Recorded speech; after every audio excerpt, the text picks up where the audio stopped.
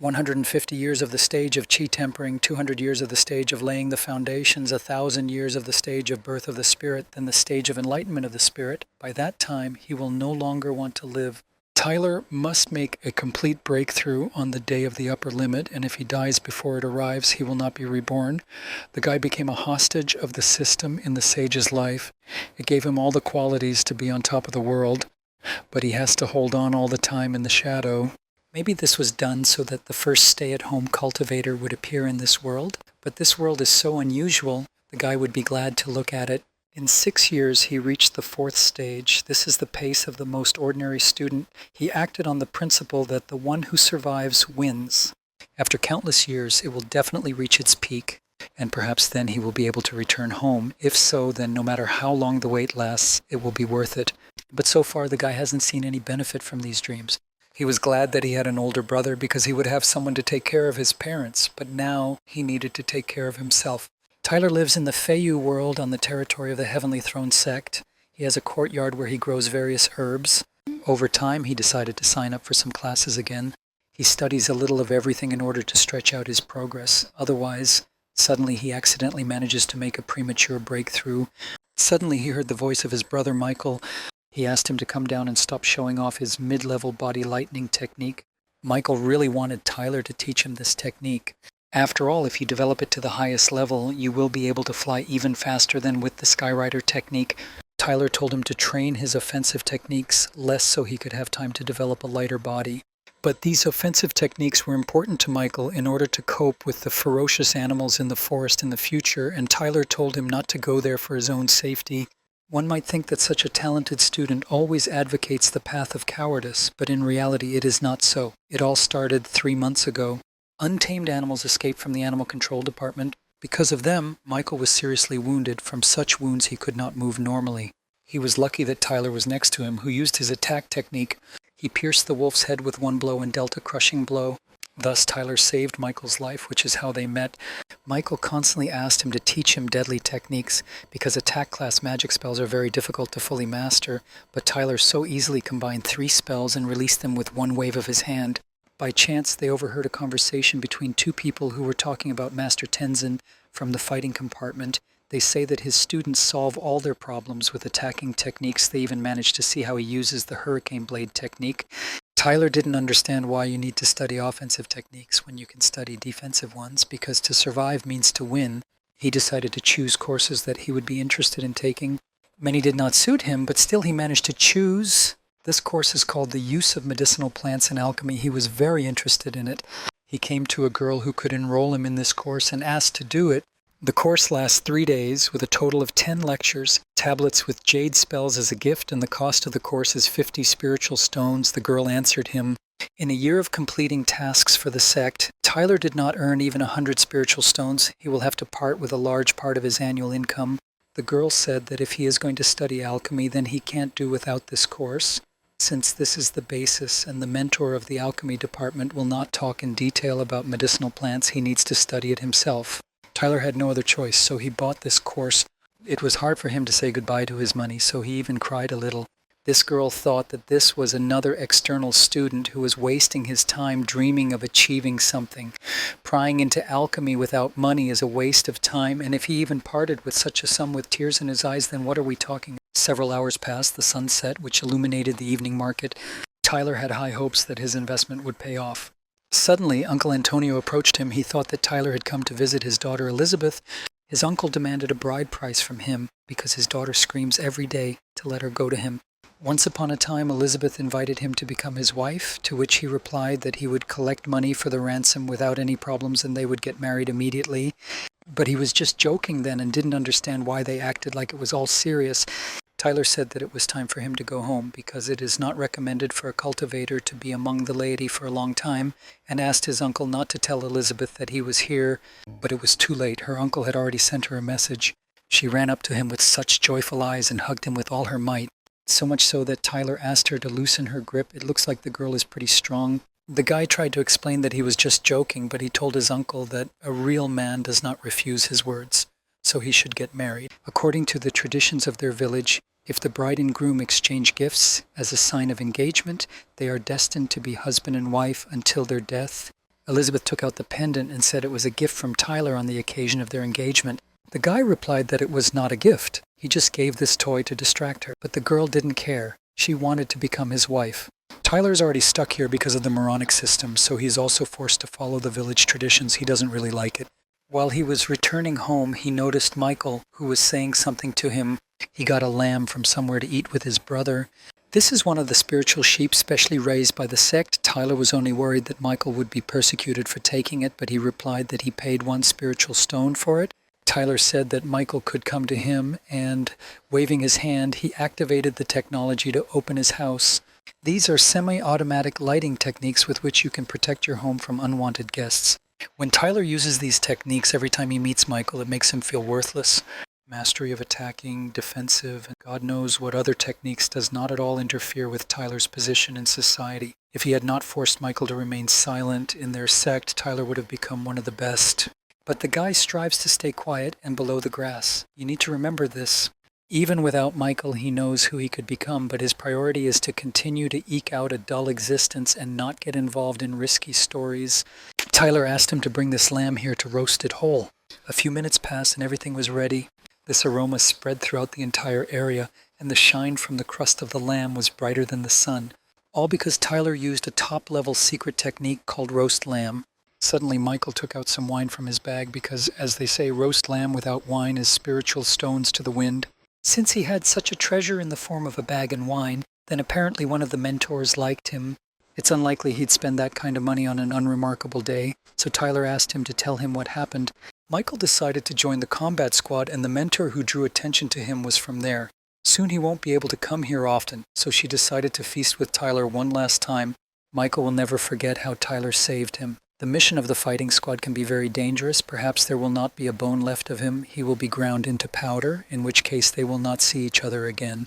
Tyler told him to stop because you can't move wine like that, even for dramatic effect. Anyone who had the opportunity to eat Tyler's food to their heart's content has not lived their life in vain. Michael already had to go, said goodbye to his brother, and told him not to accompany him because he would find the way himself. Finally, Tyler threw him 2 scrolls with secret techniques. These were jade tablets with spells. Michael thanked him for this, but one must always remember the one who stays alive wins. Tyler has almost no friends here, so he reminded him of this principle. He hoped that at least this tomboy would not be lost in battle. With Michael gone, Tyler decided to continue his reclusive life. He had long ago bribed an employee who distributed tasks to students in the sect. In the coming years, he will not be threatened with assignments that involve traveling outside the territory of the sect. He will sell the grown spiritual rice and learn alchemy. Having mastered alchemy, he will sell pills and save up to learn forging. And with the skills of alchemy when forging, you can live comfortably, so he has no more plans. It's just that the universe in which he found himself is very huge. Even in the classical texts of the Heavenly Throne sect, it is said that there are at least several kingdoms of celestials. Apparently, these kingdoms are located in the Great Chiliocosm. This means that the world in which he is located belongs to the Middle Chiliocosm. Here, ordinary people coexist with those who strive to get into the kingdom of the celestials, and there are thousands of such worlds. In the history of the Heavenly Throne sect, there were already mentors who ended up in the realm of the celestials. Tyler figured that this was definitely not going to happen to him anytime soon. All this is due to a half-dead system. If he dies before the day of the upper limit, he will not be reborn, so he has to live like a mouse. So he created another high-level spell, but what the hell is it needed? What is the use of all his talents? If he exposes himself, someone will certainly kill him out of envy. Therefore, in order not to expose himself to danger, he decided to develop his future students. He will be able to transfer to them spells of his own design. Protecting your teacher is the sacred duty of every student.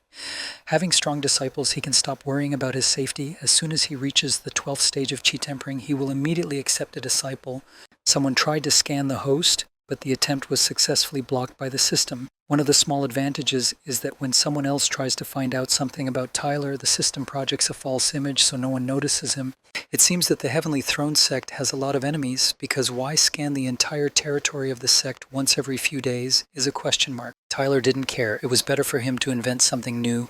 For example, there is an animal soul spell, which allows you to collect the substance of the animal's soul. There is a soul storage spell, which allows you to keep the soul active outside the body. There is a shell based on the element of earth, which allows you to create a new vessel for the soul. If you combine these 3 spells, you can synthesize the Summon Beast spell. Tyler can keep the seized soul active for some time, but for long-term storage he needs a vessel. All he has to do is find it. Therefore, he decided to catch the sparrow as a lab rat. If you do everything according to the instructions, you can get an excellent result. For this, he decided to use the fire technique on the sparrow. This made the perfect ceramic sparrow, and the result really looks good, but will such a trick work, for example, with a werewolf? But it seems that the experiment with the sparrow failed. As soon as alchemy starts bringing him money, he will try to buy a normal vessel. You can't take a single step in this world without spiritual stones, but you can try to look for new thoughts in the repository of Buddhist canons. At the same time, in the forest outside the sect's territory, Michael was training his techniques. Thanks to the spells that Tyler gave him, he only needed one move to kill this beast. His partner also hunted with him. He hopes that Michael was not eaten by any animal, otherwise all responsibility will fall on him. When he came to him, he saw Michael standing next to the killed beast. The partner was shocked that the newcomer finished off this creature with one move. It seems that the fighting squad has acquired another fighter of rank A. The combat department divides fighters into 4 ranks, A, B, C, D. Fighters of rank D are not suitable for anything. Fighters of rank C are considered as cannon fodder. Fighters of rank B are raised as the main force. Fighters of the rank, and this is the future elite, mentors are personally involved in their development. They are given the best. Michael didn't understand what was wrong with our mentor's face, but he replied that everything was fine, just a little shocked. It's amazing how Michael could so easily deal with the beast at the 6th stage of Qi quenching. Such qualities correspond to rank B and above, but if Michael wants to get to rank A, then he needs to kill 10 beasts at the 7th stage of Qi quenching. His partner asked him not to forget when he becomes an honorary fighter of rank A. Michael thanked him for such words and suggested that he go report on the completion of the task. After training, Michael decided to visit Tyler and tell him about this situation. His brother didn't understand what was strange about killing the beast on the 6th stage with one blow. The peculiarity of the Fiery Lance's spell is that just before the throw it slows down the heartbeat. This helps to hit the target accurately. If Michael hadn't killed him with one throw, that would have been strange. His brother called Tyler a genius and offered to join the combat squad with him. Given his skills, he will immediately be identified as a rank A fighter. He will become the favorite of the mentors, and this is a direct path to greatness.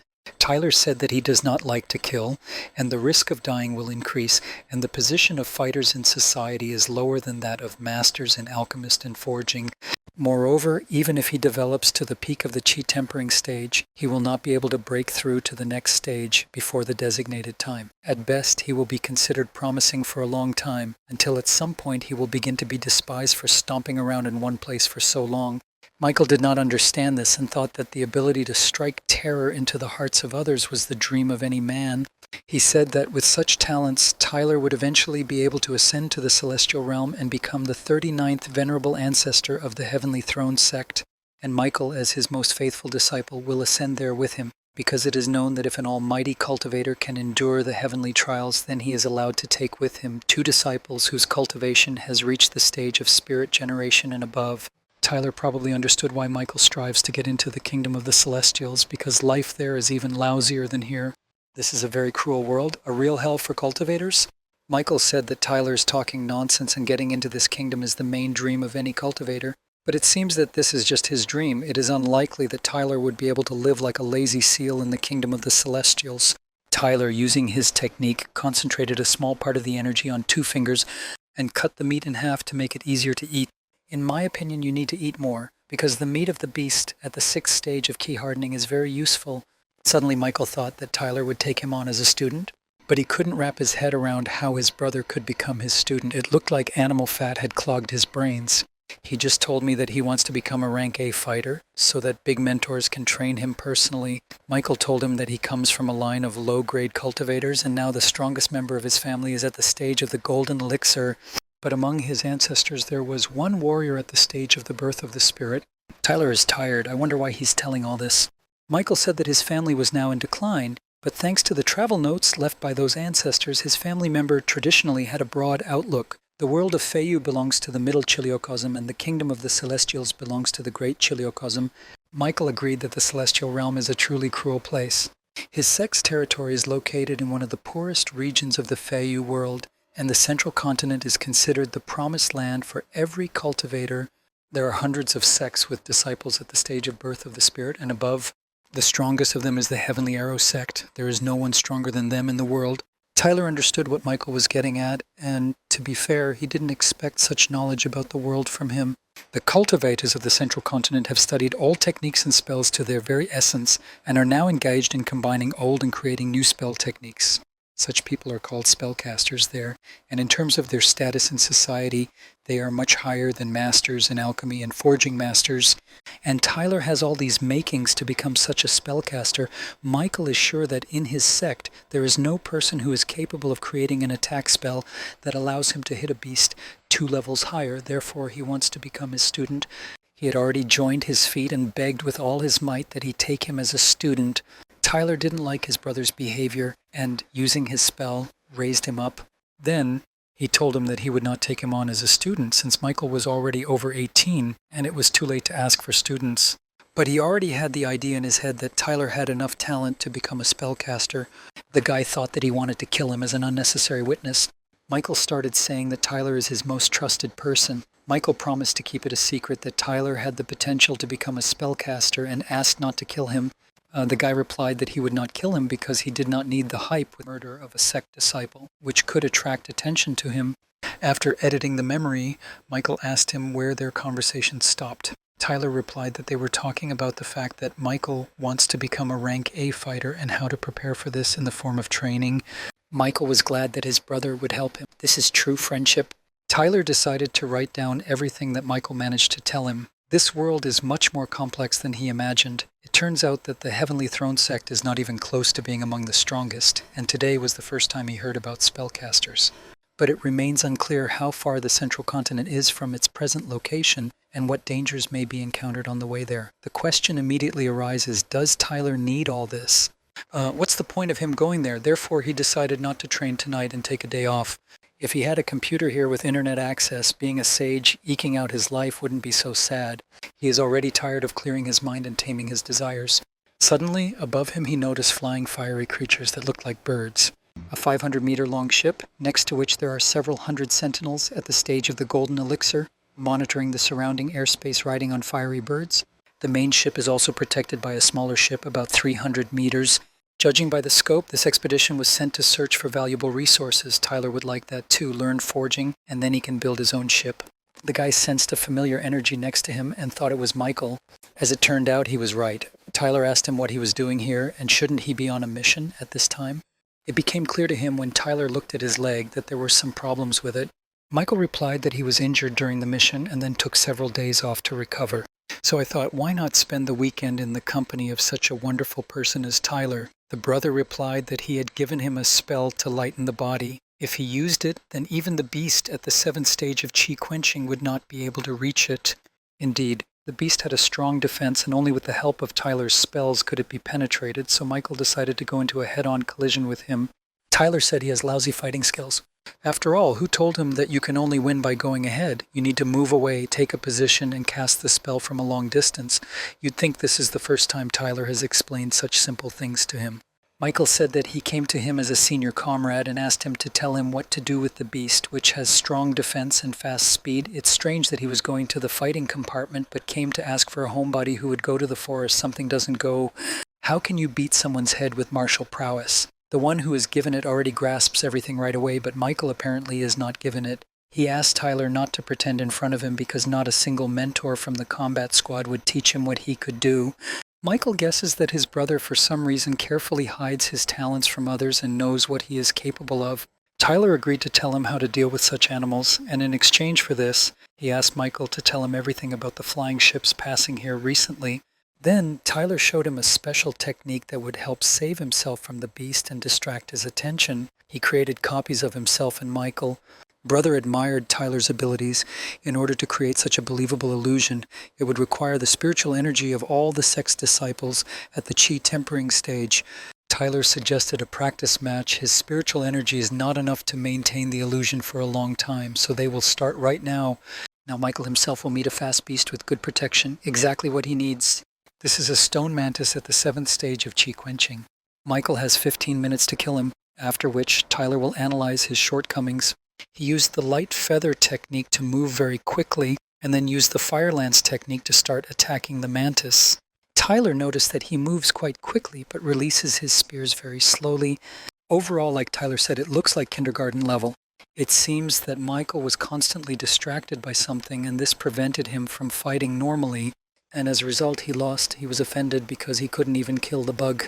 Tyler said that Michael lost this fight almost to zero because he lacked the ability to observe his opponent, notice his habits, and predict movements. Every creature has its own habits, be it people or monsters. Therefore, during the battle, Michael needs to remember the following. In order to defeat the fast beast, he must use a spell that seals the movement, and this can only be done if he understands where the monster will be next moment. If Michael had been at least a little attentive, he would have understood exactly what point to hit. Then that mantis would not have dodged his fiery lances. After he missed, his movements became nervous and hectic. Already at that moment, Michael lost. The beast managed to dodge 4 of him, but during this time he still did not understand how he moved. Tyler's ability to disrupt illusions is so excellent that Michael still feels the pain from the blows he received in his fight with the mantis. How did he manage to simultaneously maintain the illusion and watch the fights? The guy didn't understand it. Michael thought that these were not all his shortcomings in battle and asked Tyler what else he noticed, but if he pointed them out, they wouldn't go anywhere. Tyler asked him to focus on mastering what had already been noted. If Tyler has time in the future, he will teach him more. The guy wanted to say this phrase for a long time. It gives him an important look. And now, as they agreed, Michael must tell everything he knows about flying ships. The story will be very long, so they decided to lie down so as not to strain too much. The history of that giant ship is very old. 500 years ago, the Supreme Master collected all the sect's property and went to the central continent to order the construction of a ship. For this reason, Michael's sect did not accept new disciples for 50 years because they could hardly feed themselves. At the sight of spiritual stones, members of the sect generally fell into madness, and only when the completed ship arrived did the life of the sect begin to return to normal. Since then, they began to be considered a serious force. When asked why they suffered so much for the sake of the ship, Michael replied that it was all done for the sake of resources.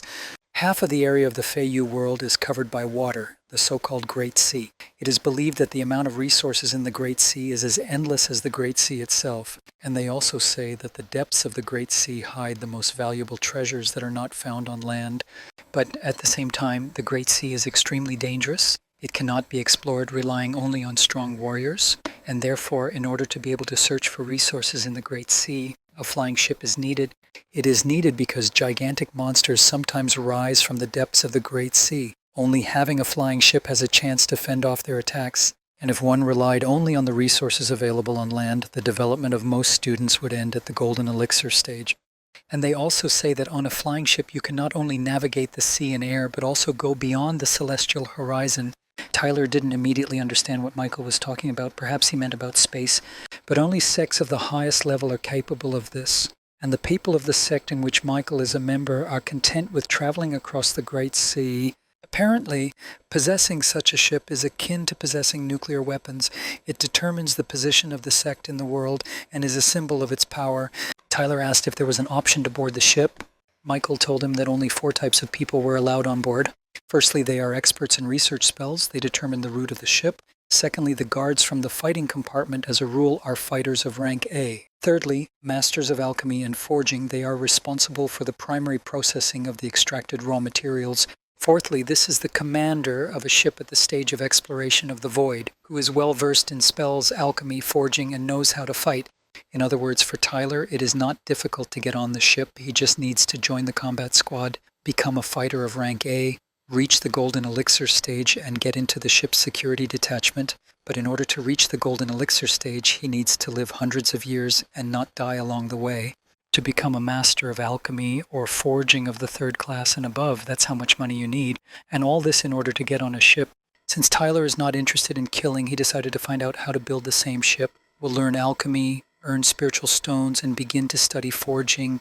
Michael told Tyler that his financial situation would not allow him to study forging. The next morning, Tyler came to the alchemy training halls. If he had studied as much in his previous life, his parents would have died of happiness. He was confident that he would be able to meet them again by finding a way to get back. Tyler approached the curator and said that he wanted to sign up with them for pill-making techniques. She said that a year of training costs 500 spiritual stones and 100 merit points, and in total you need to study for 2 years.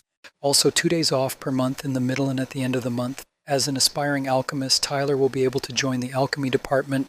Tyler was outraged by these prices, but still decided to enroll and paid for the training. The girl settled with him and told him to follow her. Tyler was delighted with what he saw. He had never seen such beautiful buildings in this world. The girl looked at the expression on his face and thought that it was the first time he had gotten out of his village. She didn't really like that such people meddle in alchemy. She looked at him with contempt, saying that she informed him about everything important and wished him to become a master of alchemy as soon as possible. Tyler thought she was sincere and thanked her. He entered the class and saw a lot of students who were already studying alchemy, and suddenly he smelled the sweet aroma of perfume. It was his teacher. She looked like a real model.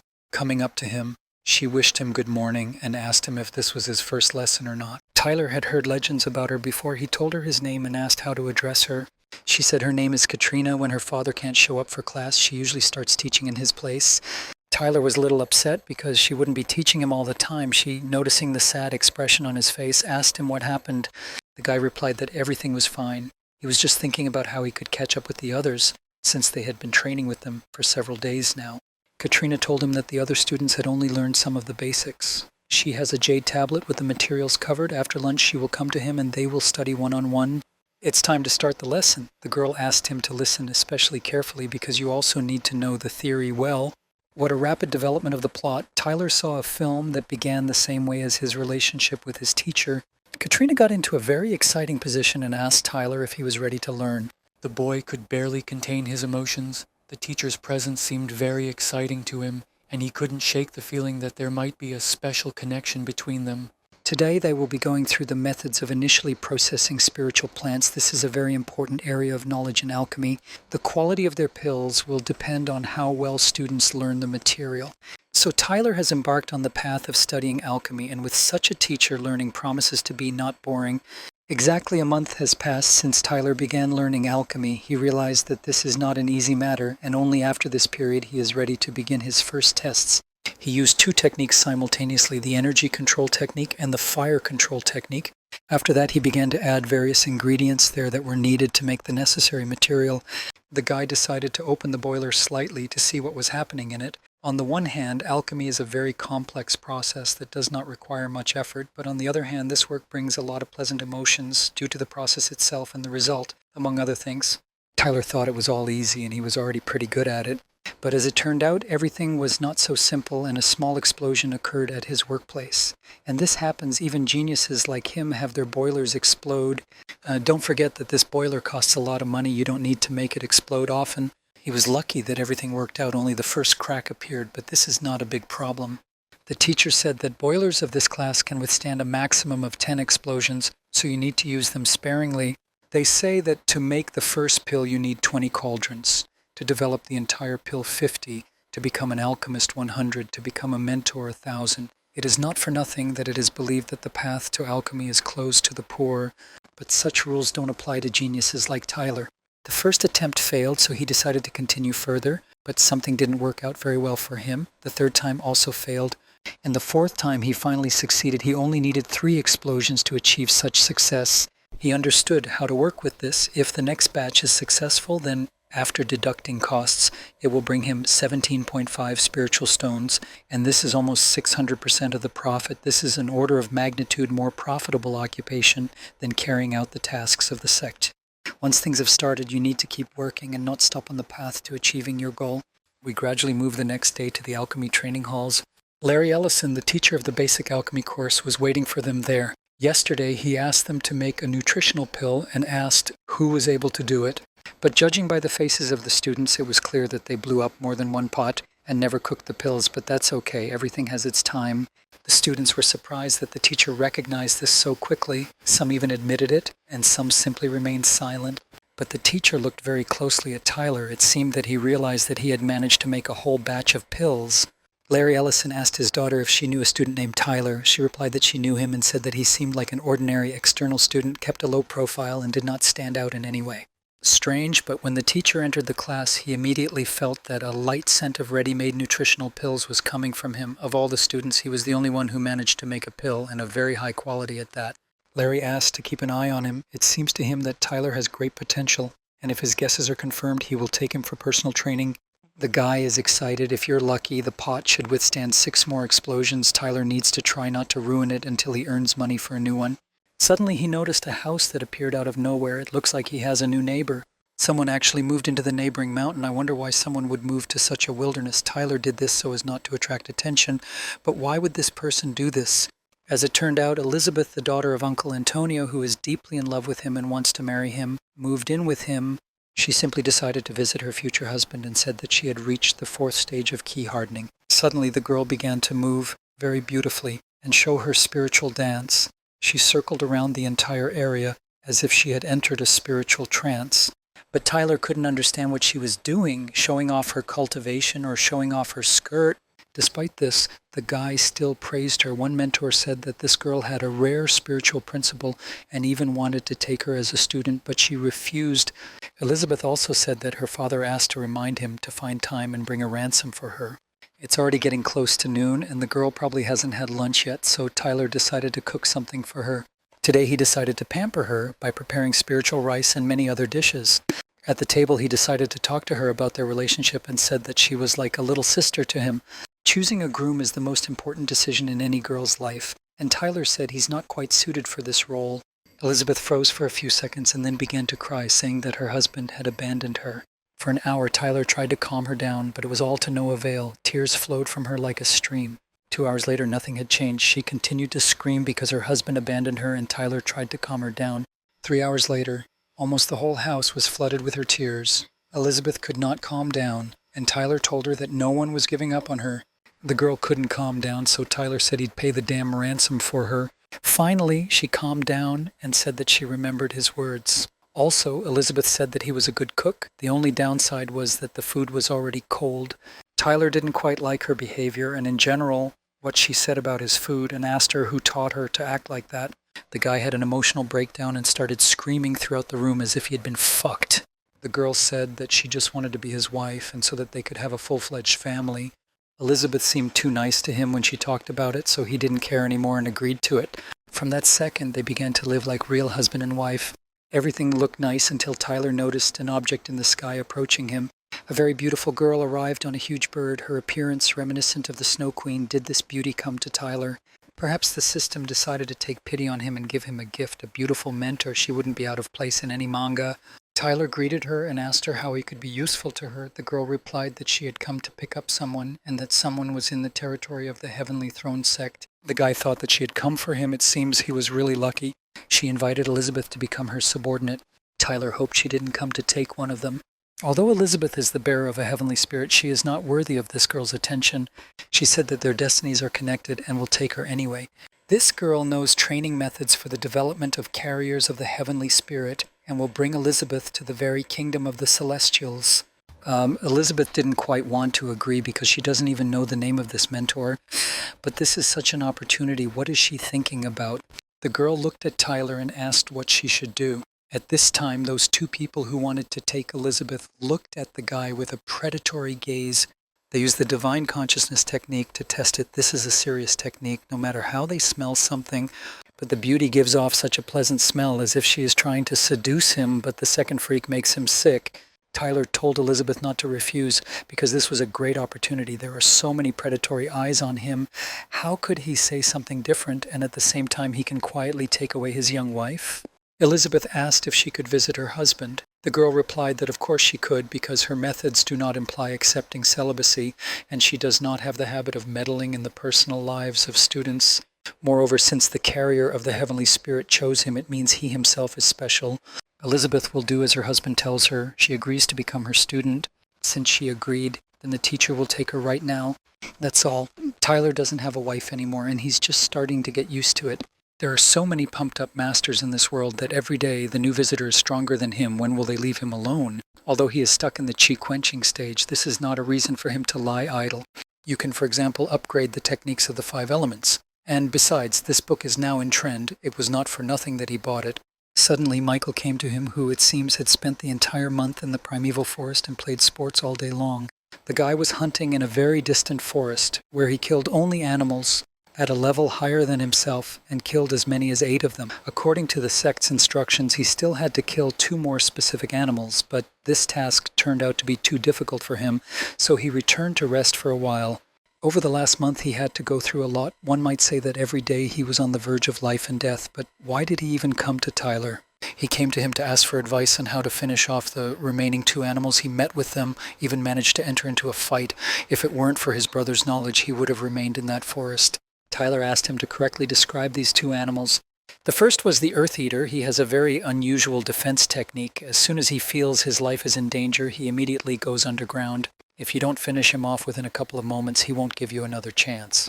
The second was the Bloody Cat. She is very fast. Michael was never able to catch her moving habits. Just once she caught him with her claws. She inflicted almost mortal wounds on him. If he hadn't been on that defenseless vehicle, he wouldn't have been talking to Tyler here.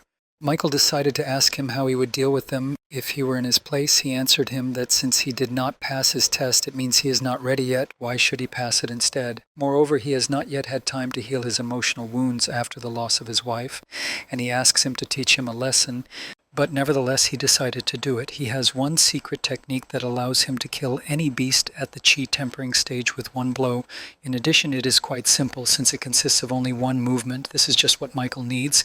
This secret technique was invented by one great bald master, and Tyler received it only by luck. He decided to show Michael how it works. Now he will create 2 chambered mantises with the quality of the animals described by Michael. One of them can burrow into the ground and has good health. The second is distinguished by high maneuverability and good attack. Now Michael will see how he kills them using a secret technique. Tyler, with a slight movement, pointed his finger at the mantis and with one blow made a hole in its body. Michael was surprised at how strong his brother was. One precise blow and no amount of defense could save the mantis. Suddenly, the second creature decided to attack Michael.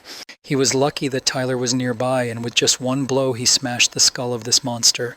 The guy only needs a couple of moments to finish off these creatures. Michael began to beg his brother to pass this technique on to him. He could pass it on, but it takes a long time to master it well, and you also need to go through many fights to use it with ease. The master who invented it mentioned that there really is such a method. Michael was very interested to find out what this method is. It's quite simple. You just need to shave your head. That master claimed that the next day after shaving his head, he began to use it many times more successfully. Michael couldn't decide whether to do it or not, but this technique is worth it. It helps to pinpoint the enemy's weak point and overwhelm his attack. Such skills should not be given for free. Finally, Michael decided to do it and agreed to cut his hair bald in exchange for this technique. No one forced him to say this. The word is not a sparrow. You will fly out. You won't catch him. Tyler's joke was a success. Great, Michael has taken another step towards becoming stronger. He wondered why Tyler was so strong and not bald. He answered him that he did not strive to become even stronger, so he, on the contrary, grew his hair. Tyler told him to go back to his place and hone this technique. Soon he would not be afraid of any beast at the chi hardening stage. He didn't think Michael would fall for it so easily. Now Tyler can get on with his plans. Thanks to alchemy, he will soon accumulate enough funds to study forging. 3 months later, somewhere in a distant sacred place, Elizabeth was finishing her training. She sat on her huge bird and decided to go back to her husband Tyler. Only 3 months have passed, and I'm already tempted to fly away from here. The mentor said that the girl had not even fully mastered the techniques of the heavenly mandate. Moreover, her combat skills still leave much to be desired. She cannot let her go. At one time, she also ended up here as the bearer of the heavenly spirit. Remembering herself at her age, the mentor is pleased with her progress. If only it weren't for that nightmare. The girl will never forget the horror of that picture. She knows that this is a warning from the heavenly spirit. He is an impending threat. The mentor asks so much from Elizabeth because only her student can stop this disaster. But all this is difficult for her. Maybe if she takes a little walk, she will regain the strength to train. If the mentor allows her to see her husband, it will be absolutely wonderful. The heavenly spirit would not allow her to choose an ordinary person. And since she is so attached to him, it means that a great future awaits him ahead. The mentor said that you can go for a walk, but you can't visit your husband yet. First, you need to master the techniques of the heavenly mandate at an intermediate level. Then you can go to him. Meanwhile, in the forging training room, Tyler decided to drop by to visit his friend, but noticed that all the students had their hair cut bald. Their bald spots blinded his gaze. The students discussed what Michael told them from the combat squad. The result was immediate. After he shaved his head, he kills any animal at the stage of chi hardening with one blow. Tyler had already seen this in the alchemy halls. Now the fashion had reached the forging halls. Michael managed to get almost all the external students hooked on this. The prank got out of control. After a short time, most of the Heavenly Throne sect disciples shaved their heads. This phenomenon went down in history as bald madness. Tyler, having purchased educational materials for forging, realized that the threshold for entry into this field was even higher than in alchemy. He spent 10,000, so he still has to study everything himself. He walked a little further and saw a familiar appearance. It reminded him of Brother David. Yes, this is him. The guy is an external disciple of the sect. All you need to know about him. He comes from a very, very rich family. He had heard rumors about Tyler's success in alchemy, so he decided to congratulate him. Oral congratulations were enough for Tyler. It was not at all necessary to give him spiritual stones. David told him to take this stone and not be shy. Being external students, they are like lonely wanderers. There is also no one to take care of them, so there is no need to refuse rare gifts of fate. Before achieving key hardening, they studied together. Now David reminded him that there are very few people here whom he could call friends, and he is one of them. That's why he was so generous. Before taking this gift, Tyler asked him what was the matter. Since he insists so much, David decided to get straight to the point. The thing is this, external disciples have nothing to rely on in the sect. No one cares about them. All they can do is receive pennies for completing tasks of the sect. It is very difficult to build a career alone, so David wants external students to start uniting. They will be able to exchange information resources with each other and solve complex problems together. David thinks that the emergence of such an association will make their life a lot easier. Tyler didn't understand why David was talking about this. Who comes from a wealthy merchant family? His family is cooler than any of the great military families. Tyler found out about this when he first moved here. He received alms from him. He saw the retinue David came here with when joining the sect, but now back to the topic. It seems David wants to create some kind of alliance. You can call it that. The main thing is that he wants to gather more than 1,000 external students at one stage who could help each other. This is an interesting idea. The only question is, what will this give to Tyler and what can he give in return? First, you can receive sect news firsthand. The second is connections. Among external students, there are many who would like to try themselves in alchemy, but they do not have money for training, so they serve the alchemy masters for years. Tyler's success in alchemy is already widely known, and this is the value that he brings to the alliance. He can help those who are self-taught or behind in their studies. Now, in their alliance, there are 40 students candidates for joining the combat branch. There are 2 promising alchemists and 1 student of the forging master. And if such a nugget as Tyler joins them, then their alliance is guaranteed prosperity. Tyler agreed to this, and this was the answer David was counting on. After that, he offered to take this ball. These things were made by one of their brothers. Using this ball, you can receive the latest news from the alliance. Also, tasks are sometimes published here. Also, he gave Tyler some jade tablet. After all this, they said goodbye and went their separate ways. Suddenly, a girl came up to him and whispered something in his ear. Tyler was scared by this. This girl was Katrina. He nervously said that an old friend came to see him.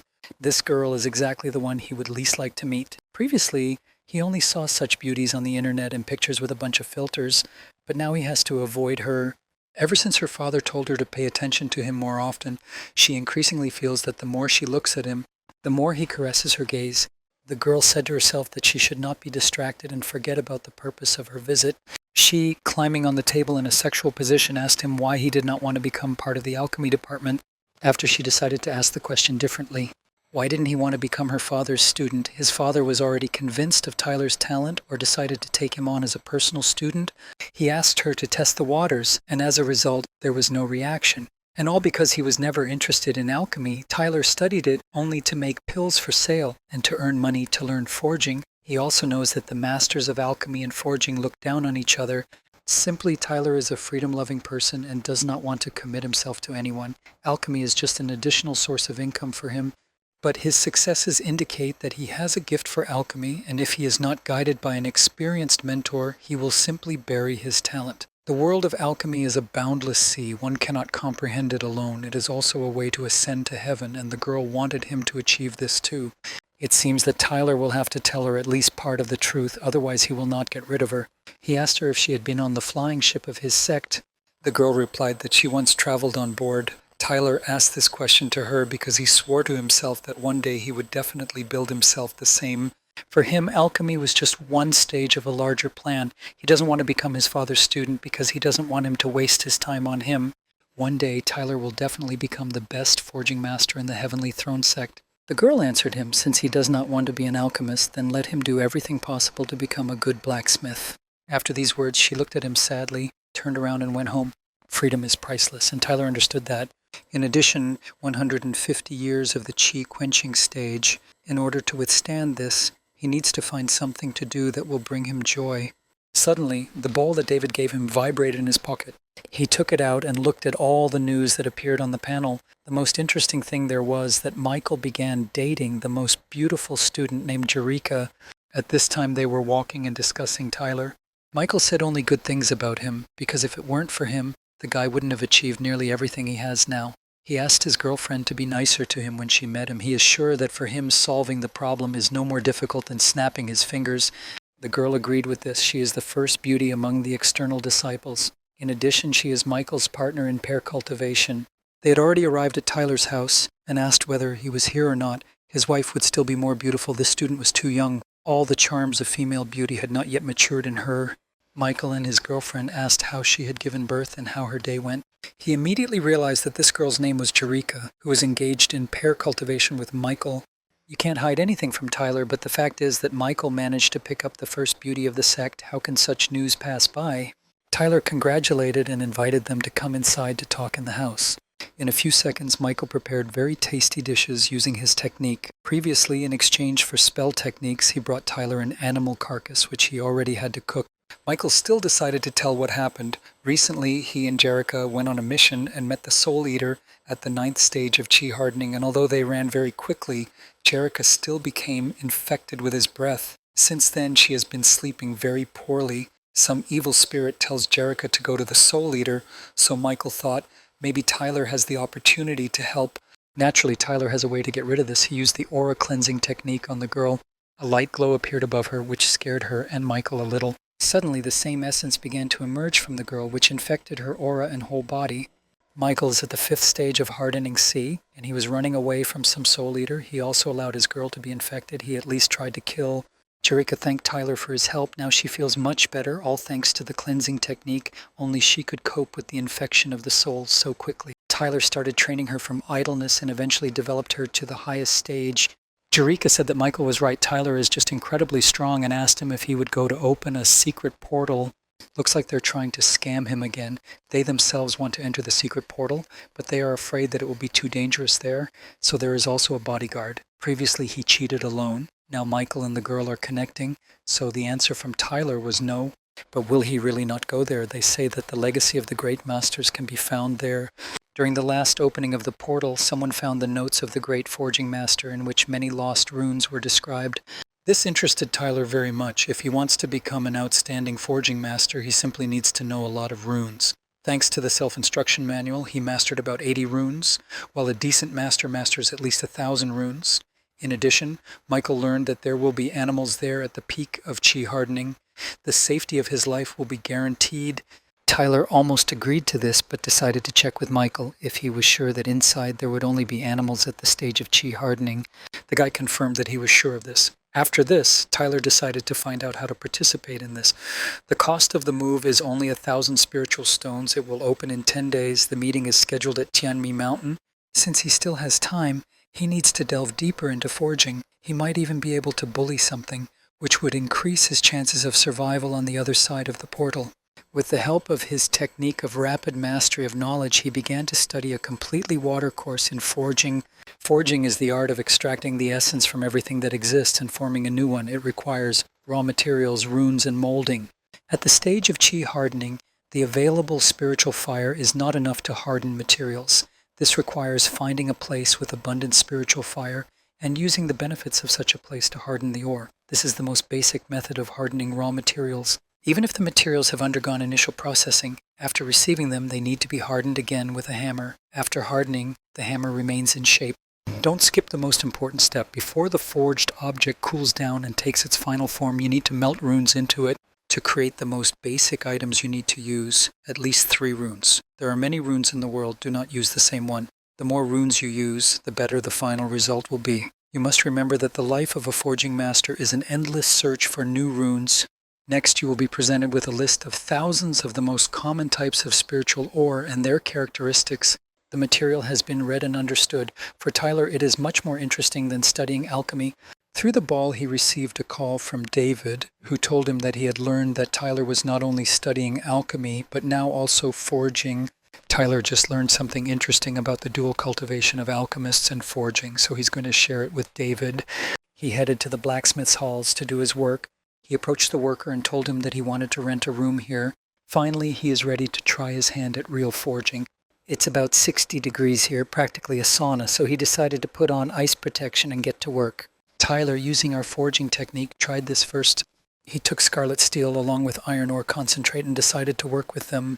Once upon a time, David told him that he learned something about simultaneously leveling up his skill in alchemy and forging. It didn't matter whether he was engaged in forging or alchemy. When he reached a high level in one of the crafts, a guiding light descended from heaven to him, which helps climb to the very top. Well, if he decides to take the path of dual cultivation, combining forging and alchemy, this is considered by the heavens as a rejection of their help, so Tyler can only break through relying on his cultivation. Apparently, a person who is equally successful in two crafts at the same time is considered even by heaven as a threat, but this even plays into his hands. His system encourages him to concentrate his breakthroughs himself without heavenly intervention. Now he will process the ore with spiritual hammers and then add molten steel to it and form a sword. Tyler, I didn't expect this process to be so spiritually taxing. If he didn't have a huge spiritual resource, he wouldn't even be able to forge a sword. It seems that he is already at the finish line and completing his work. The time has come to fuse the runes into his product. The hardness of the rock, the lightness of a feather, noiselessness and destructibility, but something went wrong. A small explosion occurred. Looks like Tyler screwed up. Seriously, 400 spirit stones went down the drain. Suddenly, the manager of the blacksmith's hall knocked on his door and asked him what was happening here. But he didn't need an answer. He immediately realized that Tyler was forging for the first time. Since this was the manager, he must understand something about forging. In general, until nothing works out for Tyler, he won't let him go anywhere. 3 days later, Michael and his girlfriend Jerica flew over Mount Tianmi at a secret portal. Suddenly, an unidentified object flew over their heads. It turned out to be Brother Tyler. He saw what these two were flying and thought that they were tormenting the poor crane, although he admitted that it was a little romantic. When they landed on the ground, Michael saw and was surprised at what his brother arrived on. It turns out that Tyler flew here on a sword that he forged himself. He just started studying it. And already there is such progress in forging. The guy flew faster than anyone at the foundation stage. Michael seems to have known him for the first day. Tyler can already be called a forging master. The secret portal will open now. It is suitable for disciples at the Qi tempering stage. After entering the portal, you cannot kill anyone. In a month, everyone will be thrown out there automatically. Entrance is available after paying the registration fee of 1,000 spiritual stones. After payment, everyone get ready for the opening of the portal. Tyler decided to go into the portal, not with Michael and Jerica, but he suggested that they take this wooden thing in case of an emergency. Michael should let his spiritual energy into it. This will create a high-frequency vibration, and Tyler will feel it to help. Michael thanked him, and Tyler, after these words, flew into the portal. In this place, there is such pure spiritual energy that it takes your breath away, and a whole forest of raw materials grown in such a fertile environment. The month will fly by unnoticed, but Tyler cannot do without a stronghold, so with the help of his sword, he built himself a small house, not a sword, but just a fairy tale. Suddenly, wild and hungry wolves wanted to attack him from behind. Tyler, looking at them with an angry look, let them know that they had run into the wrong animals at the 4th stage of Qi hardening. They will serve him as an assistant. He asked them to go and bring him everything that could be valuable and useful. The house is almost completed. It's time for Tyler to look for the runes left here by the forging masters.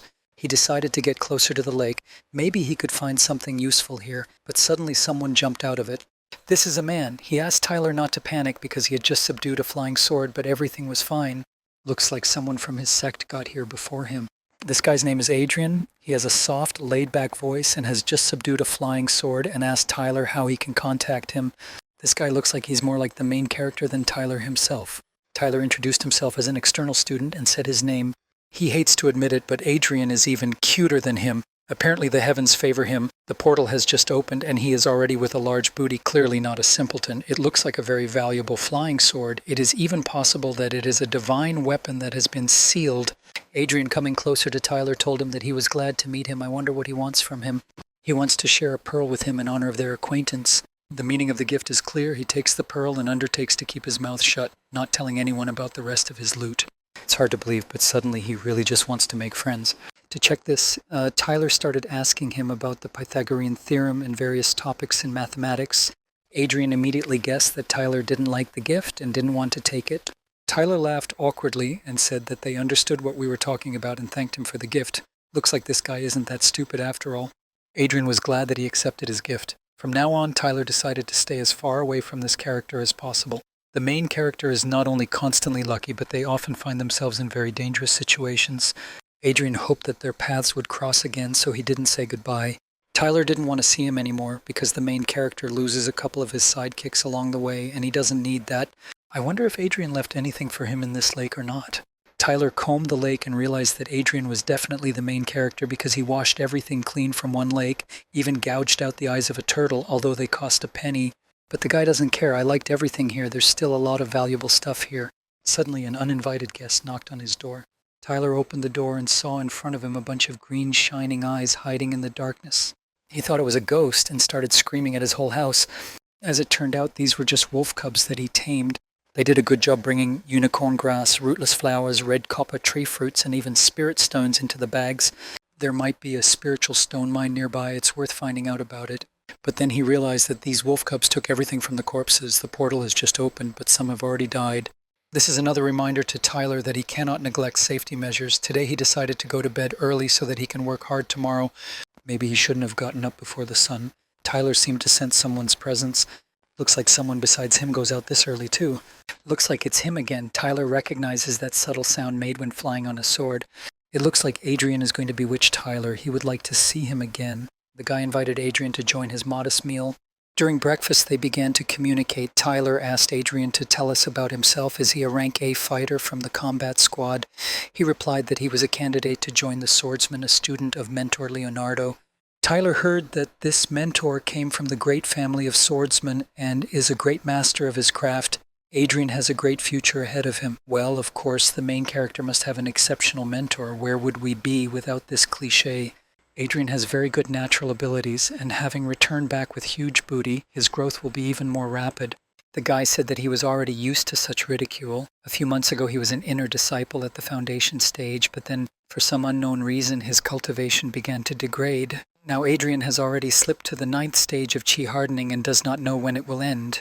Now he is trying to get as much wealth as possible so that, if he turns into an ordinary layman, he can at least live a comfortable life. Tyler has no doubt that Adrian will be able to restore his cultivation and return to his rightful place.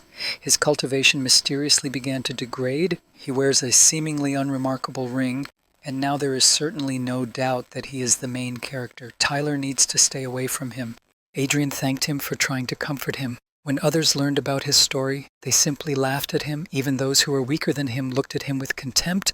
He really wanted to make friends with Tyler because he had never had such a friend before. But the guy replied that he didn't want to and was against it. He doesn't like such tactile people. Tyler will not be surprised if, having descended to the 3rd stage of chi hardening, a wise mentor appears from his ring. An hour later, Tyler finally found a spiritual tree suitable for building a flying ship. Just as he was about to cut down this tree, a very loud cry of an animal came from the bushes behind him. Turning around, he saw a beast at the 8th stage of chi hardening, and here he will try his products on it. The flying soul-piercing sword is the first product that Tyler managed to successfully forge. Silent like a phantom, can kill stealthily, and can also be flown. It didn't take the guy the very morning to deal with this beast. Also in this battle, he used needles that are not called embroidery needles. This is a set of 36 needles, thin as hair, almost elusive to the eye, striking with cold light. Now no one will distract him from building the ship for sure. If the heavens had not given life to Tyler, humanity would have lived in darkness. He worked half a day and finally completed his ship, and so he received a message that his brother Michael was in trouble. He immediately boarded his ship and flew to save his comrade. At this time, the guys were attacked by huge wild bees. Their peculiarity is that their sting is heavier than a brick, so the guys need to be careful so that it doesn't fall on their heads. Michael decided to run away from here as quickly as possible and take refuge in a safe place. While the bees continued to pursue them, Jack asked her boyfriend if he was sure that Tyler would be able to save them. If not, then she can use a secret technique of setting her own spirit and blood on fire so they can both break away from the wild bees. These insects were already above them and began to throw off their sting. Fortunately, Michael used his ability to dodge their attack as quickly as possible. The guy is sure that his brother Tyler will come to their aid and told Eureka to wait a little longer. After that, he took the acceleration pill to move even faster. Well, at least Brother Tyler once taught him the technique of escaping from the battlefield. True, it spends a lot of spiritual energy. Jerica said that swallowing acceleration pills was not a solution and asked to be allowed to turn to setting fire to the spirit and blood. Tyler had already observed all this with the help of the eagle eye technique. He called them complete idiots, because who in their right mind would go near the deadly bees? Even warriors at the stage of the golden elixir would bypass their habitats. Finally, help had almost arrived. Tyler's spiritual energy could be seen in the sky. It looks like the guy won't make it in time because the insects were already above Michael and Jerica and started attacking them again. Fortunately, Tyler managed to fly on his flying ship to the battlefield to join his friends. In order to defeat these bees with one blow, he used a technique called exterminating sound wave. With the help of this ability, the souls of insects left their bodies in an instant. Now Michael and Jerica are definitely saved. Tyler couldn't leave them like that, so he lowered his hook from the ship and took them with him. The guy didn't think that using this technique was so exhausting. It would take at least a couple of days to restore spiritual energy. It seems that a spell is being used that requires spiritual energy. Tyler cannot yet. Those that require mental strength are still available to him. Suddenly, Michael woke up, who thought that he was in hell. Tyler, in a joking manner, confirmed this and said, for the fact that he set up his friend like that, he would have to go through all the circles of hell. Michael is glad that he didn't die and that Tyler saved him. Tyler gave Michael the elixir. They were concussed by the sound wave, so their brain function is slightly impaired. They need to drink it, otherwise complications may arise later. This is a first-class soothing elixir. The net proceeds from the vial are at least 600 spiritual stones. Michael thanked his brother for saving his life for the second time, but he will pay for everything. Tyler's life-saving services cost 20,000 spiritual stones, and a bottle of calming elixir cost 2,000. Upon returning home, Tyler will expect payment from him. Suddenly, Michael's butt was pinched by his wife, Jerica. She also finally woke up and decided to check whether they were alive or not. The girl is incredibly glad that she and her husband survived such danger. Jerica thanked Tyler for this, and he in turn asked them to tell which of them had the idea to provoke the deadly bees. Michael said that their original plan was flawless, but at some point things didn't go according to plan and the bees discovered them. He was counting on the technique of escaping from the battlefield, but overestimated it. Tyler thought that Michael was blaming him for this, but he asked again why they went there in the first place. The honey of deadly bees has unique healing properties, including life extension, but the main thing for Michael and Jerica was that it helps heal internal damage, especially with long-term use. She gave birth. There was a war going on. Immediately after giving birth, her mother went to war and as a result acquired chronic diseases. Although Jerica already agreed, he thought that if he got honey and helped her mother heal the old spirit, he would be able to come to her with full confidence to ask for Jerica's hand in marriage.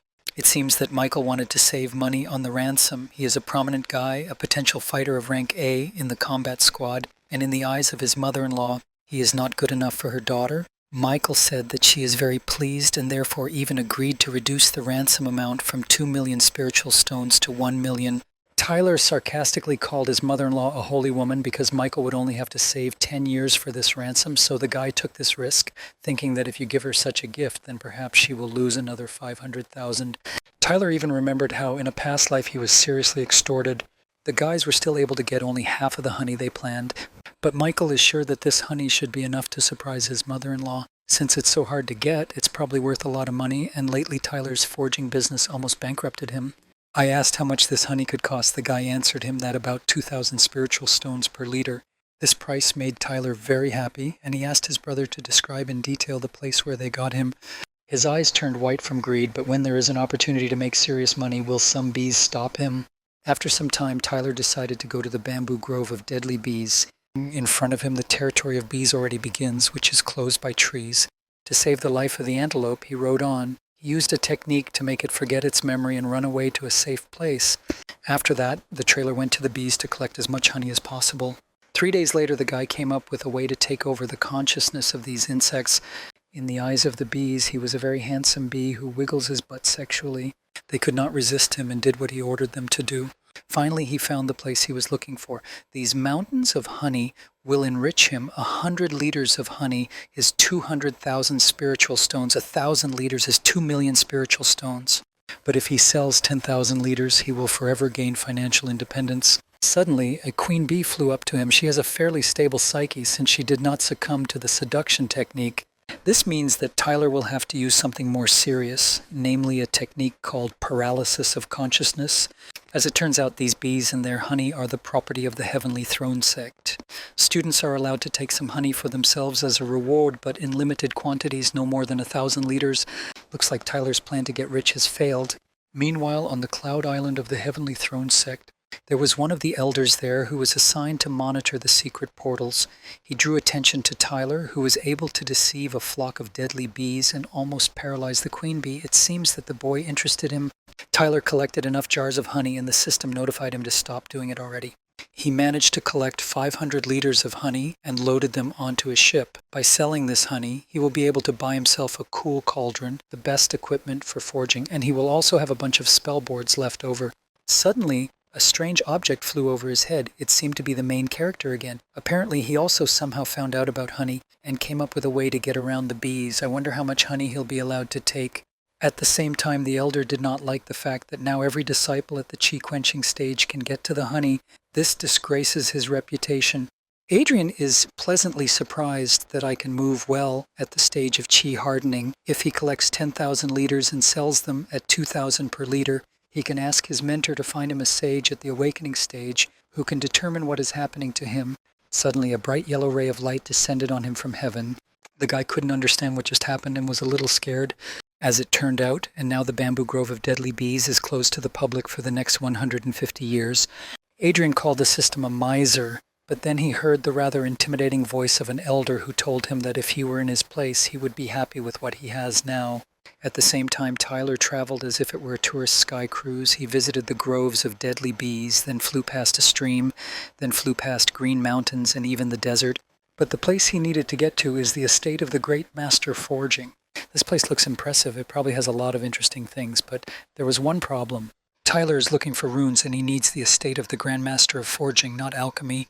There is an hour left before the portal closes. As they say, I tried, I planted flowers, they did not bloom. In the meantime, I stuck a branch and yew into the ground. It grew into a shady tree. Having failed to find the master's legacy in the fork, he accidentally stumbled upon the library. It contains a bunch of powerful spells. Overall, it was a successful outing. At least Tyler will have something to keep himself occupied during the long evenings. The spell to summon the beast, he tried to invent it himself, but he also likes it ready-made, the bag in which everything fits.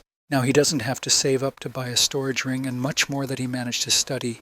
But time ran out and the portal closed. Tyler ended up in the sky and began to fall to the ground. To avoid falling to his death, he used a technique called body lightning to flutter like a butterfly. Michael, flying next to him, noticed him and invited him to gather at the table. Today we are trying to taste his signature dishes. He and Jerica owe him a debt of gratitude for saving their lives. To achieve this, Tyler decided to learn a digestion spell. When using this spell, food will be digested at an accelerated rate. The nutrients and spiritual energy contained in it will be better absorbed and strengthen the body and spirit. Tyler agreed to this because after a month of living in the wild, they could all use some food. Today he will eat enough to cover all the losses caused by Michael. Boys managed to sell the honey of the deadly bees at a very good price. There are enough medicinal ingredients to make several pots of first-class pills. It's not bad at all when he gets David's auxiliary raw materials. Then he can try to forge something serious. Tyler sent the entire list of necessary items to the Alliance location using his moving technique. For a while, David sent him everything on the list and asked him to double-check everything himself. For all these materials, he had to pay about 300,000 spiritual stones. Quite a considerable amount. But now Tyler can go into seclusion and forge until he's blue in the face. For 3 whole years, he did nothing but forge in the forge halls. But again, nothing worked out for him. Previously, Tyler believed that, given his talents, in 3 years he would be able to forge whatever he wanted with his eyes closed. After all, forging is a very sophisticated science. And it was also not clear to him why the runes of energy control and spirit enhancement reject each other. By the way, since they don't get along with each other, maybe they need intermediary ore. As a transit ore, the web can converge. Tyler decided to do just that. He found this ore and began working on creating a new weapon. Finally, it happened. Tyler created the second sword in his life, and we'll call it Thousander.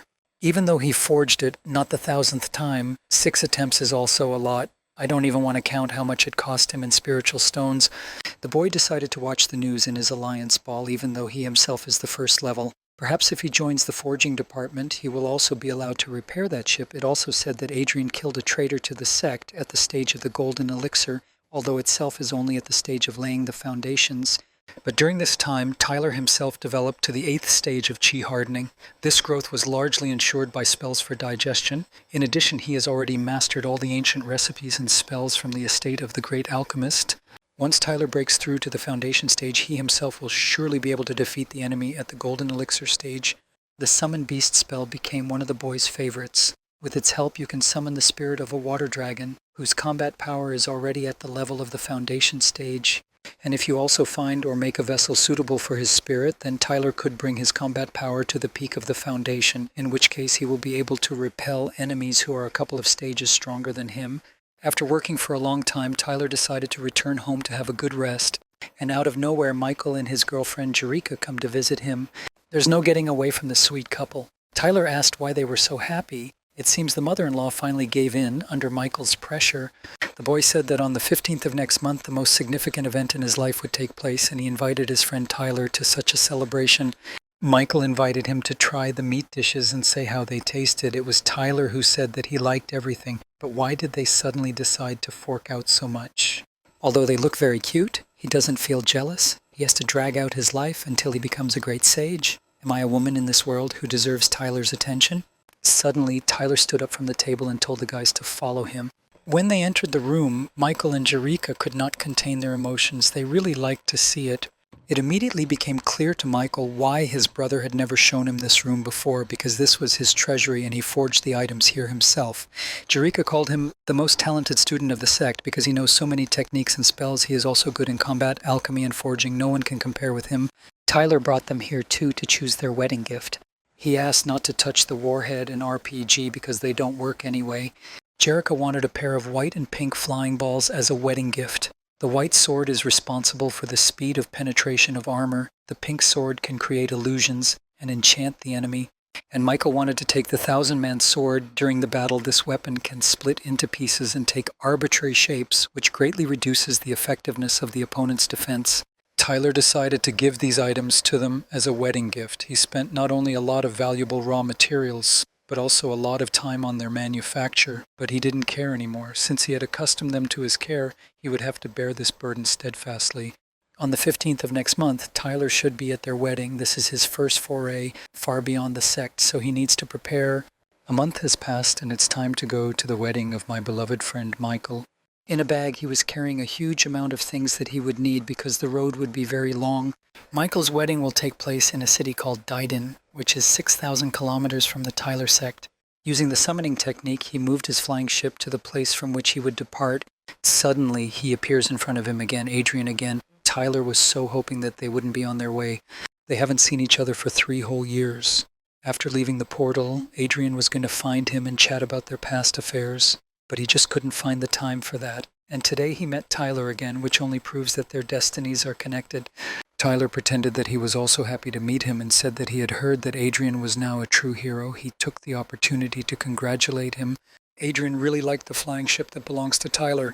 Adrian, I'm jumping on the ship, asked about the arrow clamp on the stern. On the other side of the portal, he found a rune for creating arrow pressure. It allows you to noticeably speed up the ship at the right moment. Adrian told him that he was going to the wedding of one of his friends and asked where he was going. The thing is that Tyler is on his way to the wedding and asked him about his friend's name.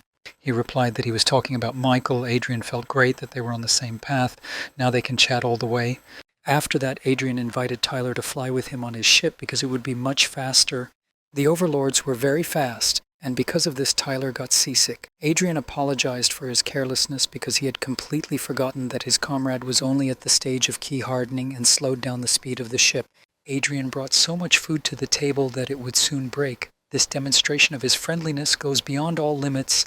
Suddenly, they both sensed the presence of uninvited guests. Adrian told Tyler that he would leave him for a couple of moments because he needed to get rid of a couple of unfriendly people. They began to attack Adrian's ship. It seems that these guys have completely lost their fear. They barely managed to fly away from the Heavenly Dragon sect. They are already so impudent. Tyler noticed that Adrian uses exactly 5 balls of 5 different elements, and this already looks like obsessive-compulsive disorder. He knew that there would always be some kind of danger next to Adrian. If Tyler could go back to that day, he would definitely find a way to scare him away and so that he wouldn't come close to him. The guy knew that you couldn't make friends with the main character, but why did he continue to communicate with him? Adrian apologized for dragging Tyler into all this. He also said that these scumbags are at the stage of the golden elixir. He will distract them with himself and then send the ship with Tyler to its destination. They came for him, so they are unlikely to chase after Tyler, and there is no need to worry about him because he will be able to stand up for himself. The enemies did not hesitate and rushed at high speed to attack the ship. Hadrian had already killed one descendant at the golden elixir stage and decided to finish them off as well. He used the fire arrow technique, but it didn't scare his enemies much. At this time, Tyler was trying to fly away unnoticed on his ship to his friend's wedding. The enemies noticed this, and one of them decided to catch up with him and quickly finish him off. But Adriano was not going to let him go so easily and made an attempt to detain him. It didn't work out for him. His enemies foresaw this too. It looks like he won't be able to protect his friend. A voice inside told him to be nervous and save his strength. Right now, Adrian needs to worry about himself rather than his friend and focus on his strength. After his internal dialogue, he told his enemies that today none of them would leave alive, and the battle began. The battlefield was filled with huge explosions and flashes. At this time, Tyler prayed to heaven if they give him one more chance, he will never leave the sect's territory again. It looks like there won't be a chance because danger is approaching him. This battle will cost Tyler a lot, but what can you do? You'll have to use a secret technique. Suddenly, the soul of an ancient dragon was released from the ship, which filled almost the entire sky. Tyler infused this soul into his doll he created. The only option for this villain to survive is to come to an agreement with him and part ways with the world. The boys spent 5,000 spiritual stones to extract spiritual energy from the ball. This should be enough for about 15 minutes. It seems that the enemy was not going to have a peaceful solution with him, but decided to attack Tyler the doll. The boy managed to pump his doll with enormous spiritual energy to the stage of a golden elixir, and the animal's bites were completely useless. Tyler ordered his doll to kill this man immediately. While his doll was fighting with that person, he decided to quickly leave the battlefield and go to his friend's wedding. As soon as he returned home, he would make more such dolls and promised never to leave the sect's territory again. It seems that his cheap tricks will not help escape from the hands of a warrior at the golden elixir stage. This enemy sent a flying bug for Tyler, which has magical powers.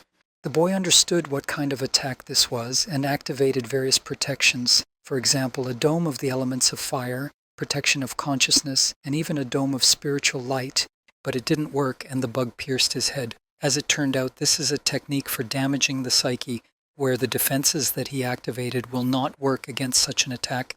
The guy couldn't stand on his flying ship and started falling straight from it. Tyler fell somewhere in the mountains. All we know is that he is very far from his home. After some time, children noticed him and took him to their home. They constantly talked about when they would be able to eat meat every day. Her brother told his sister that they would be able to do this immediately after Tyler woke up. They considered him an immortal celestial. After all, Grandfather Arthur said that when they find a celestial, even if they themselves do not become celestials, they will at least live their lives in wealth and honor, and rich people eat meat every day. But judging by his appearance, the next luxurious meal is still a long way off. In fact, Tyler was conscious. He was glad that he was found and saved by these children, but he could have fallen somewhere in the snowy mountains and frozen to death there. Tyler spent half a month fighting a soul-eating worm in the astral space. At first, he gnawed his soul piece by piece. I took advantage of his weakness, and only now the guy managed to finally destroy him. Just as the kids were about to leave the house, they were called by Tyler, who had just woken up. He told them that for such a massage at night they would not receive. Children remember what an old man told them. After a man from heaven wakes up, you must immediately begin to beat your forehead on the ground until he agrees to accept students. After this, the children's lives can be considered filled with wealth and success. For this to happen, brother and sister put their foreheads to the ground and asked Tyler to accept them as students. He, using his technique, lifted these children from the floor and asked them not to bow. He learned that the girl has 3 spiritual life roots, and the boy has 4. By the standards of this world, at best they would turn out to be cannon fodder, but nothing was missing from his 4 bags. They are extremely decent. When asked why they wanted to become students, the children answered that they wanted to eat meat every day. Tyler liked this answer because he really likes honest people. Now the boy still has something left to figure out with these kids. Human nature is unchangeable and its testing should show everything. If they pass the test, then Tyler will become their mentor, and if not, he will still provide them with a comfortable life. After this, Tyler decided to evaluate his condition. Although he eventually managed to get rid of the soul-eating worm, he managed to cause serious damage to it. It will take at least 6 months for complete restoration of spiritual and mental strength. The guy promised himself that he would not leave the territory of his sect for 10 years. And the most important thing is to stay away from the main character, Adrian. Tyler took a kettle out of his bag and made himself some delicious tea. While drinking it, he decided that when he returned he would make more fighting dolls, because at the moment this remains the most effective way of protection. Suddenly, an old man came into the house and, out of confusion in front of Tyler, dropped his bag. He, like the children, knelt down and leaned his forehead on the floor, calling Tyler a celestial being. The guy, with the help of his technique, understood him from his knees and asked him not to do that again. He is his savior, and Tyler should thank him, which is what he plans to do. The old man said that he has neither a son nor a daughter. He only wants him and his wife to live to a ripe old age without knowing any illness or sorrow. As a thank you, Tyler gave him a bottle of 10 longevity pills. He and his wife should take one every 2 years, and that would be enough. When the children wake up, Tyler will take them with him to everyone on the heavenly throne and take care of them there. When the old man saw the sleeping children, he asked what happened to them. Tyler replied that he was only testing their potential. A few minutes have passed, and it's time to find out the results. Tyler began to check this boy first, although he had to experience different things, but the innocence of his soul remained unchanged. But this girl can achieve serious heights in cultivation. She has all the abilities for this. The children had to continue sleeping because when they woke up, their lives would no longer be the same. Meanwhile, Michael blamed himself for allowing Tyler to go beyond the sect's territory. He was always so careful he never left this area, and the only time he did so was to attend his wedding. Jerika tried to reassure her husband, saying that Brother Tyler is capable of moving mountains and that everything is fine with him. Most likely he is now healing his wounds somewhere. Once he gets better, he will immediately return back. Michael said he'll wait here for Tyler until he gets back. After all, he had also prepared a red envelope for him and must give it personally to him. Then his girlfriend suggested waiting for him together. How romantic it was. Meanwhile, Tyler and his students arrived at the External Affairs Department of the Heavenly Throne sect. These children meet the standards of their sect, and these tablets will serve as their identification card. From now on, they are officially Tyler's students. The boy asked Tyler if it was difficult to become just like him. The master replied that if they obeyed him well, the path of cultivation would be easy for them. He liked this guy. Caring, responsible, honest, and naive questions only add to his cuteness. The boy was still worried about whether he and his sister could eat meat every day. Tyler was amused by this question, and he told them that they could eat meat at least 3 times a day. Suddenly a signal came to Michael's head. He immediately realized that it was Tyler who had returned home. The guy was very happy for him to return because he thought that Tyler had not left. But the worst thing Tyler said was that he missed their wedding. Michael told him it was all nonsense. He looked a little to the right and noticed 2 children who had come with Tyler. "Who are these, your children?" Michael asked him. He thought that Tyler managed to give birth to 2 children in just 2 weeks, and they were so big. But where has it been seen that children were born and grew so quickly? But perhaps they got away with pills like that, but let's not talk about this nonsense now. Tyler replied that these were his newly minted students, and their names were... By the way, Tyler completely forgot to ask their names, so he decided to do it now. The children said that they did not have names, because in their village names are given only when you find spiritual plants, respectively, in honor of the plant. Then Tyler said that they would take his last name. Brother's name will be Inak Smith, and the girl is Jennifer Smith. The children bowed down and thanked the mentor for such names. Since now they are his students, Tyler decided to dress them up. Using his technique, he presented them with a magic ball of clothes and dressed them in clothes that corresponded to the fashion of his sect. Jerika really liked this magic and decided to ask how he does it. When Tyler had nothing to do, he made this wardrobe ball. It stores fabrics inside, allowing you to change your outfit in an instant. Jerika really wanted to buy it, but the guy gave her one of the balls for free. She tried to use it and changed into a very provocative dress. For the guys, it was too sexy, so they asked her to choose something else. She tried to wear another costume, but it came out even more provocatively. Jerika no longer knew what to choose because every outfit reminded the guys of some porn actress. They could no longer look at it because these outfits excited them greatly. Tyler said he didn't know anything about women's fashion, so he suggested she experiment with the ball at home. Michael proposed to celebrate his return and accept the first students. Tyler offered them what they had wanted for so long, meat. Before that, Michael decided to give Tyler this red envelope. He must understand what this gift is for. For several days in a row, Tyler was in the forge halls. It's still difficult to be as talented as him. He barely had time to recover from the attack, and orders from Brother David were already pouring in on him. But now he has enough money to create an entire army of fighting dolls. The sect elder stood behind him, and he told him that in such a difficult period, when their sect needs every blacksmith, Tyler carries out commercial orders. It should be a shame. It looks like it's not getting any easier hour by hour. Now Natalia is angry with some powerful grandfather. From now on, he'll have to live on his mountain forever. He was ordered to find before tomorrow at least one blacksmith who owns engraving ores, otherwise he will be killed. He really didn't expect to meet such a treasure. Here, it looks like his task has been completed. Tyler told him that weeks ago he was attacked outside the cult and was on the verge of life and death. He returned only a couple of days ago and was forced to fulfill several urgent orders so as not to expose his brothers, and tomorrow he would familiarize himself with the tasks of the sect. It means the old man wronged him in vain. Afterwards, he asked what Tyler was forging today and decided to give him a couple of instructions. The old man was very surprised at how well Tyler mastered basic ores. The guy has a rich imagination because he used to love to play in the sandbox, so he can at least forge a girlfriend for himself. The old man doesn't want to overpraise him ahead of time, but it seems to him that very soon they will have another great forging master. The old man told him that he could forget about the sex task for now and was going to take him to repair their main ship. They will go to the inner sector, which Tyler has never been to, which means he needs to prepare to see something unusual, but not right now. But when the old man says, Tyler was afraid of this beast, he could not understand what gods this grandfather managed to annoy, that they sent these monsters after him. Being in his company is even more dangerous than being around the main character, Adrian.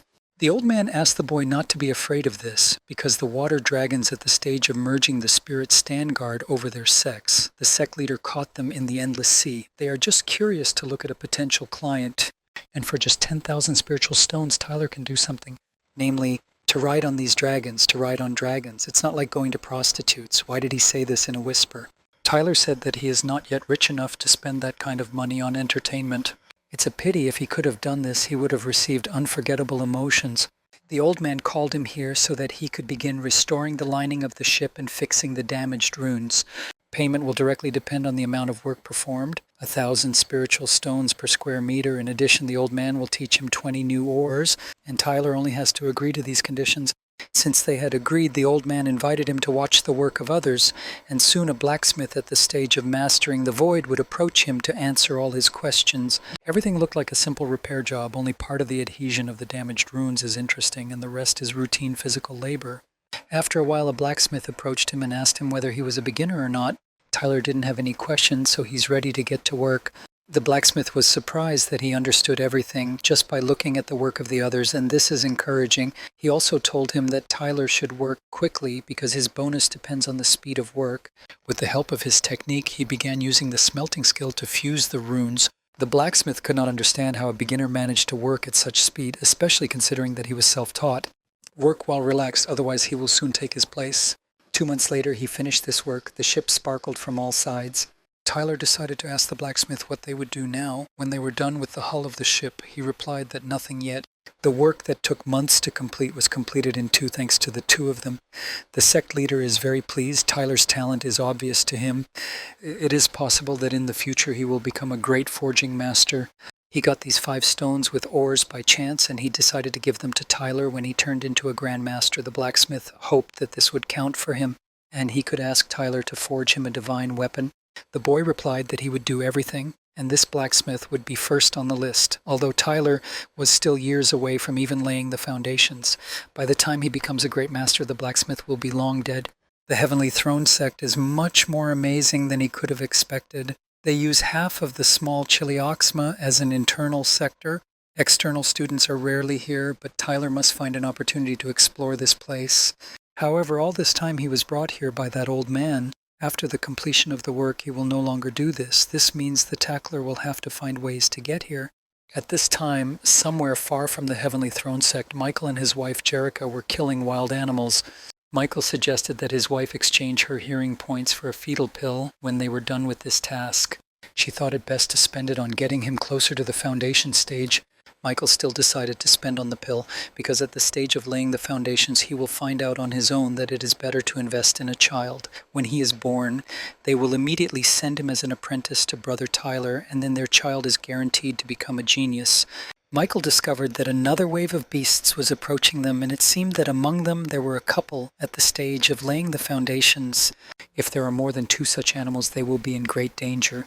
The girl decided to use her bird to check how many animals there were, and it turned out that there were 3 of them. Michael said that they could not retreat because other students were still protecting the nodes.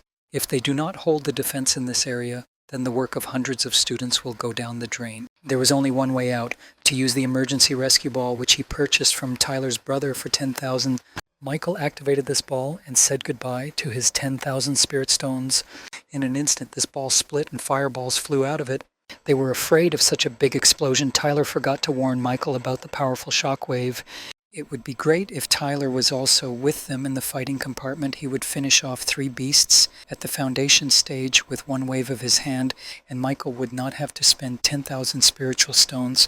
Everyone has their own aspirations. There is no point in sighing here. Michael is already learning so much from Brother Tyler, and his combat training is not even half as good as his, but it was useless to compare here because Tyler was a unique person, and Michael was not like that, although he believed that he had excellent training. Since he has such excellent training, Jerica suggested that the next time they meet, ask Tyler to fight him. I wonder if he will last longer than 3 seconds. But their attention was distracted by a glowing green object in the pit as a result of a large explosion. Judging by the color, smell, and density, this is iron ore enriched with spiritual energy. Having a sufficient amount of enriched iron, you can make armor that will allow you to fight on equal terms with the enemy at the stage of the golden elixir. Michael told his wife that he would go down to mine ore. If beasts suddenly appear at the dreaming stage, then let her use it against them. After some time, Tyler returned with his job and decided to move. After all, he had students. It was necessary to move to a more spacious house, but in fact he cannot say the true reason. The whole point is that the big order that he completed for Brother David actually came from the main character. If next time he wants to work without intermediaries, he will come to him, but the guy doesn't need that. Tyler developed a new iron suit called the Armor of God. He managed to bring it to completion only thanks to the enriched iron ore he mined. He allowed Michael to use them to go on a dangerous mission in this armor. He guaranteed that no creature below the stages of the golden elixir would defeat him. Michael asked him if this armor has only defensive characteristics or something else. Tyler invited him to put on this suit and evaluate for himself what characteristics this armor has. The Armor of God turned out to be very comfortable, reliable, and beautiful, all in one bottle. This armor consists of 16 separate elements. Together they can increase spiritual power by 2 or 3 times, provides protection from physical and mental attacks. At the right moment, you can switch to attack mode. Michael decided to check how powerful the attacks of this armor were. He was very pleased with the result. And the speed of this armor was incredible. You can fly like you are an eagle. This is just a miracle of blacksmithing. Now even the beast at the peak of its formation is no longer afraid of the t-shirt. The decision to bring the enriched ore to Tyler and not to the market was the right one. He thought that for such valuable raw materials he would owe him a favor, but now Michael owes him for such armor. Tyler also has a request for them. Thanks to his excellent performance during the repair of the sect's main ship, he was given the opportunity to go on an expedition. As everyone knows, such expeditions can take months, and he wants to ask them to look after the house and his students. He helps so much, the guys will be only too happy to do him a favor for everything he has done for them. Tyler has changed so much, they are already taking him on expeditions, although he is with a Jerica in the fighting compartment, but it is not known when they themselves will grow to such a level. This is truly a unique opportunity, but Tyler has a bad feeling. He really hopes that the main character will not be there. He hoped so much that his premonitions would turn out to be false. A month later, Tyler went to the parking lot of the ships that would go on the expedition. To get inside, he showed the boarding token. He entered inside and saw many beautiful and large flying ships. He decided that one day he would definitely build himself the same giant flying ship. As luck would have it, Adrian went on this expedition with him. He didn't really like it. He would have to pretend to be a good friend. Meeting him would not lead to anything good. Tyler said that he should probably already call him Honorable Brother, because from what he heard, Adrian is already at the stage of the golden elixir. The guy refused such formalities and said that he and Tyler were old brothers, almost relatives. Tyler didn't like his behavior and he wanted to get off the ship before it was too late. Adriana took the boy along with him. He introduced him to the ship's guard, saying that this was his brother and asked him to find a more decent cabin. Also, Adriano offered him a tour of the ship. Towards the evening, he will load supplies on board. Then they will have dinner together and drink a couple of glasses. It seems that Tyler will not get rid of him before sailing. Evening came and the guys decided to go to the dining room for dinner. Tyler couldn't sit for that long and wanted to pretend he was going to the toilet, but Adrian didn't allow him to do this. His inner voice told him to find a way to deal with Tyler because it would bring them a lot of good. Adrian told Tyler that all these dishes are made from the highest quality spiritual products. Even the sect leader himself praises them. It seems that this order cost him a lot of spiritual stones, but Adrian said that food here is free for crew members. To keep the conversation going, Tyler asked him how he managed to cope with his strange illness. Very touched that he still remembers this. When he returned from the portal, his illness simply disappeared, and he immediately found himself back in the foundation stage. And first of all, he went to the family of the girl who broke off her engagement to him and killed all her brothers. By the way, a broken engagement, and this is another template for the main characters. Adrian thought that in this way he would wash away the shame of breaking the engagement, but it turned out that That girl became an apprentice to one famous master and also reached the stage of laying the foundations. She beat him with one hand. This situation only strengthened his fighting spirit. Even if her mentor is at the Mahayan stage, in 3 years he will be so pumped up that he will return all his grievances to them many times over. Tyler is also confident that everything will be exactly like this. Adriano hugged him and said that only he understands him. From now on, he will consider him his sworn brother. Their friendship will be eternal. It seems that Adrian had too much to drink and didn't want to let Tyler go, who still had important things to do today, but he didn't understand how I could have more important things to do than swear to each other in eternal friendship. During the repair of the ship's lining, Tyler noticed that the most important runes were located on the inside.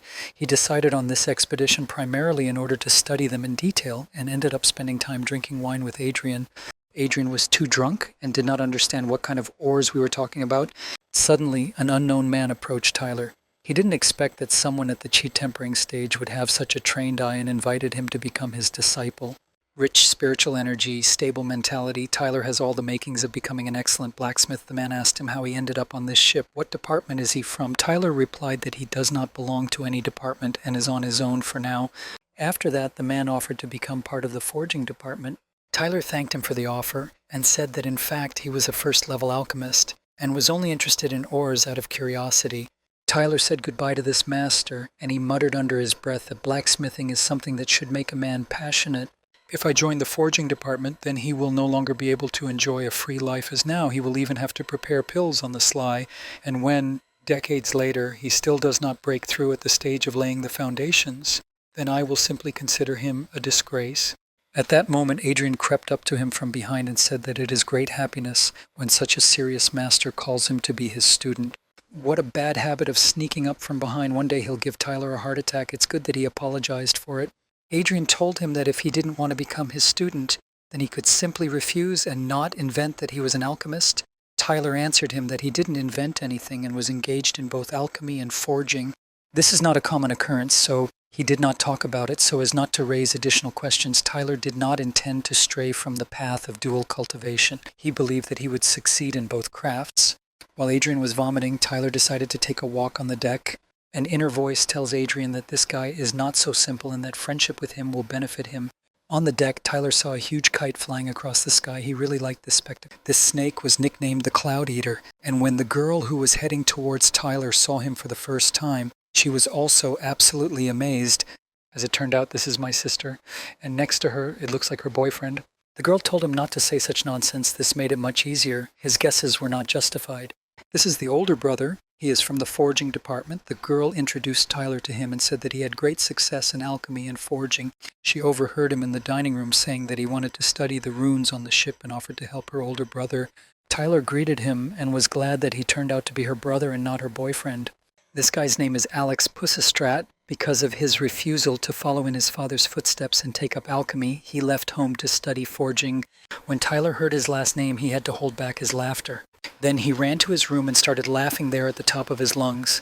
With such a surname at his school, he would have had a hard time. He came out a little impolitely, so when we met, he decided to explain himself. Suddenly, the ship began to shake because it entered the waters of the endless sea, and everyone needed to be on alert. Warships with artillery approached the ship on which Tyler was located. This is what should arouse passion in a man, not forging. He wanted to quickly see how these guns worked. Apparently, Alex and Tyler think alike. They both agree that men should forge such guns. It seems that everyone has such a bad habit of sneaking up on him and suddenly starting a conversation. He could still forgive his sister for this, but the rest need to stop with this. Tyler apologized to him, but for leaving so abruptly when they met, it was just a completely wrong thought, and he wanted to quickly write it down before he forgot. Alex understood this, because if you don't grab the thin thread of inspiration, it can slip away forever. Elizabeth's brother thought that fate brought them together, because they abandoned alchemy for forging. He also asked Tyler to share the thought that had dawned on him. Perhaps during the discussion they would bring it to a finished state, but Tyler replied that there was nothing special there. If Alex understands correctly, then Tyler is trying to create some kind of means of remote communication. These are the most common runes that can be linked with the most common spiritual iron. However, without external support, the devices can only be linked at a distance of no more than 100 kilometers. It seems that this guy knows something. Tyler said he's not stopping there yet. He took out runes from the device. Elizabeth's brother did not understand why they were needed outside the device. Tyler gave him time to think about it and was about to leave, when suddenly he hears the voice of Alex, who said that he understood everything. He said that the runes along the contour form a structure that ensures the transit of transmitted information. In theory, having a sufficient number of transit nodes, it is possible to connect the device over much longer distances. Alex called Tyler a real genius because not everyone would think of coming up with such a rune structure. Suddenly, on the back of the ship, I photographed something bright and glowing. As it turned out, the ship fired a shot and grabbed a huge whale with its golden energy rope. Easy but large prey at the very beginning of the expedition. This is a good sign. In waters without extreme sea, everyone on the ship was discussing the just-caught whale. This is a giant offshore whale. From the looks of it, it is at the stage of exploring the void. This is a great catch. True, its meat is dangerous for people like Tyler. Such a beast can only be enjoyed at the stage of golden elixir and above. Also, Tyler admired these effective guns because if you fire one shot, then the beast at the stage of mastering the void will be dead. It seems that Tyler saw for the first time how these guns work. Alex said that this is actually just an auxiliary weapon. If they meet the monsters at the crossing or Mahayana stage, then there will be a spectacle. They will be fired at by the main guns from the 9 warships. In the future, Tyler decided to definitely build such a fleet with such guns. Tyler decided to ask Alex how much it cost to shoot the auxiliary cannon, and asked him to name it in spiritual stones if possible. Elizabeth's brother said that during a shot, not only spiritual stones are wasted, but if you try to count in them, then about 100,000, but this is a nonsense amount compared to the potential profit. If you sell the whale in parts, it will cost at least 500,000. Tyler would have to work for a month for one shot. And a shot from the main cannon costs the same 500,000, but they are used only for animals not lower than the crossing stage. Tyler, I don't even want to estimate yet how much money he will need for his future fleet. 3 days passed in the sky on a flying ship. During this time, Tyler realized that blacksmiths are most valued here, and no effort should be spared in their cultivation. Simply based on the fact that he ended up on this ship as a novice blacksmith, he was given at least 30,000 spiritual stones worth of resources. Suddenly, Alex called him and said that he had shared his idea with his mentor. He was very interested and wanted to talk to him. Tyler shared the secret with him as a friend, and he gave it away. He doesn't need the attention of another master. When they approached the blacksmith's hall, Tyler determined by the door that it was not very spacious inside, but his guesses turned out to be wrong. The difference in size from the inside and outside is simply unthinkable. Maybe some special runes for expanding space were used during the construction of this room. They went into the master's room, and Alex introduced Tyler to him.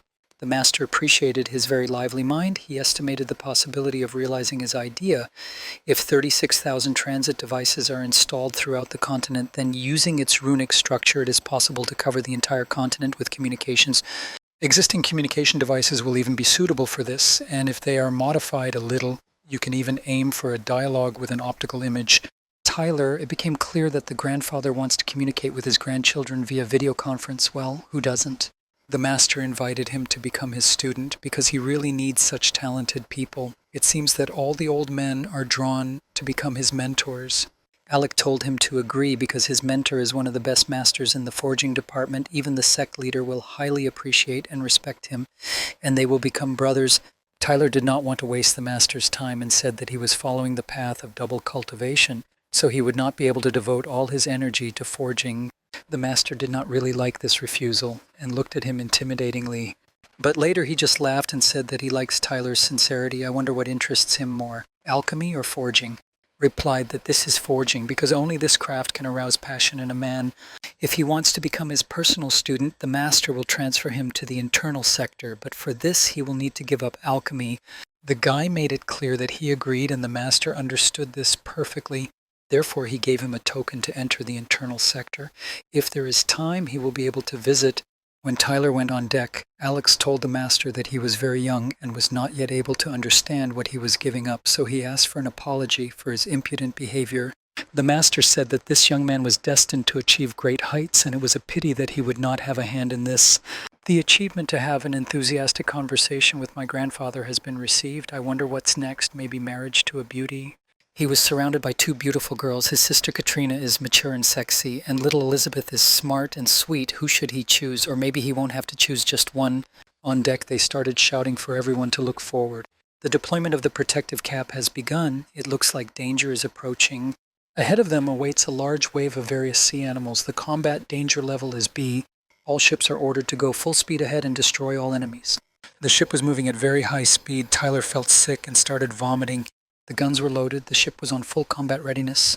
After several powerful shots, all the animals that were going to attack the ship were destroyed. Defeat all the animals. They go in search of resources. This seemed strange to Tyler. Adrian appeared out of nowhere and said that places where the beast lives in large numbers are usually rich in resources. There is probably a spiritual mine nearby, and if you're lucky, you'll even be able to find divine relics. Tyler finally admitted that when Adrian sneaks up and starts talking, sometimes it can be useful to hear, especially since he has already begun to get used to it and is no longer afraid. Apologized to him, but that time he drank a lot and passed out, but Tyler was interested to hear about the relics. Was it possible to find them in the endless sea? Before ascending to heaven, many great warriors spend their last tracing in the endless sea. Therefore, their abodes can be found in this sea. Tyler needs to take the time to find and plunder a couple of such abodes. Suddenly, out of nowhere, a huge building that is shrouded in a purple aura. Tyler couldn't understand where a whole city came from here, and Adrian said that this is one of the divine religions found in the monastery. It seems they will stay here for at least a month. Adrian, grabbing his hand, said that with Tyler's landing token, they would have access to the main establishments of the city, and it would be better to live there in the coming months. If it's with a bunch in the city, then you can go look for treasures or join a group of hunters, or you can just do forging or alchemy. The main thing is not to go further than 500 kilometers from the city. Now, Tyler will have to look for housing in the city. The first person he saw upon arrival in the city was his sister Katrina. It seems that this was fate. Morning has come in Zhenghai. Katrina was also glad that they would live in the same city, but Tyler was probably most happy about it.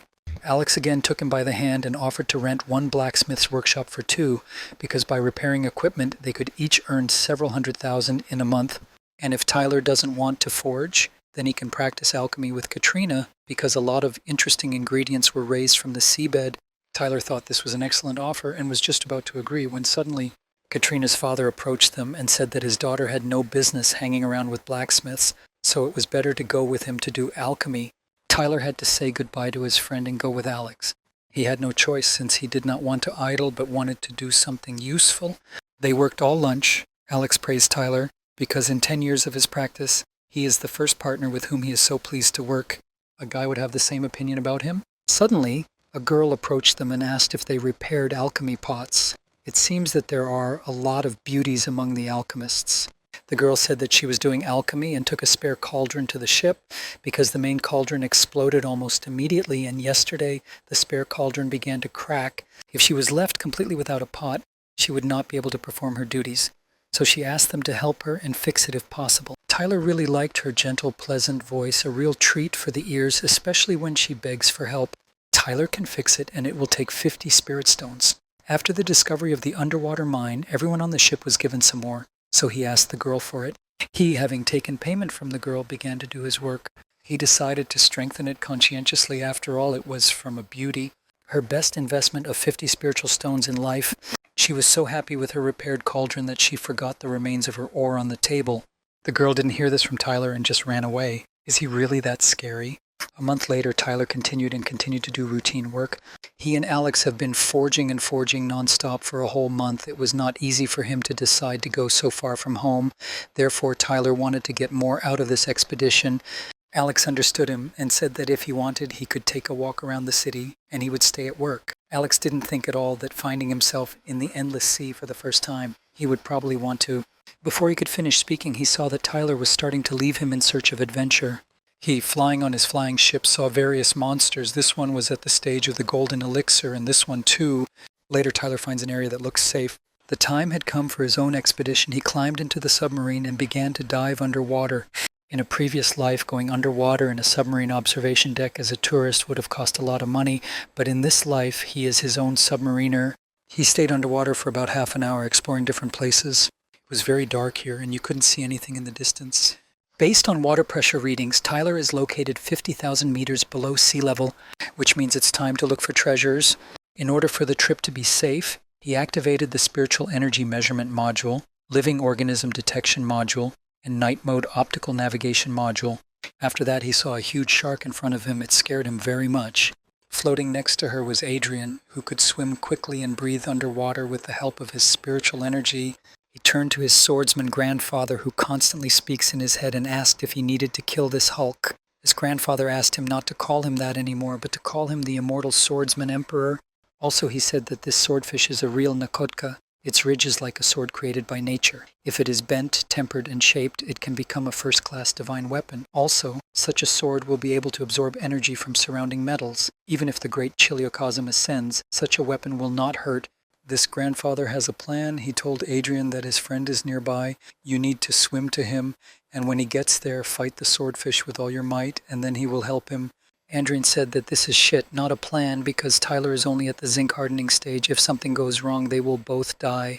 Grandfather Emperor's swordsman said that Tyler should not be underestimated and trust his insight. When Adrian receives the swordfish spine, then, according to his grandfather's method, it can be turned into a divine weapon in just 50 years.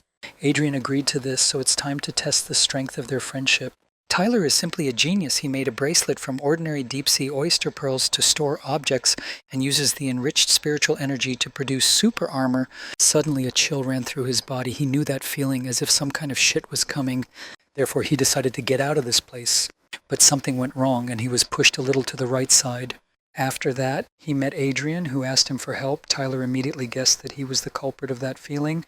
Adrian said that there was a swordfish outside, which was almost dead. The last thing he asked from the key was to finish it off because he needed his ridge. Finally, he thanked him for it and fell to the ground. Tyler just looked at him and didn't know what to say. He hasn't agreed to anything yet, and Adrian has already told him thank you in advance.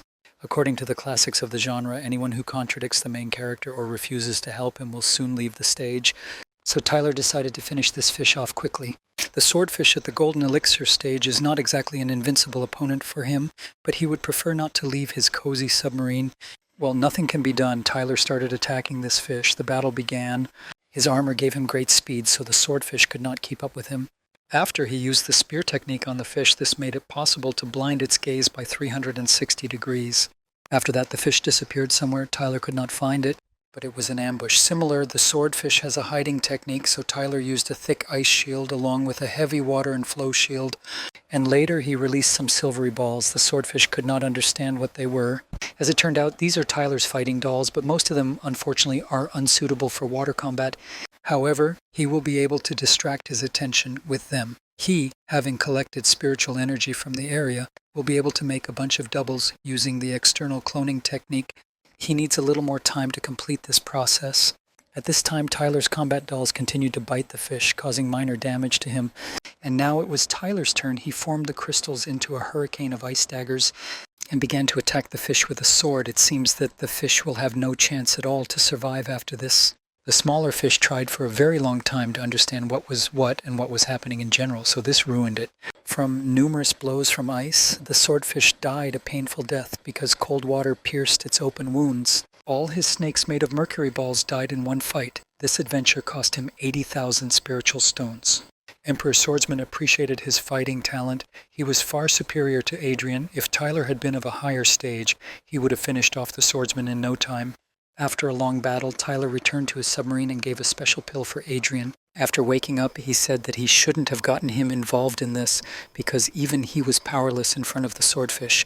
Adrian was very worried about Tyler and began asking him if he was okay or not, but the boy replied that he was fine and that the dead swordfish was in this bag. Adrian couldn't believe that Tyler actually pulled it off. What a great guy he is, not like he... But they are friends. Tyler could not do otherwise. Adrian noticed that Tyler still didn't have a storage ring and suggested that he take it. It holds up to 333 cubic meters. A warehouse ring with such a volume can only be forged by a master who fully masters the ores of space expansion. You can't buy this kind of thing at the market. Suddenly, something strange began to happen to their submarine, and they began to be sucked into some kind of portal. The guys could not understand what had just happened because they were underwater and suddenly found themselves on land. But if Adrian's intuition does not fail, then they move to the small Chilioxum. When they get out of here, they will need to report this place to the leadership of the sect because for such information they will not be left without a reward. However, this place looks long abandoned. Perhaps it had already been plundered many times before their arrival. You can lament about the lost prophet later, and now a threat is approaching them. Tyler turned to Adrian and asked him if he had the strength to fight. It seems that something serious happened, and Adrian asked his swordsman grandfather to report on the situation. He said that they had entered the small heliocosm created by one swordsman during the crossing stage. They will be able to leave this world after full recovery. Grandfather checked that swordsman's heritage items can be found in this world, but they are damaged and have only research value. It will take days for Adrian to fully recover, so he needs to try during this period and not die and not destroy his brother Tyler. Adrian said that his strength had not yet recovered and suggested that Tyler find a place where he could hide, but it was too late to hide, so he needed to get out of here as soon as possible. Tyler, using his technology, noticed that more and more wild birds were approaching them. Then he asked Adrian if there was an option to get out of here, because he has a very wise mentor. Let him at least ask him. Adrian replied that when he fully recovered, he would be able to find a way out, but it would take 10 days. Tyler made the decision to protect his friend all these 10 days. Yes, he told him to fly over there because in that direction there is a dwelling of one great swordsman, and his legacy was supposed to remain inside. It seems that he will again have to take part in the ascension of the main character just so that nothing happens. They flew several hundred meters, and Adrian noticed that they needed to go to that ancestral hall. Inside there was a statue of the swordsman William. He said that in his humble home the guys would feel at home. He would be happy to share items of his heritage with them. Perhaps their destinies will intersect in the great Heliocosm and they can become friends, but the guys have so far ignored this grandfather. Wild animals are already here. It's lucky that they managed to take everything from the ancestral hall. The guys climbed onto their flying ship as quickly as possible and flew on, and the birds continued to chase them. Most of them are at the hardening stage, some are at the dreaming stage, and a couple of British birds are at the golden elixir stage. It looks like the ship will soon begin to shake because a powerful battle will begin. Tyler used the technique of summoning dolls and told the birds that they had to fight with these guys. Grandfather Swordsman said that this boy is not at all difficult. His ingenuity is amazing. But Adrian thought that these were the usual strange types of fighting dolls. But the master told him that they have intelligence. They, of course, are not as good as living people, but in battle they can provide serious support. These dolls are endowed with spiritual weapons and can fight monsters with confidence. Adrian said that Tyler's dolls are simply a miracle. In their strength, they are at the stage of laying the foundations. Also, he asked if he could make a battle doll at the golden elixir stage. Tyler said that, of course, to create such a doll, only a corpse is required along with the soul of the beast at the stage of the birth of the spirit. If Adrian needed one, then he would give him a 25% discount, and one doll would cost him only 290,000 spiritual stones. But Adrian said that he was broke now, and as soon as the money appeared, he would immediately come to him. I wonder what kind of main character he is. If he is a beggar, this battle is like a test for Tyler's level. It was very difficult. 5 days have passed since they first fought with wild birds. Tyler felt very sad because all his dolls at the stage of dreaming were broken in battle. All his money, working backbreaking labor, disappeared in an instant. Adrian supported him and told him to hold out for another few days, and then he would recover.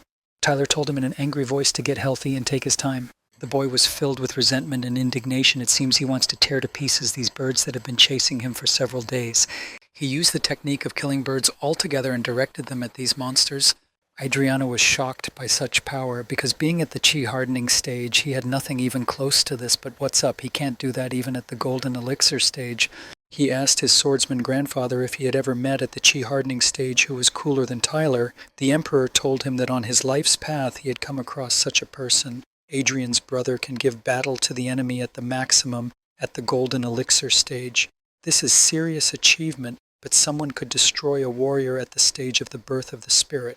Adrian was surprised that this old man still knew people like Tyler. He would really like to look at him. Grandfather the swordsman said that he would definitely meet him.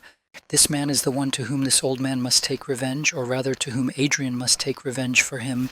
Then it would be better if he addressed this to Tyler. He would have more chances for this compared to him, according to Adrian. He is just trash. But the old man asked him not to be so modest because their meeting was the will of heaven, and with the will of heaven don't argue. Suddenly, Brother Tyler started screaming in pain. It looks like something happened to him during the fight. As it turned out, Tyler still held on and continued to fight with these birds. They attacked him with psychedelic sound attacks. It is not so difficult to repel them, but I will make your whole family shit eggs. These were the words these birds sent into his head. Since they decided to get personal, Tyler will now show them his balls. Let's see if they can survive it. He targeted them with his secret technique, and with one shot killed several feathered monsters at a time. Then they felt his kernels. With the help of his technique, it was as if he had deployed an artillery battery and attacked them with missiles. Once torn at the laying stage, the old swordsman said that when the time comes to avenge him, he must be taken. The old man did not doubt Tyler at all. After another 5 days, Adrian had regained all his strength, and the guys were ready to go on a submarine to the city. So they arrived there and immediately went to the nearest restaurant because they were hungry after all this time. Adrian thanked him for saving his life and said that Tyler could keep all the loot for himself, but only asked him to make a copy of the swordsman's legacy, told Adrian to take everything entirely to himself because this area does not arouse his interest, and if something happens, he will turn to him. Adrian was very happy about this and didn't even know how to thank him for all this. How long has Tyler waited for him to say this phrase? The boy has been worried about one question for a long time, perhaps. As more successful in cultivation, Adrian knows the answer to it. Even if he didn't know him, he would definitely help him find him. Tyler wants to know if there is a 13th stage of chi quenching, or if after the 12th stage there is necessarily a breakthrough to the next stage. Adrian said that before the ship's return to Shanghai, he would give him an answer. Tyler understood perfectly well that he himself knew nothing about this and was counting on his hidden mentor. This trip made him understand that slogging through the chi hardening stage for decades was not an option for him. Adrian asked his swordsman grandfather if there were levels of chi hardening above the 12th, but he did not want to answer. He asked the boy to address him normally, and maybe then he would answer. Then Adrian called him the great divine Emperor Swordsman and asked him to answer him. Emperor Swordsman said that such things depend on the will of heaven. In ancient times, werewolves ruled the world, and people were their slaves. They did not allow people to develop beyond chi tempering. As soon as someone broke through to the foundation stage, they were immediately killed. People lived in such conditions for tens of thousands of years. With the passing of the year, people developed a system for bypassing the restrictions on their cultivation, so hardening stages of 24 and 36 steps appeared. Having reached the 24th stage of chi quenching, one can skip over laying the foundation and immediately break through to the stage of the golden elixir, and while still at the 36th stage of chi quenching, the level of cultivation will correspond to the stage of the birth of the spirit. Asked him whether the 108th stage of chi tempering corresponds to the Mahayana stage. The old man replied that according to the logic of things, yes. But the heavenly will of this world does not tolerate such tricks. He would not advise Tyler to try to take such roundabout paths. Cultivation itself is an attempt to rise higher than the heavens destined for man. In other words, ascension is a challenge thrown to the heavenly will. The system with 24 and 36 levels of chi quenching was approved only because the human race had no other choice. And if you go against the heavens in the current situation, then reaching the last stage by roundabout routes will not be good for anyone. And the closer you get to the kingdom of the celestials, the stronger the pressure will be put on a person. As Adrian realized, there is still no way to develop above the 12th stage without breaking through to the next stage. This is very difficult, and at least now the old swordsman does not have the techniques to do this. If he were at the peak of his powers, he could cut a corridor through time and look for them in ancient times, but now this is impossible. At the same time, Tyler was resting on the couch, but for some reason his heart was restless. Suspiciousness and anxiety tired him very much. He was wondering how his students were living now, whether everything was fine with them, and what about Michael? He's a chronic loser, how he copes without his advice. What about Tyler? He'll need a fortune to rebuild his army of war dolls. Now he's unprotected without them. Days later, the fleet returned in full force, and all students were ordered to leave the city and return aboard. Already on the ship, Brother Alex approached Tyler and asked him how things were going. Tyler asked him not to remind him about this and wanted to ask whether the expedition takes different routes each time or not. Alex replied that of course yes, because the endless sea is so huge it would be stupid to sail the same routes. Moreover, with such a fleet it will be safe anywhere in the endless sea. They have enough means to repel the attack of any monsters. A flying ship like Tyler is a real miracle of technology. It would be great for him to know the details of how objects of this scale are made. The ship is good, but the heavenly forge sect that created it are very arrogant and unpleasant bastards. It was painful to realize Natalia understood his feelings perfectly because the one who has the best technologies in some area has enormous power over the market and clients. Alex was deeply convinced that Tyler had a unique talent in forging, and his mastery of engraving ores and ingenuity and his desire for ideal, all this delights him, but Tyler's only desire is to return home. Everything else is trivial. Alex asked him to promise that one day Kuznetsov would lead their sects and together they would build a ship even better and larger than the current one to make a ship that could fly beyond the celestial dome. He said that his brother is overestimating him because he is not capable of this. Even if he is capable, the moment he succeeds, Alex will no longer be alive. But Alex was sure that Tyler was definitely capable. His mentor said that in 100 years he will be considered a legendary person who had the greatest influence on the world of forging. Tyler is pleased that the master thinks so about him, but his expectations are based on ignorance that in 100 years he will still be at the stage of chi hardening. I urgently need to change the topic, so Tyler asked Alex about his invention. Is there any progress there?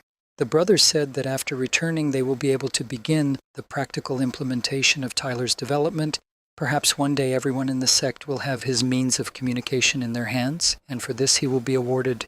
In the future, the various information transmission devices already available can be thrown out and replaced with its universal means of communication. All students will be able to communicate with each other through it, accept the sect's tasks, report on their completion, and much more.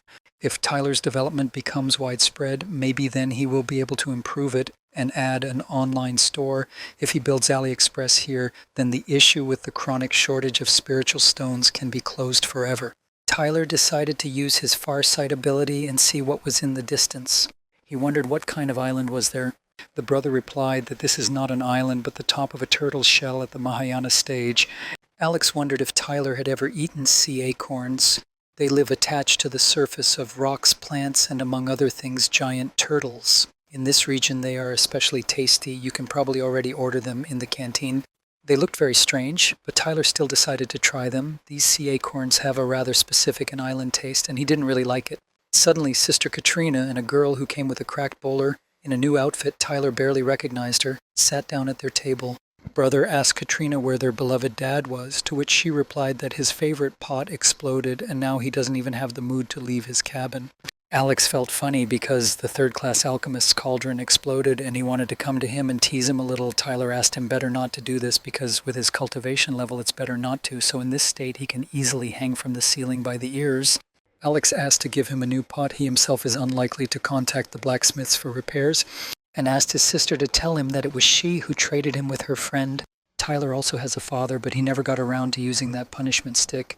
A girl named Sophia said that after repairing her bowler hat became better than before and thanked Tyler for it. By the way, she is the beloved daughter of the combat squad mentor nicknamed Voivoda. I wonder how she is going to thank him. The girl said that when they return she will take the pot to the Chamber of Commerce for evaluation and will pay him the difference. Katrina noticed that Tyler was flirting with her sister. You need to be careful with her. After all, she is the beloved daughter of the commander's mentor from the combat squad. If something happened, it's scary to imagine what he could do to Tyler. Once he had a chance to meet that governor. I especially remember his axe. He deliberately dulls it so as not to chop, but to break the bones of his enemies. Sophia asked Katrina not to say anything stupid and not to disgrace her anymore. She is too shy a girl. Tyler was still thinking about who to choose, Katrina or Sophia, but there is a third option. Choose everyone. That's what he needs. But they were fooling around, and that's enough. Katrina simply admired her repaired bowler hat and brought her to Tyler so that she could thank him again. For him, this is nothing. He only spent a little spiritual energy, and besides, she brought raw materials with her. Tyler decided it was better not to mess with her if he wanted to live longer. Suddenly, a signal came into his head from Michael. It seems that he and his wife are in danger. Meanwhile, in the Heavenly Throne sect's jurisdiction, Michael fought with some monsters who tried to seduce him in every possible way. They constantly wanted to show him something and asked him not to run away, calling him handsome. The boy needs to report this to management as soon as possible because this area is under the jurisdiction of their sect, and here werewolves are now walking around like at home. One of them sat in a very sexy position and told him to stop and examine her in detail. The guy fell into an illusion and then found himself surrounded by these werewolf perverts. The werewolf girl asked him to show everything he was capable of. She even agreed to sacrifice a couple of sisters for the sake of possessing him. Michael said that if they kill him, the sect members will discover it very quickly and figure them all out so they can kill them right away.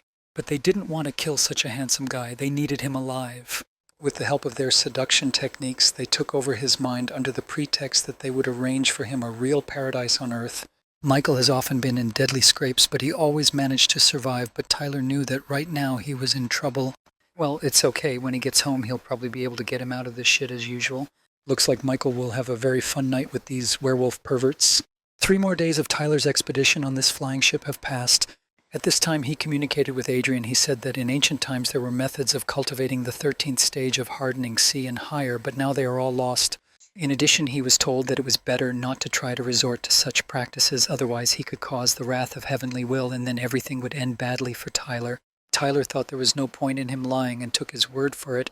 He told him that he asked the pure ones out of curiosity, not even for himself. Adrian's soul felt better from such words. As soon as Tyler returns home, he will closely study this issue. If such methods existed, he will get to the bottom of them. As a thank you for saving Adrian's life, the answer to his question would not be enough, so he offered to go to the dining room and treat him to the best sea acorns and also get drunk. So he spent the rest of the month on the ship and returned back to his homeland. His students were very happy that their mentor was back. The smile on their faces did not disappear for a second. They wanted Tyler to take them with him next time and promised that they would not cause him unnecessary trouble because who else would take care of his mentor if they were not around? Tyler asked Inek if he trained here while he was away. He said that of course they trained. This can be confirmed by his sister Jennifer. Tyler grabbed her by the pigtails and asked if she would lie to him to get rid of her brother. The girl replied that Aunt Jerika said that she had already grown up and was no longer a child, so she should not be pulled by her pigtails. Reluctantly, Tyler will give in to her on this issue. Although he already changed his mind, it seems that the girl had false pigtails. Even his brother didn't know about it. For this, Jennifer kicked Tyler on the back, so much so that she herself began to hurt. Tyler was very pleased to return home and see them. He really missed his home and was pleased to return here from such a long trip. Tyler asked Inak to call Michael and Jerika to throw a banquet in honor of his return. And now everything was assembled. Tyler, with the help of his culinary techniques, was able to prepare food very quickly, and Inek helped him with this, setting the festive table. The children were so full that they immediately lay down on the bed. With the mentors in the house, you can relax and sleep with your eyes closed. They ate and are sleeping. They also say that they are no longer children. It all looks very nice. Until the moment Tyler turned to Michael and Jerika, he already knew that these desperate creatures had possessed his friends. One of them showed his essence and invited Tyler to come over to their side because when they finish their business here, they can leave him in charge on this continent. Tyler thought it was too ambitious to remain the main one on the continent among these monsters. He didn't care about their plans. They dared to move into his friends, which means their conversation with him would be short. The werewolves put on divine armor and prepared for battle, but it seemed they knew nothing about this armor. They completely forgot to find out from Michael and Elizabeth's memories that it was Tyler who created this armor. It seems they still think they can defeat him with this equipment. The turnover did not answer that they would still have time to get to know him better, and were now activating their illusion technique. Suddenly, Tyler found himself at the entrance to his house. Behind him came a very familiar, gentle, and beautiful voice. As it turned out, it was his wife Elizabeth. She said that the food was already on the table and also prepared water for bathing. Then she asked first he wants to eat or swim, or just start on the sweet stuff. I think everyone understands what we're talking about. Tyler said if the sweet thing is Elizabeth, then he chooses option 3. The guy put her on the bed and was about to take off her delicate thin dress. He is so impatient.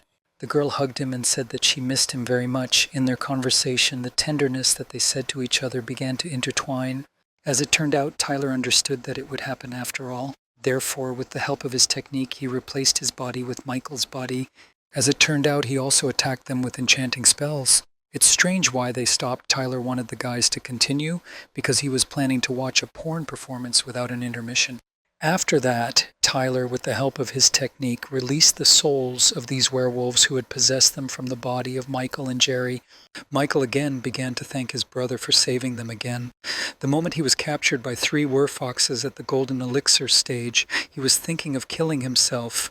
But suddenly he remembered how Tyler said that no matter what shit he got himself into, the main thing was to return home alive, and Tyler would find a way to clean him up. At that moment, Michael refused suicide and did the right thing. Now he is alive thanks to his friend.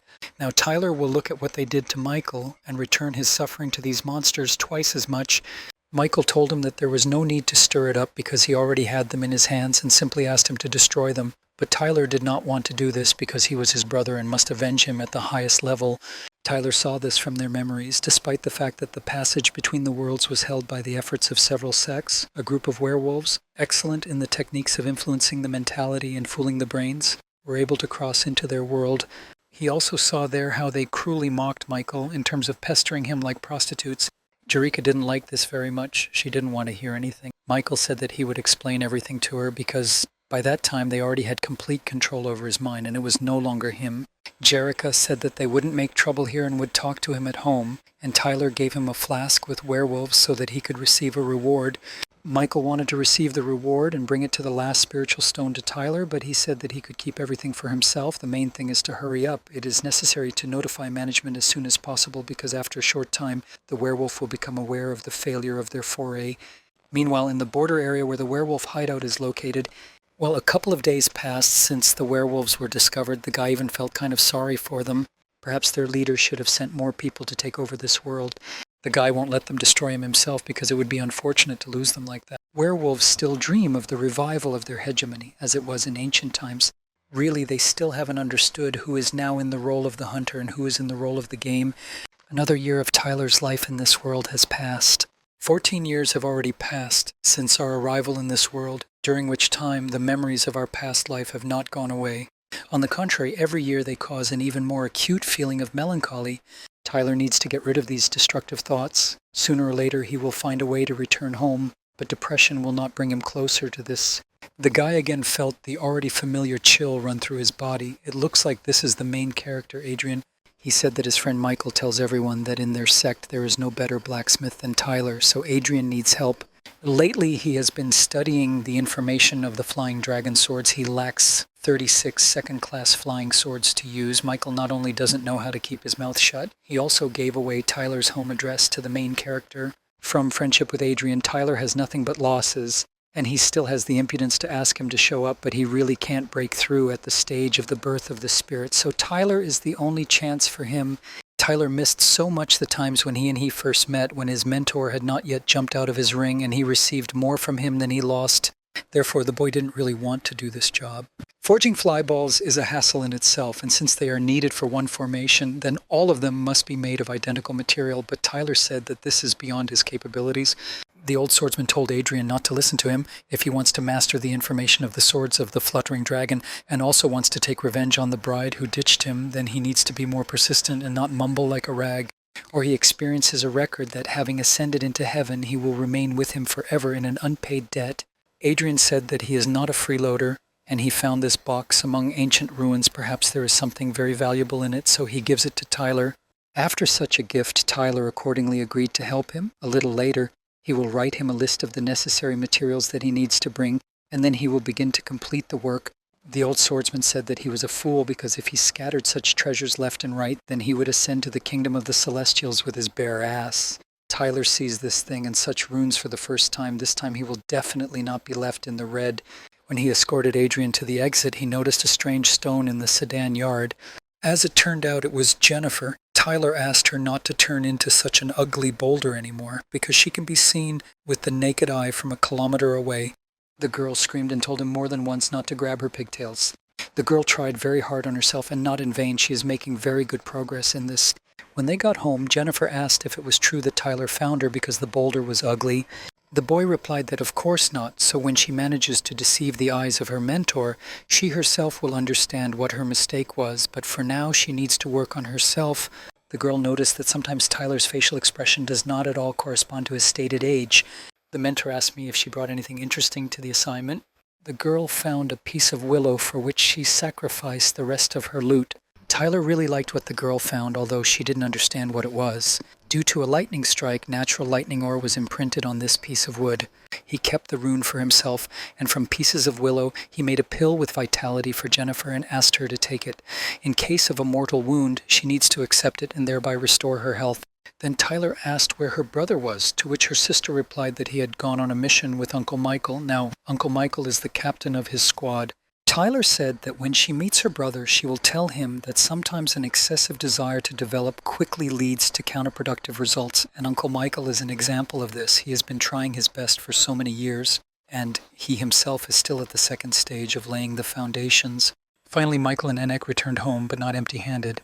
Michael said, "I'm trying that I found a very extraordinary spiritual ore in the lair of a certain beast and brought it to Tyler for expert evaluation. Sometimes this guy can do a lot of good." In the morning, Tyler was thinking about killing him when he found out how he was talking about him all over the area, and even gave out his address to Adrian. For once, he brought him this. Then Tyler decided to forgive him if he also told where he found this ore. Michael, although without, somehow managed to find such an exotic ore, thereby delighting his brother. For the first time, Tyler comes across spiritual ore with similar properties. The invested consciousness is stored in it for a long time, and it goes well with different items. If you install a piece of this ore inside the combat dolls, they will contain a piece of Tyler's consciousness. He did so and decided to test his newest model, Monkey Conscious version, in action. For this, he set up a sparring match between an ordinary doll and a doll with spiritual ore. The battle began, and the first one to attack was an ordinary wolf doll. His attacks consist of biting and striking with his claws.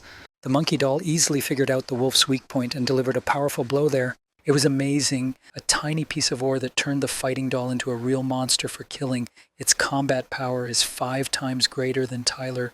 When Michael came to him, he asked him why he was killing animals in his yard and thought that he had absolutely nothing to do. This time he came to repair his super armor, which he damaged in the battle with werefoxes. For this he brought all the necessary materials for their repair, everything according to Tyler's list. Michael simply bought most of it, begged Eureka for spiritual stones. And if she wasn't stingy, it means she was ready to forgive Michael. Michael rejoices early because 20,000 kilometers away from them there is a sect of 100 flowers. As they say, the students of that sect are very greedy for men. Only as soon as a more or less handsome guy comes to them, they immediately begin to seduce him, even if he's at least 3 times. Michael heard about them because one of his squad went to them and still hasn't returned. Then his mentor went there to pick him up, and in the end he returned barely alive. "You still don't understand what I mean?" Tyler asked him.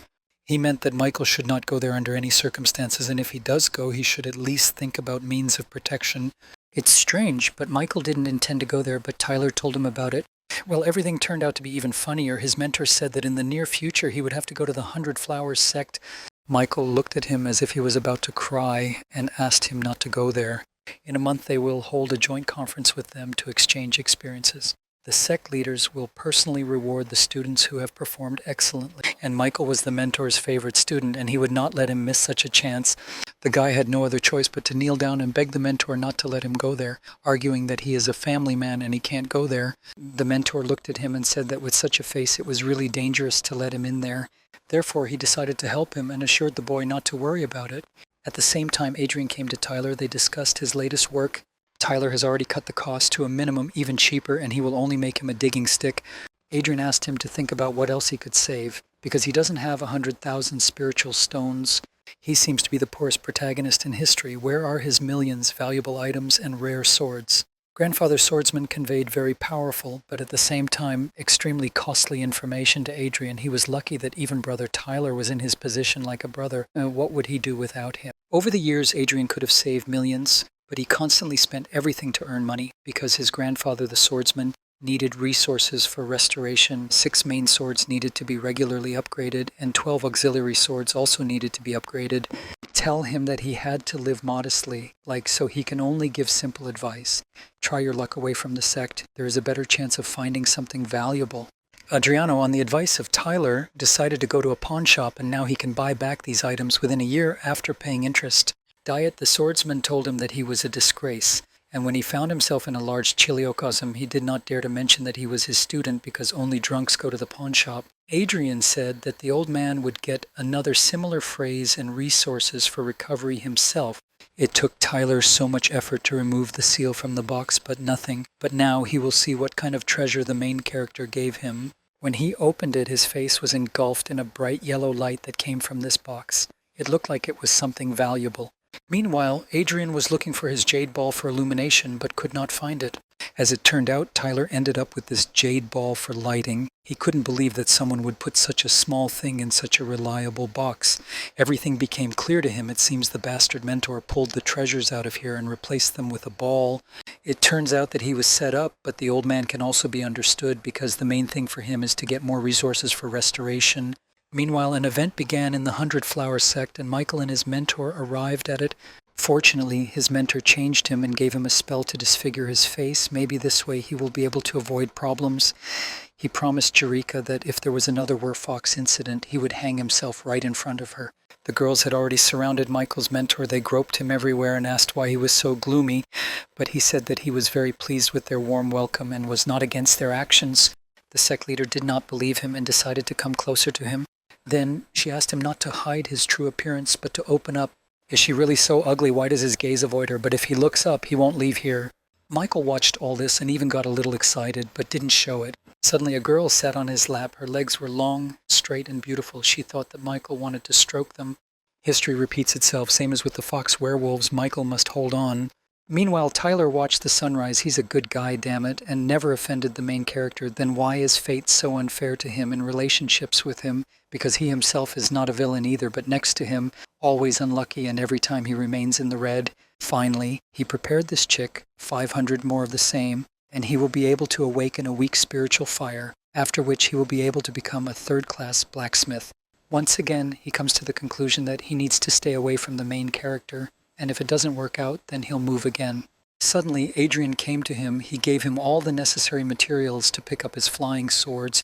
Tyler told him to come in a month. Well, what will happen if the guy stops helping him, doesn't turn into someone locked up whom he will blame for his failures? Just the thought of this fills him with fear.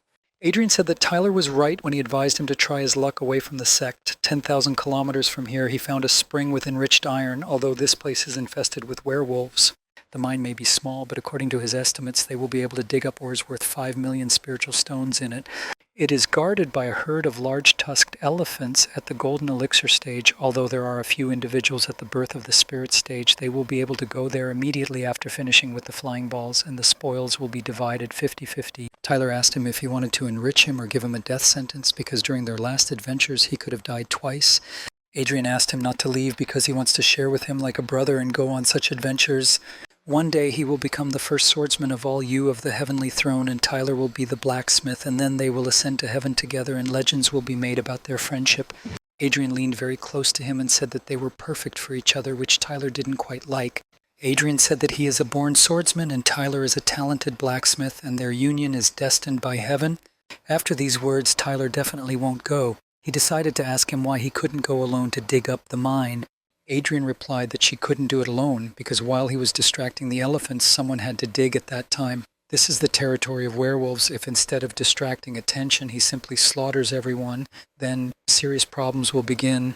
Moreover, large tusked elephants occupy a position between werewolves and beasts. Killing them is a bad omen. Then Tyler decided to give him a miner. He doesn't even need to manage. He will do everything himself. You just need to hide him somewhere in the bushes next to the spring in advance, then distract the elephants, and then he will do all the work much faster than Tyler would do it. Emperor Swordsman tells Adrian not to stop and think about how else he can shake something useful out of his friend. Then he told Tyler that if I went to the lair of those terrible creatures without him, it could still be very dangerous. The guy decided to give him also a set of armor, taking into account that he would return it later. But if, as a result of the operation, he gains around 2 million, then minus the costs of a super cool miner and second-class armor, he will still remain in the black. Tyler told Adrian that he could come 3 months later for flying balls, a miner and armor. Then he decided to reconnoiter the situation around the mine so as not to waste time. It was strange for Tyler that Adrian's mentor was working against him. After all, when brother Adrian asked him for something else, the smile on his face looked clearly forced. There was a feeling that he was very embarrassed and he didn't want it, which means Tyler would have to defend himself from him. Last time his mentor pulled out the treasure and replaced it with a jade ball, but nothing. The time will come and Tyler will remember this to the old bastard. Meanwhile, in the 100 Flowers sect, Michael has never made so much mental effort, especially to maintain chastity. He passed the test of beauties. This girl, who was sitting on his lap, offered him a hug goodbye since they were not destined to be together. Michael was against hugs because he is a family man and you can say goodbye with words. But the girl did not agree to his requests, so she ran up to him and hugged him. And at this time she placed a magical kiss on his neck, which cannot be easily erased. This made Michael very angry because he definitely couldn't live at home after this. The girls pretended that they didn't understand what happened and why it angered him so much. Michael replied that he just wanted to ask why she did this to him because he didn't do anything to her. The girl answered him that she wanted to mark him as hers, and that's all. Now, we are moving to the abode of the Supreme Master, which is located in the territory of the Heavenly Throne sect. His mentor Elizabeth came to him. The sect leader received her with a warm visit. She said that she just brought her student to see her husband and asked not to devour her with his eyes. In addition, she has little respect for this section, and she was not going to join them because she can already take whatever she wants from them. The sect leader said that he had no such thoughts. He only hoped to make her short visit as comfortable as possible. The girl really liked this exquisite tea, which the leader of all, you yourself, did not try because, according to him, he is not worthy of it. She asked me to make another pot of tea for her. She really seemed to like this tea a lot. At the same time, his wife Elizabeth arrived to Tyler. She became so tall, their separation was very long. Long time no see. These are the first words the girl said when meeting him. She was incredibly happy to see him. Even if she has a teacher at the Mahayana stage, it won't stop her from becoming attached to such a loser like him. Tyler thought that she, having such a powerful mentor, would immediately forget him. The children noticed this girl and used her with the celestial goddess because she flew in riding a huge divine bird, and it also happened with the mentor's wife. Elizabeth was so happy to see him that drool began to flow from her mouth onto his clothes. Tyler asked her to remove them because these are his favorite clothes made of 100% natural silk. She asked him to fly with her because she is already quite an adult. I won't be able to have children so that I can live in perfect harmony until the end of their days. But everything is going so well for the girl, so Tyler didn't want to interfere in her cultivation process, let her mentor be against it, and suggested waiting a little. The children, seeing her, greeted her and called her mother mentor. Tyler said he took these kids on as his students after they saved his life. Elizabeth decided to give them a gift and give them gifts in the form of cones with some kind of liquid. Unfortunately, it was time for her to fly away. She promised that as soon as she completed her training with her mentor, they would live together forever. Tyler asked her to wait. Previously, he treated her like a little sister, but when he saw her inside his illusion, which he created to deceive the werefoxes, he finally understood how he felt about her and proposed marriage to her. In this village, it is customary that when a man himself puts a ring on a girl's hand, then from then on they are truly considered husband and wife. And now, the very moment of separation has come, they will miss each other for a long time. Her mentor asked what she liked so much about this guy, because he was a small-scale cultivator at the key-quenching stage and not even particularly handsome. Elizabeth said that the mentor is wrong and her husband is the most talented person in this world. When she first met him at the age of 13, she immediately realized that they were destined to be together. The heavenly spirit rarely makes mistakes, so the mentor decided to trust him this time too. If Elizabeth wants to start living with him as soon as possible, then she needs to study hard, and when she reaches the stage of merging, then the mentor will let her go in all 4 directions. It will take from 1,000 to 2,000 years, and in most cases it all depends on the student. Will she really not be able to see her husband until then? A question mark. The mentor said that she has no goal to interfere with their common happiness, because when she reaches the stage of the birth of the spirit, she will allow her to spend a month with her husband every year, if the previous 11 months she is satisfied with her efforts. Mother's mentor gave Tyler's students pills based on the blood of the phoenix. These are very valuable pills, and in case of critical injury, such a pill can save lives before consciousness leaves the body. Tyler didn't even have one. He even felt a little jealous of his wife and students. Then the students offered him to take their pills, but he refused and said that he did not take pills from children. The most joyful moment in his life is that today he is a married man. At the forge, he began working with consciousness retention ore and enriched iron ore. The latest conscious models of fighting dolls have shown themselves to be excellent, but their creation requires scarce ore to retain consciousness. The next step is the invention of a device that could itself control the consciousness of fighting dolls. Suddenly, someone snuck into the territory of his house, and his dome reacted to this. It is unclear who it was, because the man's face was completely shrouded. Tyler went out into the yard to see who it was. When he saw this person, he asked why he wrapped his neck in such and such heat. As it turned out, it was Michael, and as always, he asked for his help. As a result of the business trip, his conscience remained clear, but his neck was not very... But he didn't come empty-handed. He bought this thing at the Dial Hermit Fair. He felt that this thing should belong to Tyler, so it cost him 10,000 spirit stones. This is not the first time that Michael's attractiveness has brought him benefits. Tyler can't wait to find out what gift fate has in store for him this time. Tyler believed him and said that he would definitely help him. The longer he looked at this hickey, the more sure he was that it was left right on his soul. Even if Michael's soul moved to another body, the same hickey would pop up on him again. Apparently, the beauty who gave him a hickey was in love with him, because you can get such a strong hickey only once in a lifetime. Tyler said that it was no longer possible to remove the hickey because it had already merged with his soul. Only when he breaks through to the stage of birth of the spirit will his soul be cleansed and shed this mark. However, there was still a method, but it was very cruel. Michael was very scared when Tyler picked up this huge blade. Russia cannot be eliminated. There is only one option left. Tyler's gaze frightened Michael so much that he almost shit himself from fear. Tyler pushed into the fence. The guy didn't understand why his brother wanted to kill him. As it turned out, Tyler used his secret technique, and the place where the hickey was numb with a red aura.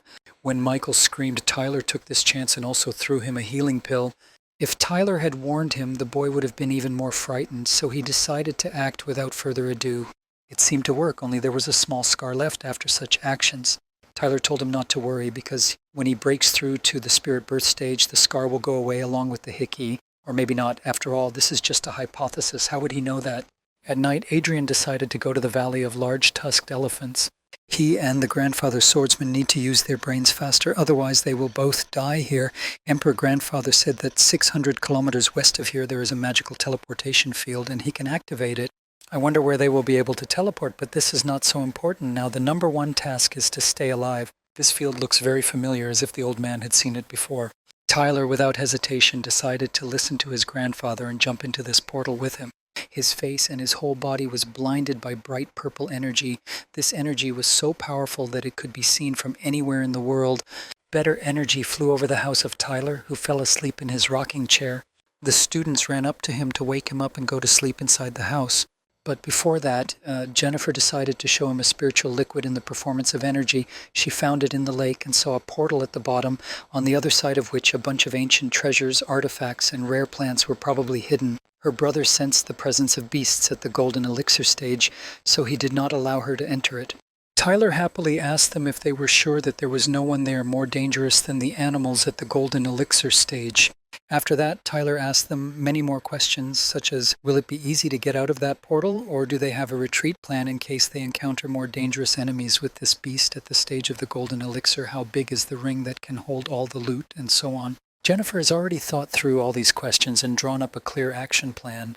Everything looked convincing, and Tyler decided to trust her plan. The mentor decided to go with them, especially since he had not gone outside the sect for a long time, and this outing does not look dangerous. Days later, they arrived at the very place where the treasure lake was located. Maybe they should build a small hut to live here longer. Tyler wondered how his student was able to find this place. She was chasing a little fox and came across this lake, and the little fox ran away. He is so cute, small, white, and fluffy, with golden purple eyes, said the student. Suddenly, an unknown man brought them this fluffy little fox. It turned out that this little fox was very shy. As soon as they arrived, this little guy was watching them all the time. At first, Tyler wanted to let him go, but he suddenly started making fun of him. Just think, the animal at the 6th stage of the hardening stage made fun of Tyler himself. Since the students need it so much, they can take it. The guys were very happy about this and thanked their mentor for this. Now, they had big plans for this animal. They wanted to make friends with it as quickly as possible. Tyler decided to quickly get down to business and went with his students to that portal. Jennifer showed her mentor the entrance to this portal. The door was filled with different ores. It looks like there really is something precious there. They opened the door and entered this portal. It turns out that such a small lake hides such a big world. Tyler decided to share with his students his latest development, the Master of Puppets. In simple terms, the control center for conscious doll models. He ordered this lord to leave 50 dolls for collecting herbs and another 50 for mining ore, and send the rest on a punitive expedition against the beasts at the golden elixir stage. Then he tried to drain the lake with the help of the sea-swallowing vessel. Tyler used this vessel, and the lake began to be absorbed at the moment, but will everything be so simple? The lake dried up, and they saw that they were surrounded by many wild animals who wanted to kill them. The timer asked Jennifer to remember the secret technique with the longest name he gave her. She said that it was Armstrong's cyclotron jet gun. She remembered this name well, because as you know, the longer the name, the stronger the technique. Then today we will see the full power of this jet cannon. Tyler aimed this cannon at the animals and fired a powerful shot. In an instant, several animals that the gun was aimed at burned to the ground. The students were surprised by this because all the animals standing in the way turned into dust. What a strong mentor they have. They need to use the time to strengthen their own authority, because when the students surpass him, it will be more and more difficult to impress them. Jennifer suggested that the mentor look for animals at the stage of the birth of the spirit and test the gun on them. It seems that she forgot what Tyler taught her, because the most important thing is to save life and not get into trouble. Suddenly the Overlord reported that the fighting dolls had met with a beast that they could not cope with, and the object was rapidly heading towards them. The presence of the powerful beast was even sensed by the students, and it scared them a little, but they were not going to panic because they had a mentor with them. They were determined and were going to repel the enemy. Tyler was pleased that his students were doing well with their courage, but he said that this enemy was too tough for them and asked to step back. The mentor suggested carefully observing him and absorbing his invaluable experience. He, using his attack techniques, sent energy arrows towards the beast. As it turns out, he has wings and can fly, thereby dodging Tyler's attack. But for Tyler, this was not a problem. He also dealt with such people in no time. He asked the students to remember that even when the enemy looks already defeated and his carcass lies lifeless, You need to continue to finish him off, just in case. This time Loba is considered large because the vessel for absorbing the seas fits the entire lake. And if he had gotten here in the company of the main character, he would probably have managed to stumble upon more terrible threats here. Even if he hadn't died, he would have left with nothing. At the same time, in the world of werewolves, Adrian became the young prince of the royal family of wolves. It was like a limited skin, but in fact it was a disguise. He had been here for a very long time and wanted to go back, but the swordsman grandfather was in no hurry, so he had not yet told him how to get out of here. It's not every day that you find yourself in the world of werewolves, so you need to make the most of this chance. To disguise him, he used technology from the Great Chiliocosm, so even the strongest werewolves of this world do not recognize him as a person. So we need to start searching for treasures and other useful resources. Adrian still needs many more swords than he has now. When she appears to be at the Mahayana stage, the old man will give him a formation that will require 10,000 swords, and then he will not even have equals in heaven. In other words, Adrian will be able to become the ruler of all celestial beings, although where will he get 10,000 swords? If we are talking about simple iron swords, then they can be bought from lay blacksmiths, but what is the use of them? Grandfather, the swordsman, was talking about flying swords. When he is at the crossing stage, he will take him to his hiding place at the junction of worlds. Even a small share of the treasures there would be enough to cover the cost of making 10,000. Suddenly, out of nowhere, a huge hand appeared above him and was about to grab him. When she did this, the old man decided to leave him alone and ordered him to act according to the situation. This creature loves such brave wolves who are not afraid to walk alone in such terrible places, so he decided to take him as a student. Ever since Tyler's students took him for easy prey at the bottom of the lake, he stopped patronizing them too much and allowed them to develop on their own. He spent all his time making pills and fighting dolls. His life flowed calmly and serenely, especially considering the fact that Adrian had not bothered him for a long time. 10 whole years have passed. Tyler, without noticing it, has already lived in this world for 36 years. It seemed to him as if only yesterday Michael's first child Arthur was born, and today he is already a part of his daily life. His student Jennifer has also grown up so much and asked him why he was sighing so sadly. Tyler said he's wondering what might happen to him if he doesn't break through to the foundation stage in the next 100 years. The student couldn't believe it because Tyler doesn't just break through, he clearly has a plan. Besides, even at the stage of key hardening, he is already superior to Uncle Michael in everything. Everyone knows that if necessary, Tyler will find a way to even move the sky. For her, he will always be the strongest. Tyler was very happy about this and began to pull her pigtails. Jennifer no longer knew how to stop this old scoundrel from grabbing her pigtails. Suddenly Michael came to visit him, and why aren't the internal disciples of the sect sitting in the inner sector? Why do they constantly go to Tyler? Is it really possible for me to visit my old friend for a long time? Michael couldn't afford it. But he came to me just like that and is always on business. The little students left, and now Michael can talk about why he really came. He asked Tyler to accept another student, and it was about the son of one of his friends. It seems like this is a case where by friend you mean yourself. Michael asked not to look at him with such contempt, but Tyler would like to hear all the details. This happened 7 years ago. Then a student from the Thousand Cloud sect arrived to them as an exchange student, and they often sent her on missions together. On one of these forays, they came across the Snake of Seven Desires at the stage of the Golden Elixir. Together, they somehow finished her off. But before her death, she managed to throw poison that induces sexual desire in their direction, and they were both amazed. Michael fought tooth and nail to maintain his chastity. He asked Tyler if he had ever heard of interspiritual conception. After being struck by snake venom, they desperately resisted the desire for physical intercourse growing within them, but they did not realize how, at the same time, the essences of our souls merged together, which resulted in the birth of a new life. Michael found out that Brother Tyler wouldn't believe him. If all this didn't happen to him, he wouldn't believe such a story himself, but it's true. If it was, then his child is very special. It would be stupid for Tyler to refuse such a student. His mother died a year ago after returning to her sect, so her agreement to apprentice him to Tyler did not matter. Tyler agreed to take his students and asked to see the child. They approached him. Tyler introduced himself to him and asked what his name was. He said that his name is Mark. He is 6 years old, and he already knows 1,000 hieroglyphs. Tyler asked him if he wanted to become his student. He really wanted to because Uncle Michael said that if he studied with him, he could one day become an invincible cultivator. He wants to become like this in order to find his father and make him repent at his mother's grave. According to rumors, his father himself was a victim of circumstances, but the goal is worthy. Tyler approves of it. The last step left is to pass Tyler's test. If he passes his test, the boy will be able to accept him as a student. At the same time, Through the cross-border portal through which Adrian entered the world of werewolves, wild wolves came out, who did not understand what place they had ended up in, about where they are and what they will do. They asked their bear commander. He felt that a bird was flying behind him and decided to use his technique to grab it. He extracted memories from this bird and realized that they were in the human world. He decided to report their findings as soon as possible because they had made a serious breakthrough. Having a teleportation point, the return of their race is a matter of the near future, and Adrian had the feeling that he and his swordsman grandfather were deep in shit. The old man told him to look at the world positively because he was lucky to be a student of a mentor at the Mahayana stage. He knows a lot about killing people, so you need to listen to him carefully and remember. Tyler squinted at the weapon. He was happy that he finally managed to make a sniper rifle of decent quality, even though it was quite difficult to implement. True, he did not make it for himself. He will make the same one for himself if this rifle proves itself well. Suddenly his students, excited about something, ran up to Tyler, Enoch, and Jennifer.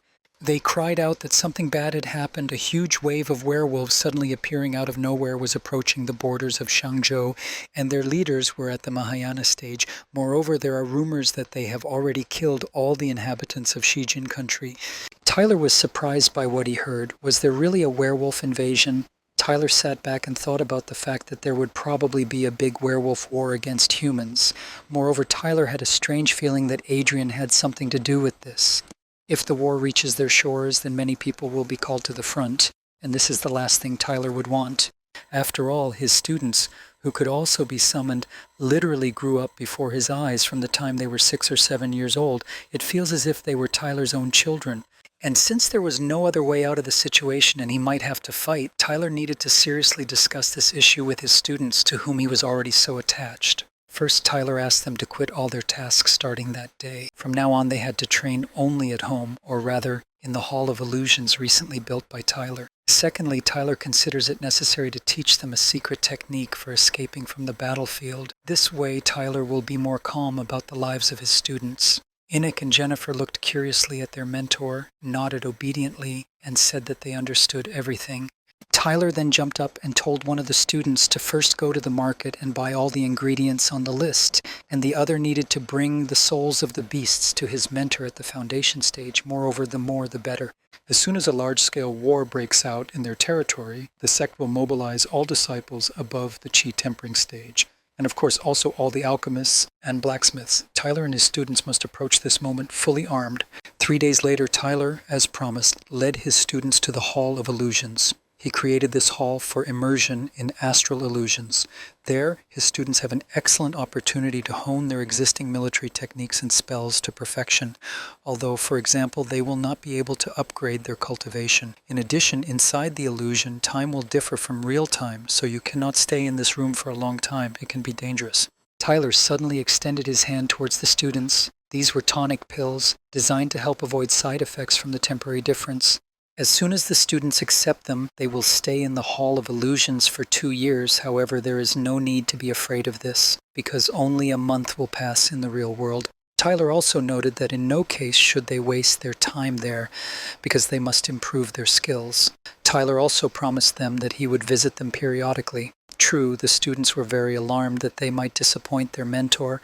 Meanwhile, several million werewolves accumulated near the border of Shangzhou during that month, led by 5 individuals at the Mahayana stage. The race of werewolves has already swept through a dozen small border countries in a wave of destruction, and the main horror was that where they appeared, rivers of blood flowed. As news was received from the conquered countries, several elders of Shangzhou at the Mahayana stage decided that the magical teleportation field needed to be destroyed. At the same time, the greatest swordsman of Shangzhou did not wait for the others, and single-handedly destroyed the passage between the worlds, and at the same time the werewolves at the Mahayana stage, after which he disappeared without a trace.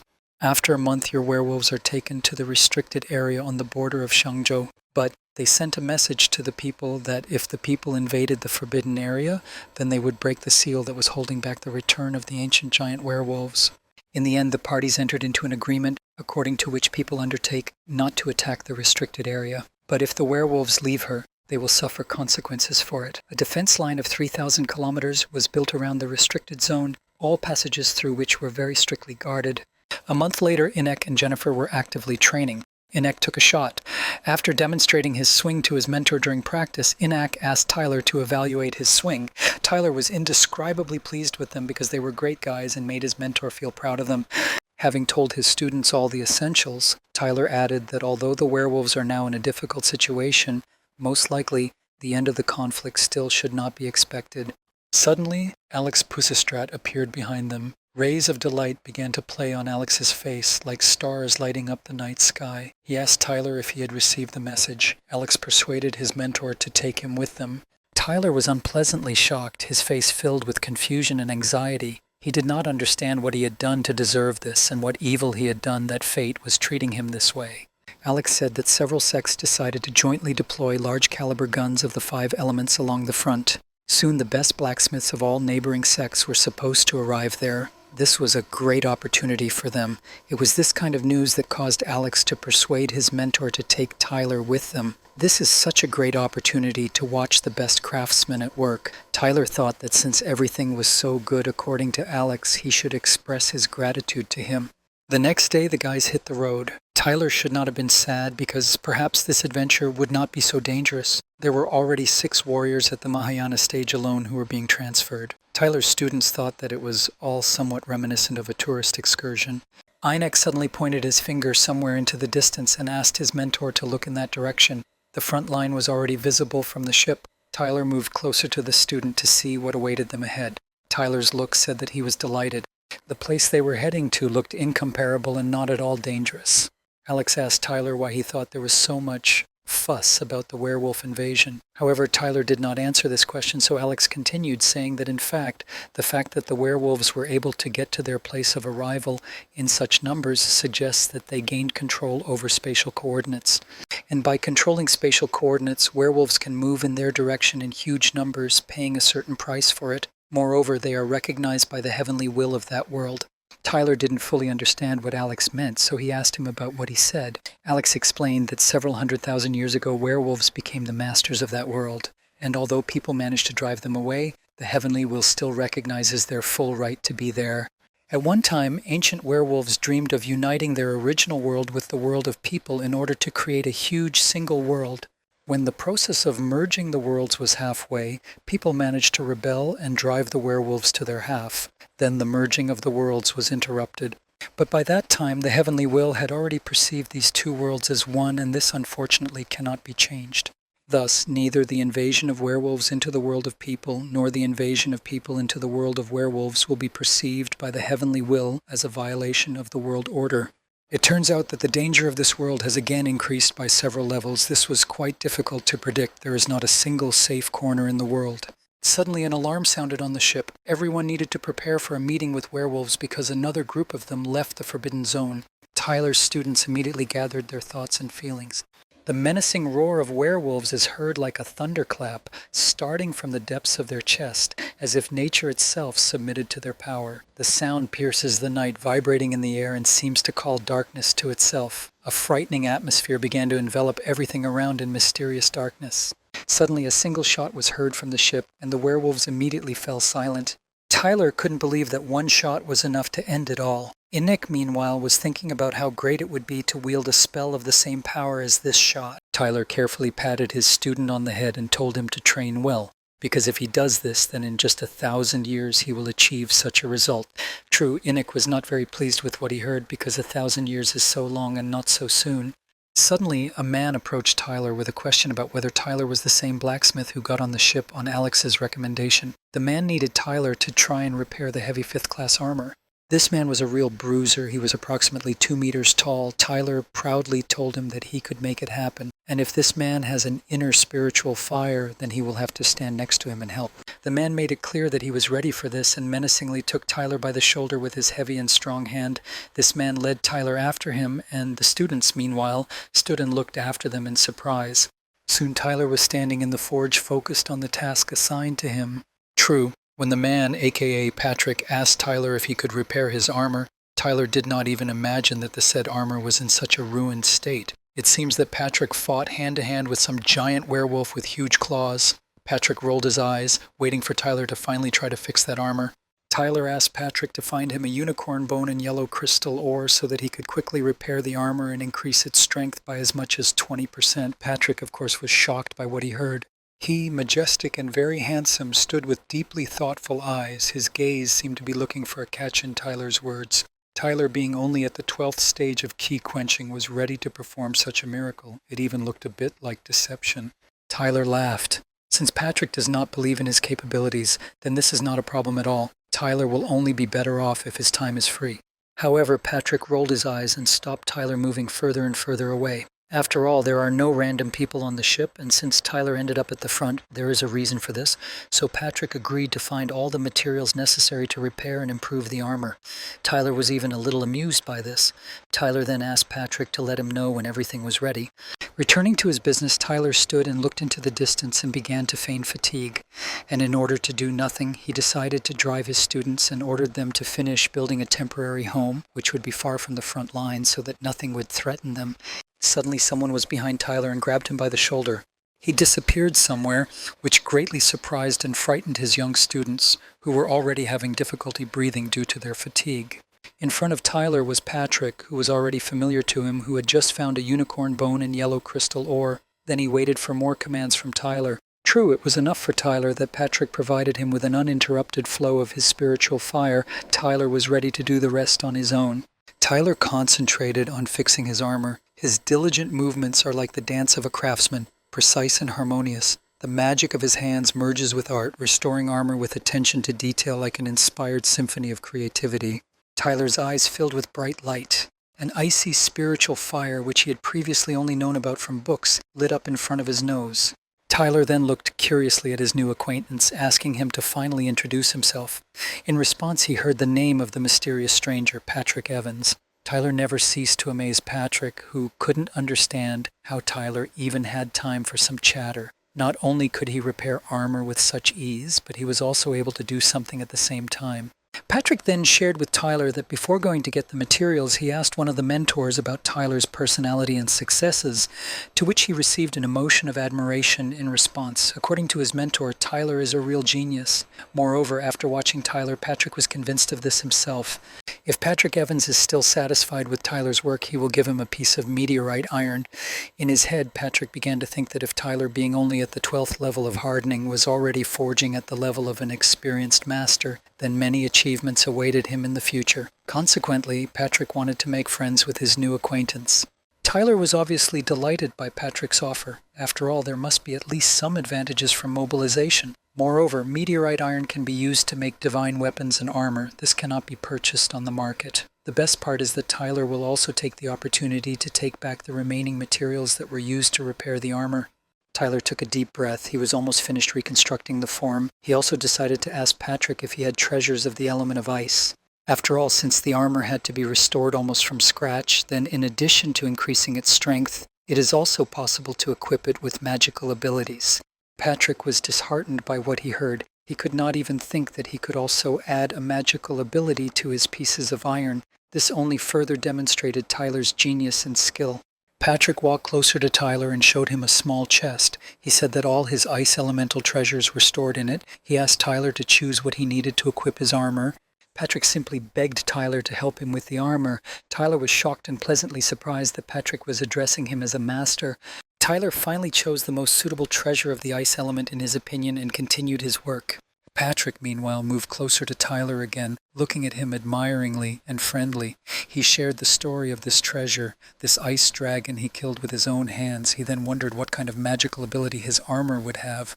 Tyler suggested it was a frosty field. This ability was that when Patrick moved carefully, the space around him would freeze, and at the same time Patrick's inner fire will intensify. From what he heard, Patrick became even more satisfied and happy. He was so worried that he was at a loss. Then the guys had to move on to the main stage of work. If they work well, they will be able to finish what they started in 3 days. It was also first necessary to strengthen the structure with a mixture of unicorn bone and yellow crystalline ore. And from the remains of bone powder, it was possible to make ink and apply runes. And as the last step, Tyler was going to inlay the ice dragon from the very core. Magic flared up around Tyler and Patrick, surrounding them in a blue glow. Shining particles dance in the air like stars in their magical dance. The light reveals the details of their essence, creating an atmosphere of mysterious magical power, which makes this moment unique and magical. The ghost of a dragon appeared in front of them. Patrick bowed to Tyler and handed him the promised piece of meteorite iron along with 200,000 spiritual stones. True, the picture he saw after this somewhat stopped Patrick. Tyler was so tired that he began to sleep. With his new and improved armor, Patrick's zeal sparkles like fire in his eyes. The readiness to engage in battle was reflected in his every movement, powerful blows of the sword, flying sparks, and a decisive look, like a whirlwind ready to destroy all obstacles in its path. A monster instantly appeared in front of him, who was only amused by how much courage and confidence the new armor added to Patrick. Patrick ordered the monster to shut up and engage in a duel with him. Patrick has already prepared the monster for defeat. True, such a bold statement surprised the monster. He thought that only he could have so much confidence in his powers, but Patrick's confidence remains groundless. Patrick acts like they're at different stages. A storm of passionate confrontation breaks out between Patrick and the monster. The roar of the beast merges with the decisive cries of the warrior. The sun slowly sank towards the horizon as the battlefield turned into an arena of death. The sounds of swords clashed in the air, mixing with the roar of monsters and the screams of the dying. The winds of war carried with them the screams of dying and roaring monsters, creating a dark symphony. Men trained in the art of war carried out precise strikes in an effort to defeat the terrifying monsters. Suffering permeated the air like darkness surrounding each participant in this deadly battle. The monsters, wounded and bruised, expressed their suffering through roars and howls. Their eyes shone with despair, and their glances expressed the injustice of fate. People, fighting for their ideals, bore the brunt of losses and fear of the unknown of tomorrow. After Patrick killed the giant bear during the void development stage, werewolves began to cross the front line even more often in large numbers. Jennifer, meanwhile, thought that the appearance of monsters was a great opportunity for her to practice shooting. So, aiming carefully, she aimed the weapon at the giant werewolf. Jennifer suddenly grinned. She had such a good feeling. She was amused by the fact that the enemy could be finished off from a distance of 1,000 meters. Now, her favorite toy was not dolls, but definitely the rifle. Enoch also did not waste time. He instantly joined all the warriors in order to help defeat the monster. He was not stopped at all by the cries that he was still a child and he had no place here, that this battle was only for grown men, that at this rate his spiritual energy would dry up and he was driving himself into a trap. Enoch, the great warrior, felt the inner fire of determination within himself as the dark werewolves surrounded him. He decided to raise his power, not to destroy, but to eclipse the darkness that engulfed them all. Enoch stood firm, the embodiment of determination, his eyes shining brighter than stars as he took on the pack of werewolves. The flames began to flare up throughout the area. The fierce battle continued. Enoch was only delighted with what he saw. His level of excitement and interest began to grow rapidly. The boy wished for whole avalanches to appear that would interfere with the monsters.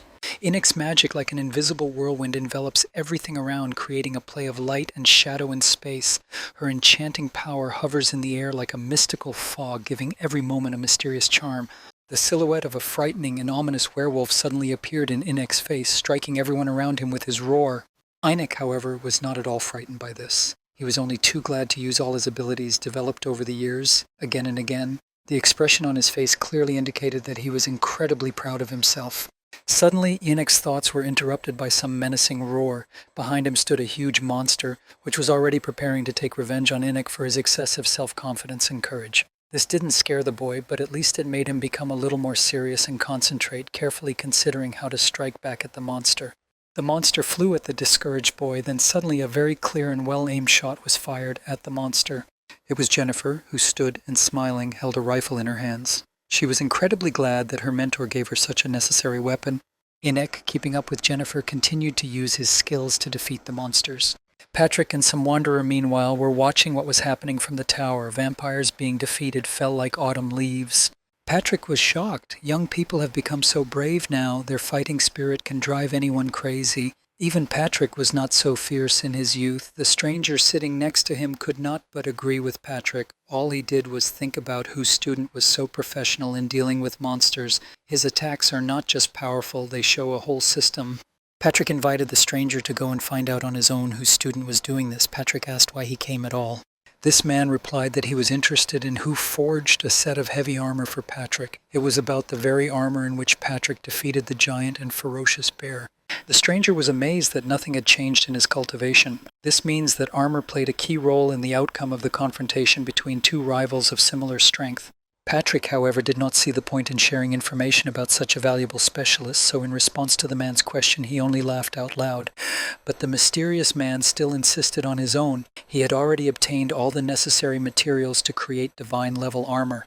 The only thing he lacks to realize this goal is a good blacksmith. Patrick noted that this mysterious wanderer, whose name is Anthony Amber, is standing in line with Master Balian, and at the same time his turn will come 200 years earlier than Patrick's turn will come. Patrick recalled to Anthony how he still laughed at Patrick about this, and now, after such ridicule, he himself asks Patrick about his blacksmith. Patrick could not understand for himself what benefit he would get from helping Anthony. True, Anthony was able to overcome Patrick's self-confidence in a split second, only by asking him if he still knew what hour Sister Nancy was dreaming about. After such a question, Patrick even choked on the tea he was drinking. Patrick tried his best to put on a serious face and come to his senses. Stammering due to excitement, Patrick asked again what she was dreaming about. Judging by Patrick's behavior, Nancy clearly did not occupy a minor role in his life. Anthony just grinned in response. He, being a good manipulator, specifically decided not to tell Patrick what he was waiting to hear, fueling his interest. Patrick immediately leaned towards Anthony and began to dance around him, trying to please and win him over. Regarding his blacksmith, he said that this blacksmith is a modest guy, so he doesn't like to receive unnecessary attention. Moreover, he is not even a master yet, but simply a talented beginner. Therefore, Patrick should first ask him if he would mind Patrick telling Anthony about him. Anthony agreed and said he would wait for Patrick to ask his blacksmith for permission.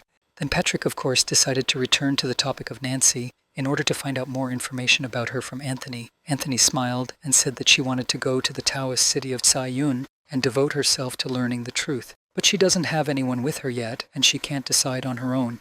Patrick jumped up and suddenly asked Anthony if any ships were leaving today. Patrick immediately wanted to run and write a vacation application. Within a minute, Patrick ran away somewhere, leaving Anthony alone. Anthony sighed. He began to talk to himself about the fact that love destroys the best of us. Tyler, meanwhile, was near the camp. Tyler took a confident deep breath. There was such a rich and pungent smell of blood coming from everywhere, which meant there was a serious mess going on at the front line at the moment. Tyler, approaching the battlefield, turned around curiously, and judging by the appearance of the field, the guys clearly did their best. Then Tyler suddenly turned his gaze to his students, who were busy with something. He wondered what his devils were doing. Taking a closer look, Tyler realized that there was a giant egg in front of them. As a joke, he suggested that Enoch and Jennifer were going to make him an omelet. But as it turned out, according to Jennifer, they are just trying to understand who is sitting inside there. Jennifer wanted to take the egg home so she could hatch it before it hatched. And while Jennifer was telling all this, her eyes were already shining with interest and happiness. Tyler grunted with displeasure. It was an egg of a soul-banishing eagle. Their maximum is the golden core stage in general. According to Tyler, they are of little use. Moreover, they look somehow ugly. Then Jennifer added that she was offended then because they found this egg inside the place where werewolf items were stored, inside the hollow bone of a giant bird. And after Jennifer's last words, Tyler's face changed dramatically. His eyes shone. He was delighted with what he heard. He said that Jennifer was very smart, that she reminded him of such a place as the Hollow Bone. He had almost forgotten about it. Once Tyler read somewhere that in ancient times there were blacksmiths among werewolves, only they were called something else. In those days they had a complete rune system. They say that they even recorded all their knowledge about runes for transmission to future generations. But since the rise of the human race, the transmission of knowledge about the runes has been interrupted. Now people own a certain set of runes, but there is no system in them. Most of it was simply found in antiques. After his short monologue, Tyler, tugging at Jennifer's pigtails, instructed the students that the next time a werewolf was brought down, they should thoroughly search him for objects with runes. Suddenly, somewhere in the distance, Alex's voice was heard, who called Tyler because the giant 5-element cannon was about to be made. It happened on the border with the restricted zone near Camp Number 2. Tyler and Alex were surprised and very carefully focused their gaze on some person. This man, loudly, in a pointing tone, shouted to everyone to shut up and organize silence around. The silhouette of this man looked stately and proud. He had a long purple kimono and long black hair. This mysterious man aroused surprise and admiration in everyone. But Tyler thought that Alex's mentor was the coolest among them all, but it turns out that there is someone else more capable. To make Tyler a little aware of everything that was happening, Alex explained to him who was standing in front of them. This was the first blacksmith master in Sanzhou, Fei Yelton. It is believed that over time he will rise to the title of Great Master. Tyler then turned to Alex with the question of how powerful the 5-element cannon would be. Alex guessed that it would be slightly more powerful than the auxiliary cannons on the warships, and having several such guns can seriously injure a werewolf at the Mahayana stage. True, Tyler still decided that in this case it was not worth making so much noise because of a not-so-powerful gun, but in response to Tyler, one of those present replied that he understood what Tyler was thinking about now. Tyler had already seen auxiliary guns in action and now expected to see something much more powerful. But he shouldn't forget that the warships and the cannons on them were made by the Heavenly Forge sect, and they are the best in this matter. The fact that they were able to make a cannon themselves comparable to their auxiliary one is already a great achievement. Well, at that moment, Tyler was thinking about how frighteningly perceptive this man was, because he managed to count thoughts so accurately only by the expression on Tyler's face. Faye looked intently at the crowd, saying that the time had come. Now those gathered here would see how he and his assistants would burn a complex of their rune blanks. Faye made a precise wave of his fingers in order to direct the beam of magic precisely to the target. His assistants, whom he ordered to keep the correct pace, repeated after him. A complex assembly began to take place. Everyone around was absolutely disheartened by what they saw. Now it becomes clear why Faye is considered the best in Shangzhou. He and his assistants apply rune blanks with industrial precision, like a lithographic machine used to produce integrated circuits. Tyler will not be able to achieve such precision until he breaks through to the foundation stage. And so the 5-element cannon was already ready. The installation of the protective barrier was also completed. Thus, if large werewolves tried to destroy their cannon, and they would certainly try to do so, they would first have to overcome the spatial barrier. Tyler, meanwhile, was thinking that this outing had brought him a couple of useful insights. Even with regards to technical development, this world is in some places superior to Tyler's home world. For example, if desired, this giant cannon can be made smaller and carried with you. It somehow looks like some kind of tabletop artillery. Alex then asked Tyler if he wanted to see how they would make the next gun, but Tyler refused, saying that he already understood the main idea, so he would prefer to just go for a walk. Tyler passed by the place where there was a frontline rear and a temporary settlement. Someone suddenly approached Tyler with an offer to have tea with them. Tyler glanced curiously in their direction. Someone from the crowd promised Tyler that he would definitely remember this tea party until he was old. And what he heard made Tyler even more curious and interested. One of the girls standing in the crowd also offered some gentleman pear cultivation, whatever that meant. Tyler immediately understood why half the camp ran there in the evening. This all made Tyler smile. There was a real red light district there. Beautifully and openly dressed girls began to pester poor Inek, beckoning the baby to follow them. In response, Inek told them to unhook, saying that the mentor told him that women only interfere with cultivation, so they should stay away from him, otherwise Inek will no longer stand on ceremony with these impudent girls. True, Tyler didn't remember saying anything like that to his young student. Inek walked in the direction of the pillar behind which his mentor Tyler was hiding, and suddenly jumping out from behind the pillar, the mentor gave his student a good click. Inek immediately asked the mentor what he was doing there. But Tyler acted rather cunningly, answering a question with a question. He asked the boy what he was doing in such an interesting place.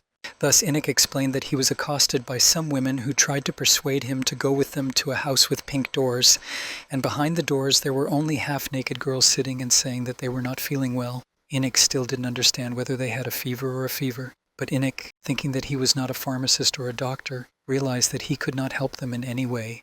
So Inek told them that if they had a fever, the only thing he could do was to advise them to drink plenty of fluids. Then the boy rolled his eyes and said that it would seem that this is the simplest truth that even children know about. He told the girls that he was not a doctor and that they should help themselves. What Inek said next completely shocked Tyler. The boy said that he didn't understand at all why they were so surprised. After all, he simply invited them to resolve the conflict on the battle platform. And having climbed onto the platform, he had 48 fights with girls at the stage of laying the foundations. Moreover, he did not lose a single fight.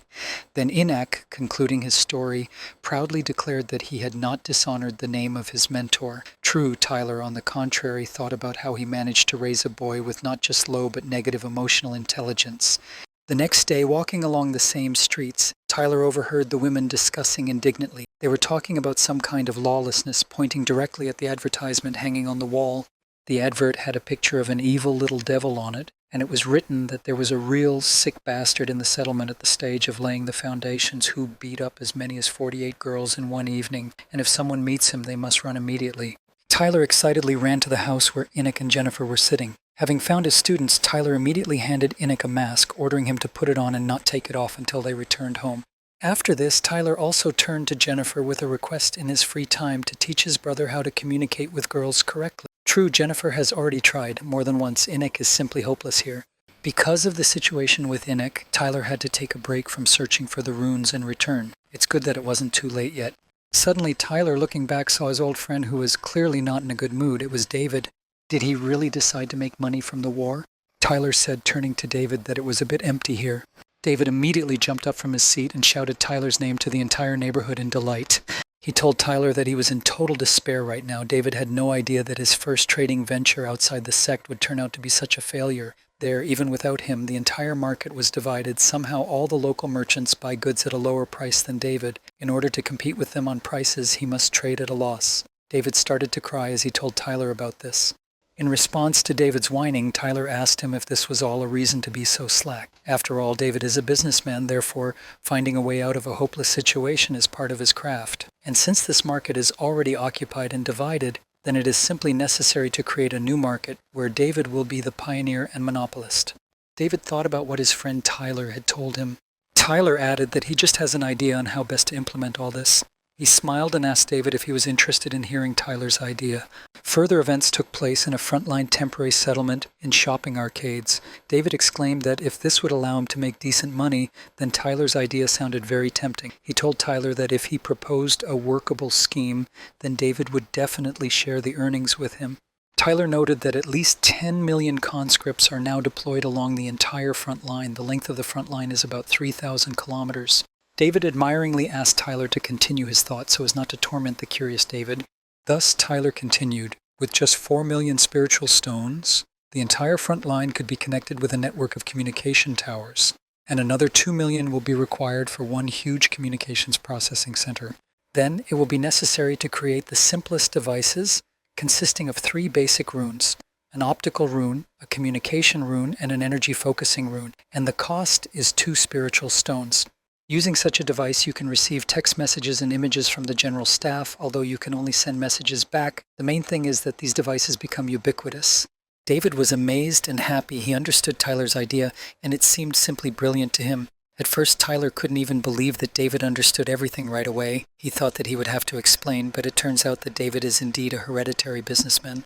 David fell at Tyler's feet and said that he was his hero and savior. He couldn't even find the right words to express his gratitude to Tyler. So quickly, Tyler changed David's terrible mood in the completely opposite direction. David added, turning to Tyler, that he promised him 10 million for this idea. True, within 5 years. David was already swollen from the triumph that he felt inside himself. It might even seem that this idea simply drove David crazy. He couldn't sit still after what he heard. Tyler was very amused by this. He immediately recognized David's movements as a technique of fast movement, which, by the way, suits him very well. Tyler was wondering if something at the level of early Motorola would soon appear in this world. Perhaps today Tyler has made a revolution that no one even knows about yet. The following events took place in the world of werewolves. Sitting on the ground in his disguise was Adrian, who was meditating intently. So many years have passed since he moved into the world of werewolves. If he only knew that it could take so long, he would not have become the favorite disciple of a werewolf at the Mahayana stage. And now, unfortunately, it is already very difficult to bounce back from this idea. True, there are also advantages. Adrian has already broken through to the stage of the birth of the spirit, but on the downside, he is now the third in the hierarchy of werewolves of the Jutu lands. This did not bother him until the Bear's plan reported the discovery of a teleportation field. Now werewolves can safely move into the human world, which led to the implementation of the plan to invade the human world earlier than planned. Adrian suddenly saw an illusory image of his father in front of him, who turned to him with the question of whether Adrian blames himself for the werewolf invasion. After all, this thought distracted his son so much that he even began to forget to hide human ears, not observing the necessary disguise. And indeed, Adrian was sure that it was his fault because that teleportation field remained open after them. He is afraid to imagine what horrors are now happening in the human world. Adrian felt like a pathetic traitor to his species. We can say that Adrian was worried beyond what was necessary. At this stage, werewolves will achieve nothing in the human world. According to Adrian's father, they are now hiding in the restricted area, which should be the first stage of their plan. Adrian turned to his father figure with a question about the first stage of the plan. He wanted to know what he knew about it. Father thought that if he started to explain, he still wouldn't understand. All he needs to know is that a legendary, terrifying, and large-scale war between two worlds is approaching. Adrian was surprised and frightened by the news about the War of Two Worlds. The first thing he did was ask his father who would win this war. To this, the answer was that since these are the worlds of the middle Chiliocosm, victory will be for those on whose side there will be the strongest warriors. And the strongest warriors are those who have been blessed by heavenly will. Right now, the warriors among Hadrian's tribe are slightly superior to their werewolf counterparts. But even if the strongest warriors of the human race fail, they will still have Adrian left.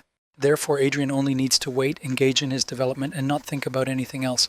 And even more so, Adrian should not think about the issue of human lives. People are mortal, but the best of them can be reborn by the will of heaven, even indefinitely. Adrian sat down in one place with concentration, looking at one point, and thought about everything said by the grandfather swordsman, whose image he saw. He decided to trust his words and focus on his own cultivation. For now, Adrian is still insignificant in deciding the outcome of the history of the human race.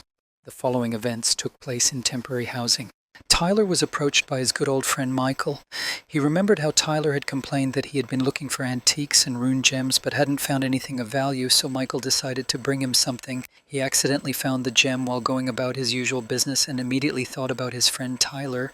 Tyler was even a little jealous of Michael. He still couldn't understand why interesting things so often fell into Michael's hands. Maybe because the universe rewarded him with such luck, it also decided to deprive him of his talent. Suddenly, Tyler's eyes lit up in surprise with a bright light like fireflies. Michael handed him something that he had never even expected to get. It was a real luminiferous stone. Tyler read about him in books. On its surface, there are runes of the sun and moon, with the help of which you can control the passage of time. Tyler wanted this stone so much that his eyes began to water with delight. Michael said that since there were runes on the stone, Tyler should really keep it. Tyler was shocked and amazed. Wouldn't Michael be sorry to give this treasure away just like that? In response, Michael, smiling broadly and sincerely, said that he and Tyler were old friends who practically replaced each other's brothers. And when Michael found this stone, he immediately realized that it was something special, although he did not know what to do with it. And then Michael finally thought about it and realized that the best decision in this situation would be to give this stone to Tyler. In addition, Tyler is a mentor to his two children, therefore this can be considered a gesture of his gratitude to Tyler. If Michael brought this gem to any master blacksmith, would he be able to exchange the poor for a weapon of the heavenly level? And if he took it to the Heavenly Forge sect in the central continent, they would make him a warrior at the Mahayana stage. But if Michael gives this stone to Tyler, then the only thing Tyler will be able to offer in return is his sincere thank you. But Michael was quite happy with this. This was more than enough for the emu. He only asked Tyler to remain his loyal brother. This stone, by the way, was like a spring in the middle of the desert for Tyler. Tyler immediately thought about how noble his friend was. He will never be able to forget this act in his life. Inside this gem there are runes that are required for the implementation of his next project. They are so difficult to find that he was just looking for something similar, but even then he found nothing. Lately, all he could think about was this project. It would be a way out of his situation. Previously, he thought that he would live quietly, peacefully until the upper limit and make a breakthrough in due time. But after his favorite students broke through to the foundation stage, it became too difficult for him to accept his situation. Tyler can allow his disciples to be a stage above him, but their cultivation speed is too fast.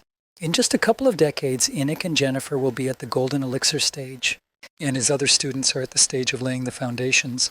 And if by that time Tyler remains at the chi tempering stage, then he can be considered the weakest mentor in the world, and such a shame, however, will be very difficult to survive. Therefore, Tyler wants to cheat time in order to break through to the foundation stage earlier than expected, and now it has even become real. He just needs to build a time room. You can manipulate time in the Hall of Illusions, but there is no progress in cultivation there. In the time room, time can be doubled. In other words, with the help of such a room, he could be at the foundation stage in just 60 years. In order to influence the basic laws of time in a particular space, time runes are required. They are very rare, but his friend finally found them. The gem he found actually contains the runes of time. In addition, some of the best are the runes of the sun and moon. You must first remove the runes from the stone and apply them to Tyler's drawing for safekeeping, and then go into seclusion and assimilate these runes, and then build a time room and break through to the foundation stage. Now being at the chi tempering stage, Tyler can deal with an opponent at the foundation stage with his own strength. Using third-party items, he can finish off the beast at the golden elixir stage. And when Tyler makes his long-awaited breakthrough, everyone will see what Tyler can do. It will surprise everyone. Further events took place 6 months later on Tyler Mountain in the Heavenly Throne sect. Since Tyler returned home with his students 5 months ago, he spent 3 whole months mastering the runes of the sun and moon, and another 2 months spent studying the construction and long-term functioning of the time room, but unfortunately without much success. It seems that the master has only one way left. He will have to use space-time grains of sand as a mediator to launch the time room. 1 kilogram of such grains of sand is worth about 10 million spiritual stones, and this will allow the time room to operate for exactly 10 years. Tyler began to count in his head how many spiritual stones he would have to get. This comes out to as many as 120 million spiritual stones. Also, space-time grains of sand are mined in space, and only the strongest sects of the central continent are capable of this. In addition, there is quite a high demand for such a unique product, so without connections it will be difficult to purchase them. The trailer took a deep breath. He had just begun to consider himself a financially secure person, and now he would have to sell off all the property acquired through backbreaking labor. Today, Tyler will clearly be dreaming about missed opportunities to earn spiritual stones. Tyler, returning to his temporary home, saw Jennifer playing with baby Mark and showing him her abilities. Tyler asked the children what they were doing. Are they really learning some interesting and useful spells together? Jennifer asked her mentor Tyler to guess which spell baby Mark was best at. Tyler at first thought it was about making rain, but he was wrong. Mark is wonderful at creating light and shadow images. He does it better than anyone. Jennifer asked Mark to demonstrate his abilities to Tyler. The boy agreed with great pleasure and anticipation. The boy folded his hands and concentrated. Within a minute, the children were surrounded by light images of a variety of creatures, from majestic birds to mysterious dragons. It looked simply magical. The delight of Jennifer and Tyler was difficult to convey in ordinary words. Tyler asked the boy whether he came up with all these images himself or whether he had seen them before. In response, he heard that this is exactly how Mark always imagined the world of the Celestials. Jennifer then asked baby Mark to show Tyler how he can hide.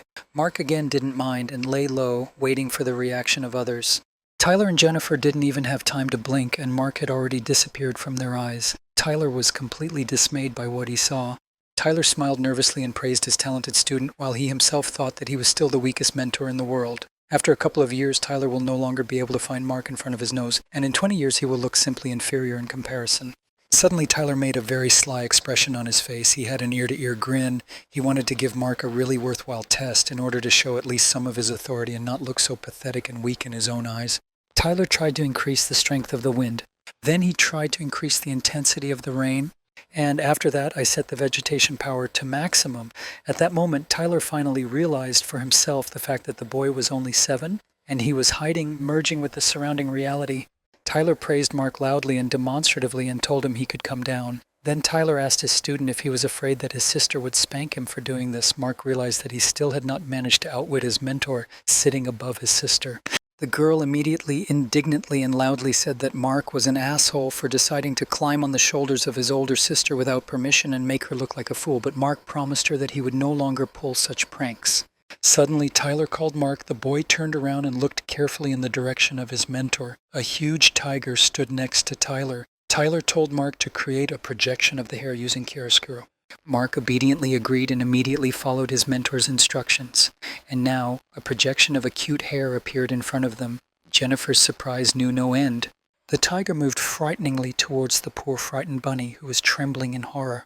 Then Tyler decided that since Mark's hair was white, it must be winter. Therefore, having decided to complicate the conditions of the problem, Tyler set the snowfall to maximum. The whole big picture looked so real. It was very difficult to realize that this was just a play of light and shadows. Mark stood in one place with concentration, closed his eyes, folded his fingers, and began to use all his computing power. True, unfortunately, Mark's poor improvised bunny was defeated and Mark was unable to save him, so the boy fell to the floor and began to whimper. Tyler, at the same time, tried to calm the boy down, letting him know that for his age, namely for 7 years, this was a very good result. Tyler asked his student if the boy liked to play with chiaroscuro. The boy replied that he really liked it, because with their help, he can create a world in which his mother is. The boy knew that she was dead, but he wanted to try to revive her in this way at least sometimes. Tyler had no words. He was incredibly sorry to hear this. Tyler called the boy to him and hugged him very tightly, trying to warm Mark with his love. Mark immediately felt calm, cared for and loved. He broke into a wide smile and his cheeks turned red from embarrassment. Tyler, meanwhile, thought that a strong dramatic outcome awaited this family in the future. Then things progressed in the training room. Mark watched curiously as Tyler moved different spells from hand to hand. Tyler told little Mark to choose from among all these spells those that he would like to master. The main thing for Mark was to take his time and choose wisely. Mark carefully examined each spell to choose what he needed. Then he made his choice. It was Pupil Blur, Enchantment, Soul Touch, Spirit Summoning, 5-element spell, 5-element trap, and Heavenly Shadow. Tyler immediately jokingly thought that the boy Mark decided to go down the dark path, which suits his light and innocent face very well. When a person's appearance clashes with his techniques, it always takes the enemy by surprise. Mark is not only talented, but also savvy, just like Tyler. Tyler handed the boy the spells he had chosen and told him to take them with him for careful study. And if Mark suddenly doesn't understand something, he can always turn to his beloved mentor Tyler for appropriate advice. The boy nodded his head in agreement. While Mark stood giggling, a silhouette appeared behind him with a very displeased look. Mark's brother approached Tyler menacingly and said that this was all unfair. He also wants to learn the coolest spells. The dissatisfied child stamped his foot. Further events took place in the Hall of Illusions, where at that moment the transformation of the Sword Spirit was taking place. Mark's brother Arthur was at the training session this time. Arthur stood up, crossing his fingers and placing them on his lower lip. He was completely immersed in the process of training. Just at this moment, the key stage of the training session arrived. Arthur is hardly even at home. He either goes off on sect assignments or spends time with his father, and as soon as he returned, he immediately became jealous of Mark. Tyler touched the sphere that appeared around Arthur while he was training. Arthur is now sweating so much that it no longer seems to him that Tyler, being his mentor, is not giving him enough time and attention. Now Arthur's task was to cope with the projections of the werewolves that Tyler had created. Predatory and very believable werewolves surrounded Arthur, looking at him with their red, menacing eyes. The boy was confused at first. Arthur looked no less menacingly and aggressively into the eyes of the werewolves. There was not a drop of fear or excitement visible in the eyes. A sword immediately appeared in his hands. It was the thunder sword that Arthur asked to answer his call. An exquisite golden magical sphere floats around Arthur, emitting a soft light. Its hypnotic shades shimmer like dancing stars, creating an atmosphere of magic and mystery. This sphere fills the surrounding space with invisible but tangible energy, giving Arthur a unique aura of strength and harmony. Then the wind sword was used, and suddenly the colors of the golden sphere began to transform, as if magic were awakening a new entity. Golden hues smoothly give way to bright green flames that dance around Arthur, creating a whirlwind of light and energy. The green glow gives the sphere new dynamics. The two swords immediately intertwine together. In the magical interweaving of wind and thunderstorm, a whirlwind takes off from the ground. The sounds of the thunderstorm intertwine with the whisper of the wind, creating a melody that reveals the magic of nature in its most majestic form. An imperceptible hurricane formed around the werewolves. Arthur in this situation resembled a real virtuoso swordsman. He perfectly mastered the secret technique of wind and thunder, moreover, even much faster than Tyler's older students. But Arthur should take into account that in a real battle he would have to be just as decisive. These cat-type werewolves were at the 6th stage of chi hardening, but their joint attack would be at the level of the 7th or even 8th stage. After that, standing next to Tyler, Arthur said that he understood the fact that today he succeeded for the first time. In order to use this tactic more skillfully and confidently, he still has a lot of practice to do. In addition, a significant factor is that in this case, Arthur was warned and mentally prepared for the attack, but under real circumstances, everything might not go so smoothly, and you also need to be prepared for this.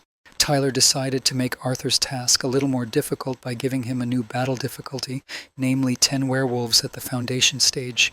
After Tyler created a new complexity of illusion, Arthur was surrounded by terrifying werewolves at the foundation stage. Arthur immediately decided to rhetorically ask his mentor Tyler how painful it was to die. Tyler reprimanded Arthur because the boy immediately began to panic, but in order to bring the student to his senses, Tyler decided to show him how to correctly complete this task. Arthur had to watch without being distracted and remember his mentor's instructions. First, Tyler suddenly disappeared. A weak breeze blew across the faces of the monsters. But suddenly, unexpectedly for the werewolves, Tyler used the technique of an imperceptible hurricane. Then Tyler, with a smile on his face, asked Arthur if he had finally understood what the meaning of this secret technique was. A weak and pleasant breeze has a relaxing and even soporific effect on opponents. They do not even have time to catch themselves and get out of their softened state. At the same time, it is difficult to imagine even less energy-consuming technology. Suddenly, Tyler turned around and saw Arthur falling into a trance. Tyler wondered if Arthur had decided to immediately enter a state of comprehension like that.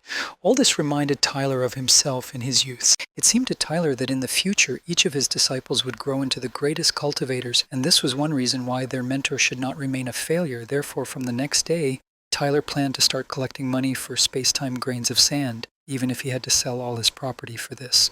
Suddenly, an image of Adrian appeared in Tyler's head. He hadn't remembered him for a long time. He also wondered for a second where Adrian had gone. But then Tyler himself suddenly decided to interrupt his thoughts about Adrian, because in general you need to be careful with thoughts. After all, they are material. And Tyler would gladly not see him for another 1,000 years. And in general, the only thoughts that should have bothered him at that moment were grains of sand. Subsequent events took place in the world of werewolves, namely in the territory of the blood-sucking titans. In the distance, a forest could be seen. It was thick and dark, like a mysterious kingdom. The trees were tall and slender, like guards protecting the forest. There was silence in the air. Only the wind whispered in the treetops, creating a soothing sound.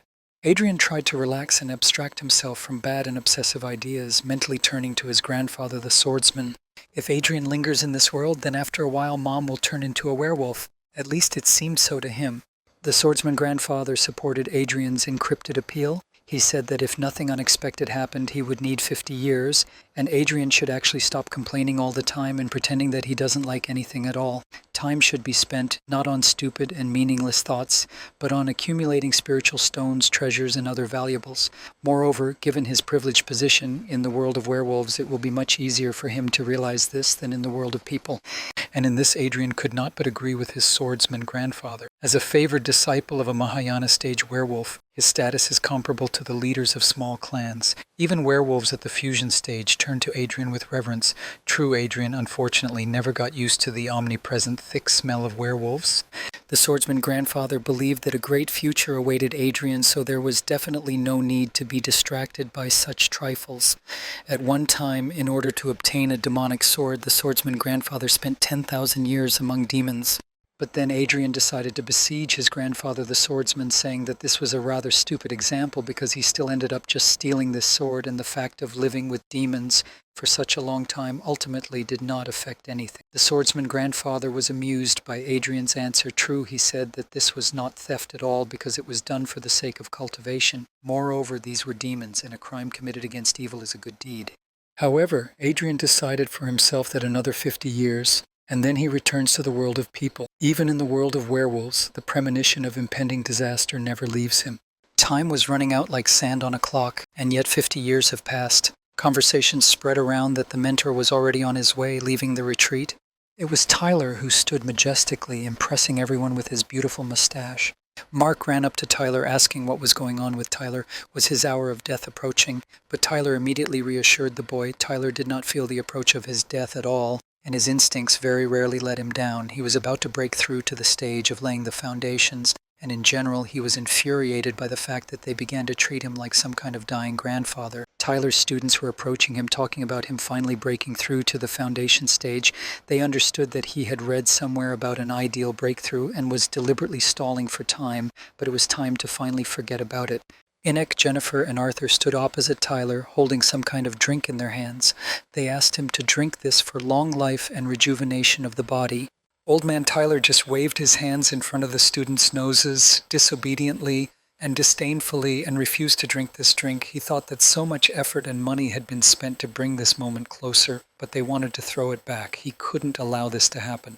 However, over the past 50 years, Enoch and Jennifer were already at the golden elixir stage, and Mark and Arthur were at the foundation stage. He was incredibly proud of his students. True, Jennifer was a little upset because they hardly grew up. Instead of hugging to comfort the student, Tyler used his favorite scheme. He walked up to the student and gave her a powerful slap to the forehead. Then he said that, on the contrary, he envies them because almost all people can only dream of such a long childhood. They are all moving in the right direction, so Tyler is absolutely calm about them. He was also close to making the perfect breakthrough, so Tyler's appearance is secondary and should not confuse anyone. The students all began to complain to the mentor at once, asking him to stop. They told him to quickly decide and either make a breakthrough right now or drink a rejuvenating elixir. It would be better if Tyler, in their opinion, let go of the dream of an ideal breakthrough, because sooner or later it will simply destroy him. The students had no idea how they would cope on their own if Tyler was gone. However, Tyler said that there is no reason to worry because he has everything under control, and he again asked them to put the elixir away. A tear immediately rolled down Jennifer's cheek. She could no longer contain her emotions, so she decided to use her own powers against the interests of her mentor. She turned to Tyler, telling him that they would have to make a decision for him. He may think he has everything under control, but his students demand additional guarantees. Tyler shouted at them not to do this in an orderly tone. Tyler was shocked. He called his students little fools. If only they knew how much effort it took for him to grow old twice as fast and bring the moment of his death closer. Jennifer, having asked Tyler for forgiveness in advance, took a running start and persistently chased after her mentor. She pinned Tyler to the ground, significantly limiting his movements, thus she wanted to give him the elixir of youth. Tyler, meanwhile, continued to shout that he had everything under control, and Jennifer would only ruin his whole plan. Moreover, it was his choice. He independently chose this path. Jennifer, no less angry than Tyler himself, shouted that she absolutely did not care about Tyler's path. For her, the only thing that matters is that he is alive. Jennifer had already opened Tyler's mouth and was ready to pour the elixir of youth straight down his throat. But suddenly someone grabbed the girl by the hair from behind, so the student's plan could not be fully realized. Tyler asked his students if they really decided that since the mentor had grown old, they could no longer listen to him. Enoch continued to desperately try to convince his stubborn mentor, Tyler. True, Tyler said that he understands the concerns of his students, but they should not assume that Tyler is their mentor. Tyler continued his speech by saying that he only needed 1 more month, and if during this time he does not break through to the stage of laying the foundations, then he himself will take their rejuvenating elixir and drink it. The disciples were so depressed that they sank to the ground. Tyler motioned for them to get up. They were amazed that after so many years they still did not understand what kind of person he was. He never takes risks, so if he does something, it means he is absolutely confident of success. It was the last day of his life. The events took place in the training room. All of Tyler's students had already gathered and stood in one organized group. Enoch was at the head. He reminded his friends that this was a key moment for the mentor, so students should always be on alert. First, he told Jennifer that if something went wrong, he would need to break into the training room and pour the elixir straight down the mentor's throat. He told Arthur to use his spells to confuse him. In the meantime, Enoch and Mark will have to take on the fighting dolls. It will be tedious to act clearly and decisively because the life of their mentor is at stake. Tyler sat intently in one place, meditating. At the same time, he was worried about what would happen if the system failed. She has never been reliable. In general, all she did to help Tyler was to notify him of the invasion of his territory by strangers. Tyler got excited and said in his head that he really counted on the system and its effectiveness. There were 30 minutes left before the upper limit. The host needed to properly prepare, and it began. At that moment, a very important moment began. Tyler also really hoped that his loving students did not break into that hall. It would have been quite difficult to contain them. Tyler hoped that after increasing the level, additional functions would open in the system, maybe some kind of store with skills or weapons, or at least some kind of lottery. There was no limit to his dreams. At the same time, somewhere far from civilization, Adrian stood on an empty and gloomy field. He spent 60 years among werewolves, and finally he decided to return home. At that moment, his swordsman grandfather came to him. He wondered if Adrian was sure he didn't want to stay. After all, his position among werewolves would continue to grow. One day he could become the Lord of Werewolves and help people destroy their entire race. He would simply become the greatest hero. In response to this, Adrian stated that this was a pretty good offer. But he had a lot of unfinished business in the human world, and the implementation of the grandfather swordsman's plan could take an eternity. Adrian's parents were still waiting for his return. He had never washed away the shame of the cancelled engagement. He couldn't stay there any longer. And in the war with werewolves, he sees himself fighting openly as a noble hero and not as a behind-the-scenes schemer. Grandfather, the swordsman, asked Adrian again how confident he was in his decision. Adrian responded to this by saying that he was too talkative today. Adrian has already told him everything and has also already figured out how to explain his absence to others. He will say that he discovered a portal to the land of rich treasures and spent 60 years there. The swordsman grandfather even agreed to help Adrian return to the human world, but before that he wanted to tell him something else. At that moment they were in the world of werewolves, on a field for teleportation to the world of people. The grandfather's swordsman continued, "Some events seem random, but they would have happened anyway. Anyone could have been in Adrian's place." They were then transported to the human world, 10,000 kilometers away from the heavenly throne sect. At the same time, Enoch, Jennifer, and all the people around them looked up. 5 colored clouds of a good omen appeared in the skies. They correspond to the path of the 5 elements of the children's mentor, Tyler. This meant only one thing, that everything was working out for him. Tyler, trying to achieve his goal, breathed deeply. He allowed magical powers to permeate him completely and comprehensively. The diameter of the elixir field was increased to 999 fathoms. Everything worked out. Tyler could return, so he began to shrink and return to everyone. There he met his disciples, who bowed low to him, to the very ground. They immediately began enthusiastically and joyfully congratulating their mentor Tyler on his breakthrough. Tyler thanked them for this. Tyler laughed good-naturedly while stroking Jennifer and Inek on the head. He told all his disciples to stand up and then reminded them that he had told them more than once that he had everything under control, and they are little assholes because they doubted his strength and plans. Being at the stage of laying the foundations, now he will be able to press both Jennifer and Ineka into the floor with his bare hands, and even without the help of fighting dolls. He suddenly pulled away from the students and told them to wait and give him time to think. Tyler felt a sharp chill run through his body. He felt the approach of a bloodbath.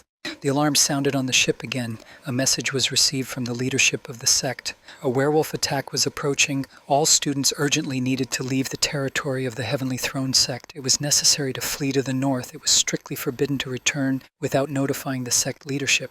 The leadership of the sect strongly warned that the sect would be destroyed by werewolves. Under no circumstances should they take revenge on them. Panic began all around. People did not understand what was happening. Everyone started shouting that they needed to quickly pack their things and leave because the situation was critical. Tyler began yelling at his students, asking them why they were frozen to the spot. He told them to pack their belongings, call their uncle, and hurry. They needed to leave. If they remain, then death will definitely not be avoided. The students immediately ran to follow the mentor's commands.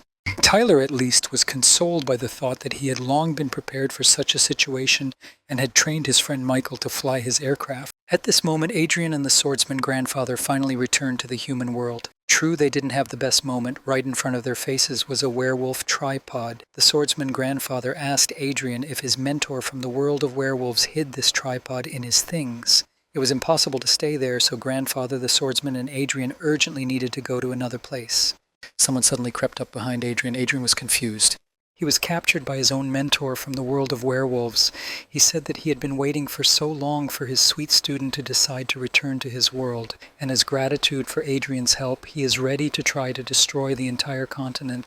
The werewolf, laughing menacingly and disgustingly, told Adrian that when there was not a single living person left there, he would name this place after him, maliciously promising him a spectacle.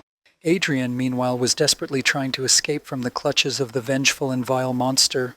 True, suddenly for the bloodthirsty werewolf, Adrian outwitted him and moved somewhere further. But the werewolf didn't care at all about Adrian's trick and cunning. At this stage, it was not so scary to lose a pawn, especially since Adrian had already fulfilled his main role. This terrifying and very powerful werewolf, Alfred, realized that he needed to reunite with, as he put it, his stupid people. Until now, they were hiding in the forbidden zone of the ancient werewolves. The werewolves continued to advance. Alfred first wanted to clear that continent for himself. The following events took place in the Heavenly Throne sect. One of the elders of the sect recalled that he was once told that fate was preparing him for a test at the level of a catastrophe. It looks like fortune-telling will soon come true. But at the same time, he did not agree that it really was a disaster. Without destroying the old, it is impossible to build something new. The only pity is that the collapse of the sect occurred under his own leadership. The elder looked so majestic in his luxurious golden kimono. The main thing is that he gave his students time to evacuate. He sincerely believed that the best of them would be able to rebuild new sects in new places without disgracing their predecessors. Meanwhile, the leader of all werewolves and other monsters, Alfred, was inspecting the surrounding area. He was deeply amazed and disappointed by the fact that people turned out to be so cowardly. Did all the local people really go on the run so quickly? While cultivating, the elder saw the image of Alfred and everything he plans to do with his subordinates. The elder immediately wanted to give them a hard time. For him, werewolves are a mistake of nature, nothing more. Even by controlling an entire fleet alone, the elder will be able to significantly thin out this nasty brethren of werewolves. The elder tried to concentrate all his strength within himself.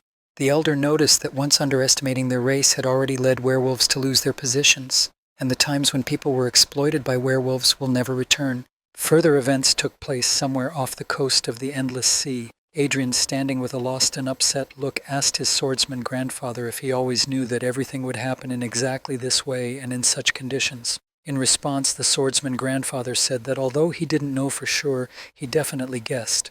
Adrian's next question was why, in this case, the swordsman grandfather kept silent about all this.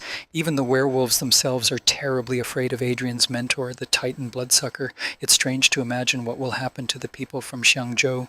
Grandfather, the swordsman, frowned. He reminded the inattentive Adrian that he had tried to persuade him to stay, but Adrian ignored his request. If the swordsman grandfather told Adrian everything in detail, he would no longer be able to control his emotions and would give himself away, and then Alfred would have devoured poor Adrian on the spot, leaving no living space left of him.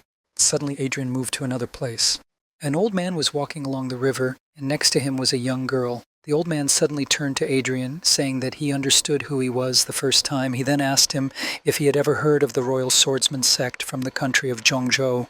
Then he asked Adrian if he had any desire to join them. Their sect was already at the last stages of the Mahayana stage.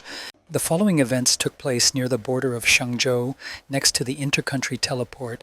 People were actively discussing what was happening and spreading rumors about how the Heavenly Throne sect was destroyed by a bunch of the strongest werewolves. According to rumors, the supreme master of the sect single-handedly attacked them and then fell like a true hero. It's just a pity that the source of evil was never destroyed. All these conversations were overheard by Tyler, Michael, and his wife Jerika. Michael voiced the idea that they were incredibly lucky to be alive, and if it weren't for Tyler, he can't even imagine how they would have gotten out of that terrifying place, fleeing danger. Then Jerika joined in his words and added that bad news comes one after another, and judging by the development of events, within a few days Xiangzhou will be destroyed, and after it the neighboring countries of the continent will suffer the same fate. True, Tyler did not like all these discussions. He told his friends to take heart and look to the future with positivity. Tyler, for example, generally treats this as a trip, trying to show his students Zhongzhou first. And this, for a moment, is the largest and richest country on the central continent, so he thought that why not spend some useful time there and at the same time think about a plan of action. Tyler turned to his friends and smiled at them. He then invited Michael and his lady-love Jerika to come with them. Moreover, he has enough money to deliver all of them there. Jerika and Michael were very happy to hear the proposal from Tyler. They noticed that this was a very generous act on his part, but Tyler told them to leave the pleasantries aside because they were almost like relatives to him. The guys, after a long and tiring journey, finally reached the teleportation point. The children were already waiting for them there. Tyler, as always, grabbed Jennifer by the pigtails in order to hold her and cool her ardor. He told her that once they left Xiangzhou, their journey would not end. Therefore, he told the girl to plan the route to the country of Zhongzhou in detail. Between saving the world and running away, Tyler definitely chooses the second option, and let Adrian take the first option. It's not for nothing that he is the main character, no matter where he is now. If the universe wants Tyler to take on this kind of responsibility, then it better allow Tyler to live for at least another 5,000 years. In the meantime, Tyler still has to take care of his students and friends, and about myself, of course. Later, the students shouted to Tyler that there were too many people wanting to leave Xiangzhou, not to mention that many of them are at the spirit birth stage and above. It's scary to imagine when it will be the turn of Tyler, his students, and friends. Jennifer suddenly looked at the big and cute animals standing among the people. Tyler reprimanded his student for this, because she should have been more careful and not provoke anyone again. Every second person there was capable of knocking out each of them with a click. Someone sharply and very firmly touched Tyler on the shoulder. Tyler's face stretched so wide that his eyes almost popped out of their sockets, as if they themselves had been struck by the magic of surprise. A wave of amazement washed over him. The voice of the man standing behind him sounded calm, but at the same time very angry. He said that he didn't expect to run into Tyler here. But having already turned around and realized who the mysterious man was standing behind him, Tyler exhaled. He was greeted with a smile from ear to ear by Patrick, who was incredibly happy about such a pleasant meeting for him. Tyler became even more modest from such a violent reaction from Patrick. Tyler laughed nervously and said he was glad to see Patrick too. Tyler tried to shake Patrick's hand, but it was hard for him to even hold his huge paw with both hands, which was as heavy as if it were the paw of a giant bear. Tyler immediately blushed. Patrick was so sweet and spontaneous. It felt like he was on cloud 9 when he saw his buddy Tyler. Jerika, Michael, and their children were even surprised by such an emotional and touching reaction from such a seemingly formidable and strong thug. Then Patrick, with inexhaustible curiosity in his eyes, asked his new acquaintances where they were going. Tyler answered him, saying that they were going to Changzhou. Patrick smiled, thinking that this was pretty cool since they were on the same path as him. He asked Tyler and his friends if they would mind if he accompanied them on the road. Tyler immediately agreed, fully supporting such an initiative. With such a travel companion, the long journey will be a joy. Even everyone around him was afraid of Patrick. In their eyes, he was not just a wonderful, friendly guy, as in Tyler's eyes, but a terrible thug at the stage of mastering the void. As he walked, everyone made room for him and his friends. Suddenly, Mark walked up to his little sister and leaned over to whisper something in her ear. He told Jennifer that their mentor Tyler must be very cool, since even a warrior at the stage of mastering the void joins him as a traveling companion. Jennifer nodded. Tyler is probably just modest, which is why he doesn't like to show and admit his true capabilities. But their mentor is so talented. For his students, there is probably no one in the whole world who would be as successful in alchemy and forging, being only at the stage of chi hardening for a long time. Jennifer thinks that this is the selfish interest of this big guy. Surely he wants to ask Tyler to forge something for him. Meanwhile, Tyler himself was thinking about how lucky he was to meet Patrick along the way. All that is required from Tyler is a security umbrella, which however will not cost him anything, but the promising blacksmith will owe a debt. A group of friends stood right next to some kind of portal which was all shimmering with completely different colors, pink, blue, purple, light blue, and so they were already in the main city of the country, Zhengzhou. Patrick and Tyler immediately began to look around, trying to instantly get used to their new surroundings. Tyler finally felt safe. Previously the feeling of threat hung over him constantly.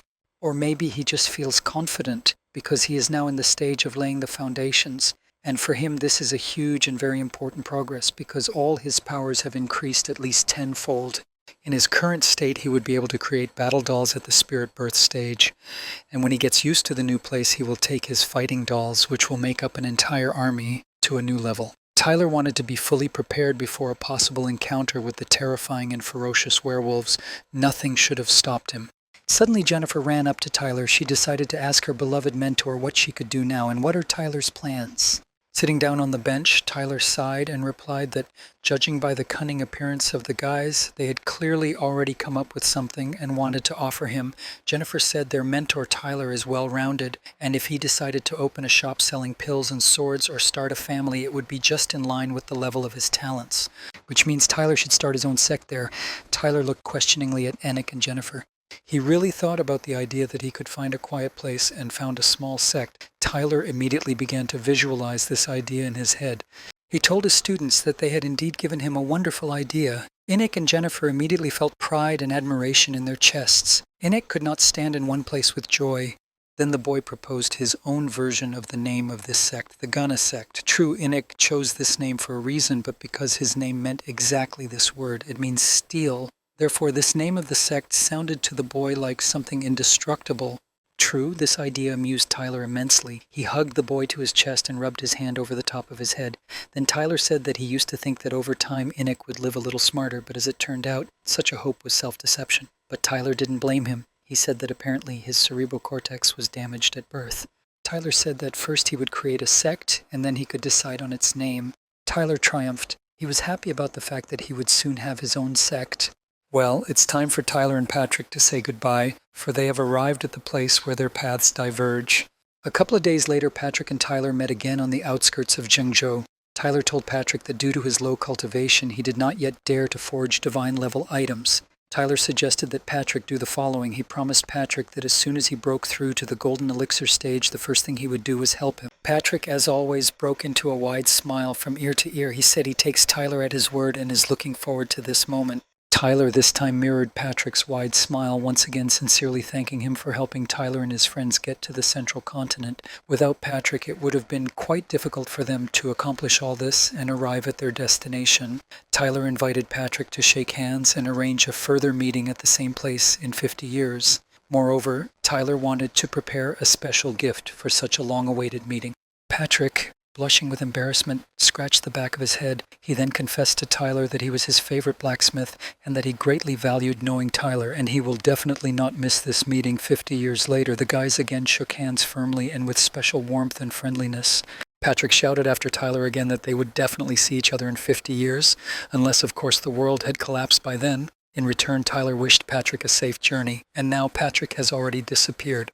Jennifer quietly crept up to Tyler, the bright emotion of surprise never leaving her face. She asked her mentor Tyler what they would do now. Tyler, in response, drew the students' attention to the fact that first they need to refresh themselves, and when they come to their senses from the road, they will already figure out what's what, and finally begin to look for a place suitable for creating their sect.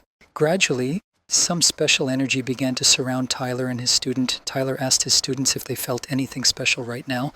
The fact is that it was the central continent, so there was such a thick spiritual aura in the air there, which could not be found near the Heavenly Throne sect. To better understand what his mentor was saying, Inek took a very deep breath. He immediately felt what Tyler was talking about. This place was considered the center of their world. This atmosphere and setting inspired Inek to take walks around the city. Tyler supported this initiative.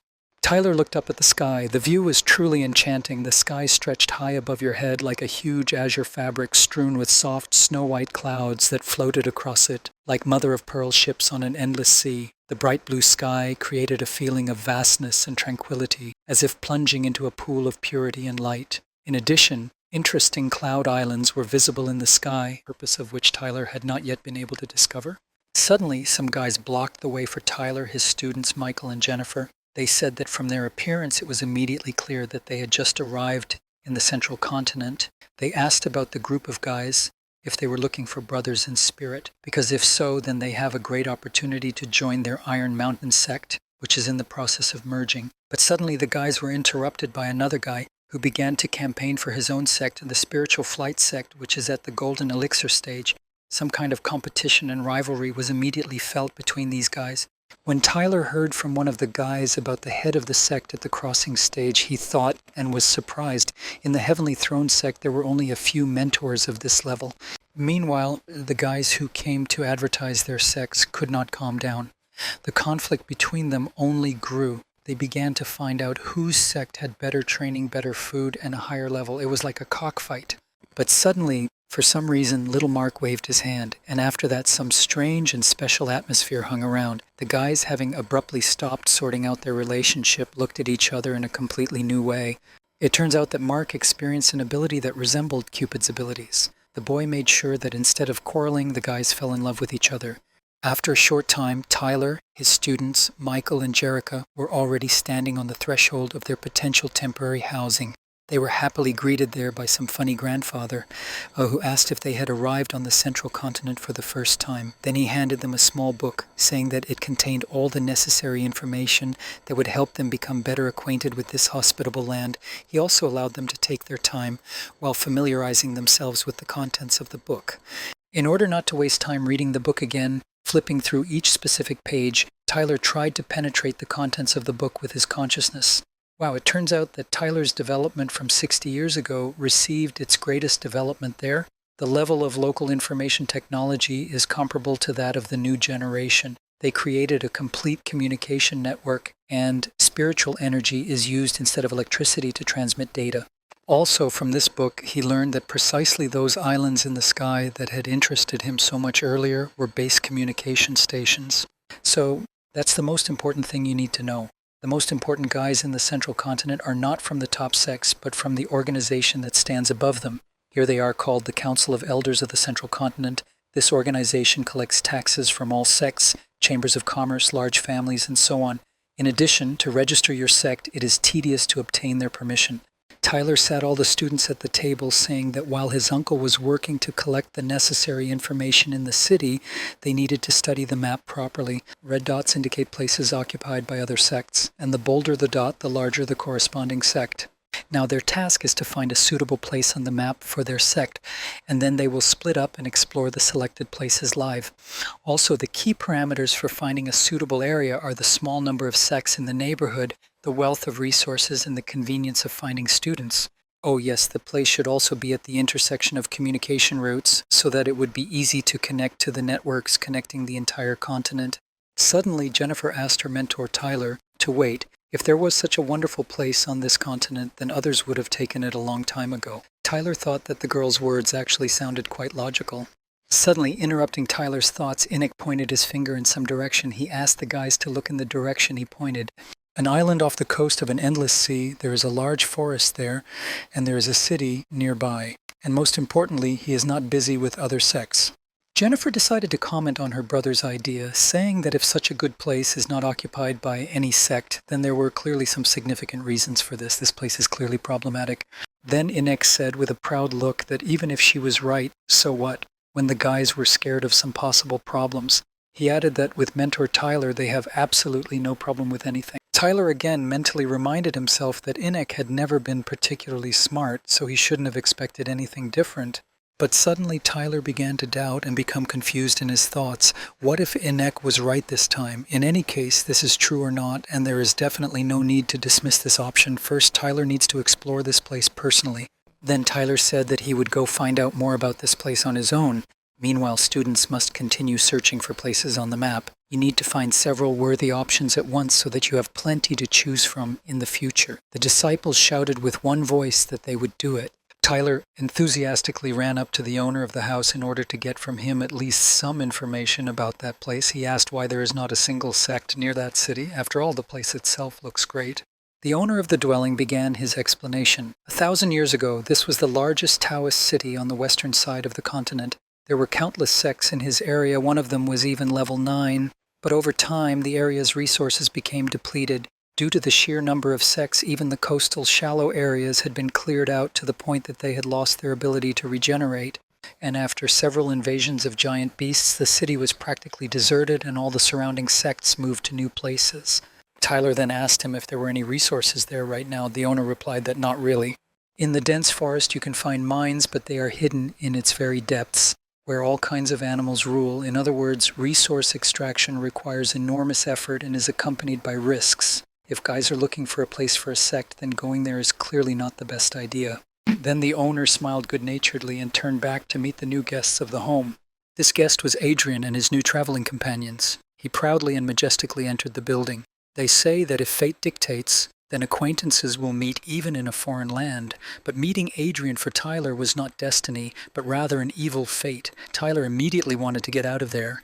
Tyler decided to cheat a little by standing closer to Adrian and his companions and trying to listen carefully to their conversation. From what he heard, he could only make out that Adrian had joined some sect of royal swordsmen. This means that the main parameter for choosing a location has appeared. It should be as far as possible from Adrian's new sect.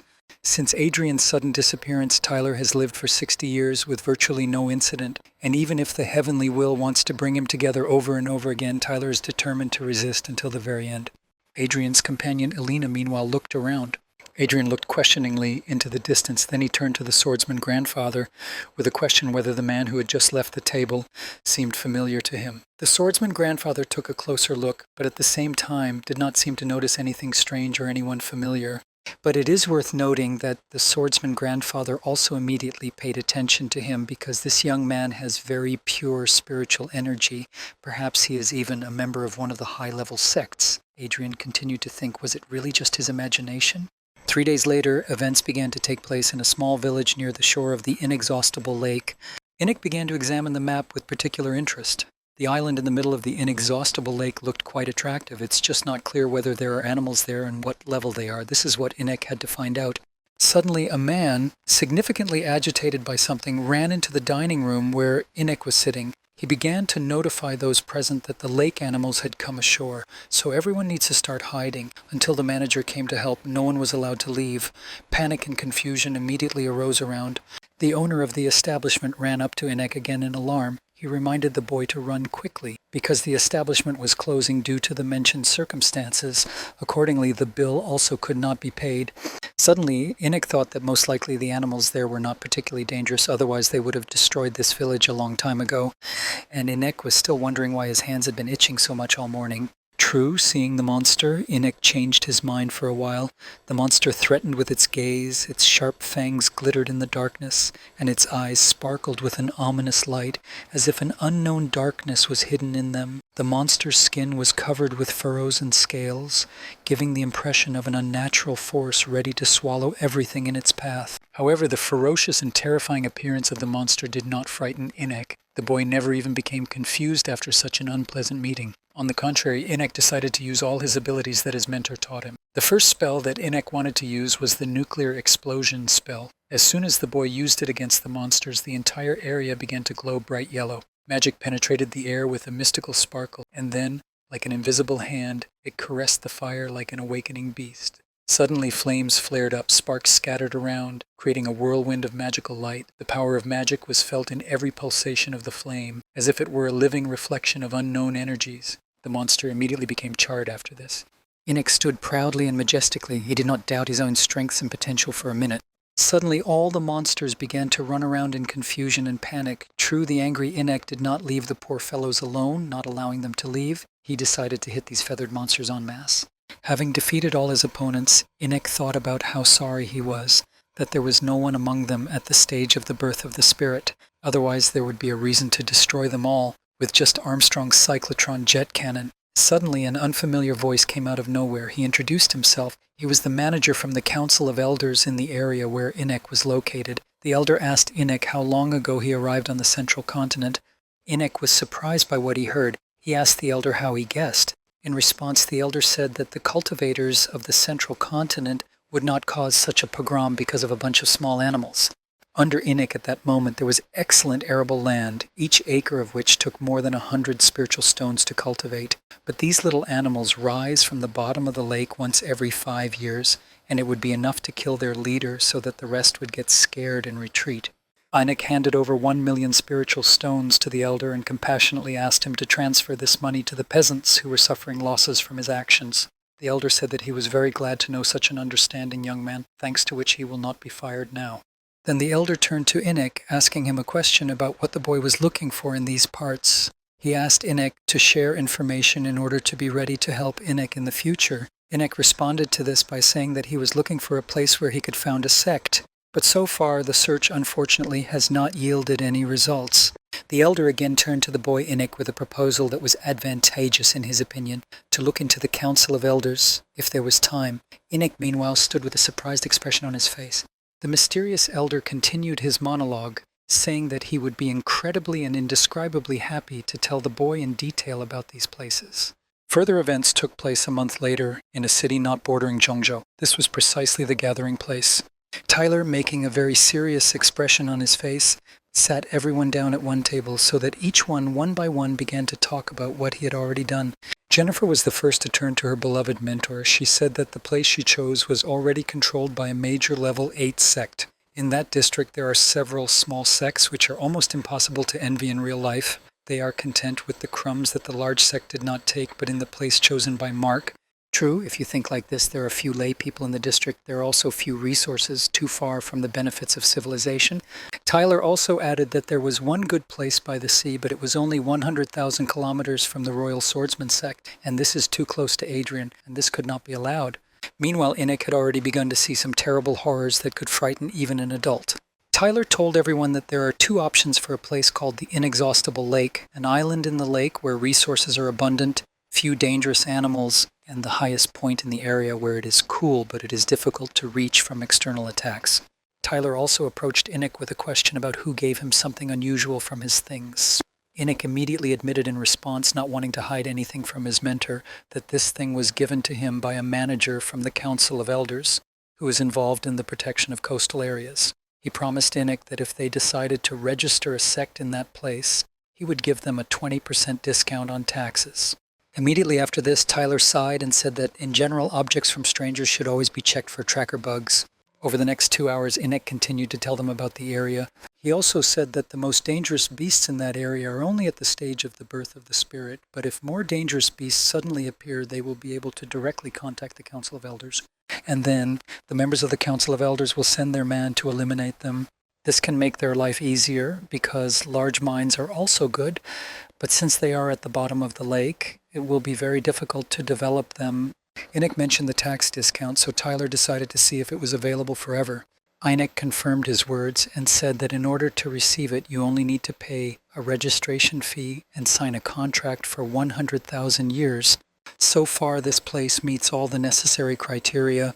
The situation with resources and connection to the Continental Communications Network could be better. Tyler knows how to make the most of the available conditions. But most importantly, this place is quite remote and discreet. It is unlikely to seem like a piece of varnish to other sects and cultivators. And for a newly formed sect that is not afraid of work and has no ambitions to subjugate the whole world, this is just right. This place also has one unsurpassed advantage. It is located very, very far from the royal swordsman. After this, Tyler decided to build a sect on an inexhaustible lake. First of all, they decided to come to the central continent in the Taoist city of Nanlin. There they were met by a representative of the Council of Elders who guessed that Tyler and his friends had thought it over and agreed to the proposal to found a sect on an inexhaustible lake. There is no one among them at the birth stage of the spirit. Therefore, after paying the registration fee and signing the contract, the representative of the Council of Elders will send a person at the incarnation stage with them to clear the area around the lake of all beasts at the golden elixir stage and above. But they didn't need their help because they are able to solve everything themselves. The Elder Council member saw Tyler's smile and was very surprised. His smile lights up the entire room, but at the same time looks very natural. Perhaps decades of training in the technique of a pleasant smile are behind this. While spending a year in the time room, Taylor even managed to train his pleasant smile technique. She can help out if the main character returns, who will have to be refused. It's best to do all this with a smile. From now on, the lake officially belongs to them, and within a year he will be able to register the name. And yet, when in 5 years the animals crawl out of the lake again, Tyler will have to ensure safety for the laity living in the coastal area and also accept 100 students within 3 years. A member of the Council of Elders handed them a tablet containing all the other information. The next day, Tyler and his friends went to the largest island of the inexhaustible lake. Looking around, you can see how the mountains rise, how the foliage rustles, and hear the birds singing. They are very lucky that this area now belongs to them. There are a number of unwritten rules in the world of cultivators. One of them is the main temple building of the sect, which should be located on the top of the mountain, and if there are no high mountains in the area, then the temple must be built with the expectation of a future transfer to the Cloud Island. The guys looked at almost the entire area and climbed to the highest point of the island. Tyler's student needs to use his imagination to imagine the house in which all of them and future students would like to live. Tyler really liked what he presented. This building is designed for 10,000 people, and that should be enough for a start.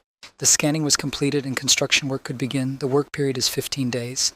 This will require 1,000 laborers, 300 builders, 300 flying loaders, and 20 dolls with spiritual fire. The students were delighted with their mentor because he could simultaneously control more than 1,000 dolls. They really wanted to become just like him, but what they see is only the tip of the iceberg of his capabilities. Tyler is capable of a lot, but keeps it in the shadows from outside views. Michael thought that over the decades of their friendship, he knew Tyler well, but if he was still able to surprise him, then they were not close enough all this time. It looks like the guy wanted to fix it, or maybe he just confused Tyler with his girlfriend. But there was nothing to be surprised about here because Tyler always hid his capabilities. If Michael didn't notice this, then you can safely call him a fool. They have decided on the place, but the main work is just beginning. Tyler's subordinates and his apprentice still have a lot of work to do. Michael and Enoch must scour the island and eliminate all the animals at the foundation stage and above, then explore the lake and kill all the animals at the golden elixir stage and above. Jennifer will need to explore the bottom of the lake and record the location of the mines while looking for other resources. The rest, we need to go in search of new students. Mark will be responsible for checking them. The requirements for students are described in jade tablets. You need to recruit 100 guys who meet them. As for Jerica, she has to look after the working dolls. They are completely devoid of combat skills, so if animals show up here, they will urgently need to be moved to a safe place. Also, for security purposes, you need to equip a storage room where Tyler will store all the valuables. We still need to create an automated farm. Hundreds of students will need to be fed with something, and the surplus can be sold to foreign markets. And at the same time, medicinal plants can be grown here. We also need a conveyor line for the production of spiritual class weapons for battle dolls. Now, 3 battle dolls armed with rifles at the dreamlaying stage can put down the beast at the golden elixir stage. The only pity is that only one type of rifle will be mass-produced. It also needs a line for the production of cartridges. Now it will be possible to stamp only magic-class bullets, but for now this will be enough. In general, this is where Tyler's capabilities are limited for now. When he breaks through to the stage of the golden elixir and becomes a master of blacksmithing, then it will be possible to seriously turn around. But this moment will come only 50 years later. Even living in this wilderness in complete secret from the world, Tyler has something to occupy himself with, and this was not a big problem. Suddenly their sect was visited by an epiphany that covered the entire area with a purple aura. From now on they will be called the Mystery Spirit Sect. 1 month passed, and the main temple on the highest point of the island continued to be built. Michael reported to Tyler that all animals above the foundation stage had been exterminated. He sent Enoch to go around the entire island again, and he himself came to talk to Tyler. During this time, Tyler established some production based on the exploitation of dolls. All that remains is to wait for news from the disciples, to whom he gave the task of finding the disciples. To make the job easier, Tyler created a ball that can be used to control the dolls. His name is the Dark Lord of Puppets. He can also be called the Dark Lord or the Puppet Lord. When this device appeared near Michael, he was afraid of it and thought that this ball was spying on him. Michael smiled a little and thought, what would happen if this device was called just a little black one and not a Puppet Lord? After that, the ball began to make strange sounds and flash red as if it wanted to kill Michael. In fact, this device showed a video of Michael training with his son. In these videos, one could also see that his son is very often distracted from training with his father. Michael interacts with his son with great enthusiasm every time, but when Jericho is added to the picture, he doesn't even dare look at their side. About the latest images, you can see his wife and sons. It looks strange that here he avoids confrontation with his family. The robot did not have time to finish anything, as Michael asked him not to say all this out loud. Michael blamed Tyler for all this, but if even the puppet master can unravel his secrets, then he only has himself to blame. When Mark reaches the stage of the golden elixir, he himself will be able to accurately test Michael for paternity, of course, if someone hints to him about it. Michael calmed down and greeted the Dark Lord with a smile on his face. The device also greeted him and flew off to monitor the doll's work. The guy complained that Tyler had created such a demonic apparatus, but this is necessary so that Tyler can control multiple dolls at the same time. It looks like Michael is just very afraid that the whole truth will come out. According to his stories, he himself became a victim of involuntary interspiritual conception. When Tyler breaks through the golden elixir stage, he will forever change Michael's appearance so that such embarrassment will no longer happen.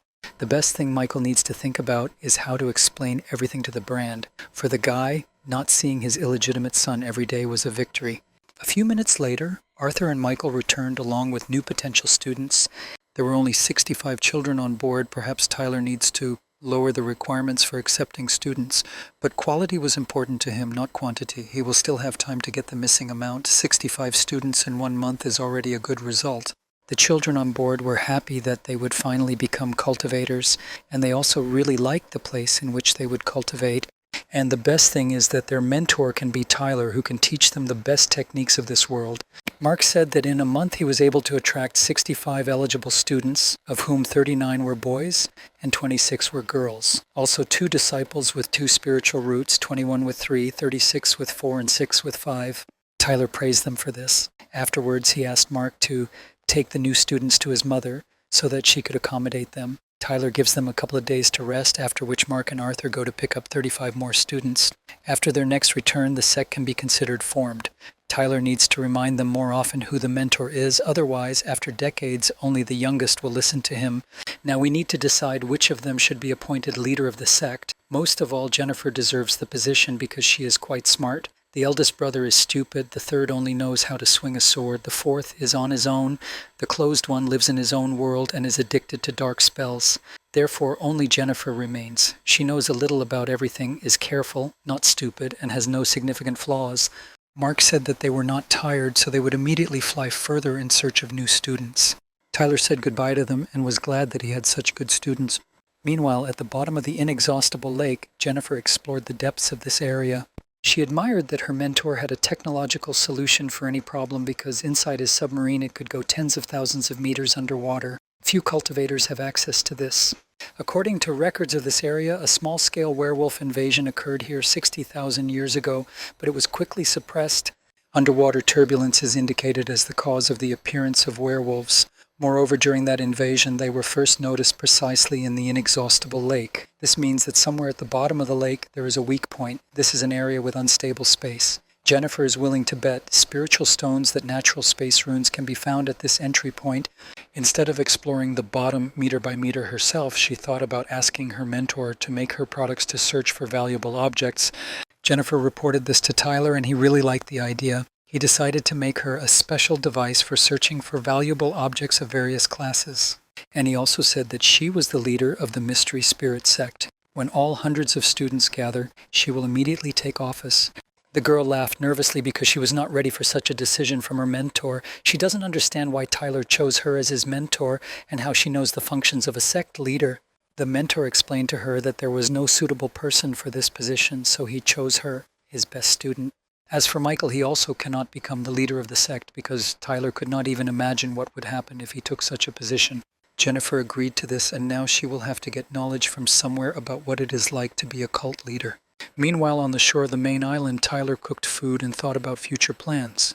The sect is almost formed, but the time to rest on its laurels has not yet come. Although over the years he has managed to accumulate some property, but compared to the sects founded hundreds of years ago, they are just homeless. Moreover, Tyler sold half of what he had accumulated to buy space-time grains of sand, which would last until he broke through to the stage of the golden elixir. But after the breakthrough at the golden elixir stage, the time room will no longer be able to bear the natural consumption of energy. In any case, you can't hang your nose. Tyler always found a solution, and now he is not even alone. But there is a whole sect behind him, and he has an inexhaustible lake, which is full of resources. In his hands, even the most basic ore turns into gold. And so what if they are at the bottom of a lake? He can build an entire submarine fleet to solve this problem. A day later, on the shore of an inexhaustible lake, Tyler met with Michael, who was not alone but with his wife. He gave them a ring to which he could find a shopping list and spiritual stones, and his wife to him so that she and Michael could have a honeymoon. Furnishing a new home to your liking requires a lot of materials. While Michael has nothing to do, he can be harnessed as a supply. If he completes the task, Tyler will make him a new armor model, and you can't let such a handsome guy go to the city without a wife, otherwise he'll accidentally father a child with someone again. Michael was very surprised that Tyler gave him 100 million spiritual stones. "Aren't you afraid that I'll run away?" Michael asked him. Tyler answered him that last time Michael brought him a gem that costs at least 1 billion spiritual stones, so the guy can only have a lot of fun with his wife in the city with this money, and most importantly buy everything on the list. Also, Tyler gave him a magic mask. It changes the appearance and vibration of the aura. Now, when leaving the sect, it should be worn every time.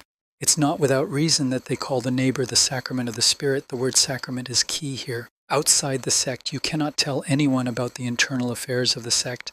He took Michael and his wife on this journey and began to think about what other things he had left to do. First, he needs to install a defense system for the entire island of the mystery of the spirit, and a satellite reconnaissance system along the perimeter of the inexhaustible lake. Then send the dolls to mine minerals underwater. And finally, when he has enough iron ore, he will need to conduct market research and create a product that will sell like hotcakes and create an automatic conveyor line for it.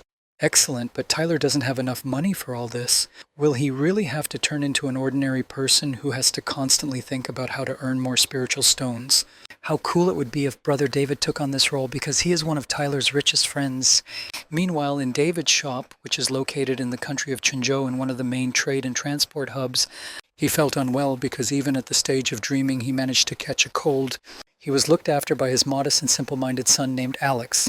David regretted that since childhood he had not been apprenticed to his brother Tyler, but his son liked everything anyway.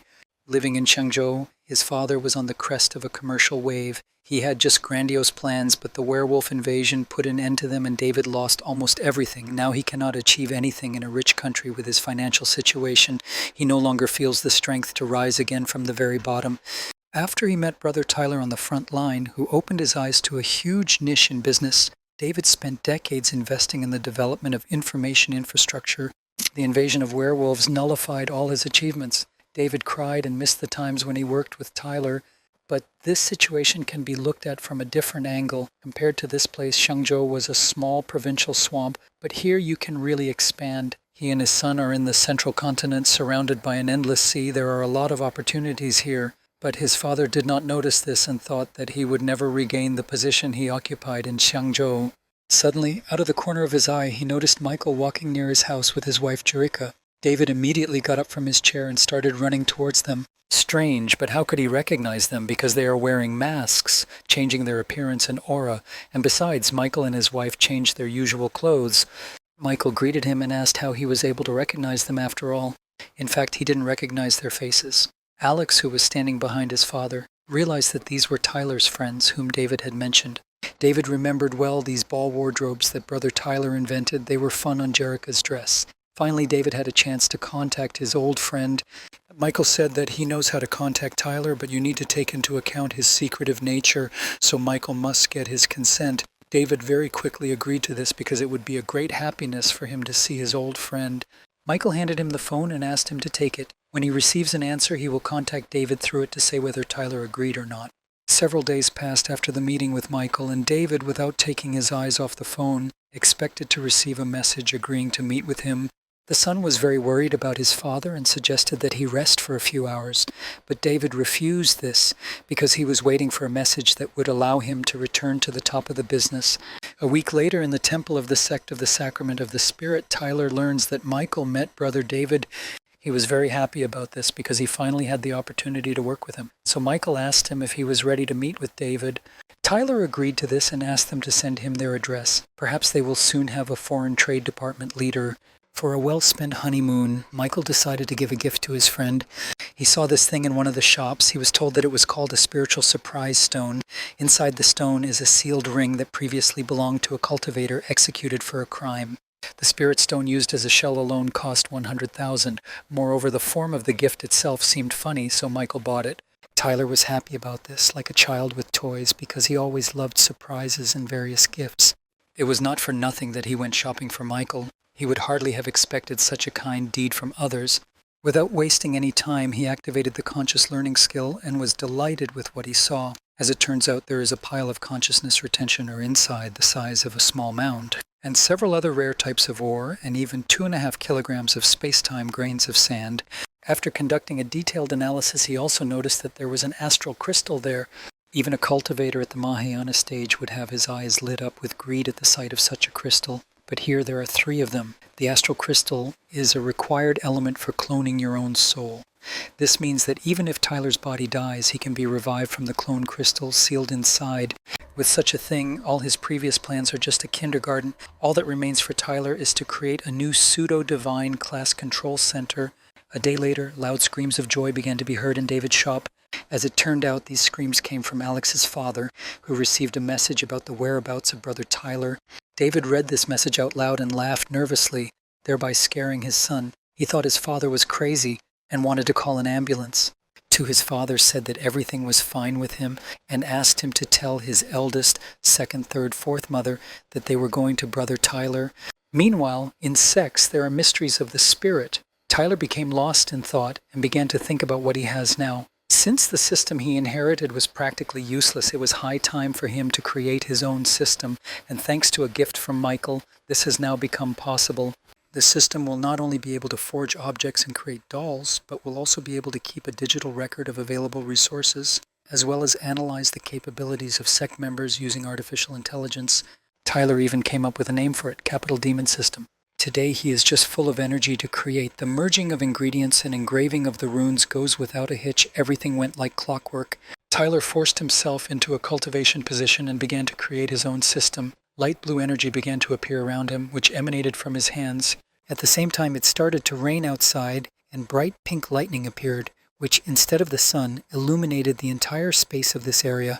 When Tyler was creating the system, for some reason his hands began to tremble. He didn't understand what this could mean. No one could understand what was happening. Just when he was in the perfect mood, it was as if someone started poking his back with needles. The lightning finally subsided, and Tyler was able to create a new system. He turned it on, and the system immediately asked its owner what the first order would be.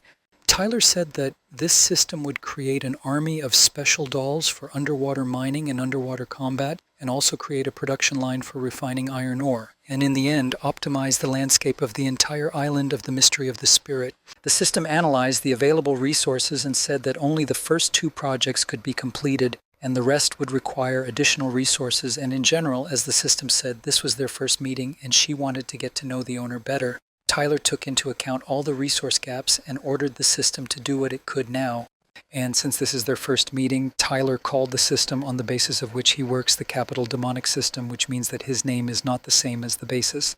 He called this system the Grape because this device is all purple. The main thing is that Tyler likes it. The system was not against this name.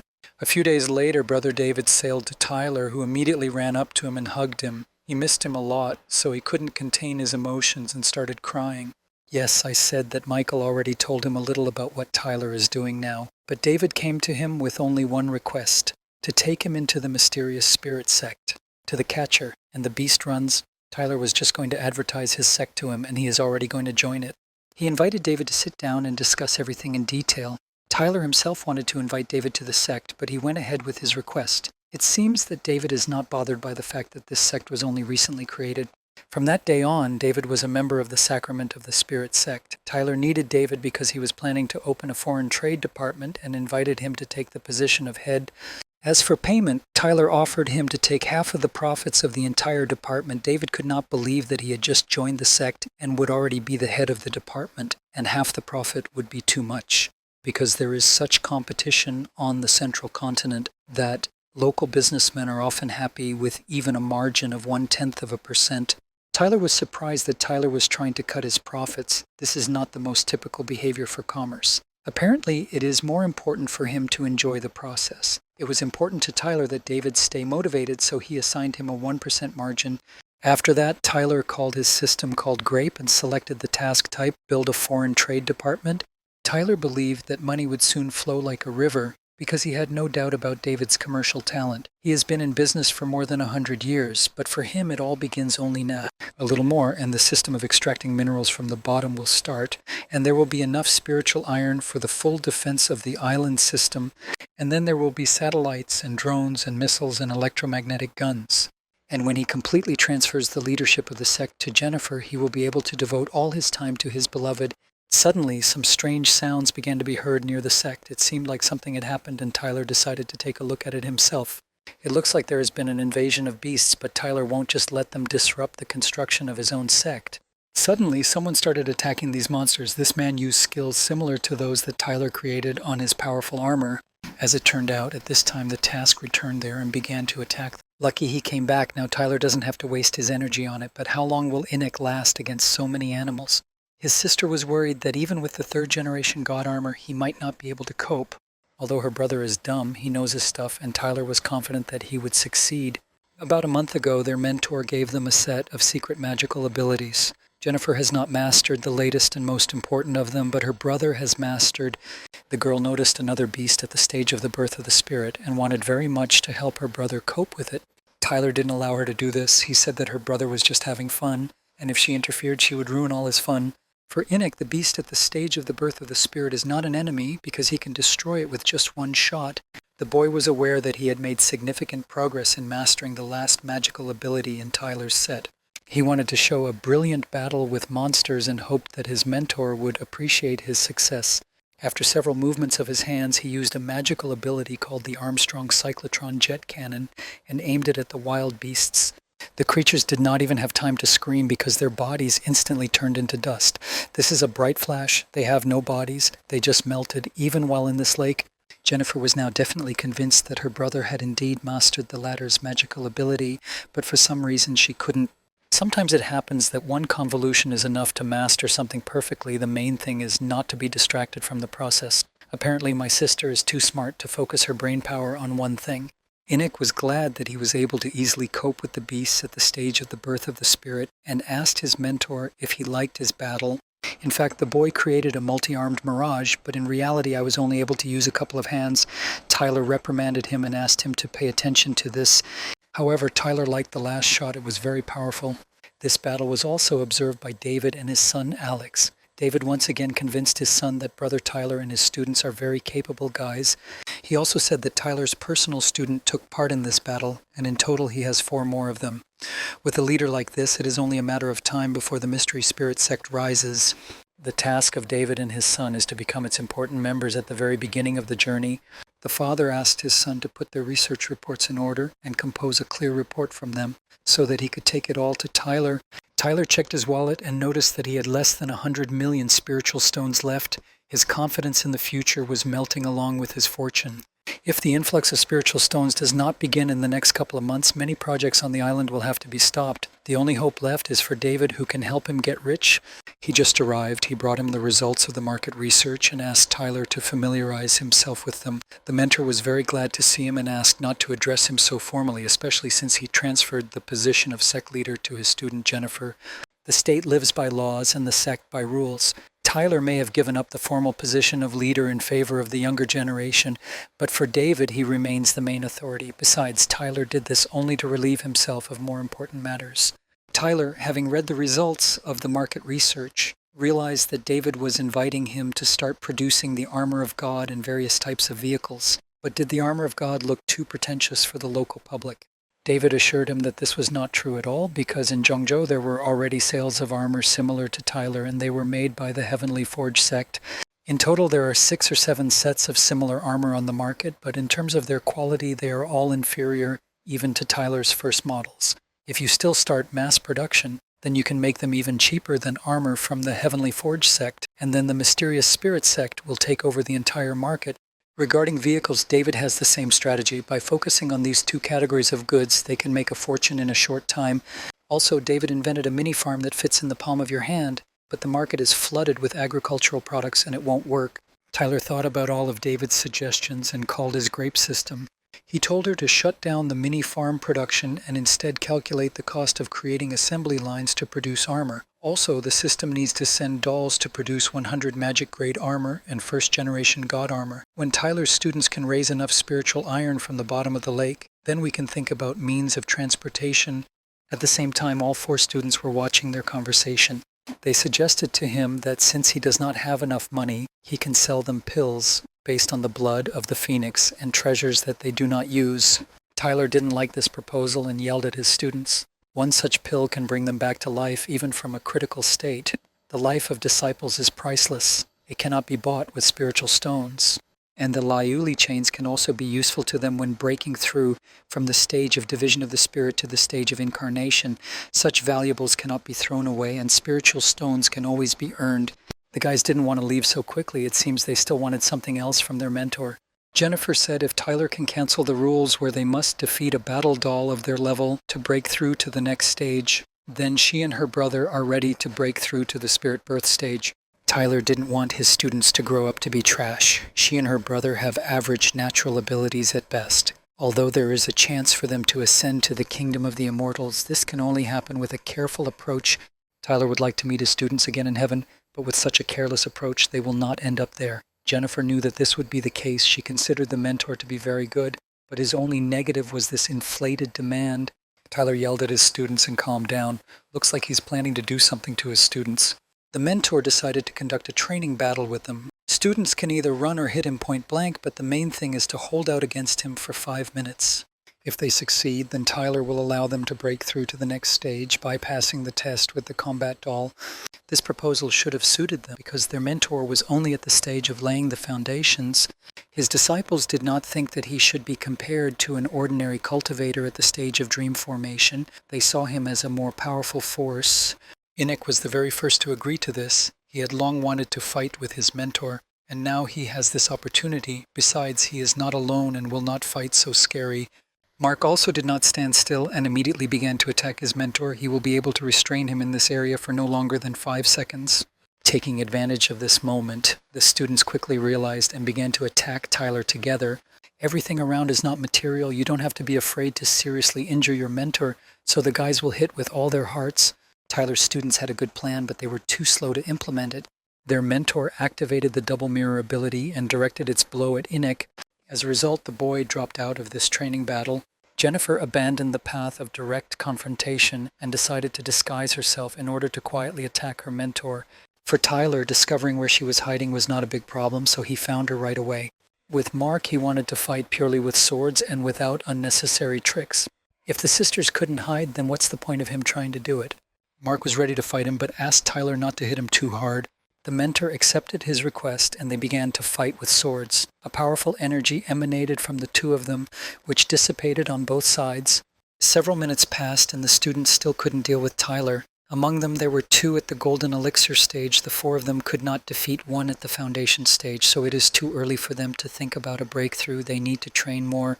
It seems that they will not soon have to move to the stage of the birth of the spirit, because this will not happen until Tyler himself breaks through at the stage of the Golden Elixir, and before that there are still 50 years. Although if he uses the time room, he will be able to break through in just 25 years. A month has passed since the training battle. David brought Tyler a list of orders. They want to buy 2,000 magic grade sets and 800 first-generation god armor. Not enough, of course, but this is only the first batch. If the market reacts well to their products, then there will be much more orders, and you won't have to despair ahead of time. Due to the fact that their sect is just new to the market and they do not have any reputation yet, the money will only arrive after the goods are transferred. But Tyler was not going to despair at all, because this was many times more than in his most optimistic calculations. For such work, he thanked his brother David on behalf of the entire sect. In fact, they won the first victory in breaking through their business. After that, Tyler went to his secret base.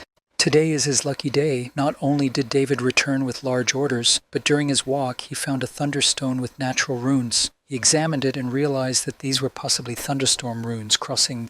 As a rule, the main purpose of intersection runes is that by fusing them into an ordinary item, there is a chance to turn it into a divine class item.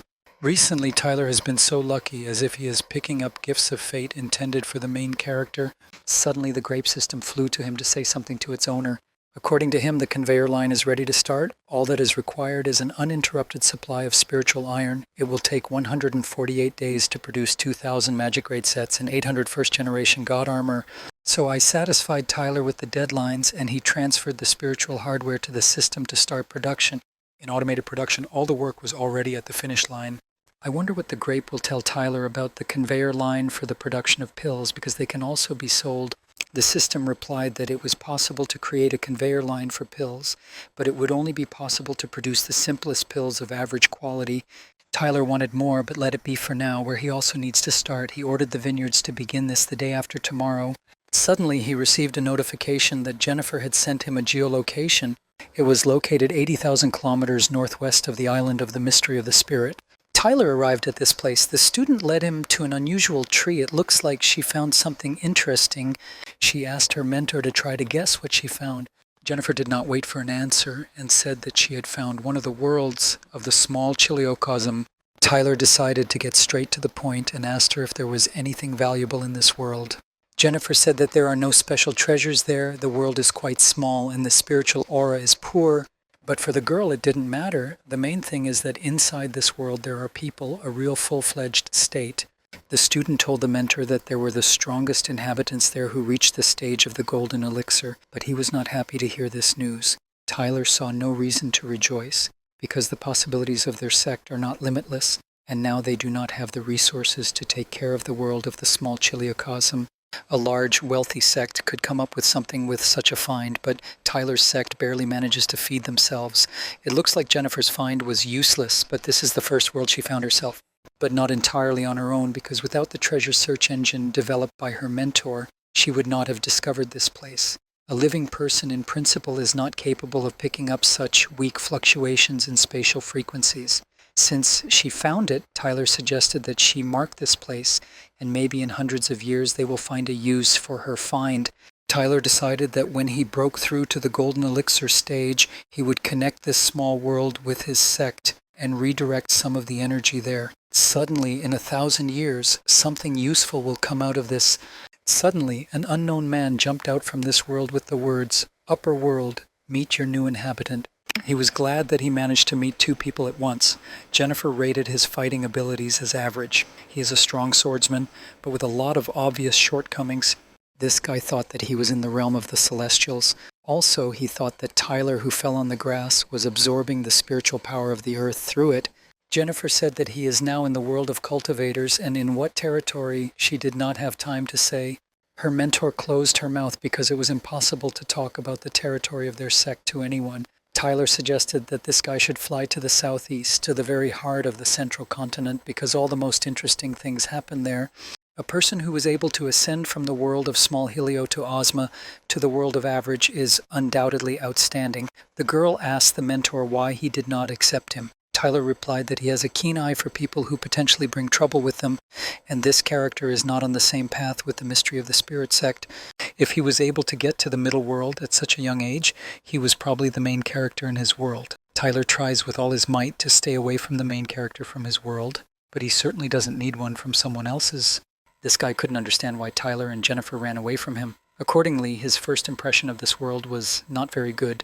10 days have passed since Tyler and his student met an unknown guy, when suddenly he flies to him on a flying ball. He greeted Tyler and asked him if this sect was for cultivators. Everything was written on the gate of the sect, but this guy did not understand the writing of this world. Therefore, Tyler told him that he is now in the territory of the Sacrament of the Spirit sect. The boy really wanted to join this sect, and he asked what needs to be done to become part of it.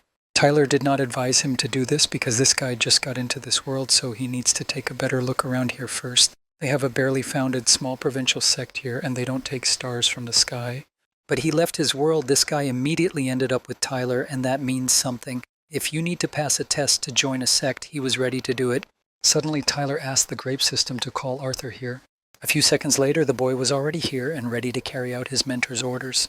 As it turned out, his colleague swordsman wants to join their sect and he needs to be tested. If this guy beats Arthur in a fight, then Tyler will immediately accept him. Arthur is at the stage of forming dreams, and he's at the stage of the golden elixir, which means the advantage was on his side. He thanked Tyler for the opportunity and was serious about passing this test. This guy's name is Jacob. He is the first swordsman of the Kun Kingdom. Artura also said his name and said that he was from the Mystery Spirit sect. Tyler will be nearby watching this battle and asked his student not to disgrace him. The battle began. The guys exchanged several sword blows with incredible speed until it was not clear who was stronger. Arthur decided to switch to using techniques and activated an ability called Wind. The slight breeze it lets in is very different from the degree of its danger, so Jacob used a technique called Protection. But it looks like she won't help him because unbeknownst to him, Arthur was already near his back. Jacob tried to counterattack him, but it was useless because Arthur sent a powerful energy blow at him with his second sword. The blow was powerful, so Jacob admitted defeat in this battle. He failed this test because it's all about the swords. If he had a good sword, he would have lasted much longer. Tyler is still proud of how successful his pair of wind and thunder swords turned out. Kills vigilance, paralyzes reaction, has an increased effect of surprise. In 2 words, this is a victorious weapon. The difference in swords can hardly be an excuse when the difference between the opponents is a whole stage. Jacob asked him to give him another chance because he really wants Tyler to accept him into the Sacrament of the Spirit sect. Tyler said he would only have 3 tries. If he defeats Arthur even once, he will accept him. After the test, he asked the mentor if he had magical abilities that he could give him and a mark so that these abilities would be similar to those he gave to his older brother. The mentor told him that he must first break through to the golden elixir stage, or he must be willing to undergo the battle doll test with Mark. But Arthur was not ready for this, so begging for abilities from his mentor was useless. Tyler decided to ask him how he rated his last opponent. Arthur replied that if his opponent had not had weapons comparable to his twin swords of wind and thunder, Jacob would not have yielded to him. It was clear that he would return for revenge.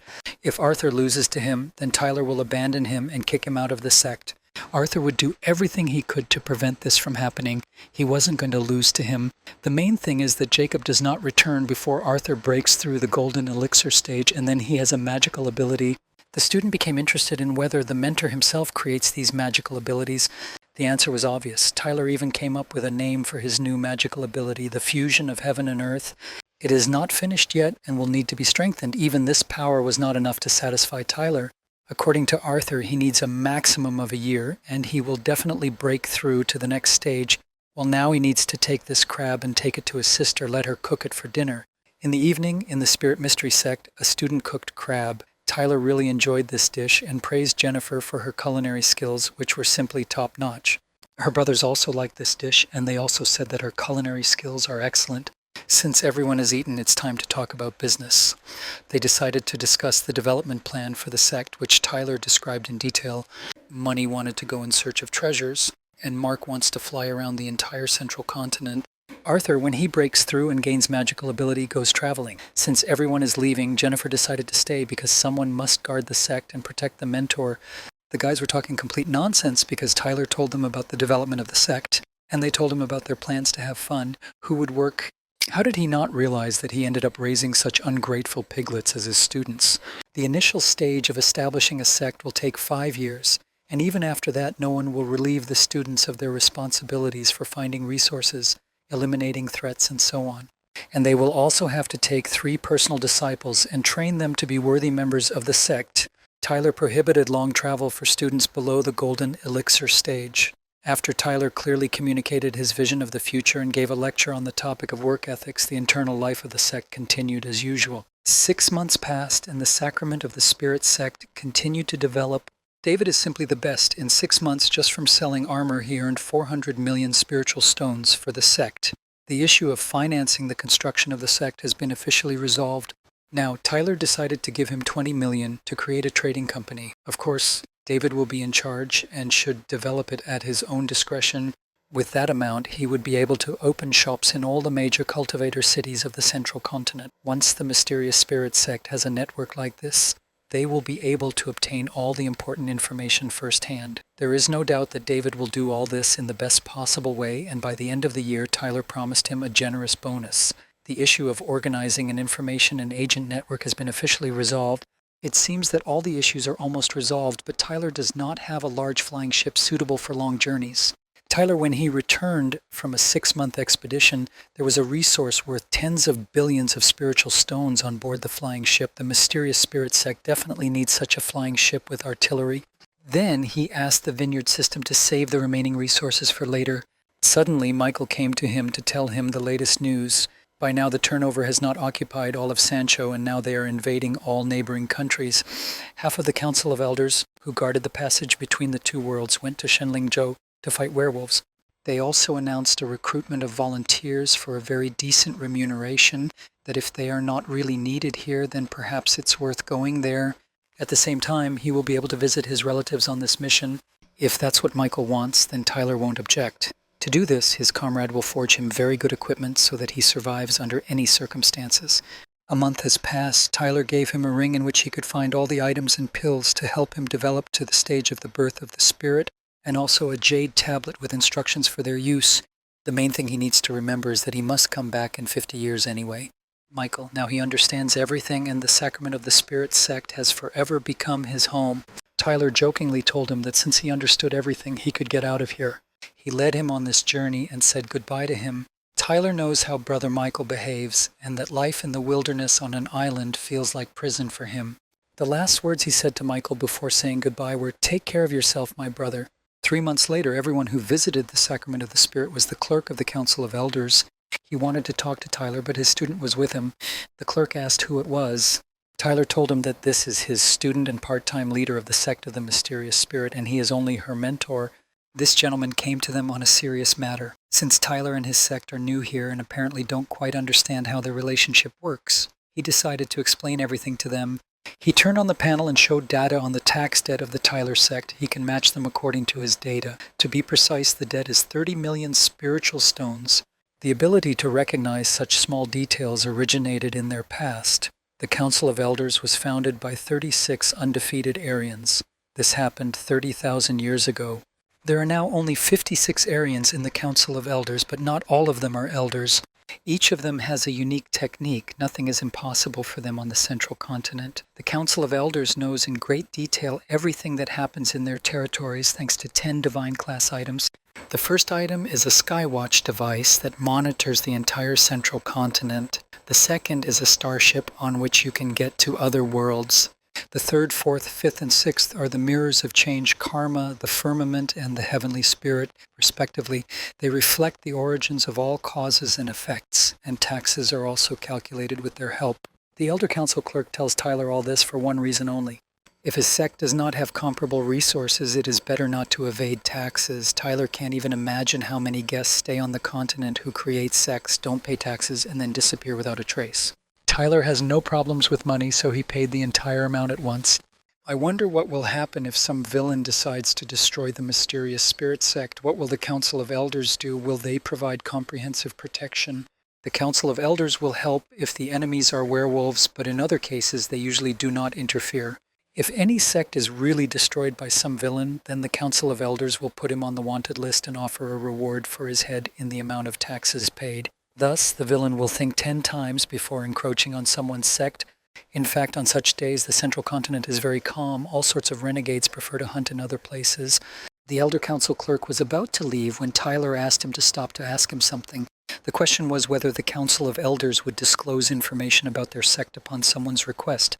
Tyler just doesn't really like attention from strangers. And that swordsman from the world of small Chiliocosm could probably have learned about them through the Council of Elders. If Tyler wants to make his own mystery sect, then Clerk could easily do it. Now he will make a note to himself, then he will report this to the headquarters of the council at his request. And no more information about the Mysterious Spirit sect will be disclosed to outsiders. As it turned out, A strange guy in green clothes still came to him. He thought that since this sect was founded recently, it needed new members. If this caused inconvenience, the clerk of the Council of Elders is ready to apologize.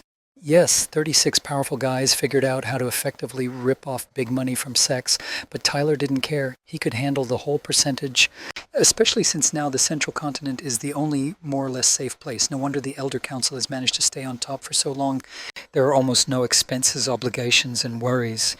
Just have time to pluck the mugs. The Council of the Elders makes no difference which sect will succeed and which will go bankrupt. They will always take their percentage. Jennifer began to wonder what it means to pluck burdocks. Tyler said it's when the Council of Elders collect money from simpletons for next to nothing. After that, she wanted to join the Council of Elders when she became very strong, and then she would also pluck mugs.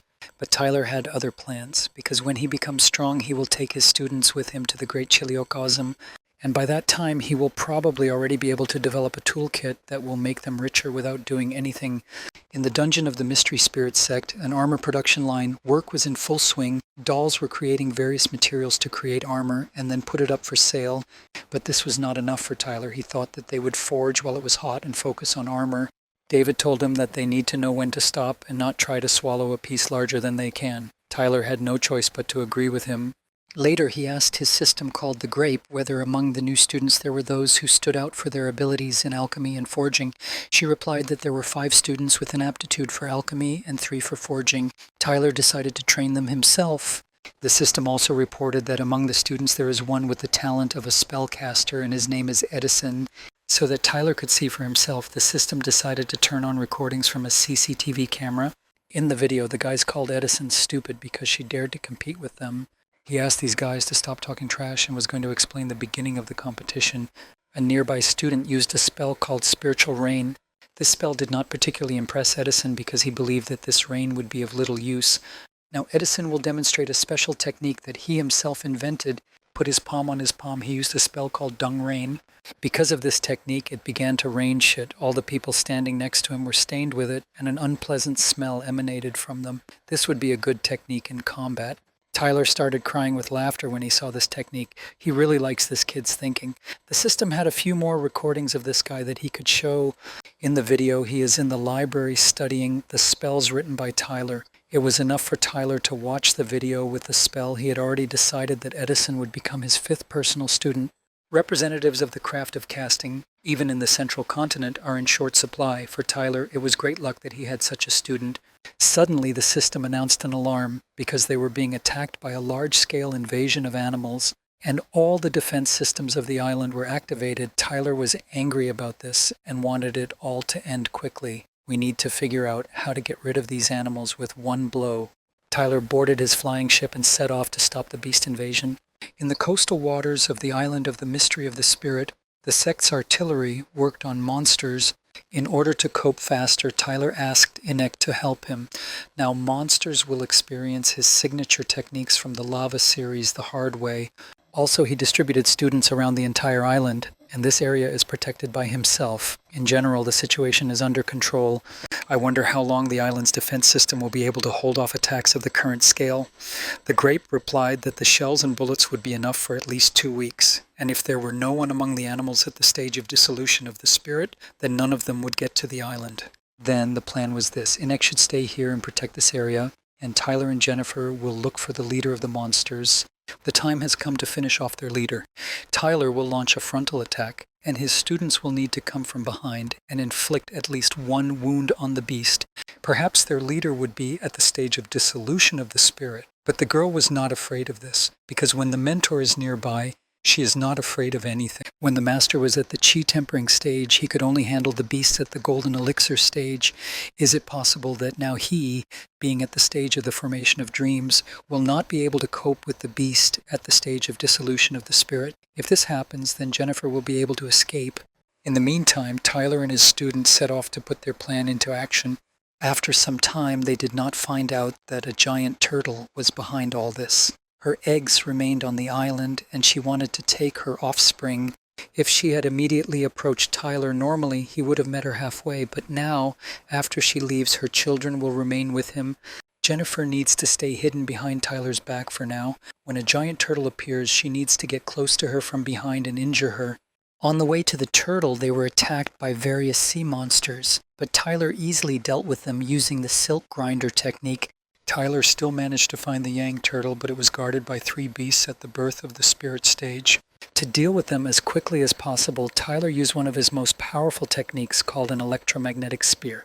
But these monsters were too tenacious. One wave of impact was not enough to finish them off. Since spears didn't help here, he decided to use another technique to force these monsters to retreat. He used a technique called seed planting, and the roots of a magical plant began to sprout on the monsters' bodies. Eventually they turned into huge flowers and looked like fertilizer. Jennifer watched all this and was very surprised how many methods of murder the mentor had. It's time to fight the main boss, the giant turtle. It's a pity that he is still an unreasonable creature. Surely it has seen a lot in life. Tyler would be glad to talk to it. It was the turtle that rose a little, thereby creating a huge wave that threw almost all the fish from the lake onto the shore. While the turtle was distracted by Tyler, it was Jennifer's turn to attack this monster. The girl realized this and flew at great speed towards the turtle to injure him. The girl was doing her task, but Tyler had a little problem. The turtle is trying to lock him in a limited area using his technique. Jennifer must take advantage of the moment while the enemy's attention is completely on her mentor. The student tried to pierce the turtle's body, but it didn't work. He doesn't care about such blows because a beast at the stage of spirit dissolution cannot be pierced just like that with one blow. Tyler needs her to inflict at least a tiny wound on the turtle. He taught her the technique of breaking through spiritual armor, but it seems she forgot it. The girl claimed that she only gave a test blow to assess the hardness of the tail and now knows what to do. If it weren't for the armor that Tyler created for her, then she would have been left with only one wet spot left. This time she needs to not screw it up and do everything beautifully. While Tyler was explaining all this to his student, the turtle continued to attack him. It seems that Tyler almost received a huge wound. This creature also has combo attacks. Now was the decisive moment. Tyler had completely distracted the turtle, and his student needed to use the technique of breaking through spiritual armor in order to inflict at least some injury. Jennifer quietly flew up to the turtle's tail and struck with her technique. She succeeded. She was able to break through the body of the turtle. Now she needs to retreat, and her mission is over. The student thought that her actions did not bring any results because the place from which the piece of flesh was torn off had already healed. She needs to hurry. She will see the results soon, and Tyler convinced her of this. The turtle felt a sharp stabbing pain and began to scream very loudly. It looks like the time has come. Her skin began to spread and flowers began to grow on her head. Tyler called this technique a sea of flowers. With this magical ability, he can control the turtle. After such a transfiguration, Jennifer no longer understood whether this turtle was scary or cute, but the main thing is that she still has influence on the other animals, otherwise she will have to chop each of them separately. Finally, they solved the main questions, and now Tyler would like to find out where this turtle lives. After all, on the inexhaustible lake, there are no animals above the stage of the birth of the spirit. Then how did this creature end up here? He sat in a cultivation pose and used his mental technique to trace the origins. He saw an underground river there, and that 50 years ago it sailed to their now island of the mystery of the spirit and laid eggs. It's time to hatch, so the turtle is back for the babies. Tyler decided that the turtle and her baby would remain here to live on the inexhaustible lake. This is great. He wanted to have a pet for a long time, and now the ideal opportunity has come. These 12 newborn baby turtles will live here with their mother. One day they will be as big and strong as she is, but under Tyler's watch they will grow much more powerful. Tyler, with the help of his technology, ordered this turtle to live here with his cubs, and so that this is not discussed. Their lives are now entirely in the hands of this guy. Night came, and the moon began to illuminate, together with the stars, the sect of the mysteries of the spirit. At this time, Tyler's students were acting up very loudly. They wanted the mentor to teach them the ability with which he turns animals into flowers, but it seems they don't even have a rough idea of how to grow a 7-color flower, so they won't be able to learn it quickly, and they are unlikely to have a predisposition to acquire this ability. Today's massacre seriously pumped up Arthur, and perhaps he is ready to pass the test of battle dolls and break through to the stage of the golden elixir. Mark also understood a lot today and is ready to also pass the test with combat dolls.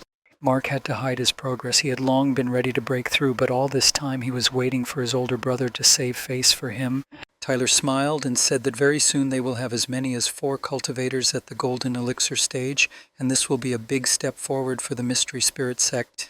All 4 students looked at him and at one moment thought about the same thing, about the fake smile of their mentor.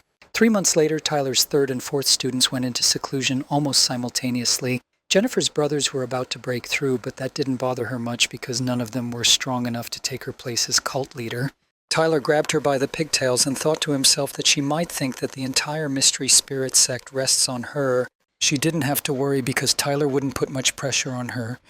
After her brother's breakthrough, he will let her go look for treasure as she wanted. Tyler thought he wasn't giving her a break from her work. The student replied that this was not true at all, but perhaps she was pretending so as not to offend Tyler. Once Jennifer leaves, her little brothers won't stick around long either. It's time for them, too, to find their own path in life, and perhaps through independent adventures, the guys will return back to Tyler as great cultivators. Jennifer decided that she would only travel within the central continent so that she could quickly return to her mentor at any time.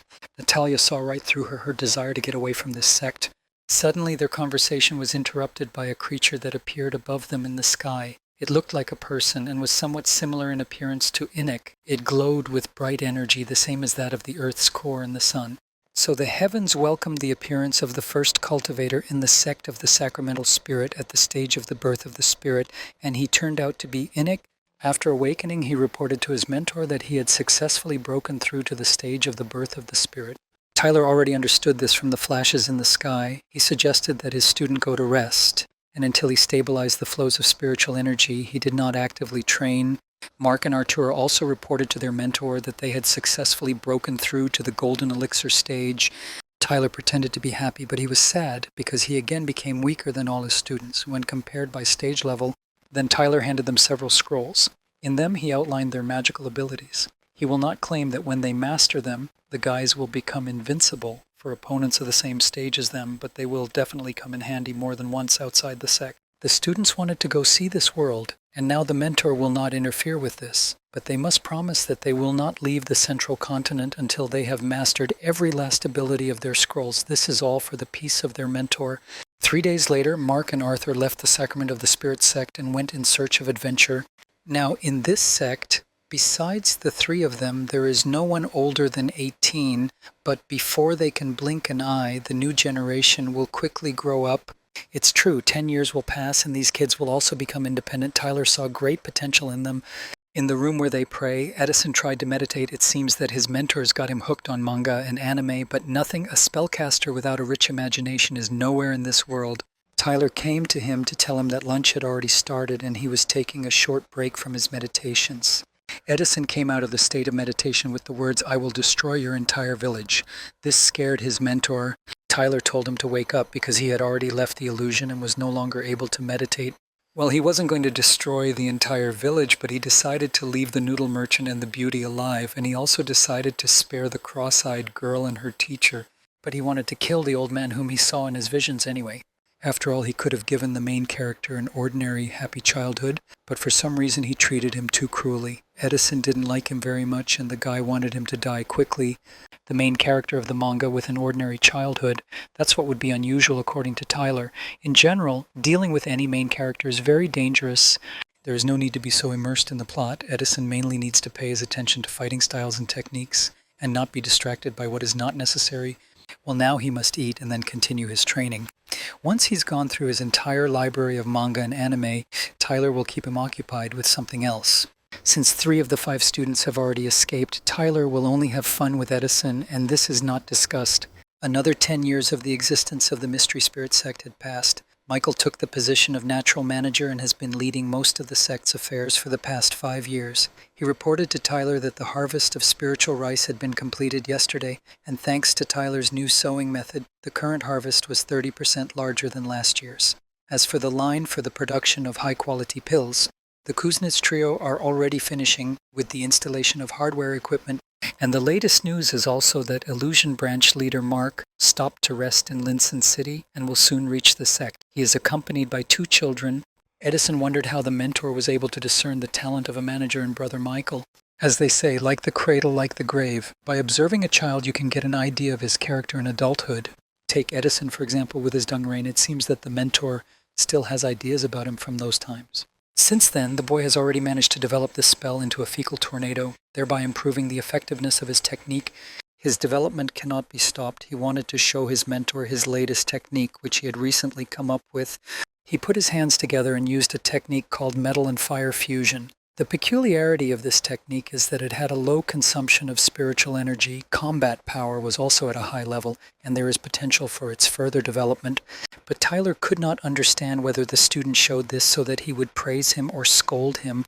Tyler said that all the power is based only on the burst of the bullet, the accuracy is low, the range is short, and Edison could not even realize the existing advantages. The student must be familiar with firearms and understand why a barrel is needed. Tyler showed Edison how to use this ability and shot the red bird as an example. The student was surprised that the mentor used exactly the same amount of spiritual energy as he did, but he managed to hit the target exactly from 1,000 meters. Tyler invented this spell when he was at the 5th stage of chi hardening, but due to its weakness, he has hardly used this ability since then. Edison is already 12 this year. After falling into this sect, he never left its borders. Tyler decided to let him go for 1 year when Uncle David returned and went on business again, and then he could leave with him. Tyler wanted his student to visit every major city in the central continent, but he didn't want to go anywhere because he still had a lot to learn, and he wasn't interested in what was outside. But Tyler has already made his decision. Edison already has a spell for creating photographs, and in a year the mentor expects from him photographs from the main streets of the 24 main cities of the continents. Along the way, the pictures will have to be accompanied by his stories about the city. When Edison first arrived here, Tyler heard him swear that when he became a cultivator, he would return to his native village and marry a girl. Therefore, when he goes on a journey, he can ask Uncle David to look at his relatives first. It's time for Edison to fulfill his childhood vow. But the student reacted to this somehow strangely. He said that one of the mentor's students had already been with him in his village, and returned with the news that 3 years ago this girl got married. Therefore his childhood dream is no longer destined to come true. Edison still thought that he had no chance with her and did not count on achieving this goal. Suddenly the fish started biting and Tyler was able to catch it, which means there will be fish soup today. After that, Tyler decided to cheer up his student, saying that he was at the very beginning of his life's journey and would still find a suitable soulmate. Now, we need to go back, because one of our brothers is about to arrive and he hasn't been here for several years, and they need to establish brotherly relations. Events moved to one of the main cities of the central continent. In this city, she, with the help of her animal named Svetik, was looking for something on the central continent. The animal wanted to say that with her luck, no matter how she searched, she would still find it. She decided to do so. The main thing is that her husband is definitely alive. The rest is trivial. Elizabeth wanted to find her husband Tyler as soon as possible. Her mentor said that her so-called husband had long since fled to the central continent, so she went there. Meanwhile, in the Royal Swordsman sect, Adrian was there, but for secrecy he came up with the name Clark. His subordinates made him the last sword and gave it to him. Clark accepted the weapon and thanked his brother for it. Once upon a time, Clark saved this man's life, and now he serves him as a token of gratitude. Moreover, if he had not given him the treasure with rare runes, then the boy would never have forged such a good sword. Grandfather Swordsman whispered in Adriana's ear that with Brother Tyler and such runes it would be possible to forge a real masterpiece, but now he is not with them. Adrian missed him very much and wanted to meet him as soon as possible. The time will come and he will be able to go looking for it again, but for now he needs to work with what he has. We need to raise this boy to be a good blacksmith. He is already devoted to Adrian, and any investment in him in the future will pay off with interest. Adrian is missing 12 legendary class swords. Before completing the formation, 1,000 swords of the forbidden space. By the time he gets them, a lot of time will pass. The old man was in no hurry, so this matter can be stretched out for a long time. Clark told his brother Mason that there was no point in keeping a treasure with runes with him because he was their smith and could use them to prepare a masterpiece. Well, it was even sad because Adrian initially collected them only to please his brother Tyler, where before the swordsman promised that Adrian was so indulged in melancholy and asked him to stop being a weakling because a soft-hearted person has no chance of becoming a great husband. Adrian didn't want to talk to him because according to him, this grandfather doesn't understand anything. Mason noticed that Clark usually behaves openly and affably, but sometimes he is so conveyed by sadness that he cannot even hide it. And the old swordsman constantly repeats that a great husband must be heartless and not be sentimental like a woman. At the same time, through the use of various magical seals and protective formations, Tyler managed to completely close the island from prying eyes. Most cultivators flying over him don't notice him at all. 10 years have passed since Tyler's 3 personal students set off to see the world on their own. During this time, the sect has changed greatly. After medicinal raw materials, separate rune seals are used for each type of medicinal ingredient, which allows creating an ideal habitat for them. As for the entrance gate protection ring, A magical formation of 360 giant pearls arranged in a circle attracts spiritual energy, which condenses into a liquid state and flows like a waterfall into a spiritual pond. Entering the spiritual pond, the liquid continues to thicken, and when it reaches its limit, it becomes suitable for creating wonderful beasts consisting entirely of spiritual liquid. In general, such creatures are of little use, but they can make an enthusiastic impression. The system, which looked like a toad, told the guys about all this. When they entered the territory of the Spirit Mystery sect, a frog guide fell on these guys and told about the history of this sect. Mark theorized that these creatures were born in a spiritual pool and served to tell stories to newcomers. He had not yet finished eating the caramel berries when he and his new students arrived at the sect. Now they need to meet with a mentor. Tyler, this is a great genius who was able to refine the original design of the brand to perfection and build an excellent sect. Mark almost forgot to use a special technique to turn into a small teenager. This must be done because all the mentor's personal students have made an agreement. Before the mentor, all his students must remain children in order to express honor and respect to him. Although the mentor complained that others might mistake him for a lolicon, shotacon, or just a pervert, but the disciples owe him everything in this life, so they don't care what others say, they will always honor him. Moreover, he did not explain to the student the meaning of the words lolicon and shotacon. Going forward, potential students must now behave like Mark, show full respect to the mentor. The guys agreed with this, and now it's time to meet a mentor named Tyler. Entering the building where the mentor was waiting for them, Mark told him that he had returned. But suddenly, Tyler notices that these two guys are standing behind him and thought that now he will have grandchildren. He called Mark a naughty man, and the fact that he himself, as the youngest among his brothers, managed to become the first to have children. But the student replied that it was not his children, but he simply saved them. So the question, "Where is Mom?" should immediately disappear from Tyler. Mark told me that their parents were no longer alive. A gang of robbers massacred them all into the village, and when he arrived at the place, only these brother and sister were alive. Although he punished the robbers on the spot, he could not leave them because he perfectly understood what it was like to be left without parents, so he could not pass by the two orphans. As for spiritual roots, my brother has the spiritual roots of thunder and fire. He is a natural blacksmith. And my sister has the spiritual roots of a thunderstorm in a tree. She can become a good alchemist. They successfully passed the test to meet the requirements for sect disciples, so Mark brought them here. Tyler's life is already becoming like a story, cyclical. The guys can consider that from now on, the mystery of the Spirit sect is their new home. Now the mentor wanted to drink tea and talk with Mark. The mentor saw in his eyes that the boy was lost and struggling with internal demons. He must remember for what purpose he asked to be his student. Mark was still just a child back then. Now the reason why he decided to take the cultivation path sounds stupid. To find his father and make him repent at his mother's grave. But recently Mark discovered new motivation and set a new goal. This goal and turn into one of his inner demons. But you don't have to say such scary things with that smile on your face. His new goal is not to send his father to the other world to his mother. Tyler, we need to somehow explain to him more gently that he was conceived by accident and his father is not to blame for anything. Mark wanted to clarify whether Uncle Michael was his father, but Tyler interrupted him. Before answering this question, he wanted to know about his student's new motivation. If Michael really is his father, then he wants to take advantage of Tyler's ability of 100 rebirths. Mark wanted Mom and Dad to live one full life together and was ready to take such risky steps. One life isn't that much, but as to whether Michael is his father, he'll have to find out for himself. What about Arthur? He said that he had mastered all the magical abilities from Tyler's scrolls, which means he could leave the central continent. Now he's cutting up werewolves in Shenglingzhou.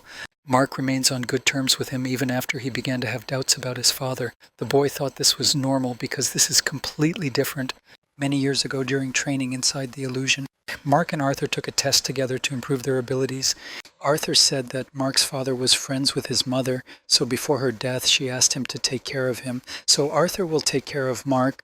Moreover, since they have the same mentor, it means that they are practically related, and you can't consider each other not just brothers, but siblings. This is how they became friends. They helped each other, protected each other. If one of them needed help, they did everything right away. In other words, Mark is not yet completely convinced that Michael is his father, but Arthur is forever his brother. After the death of his mother, he is the closest person to him. It looks like their family is in for a very melodramatic ending. This time, Mark returned to the sect for a short time. He will stay here for a month and then go to Shenglizhou to see his brother. Meanwhile, in this same country, the main theater of operations in the War of the Two Races, Michael had some kind of bad feeling. After all, Werewolves began to run after him, who wanted to devour his soul. The only one who can save him at this moment is his son Arthur. The son was able to find his father. He asked him many times not to come here because there are a lot of monsters in that area and he can deal with them without him. But no, father came here again. Michael was happy that he had made the best decision of his life, to apprentice Arthur to his brother Tyler. Now he became the strongest in his family. Dad was very proud of him, but father only distracted him here, so it's better for him to sit with his mother in a safe place. Michael felt like an old useless dog because his son was beginning to despise him. He doesn't know how to live with this, but it's okay. He'll soon get used to it. The only good thing he had was his wife, who could comfort him, but brother Tyler is probably wasting away in terrible loneliness on the island. Meanwhile, somewhere, the mystery of the spirit, Tyler and his students were fishing. Suddenly someone started approaching them on a boat, and there were two of them. As it turned out, this was Elizabeth, who had been looking for her husband for a very long time. She was very happy that she finally met him and hugged him with all her might, so much so that Tyler could hardly stand on his feet. The guy couldn't understand how his wife ended up here. He didn't expect that she would be able to find him on her own.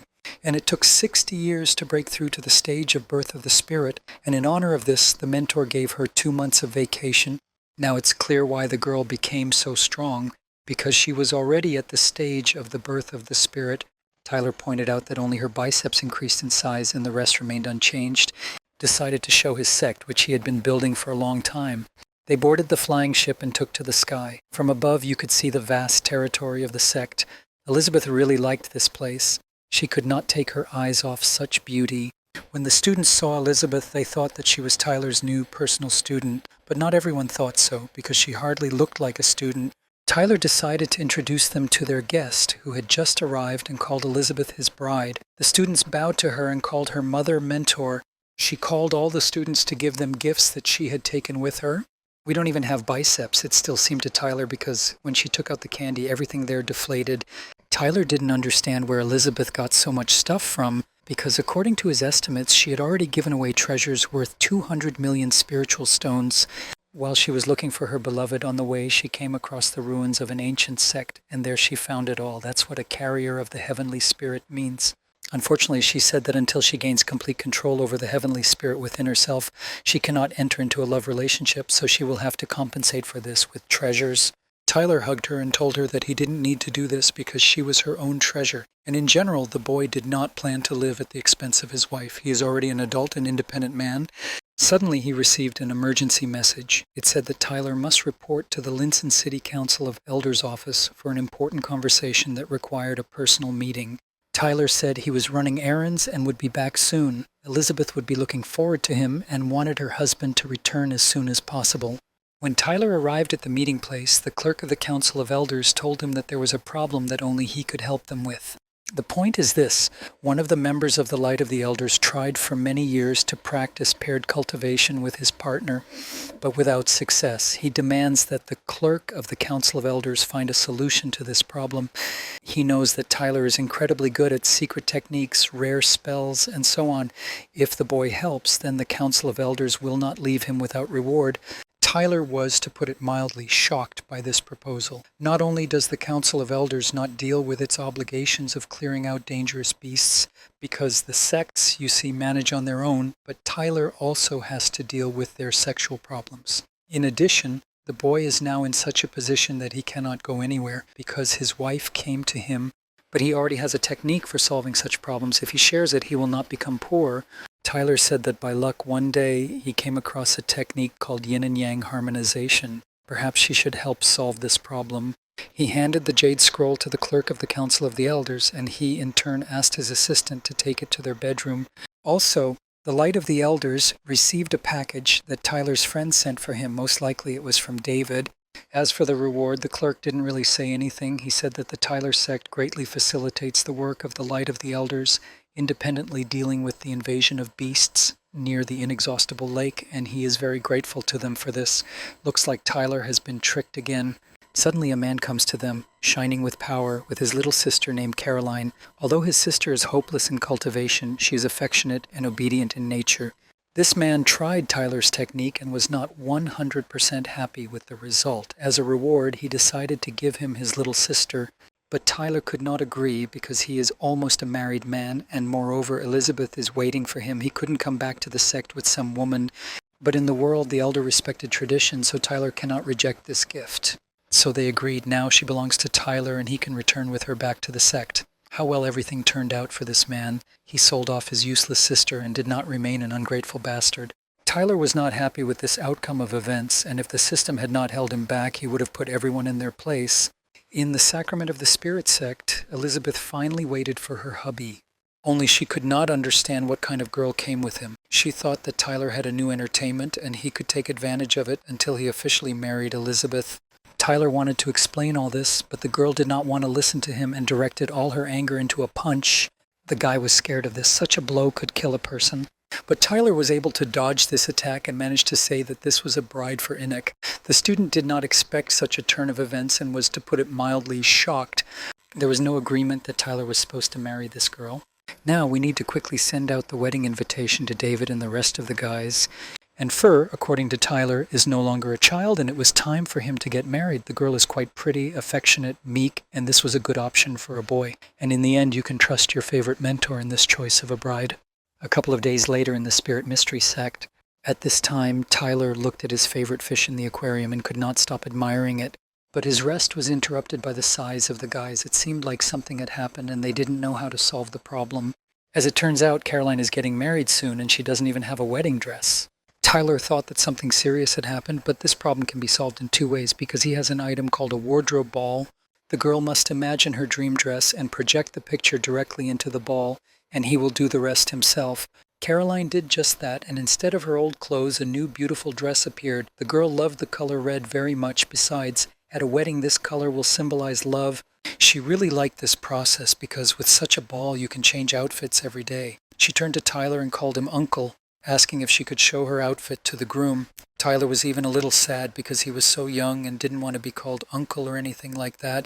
And the guy asked Carolina to call him a mentor. He will accept her for now as an external disciple of the sect, and in the future she and her husband may become fellow practitioners. He also gave her pills that are great for the early stages of the chi quenching stage and a basic technique called 5 elements. At the same time, Elizabeth entered Tyler's house and began looking for another ball in the wardrobe. Perhaps several of these balls are in her husband's room. They probably contain outfits that he himself came up with. The girl strained all her brains and began to remember where exactly they were and remembered that they were at the top of the closet. Finally she found them, but suddenly Tyler comes into her room and asks why she ran into the house so suddenly. It was already late. His wife activated the ball and will now start trying on different clothes. And knowing what kind of clothes Tyler likes, there will be something vulgar there as always. As I found out, Elizabeth changed into a very revealing dress that looked too provocative. And shame, she screamed throughout the room, but Tyler asked her not to touch this item, but she still continued to try on different clothes. This time she wore another provocative dress, but in addition, gloves appeared on her hands with paws like a cat, and also cat ears. Tyler couldn't stand it. He began to bleed and lost consciousness for a while. Elizabeth began to examine him, but could not understand why her hubby's nose began to bleed. Tyler told her not to worry about him. Having seen this, I don't even feel sorry for dying. Suddenly, Jennifer came into their room and said that she returned immediately after receiving the invitation to the wedding. She couldn't believe that her brother was actually getting married. But a small surprise awaited her in the room in the form of Elizabeth, who climbed up on her mentor. Looks like the girl came here at the wrong time. Ran away from the room, taking with her the wardrobe. The girl said that she didn't want to disturb them, but just came to the wedding. Well, if she is not far from the sect of the mother teacher, she will definitely go to her and ask for an apology. And the girl didn't want to apologize to Tyler because she didn't return empty-handed. Her mentor will be delighted. Tyler thought his student was overexcited and decided to make her some calming tea. A month ago, Jennifer joined a group of treasure seekers. There were 15 of them in total. They gathered to find one destroyed world of the small Chiliocosm because the amount of treasures remaining there shocked them all. Therefore, only inside the small world everyone took up arms. Being a good student of her mentor, she immediately realized what she needed to do. She left a double doll in place of herself and hid herself. But suddenly a monster appeared at the stage of the birth of the spirit. He would have been a werewolf doll. In the end, he finished everyone off. The power of that doll was comparable to the best examples of Tyler. It was as if he was controlled by someone like a grape system. But in the end, Jennifer chose the right moment and finished off that Hulk with one precise shot. Tyler grabbed her by the pigtails again and asked her when she would get to the point where he should be delighted. Jennifer collected their storage rings from her dead traveling companions. One of them contained a spell for preserving small worlds, and so she took that entire small world to bring it to Tyler. Tyler was pleased with his student's work. If after half an hour of a boring story her gift had disappointed him, he would have imprisoned her on the island for thousands of years. Tyler looked at this ball for a long time, and for some reason was silent for a long time. Out of great surprise, he could not say a word, because inside this sphere there was a skyship. It's difficult to overestimate the value of a skyship. There are literally only a few of them on the entire planet. Tyler laughed like crazy and couldn't get enough of him. Although this is only a prototype of a ship that requires serious modifications, but if information about it leaks out, then tomorrow morning it will no longer wake up. Therefore, Tyler asked his student that some of her companions could not leave alive. The student convinced him that the monster ate everyone and that all the completions for the ship were inside that world. Tyler will be able to bring this preparation to the state of a full-fledged ship no earlier than he breaks through to the stage of spirit division, and until this moment there is probably a lot of time left. And now he is not able to do this and needs to carefully hide this ball somewhere. And it would be best if the student sold it somewhere along the way and earned a lot of spiritual stones.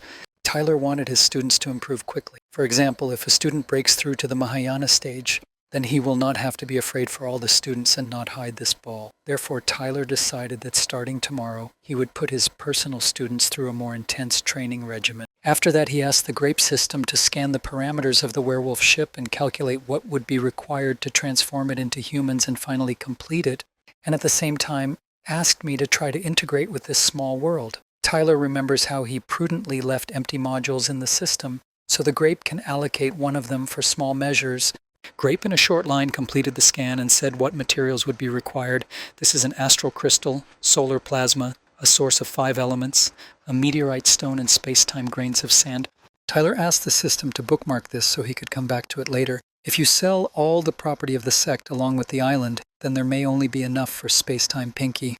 Vineyard heard this and began to prepare the island of the Sacrament of the Spirit for sale. Tyler managed to stop this because he just set it for comparison and there is no need to sell anything. The system must continue to do calculations.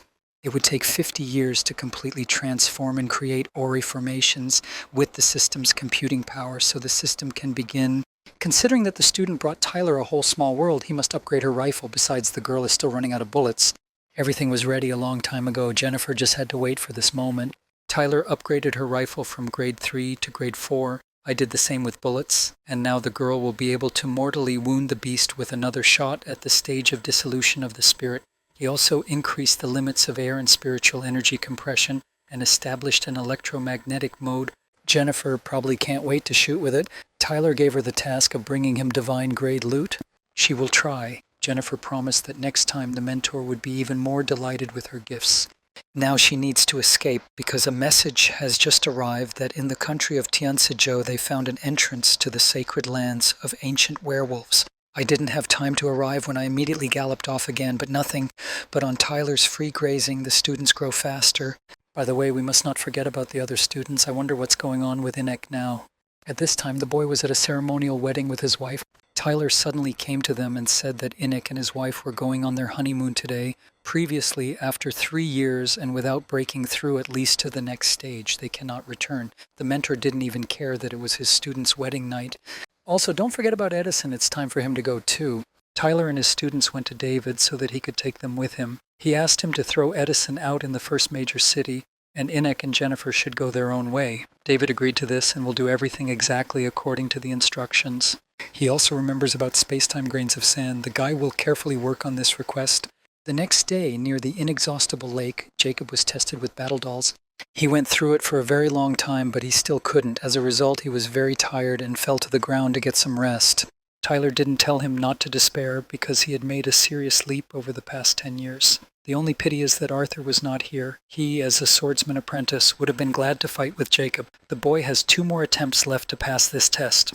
Jacob is tired of listening to Tyler's consolation because he has completely lost hope that he can join his sect. Tyler knows why the boy is so eager for them. He wants to look after his homeworld, which was found in the territory of this sect. Tyler, as a business genius, offered him to buy this territory He wanted to sell this territory for 1 billion spirit stones, but for a good guy like Jacob, he will give a 20% discount, that is, only 800 million spirit stones or treasures worth the same amount. If the boy can collect such an amount in 100 years, then the old world will become entirely his property. This is an excellent opportunity, for which Jacob thanked Tyler. If everything happens like this, then for Tyler this will become the deal of the century, just a real gift of fate. By the way, speaking of gifts, he never opened the package from Michael. It was time to see what he sent him there. I opened this box. There were hollow bones of werewolves. In the course of werewolves, these are like storage rings for cultivators. These items looked very strange, as if it were a box of surprises. Tyler did not expect that his friend would be able to get such a gift, but as it turned out, the first bone contained only cheap werewolf household utensils, and Tyler threw it aside. And the second bone already contains pills and items with runes. This is a good start for him. Then he found some 16 methods for hardening steel. Tyler became curious and decided that he would need to try them out in his free time. This bone smelled like rotten eggs, as they say. What's good for a werewolf is death for a man. When he took the last bone, after touching it, it activated and very valuable items fell out of it. Inside were 25 kilograms worth of solar sand grains, 1 piece of Bessadiel autoclast, 1 piece of meteorite stone, and 25 kilograms worth of space-time sand grains. Brother Michael, as always, did not disappoint his friend. With these materials, Tyler will be able to upgrade a grape to a legendary class item. At the same time, Adrian and his swordsman grandfather pass through the arch in Tangxingzhou. The grandfather expects serious loot for himself from this foray. Adrian, although he promised his grandfather, the swordsman, that he would help him recover and take revenge, but he must take into account that the boy will not do this if it is at the expense of losses for other people, as was the case with Brother Tyler. Grandfather the swordsman was tired of constantly hearing stories about Tyler. He believed that when doing a big job, one should not be distracted by such trifles, and in his words, Adrian should understand this perfectly. The boy became very angry after his grandfather's words. If he does not promise to adhere to his principles, he will begin to break the swords one by one, which they have been collecting for so long for the grandfather of the formation. Grandfather didn't want this and asked the boy to leave the swords alone. At his age, he even parted with his wives because of good booty, but Adrian can't even part with thoughts about Tyler. But he didn't understand anything, because Adrian considered Tyler his brother forever. Grandfather Swordsman made a promise that he would not do this, but on the condition that Deanne would not give up. I wonder if Tyler thinks the same way Adrian does about him. That's a big question. Further, Grandfather Swordsman drew attention to the girl with 2 pigtails. She did not look as simple as she tried to seem. The grandfather invited Adrian to take her with him. After all, she can be very useful in difficult times. Coming closer to her, the guy asked her if she was going to the sacred land of ancient werewolves for treasures. As it turns out, this is Jennifer, Tyler's student, who changed her appearance using special technology. The boy invited her to join a group of like-minded people because she probably should know how dangerous it can be in those places alone. Jennifer felt like she already knew this guy. Afterwards, she decided to ask what Adrian's treasure hunting strategy was. The strategy was one of caution. He likes to clean out the periphery and go around the sweet spots because this way he avoids conflicts with serious players, and no loot is worth the bloodshed. For the girl, this all sounded like an excuse to lure simpletons, but she didn't do anything with her finger. She agreed to Adrian's proposal and said that she was just looking for travel companions. At the same time, in the country of Tianqingzhou, in the city of Qinbai, Adrian gathered all his fellow travelers and introduced himself as a clerk from the sect of Royal Swordsmen.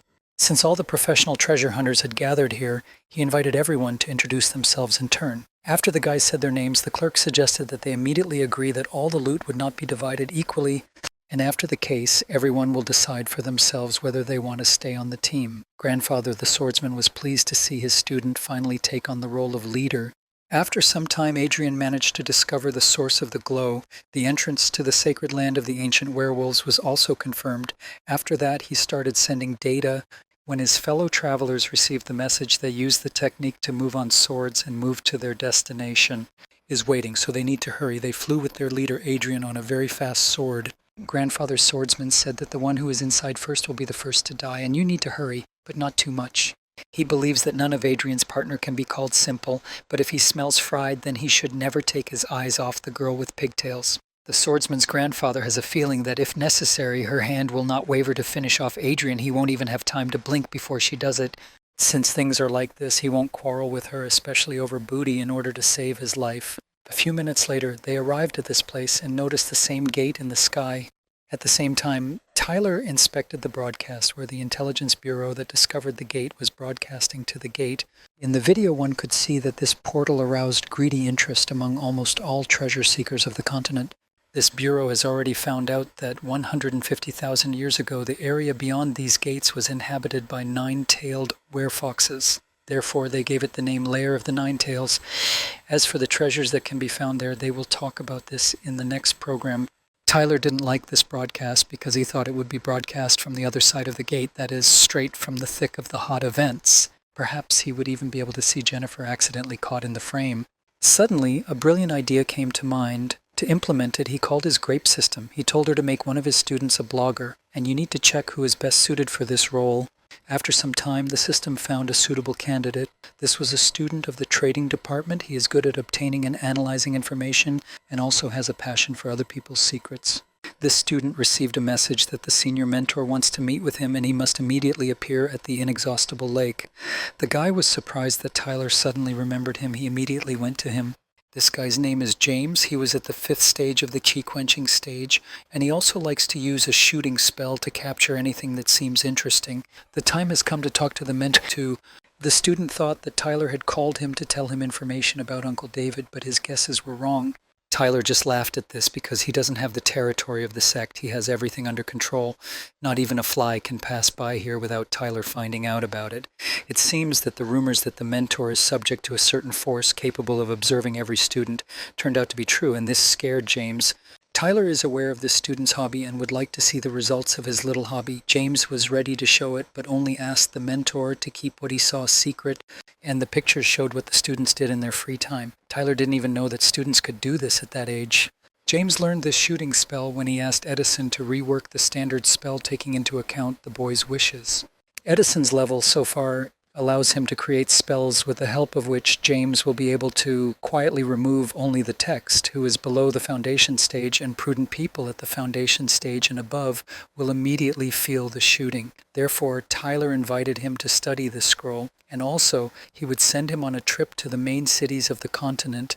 James agreed to this assignment, and now he will have to find the main beauties in every city and shoot them.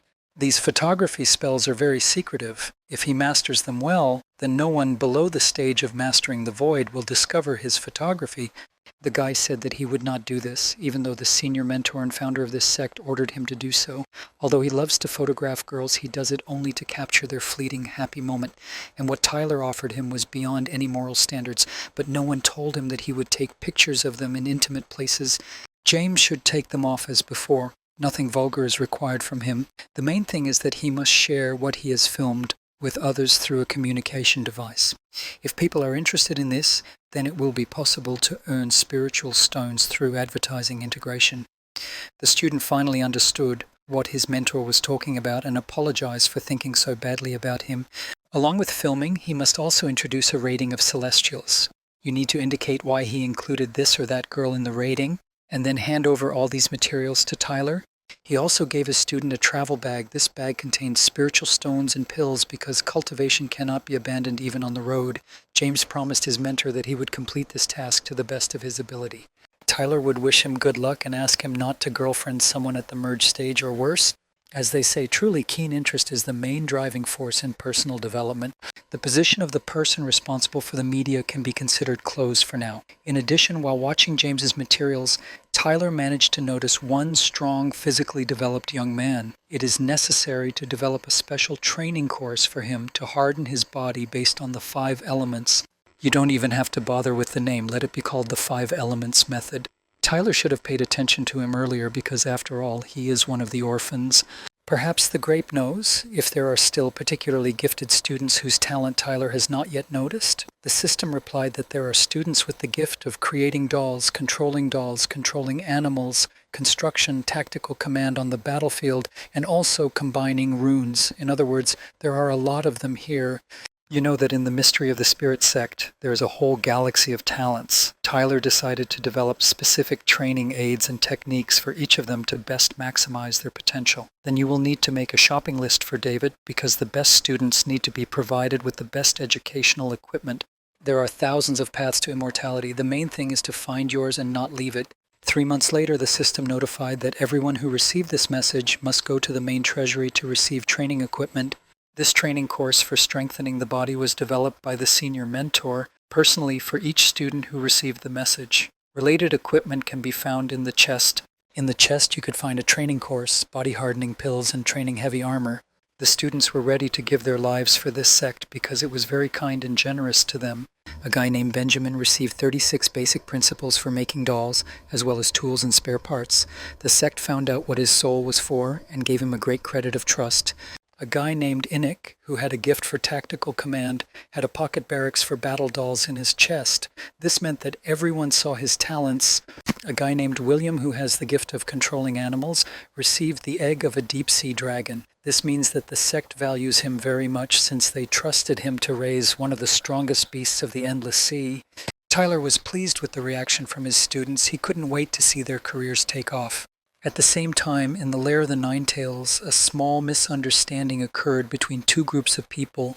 In the first group of people was Adrian along with his fellow travelers. They met people at the spirit dissolution stage. He said that his group only wanders around the periphery, picking up every little thing that cultivators of this level disdain. Told him that there were 2 in front of him at the stage of dissolution of the spirit and 3 at the stage of birth of the spirit. First, you need to deal with the 3 weaker ones, and then the girl will join in and help deal with the 2 stronger ones. These guys demanded that Adrian give up the storage ring so that they could stay alive. Some fellow travelers gave up their rings and told Adrian that the situation here was hopeless, and the best action would be to give up his ring. Without a fight, this boy didn't want to give them anything. He assured these robbers that this battle would not be easy for them. To attack, he will use a technique called Soaring Dragon Sword Formation. For this guy, it was even more fun, so he doesn't mind fighting him. In order to attack Adrian, he used his technique and enveloped his right hand in a blue aura. But suddenly, his partners were very seriously wounded. Looks like someone ambushed them and used a ranged weapon. This was an excellent moment to enter the battle, and Adrian took advantage of it. He rushed into battle and immediately began to attack his opponent.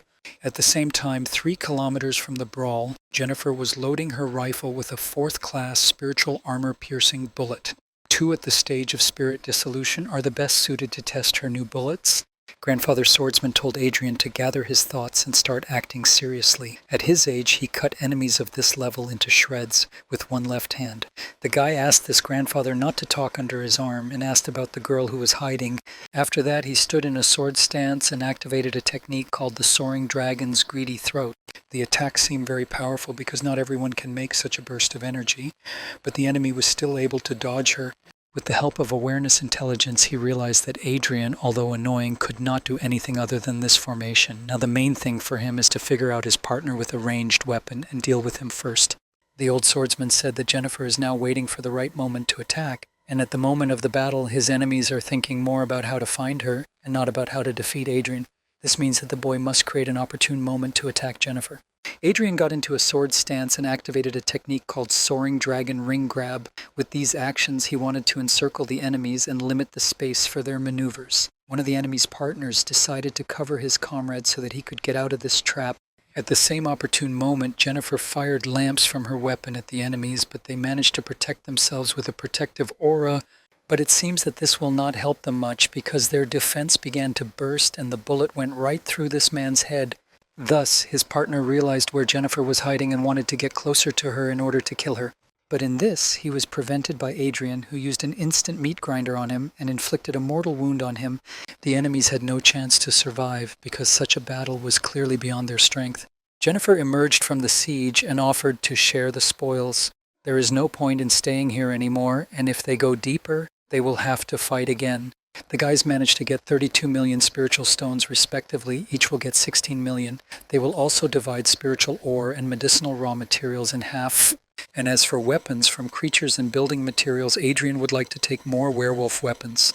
And Jennifer said that she would take the building materials and the spell boards too. Her mentors taught her that the moment of distribution of spoils is the most dangerous because her partner can carry a knife in the back at any moment.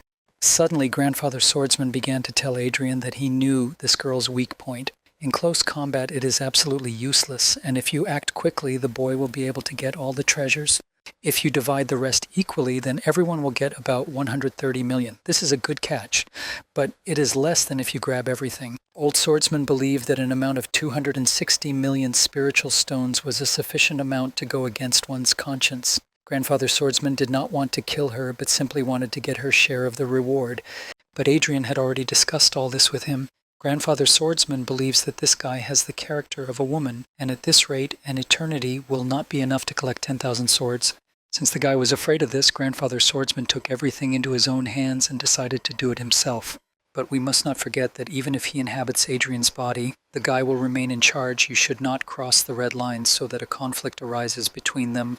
The old man thought about all this and decided to abandon this risky undertaking because Adrian's squishy body could burst from the scale of his charisma. Adrian gave Jennifer half of the treasures, the value of which they did not understand. He doesn't know whether he will be able to work again, but everything is heaven's will, and if destined, they will definitely meet and work together. Adrian thought that Jennifer was very trusting and naive because she was leaving him with her back turned. She doesn't even realize how close Adriana was to doing bad things to her.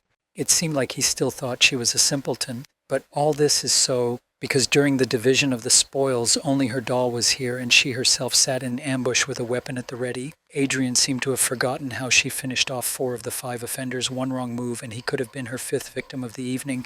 The strange thing then is that the old swordsman encouraged Adrian to rip her off. But the problem is that he only noticed this magical ability towards the end. If Adrian had helped him recover better, he would have taught him this. The guy will help him if the old man respects his principles. At the same time, Tyler was counting baby turtles swimming in the lake. It's time to name them somehow. Tyler came up with the idea to call them 12 defenders of the inexhaustible lake. The guy noticed that these turtles have a very strange pedigree. They have the blood of both land and sea turtles, and this is normal, but how did the deep sea dragon and the giant shark end up among their ancestors? Perhaps all the animals of the endless sea have highly mixed genetics, and that's why this happened. But Mother Turtle wanted to tell Tyler that purebred animals do not survive in the endless sea, and she did not take root there because there was not enough diversity in her family. However, in order to turn them into magical guardian beasts, Tyler needs to find a way to purify their blood. And then he will train them so much that if the Spirit Mystery Sect is one day invaded, then the Turtle Brigade will be able to beat up any enemy. Several thousand years will pass before Tyler rushes to the Mahayana stage. By that time, all his students will have ascended to the world of the highest Chiliocosm, and of his old friends, only these turtles will remain after him.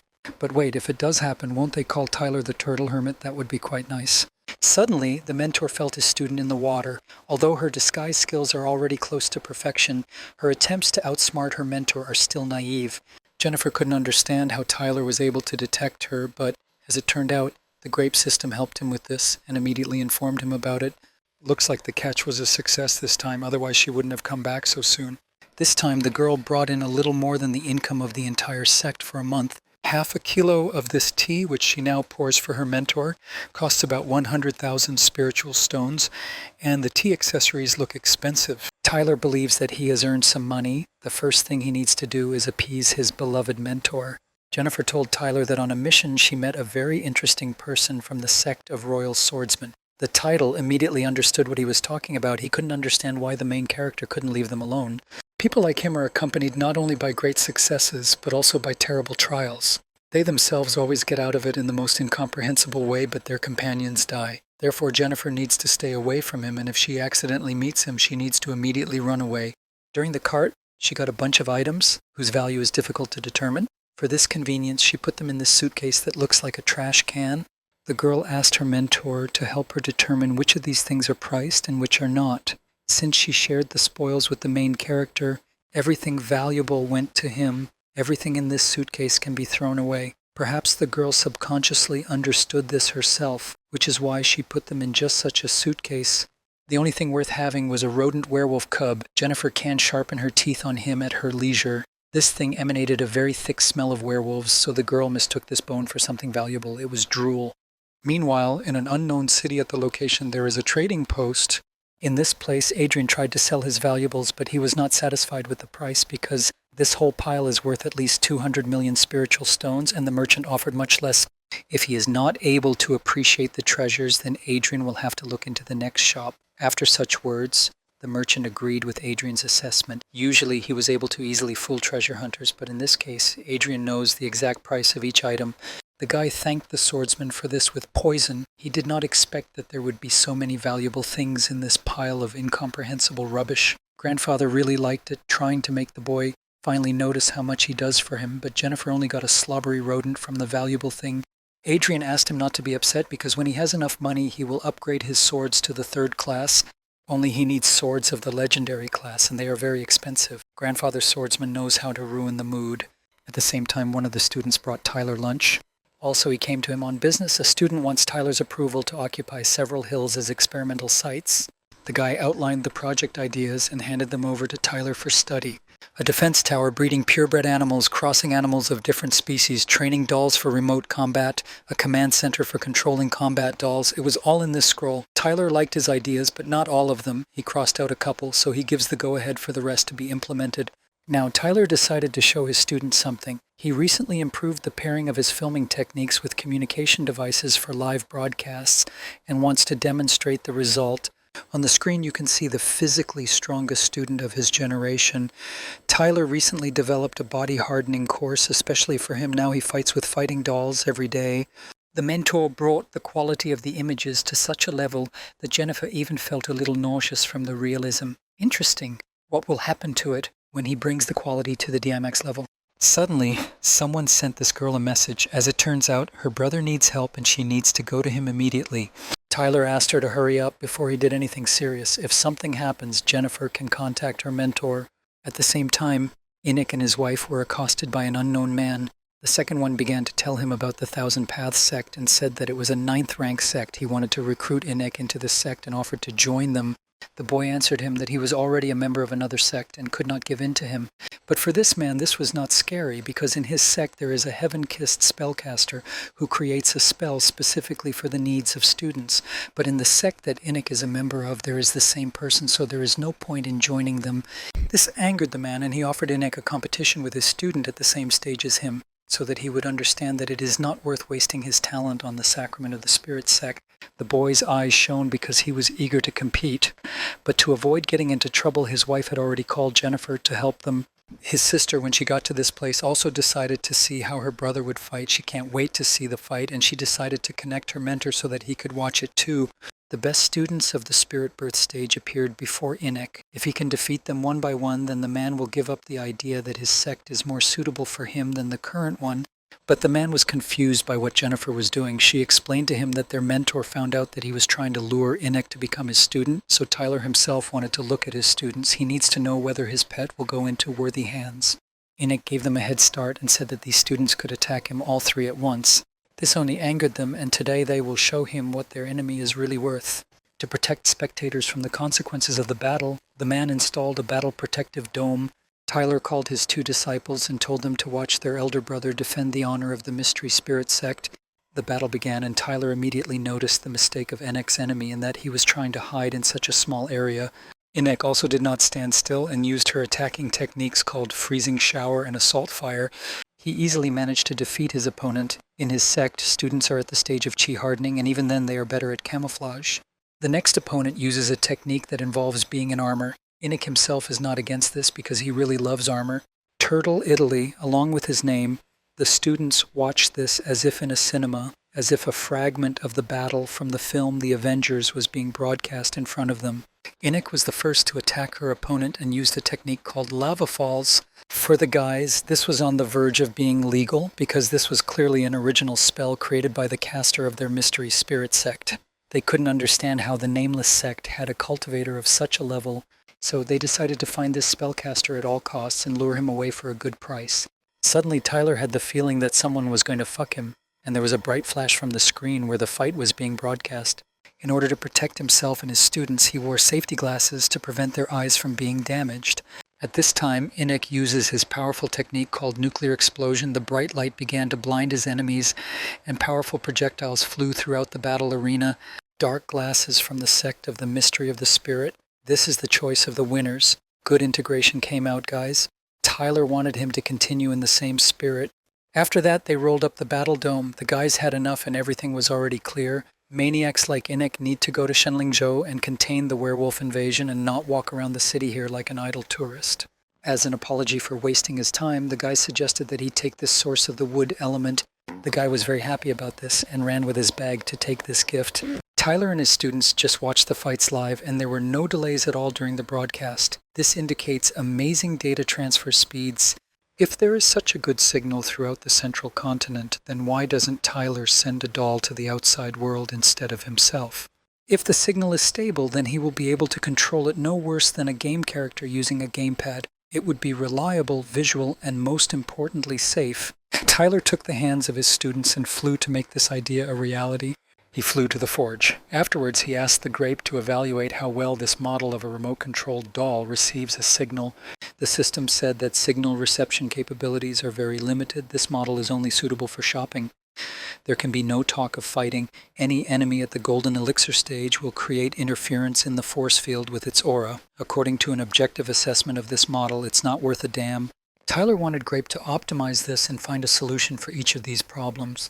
The system agreed to this, and in order to solve this problem, a barrier-breaking stone is required. Its current market value is 1 billion spirit stones. For him it was too expensive, and it would be too naive to expect that Brother David could be so lucky.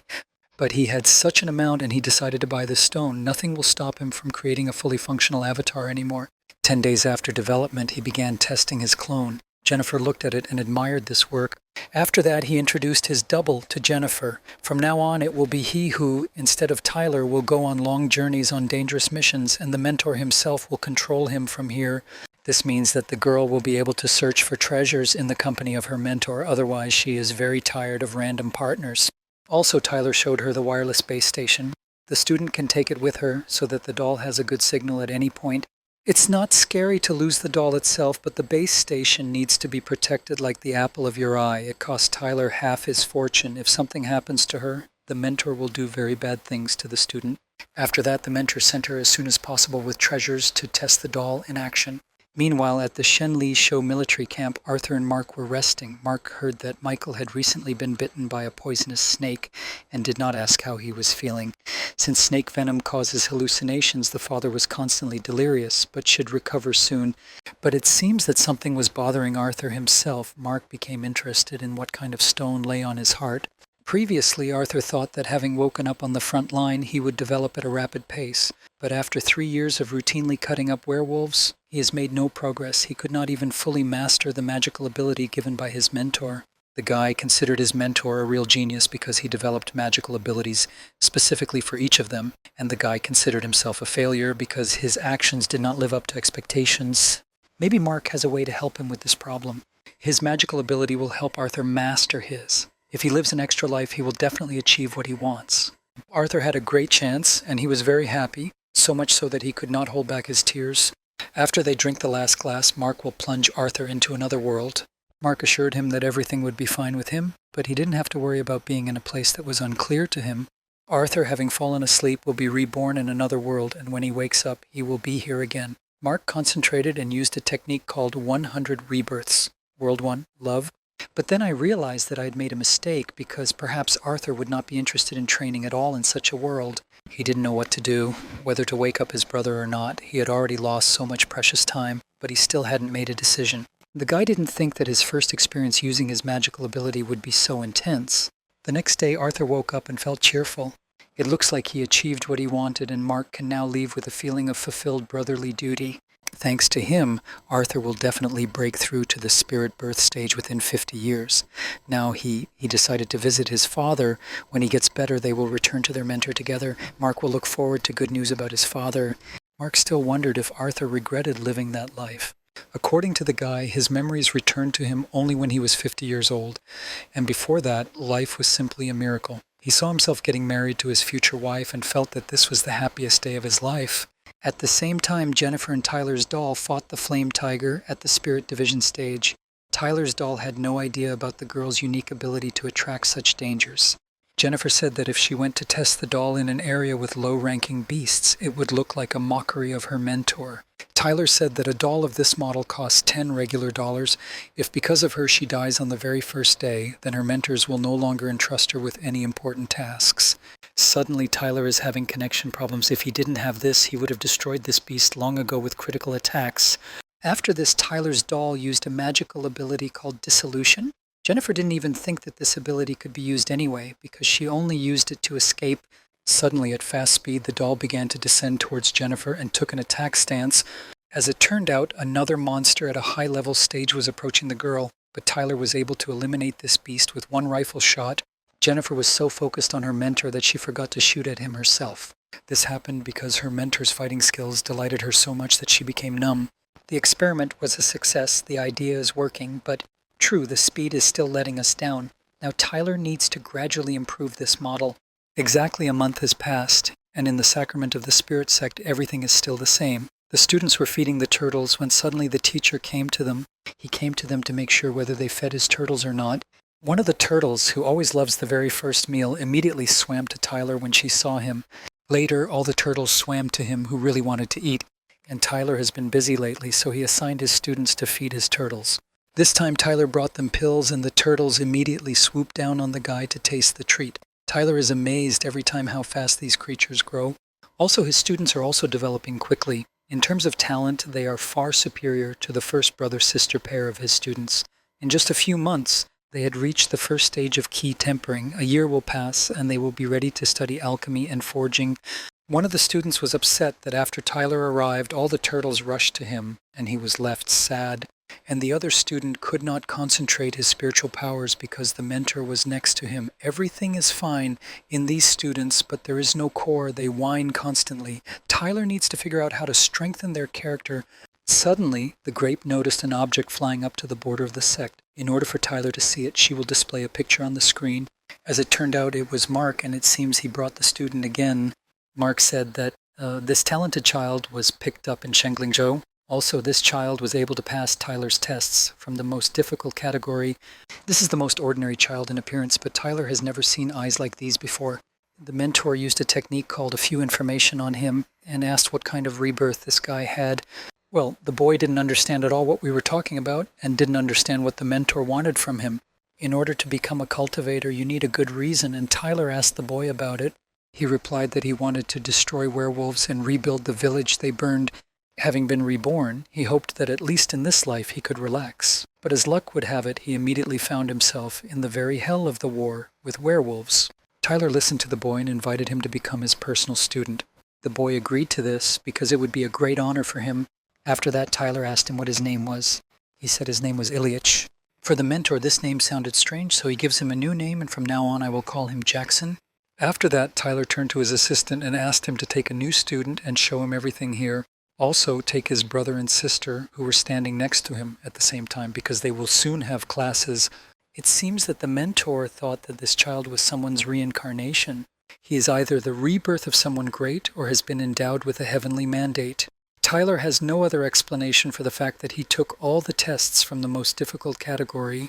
This boy is an obvious contender for the role of another main character, but there is no need to panic ahead of time. To begin with, the main thing is to treat him well. In the world of cultivators, there should be many main characters. Tyler already has experience interacting with them. Maybe by nurturing his own, he will be able to turn this to his advantage. Apparently, Mark was so shocked by Jackson's result that he didn't think about it right away. Regarding his parents, Mark located them in Linson City. It didn't matter to Tyler whether Jackson was the reincarnation of someone great or was endowed with a mandate from heaven. He must forever remember that everyone who was kind to his family. After this, the mentor asked Mark to send texts to the parents of several such people so that they would take good care of them. Today, fights between human werewolves are mainly fought only in Shenlingzhou, but something tells Tyler that in the coming years the war may cover much larger territories. So he needs to make sure that by that time his sect is able to stand up for itself. When asked how many lives Mark managed to live through rebirths, he replied that it was already 11.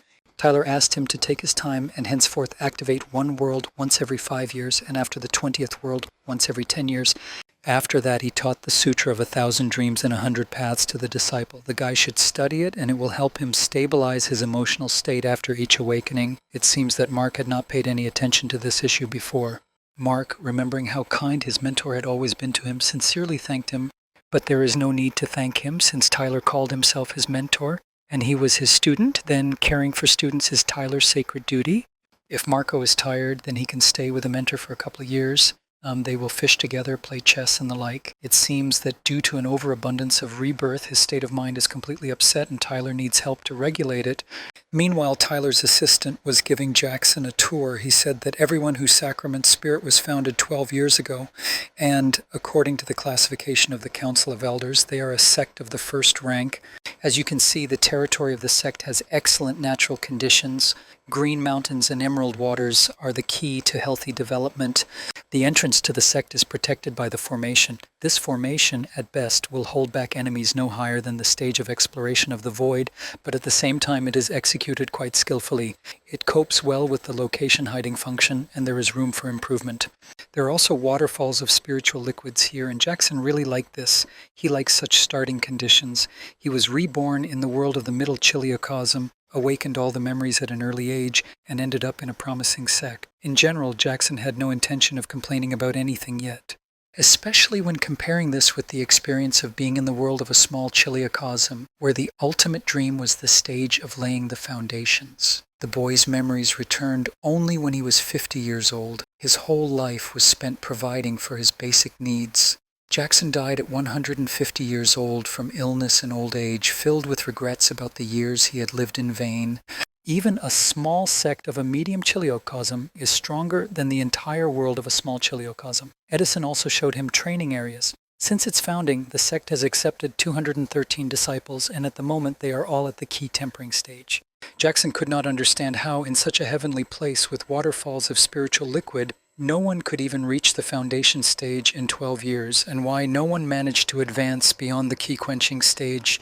When Jackson himself reaches the middle stages of chi hardening, then he will find out the answer to his own question. 3 days later, Jackson was in his room studying small details about the Mystery Spirit sect. He was shocked that this sect has assistant dolls for all occasions, a highly effective training program, and even artificial intelligence that controls other dolls. While he was crossing the central continent, he had never seen anything like this from anyone. Jackson did not observe such advanced knowledge even during his only life in the world of the Great Chiliocosm. Jackson guessed that the senior mentor immediately saw through him and therefore accepted him as a personal student. He also suggested that Tyler was not living his first life either. But further, he didn't want to think about it. The main thing is that now he needs to grab any opportunity to absorb all knowledge and live his life in such a way that after the 9th attempt he will be born as a new Buddha. At the same time, Mason on the central continent was busy capturing beautiful girls with his camera. He introduced himself as a correspondent and that he was reporting on the main beauties of the continent. He asked this girl to pose and answer a couple of questions. Tyler is glad that he saw his little sister and made sure that everything was fine with her. He also praised his student, who does all this. It's not for nothing that he bet on him. When cultivators reach a certain level, they change their appearance to perfection, at least according to themselves. Therefore, Mark emphasized that in girls, their temperament is much more important.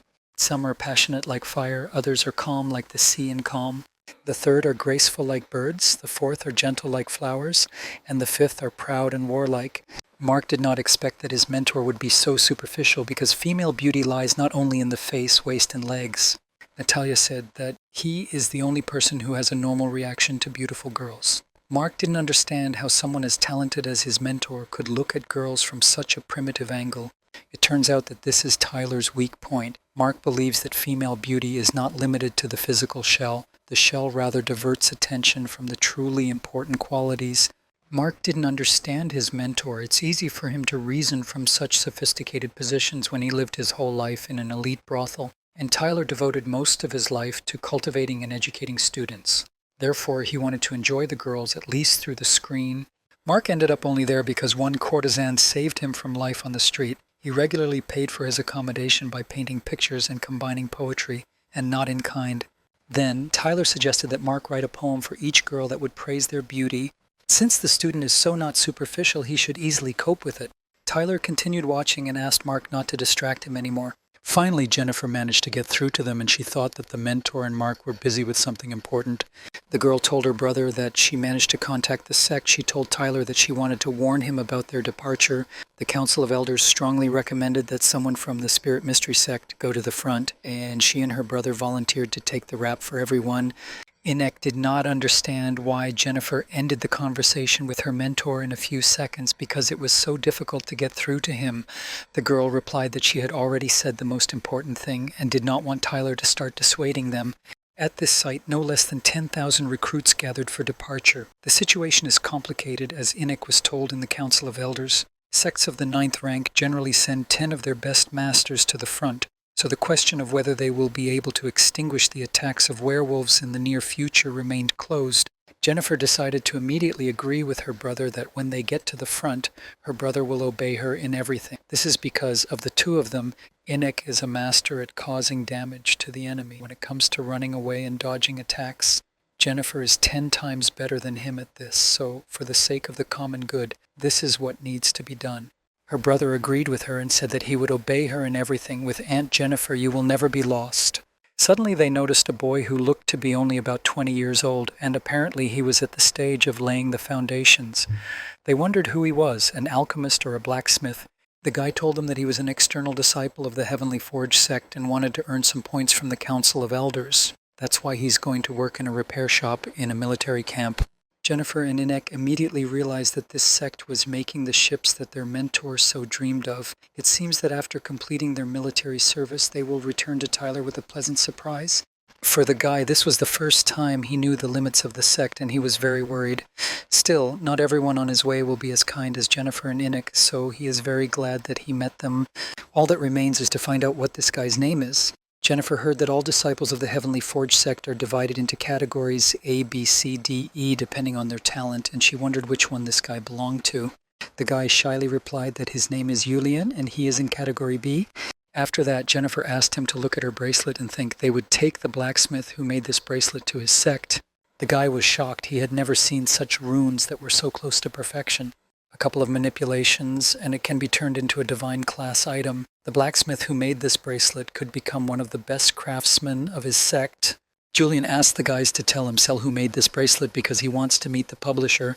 When the time comes to build a heavenly ship, the Spirit Mystery sect will definitely need it, and this guy will have a chance to meet the publisher. Suddenly the system notified them so that all participants prepare to open the spatial gates. Now the events are moving to a spaceship that was flying over the world of werewolves, the world of Feiyu, and the collision line. Inside the ship was a man at the Mahayana stage and his master. They were discussing an event that should come soon, but for now they are forced to wait. Werewolves are watching them from warships. If they choose the wrong moment, then their ship will be damaged and the 1,000-year efforts of the human race will fail, and the master wanted to complete the merger of the worlds before his ascension. After that, he decided that werewolves need to lose a finger. Meanwhile, on the border of the countries of Shenglizhou and Xiangzhou, the system asked the guys to move to positions according to the distribution, and all information will be sent to them on communication devices. As it turned out, Jennifer and Inek were assigned to camp number 1649. Julian wished them good luck, and the guys went to the front line. Meanwhile, on the front line, the guy was asking for reinforcements, because their defense line would soon fall. They were heard, and Jennifer and Ineka were sent to reinforce them. The girl here is even cooler than she imagined herself to be. Jennifer and her brother discussed the plan, and she went to look for a good firing position. The guys thought that Inek was frozen with fear and could not move, but it was not so. He asked everyone to make way and said that it would be hot here now. He decided to make a werewolf lava apocalypse. After using this technique, some of the monsters ended up in lava and began to burn there. After that, he used a technique called Lava Demon and eliminated the monsters that attacked them from above. All the fighters were incredibly happy because now a very strong warrior also appeared in their camp.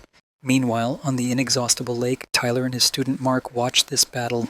Tyler couldn't understand why there were so many werewolves on the front. He thought they didn't have a birth planning committee at all. But Mark noticed that the mentor was missing the most important thing. The student asked the mentor to take a look at Brother Inek. He looked like he had finally found his calling and meaning in life. Indeed, the older brother always loved large-scale destructive attacks, and Tyler did not give him the last technique. He somehow developed it himself. Suddenly, they noticed on the screen how some eagle was aiming at Inek. This creature is at least at the stage of spirit dissolution. Tyler Fan believed that his student would be able to leave him and invited Mark to make a bet, but the boy did not understand how he could bet on his students. If such behavior fits within his ethical framework, then Tyler washes his hands of it. If there were huskies in this world, Tyler would have forced Mark to get one for himself as a child. Maybe then he would have grown up easier on his feet. The boy is tired. I wonder what a husky is. Tyler replied that this is a breed of dog that looks like wolves. With proper upbringing, they grow up to be quite smart and playful. After these words, Mark wanted a husky, but Tyler didn't know where in this world he could get one. At the same time, the huge eagle was almost approaching Inek. The guy didn't notice him right away, but he was lucky that Jennifer was with him, and she, with the help of her sniper rifle, shot straight into the eagle's head. All the guys ran up to Inek to make sure he was okay, or at least alive. As it turned out, everything was fine with him, but the guys did not understand how he managed to survive. As his mentor taught him, the first rule of distance combat, also known as, and most importantly, in no case should you allow the enemy to discover your real location. His mentor's absolute as the heavenly truth is a genius. He does not deserve it. Mark agreed too, but much of his faith in Tyler's genius comes from his father, as if Michael had passed down his habit of idolizing his mentor. Therefore, Adler asked never to utter such words again because they sounded too vulgar. The next day, on the island of the Mystery of the Spirit, Tyler's youngest student fed the baby turtles. This time she made this food pill herself and added bone pie and animal blood to it. The turtles really liked it and were ready to taste it. Meanwhile, Tyler started a fortune-telling, maybe at least a fortune-telling compass based on hexagrams will give him answers about how the war with werewolves will end, but suddenly something began to happen in the lake, as if monsters wanted to crawl out of there. According to the grape, a small-scale invasion of animals began. Tyler complained that he found out about this after it started and asked the system to warn about it earlier. The grape did not see the point in this because this invasion does not threaten them in any way. Tyler still accepted this excuse and made no further claims. After that, Tyler asked his little student to come to him. Apparently, the animals rushed to the smell of her pill, and the mentor wanted to take a look at her. Tyler uses his special technique to conduct an experiment. He realized that this was a bold move and regretted that he had not thought of this before. As it turns out, the pill contains bone powder and the blood of animals at the golden elixir stage. After consumption, the mutation rate in the turtle's body increases. Tyler decided to expand the scope of his youngest student's powers. From now on, she can take everything she needs from the refrigerator. She can devote all her free time to the development of pills. Her mentor supports her in this. When the world is in an unstable situation, the sect must be stronger than ever. So Tyler decided to return home all the students who went to the central continent. On the front line next to camp number 673, Adrian is located. For one day of killing werewolves, he receives points, which are enough to exchange for one 5th-class sword.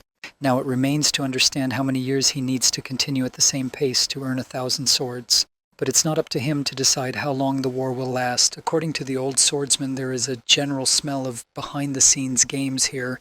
Adrian himself does not seem to notice that there is no one along the entire front line, even at the crossing stage. Right above him is the Heavenly Dragon Palace, but none of them came down here to kill monsters like him. What everyone is doing here is just the fuss of insects. According to the old man, truly serious events are, as always, hidden from the eyes of pawns like Adrian.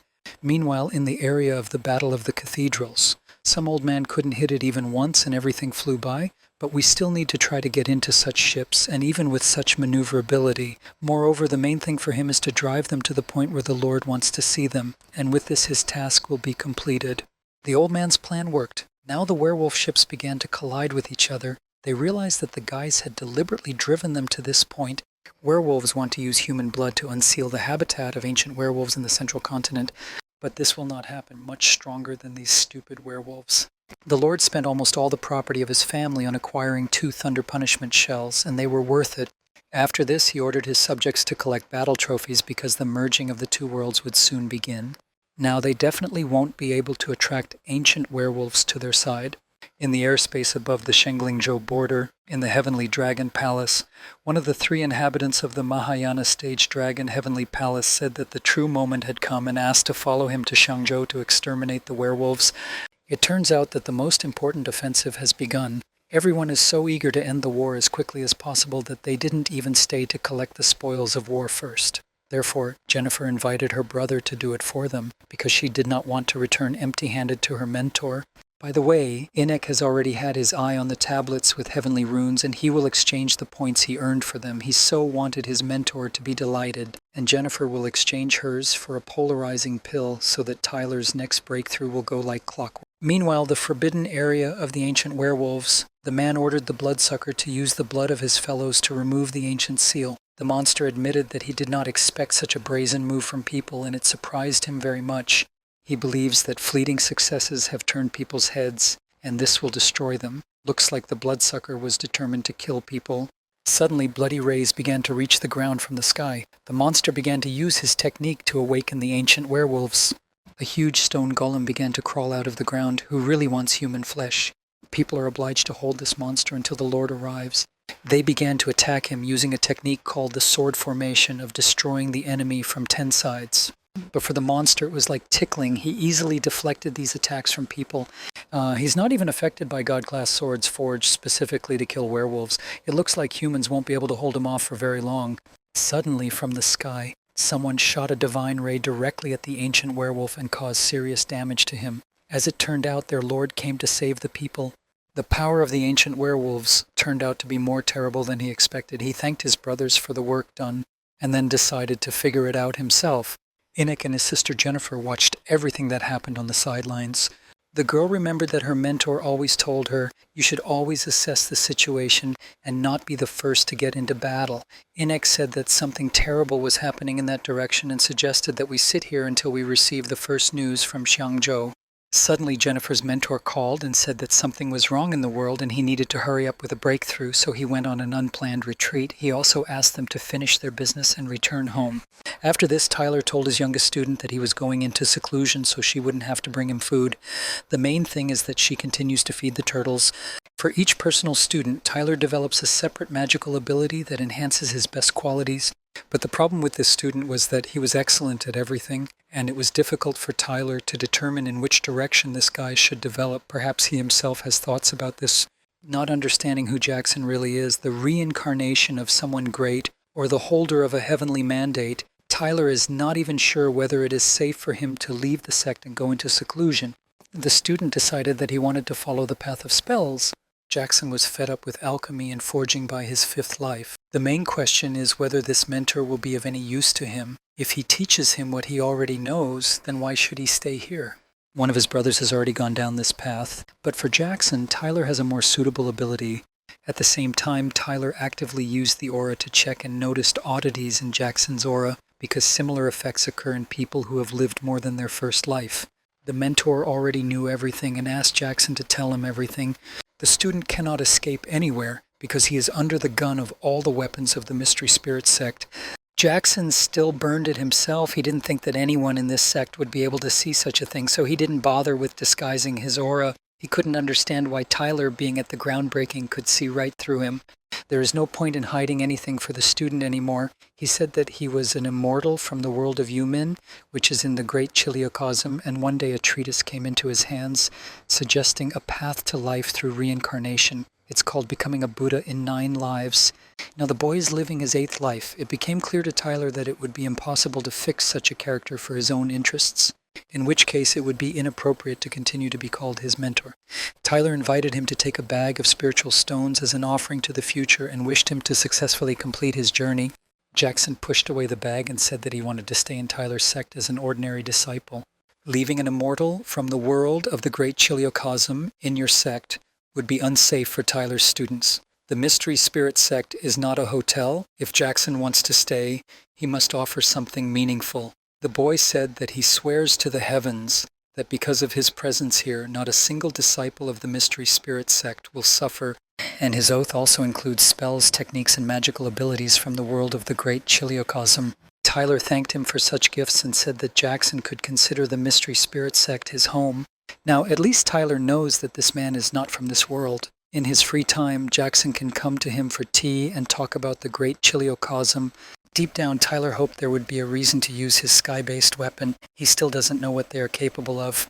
But the guy couldn't resist this temptation and decided to test his weapon. He opened the activation panel and aimed his sight at the test site.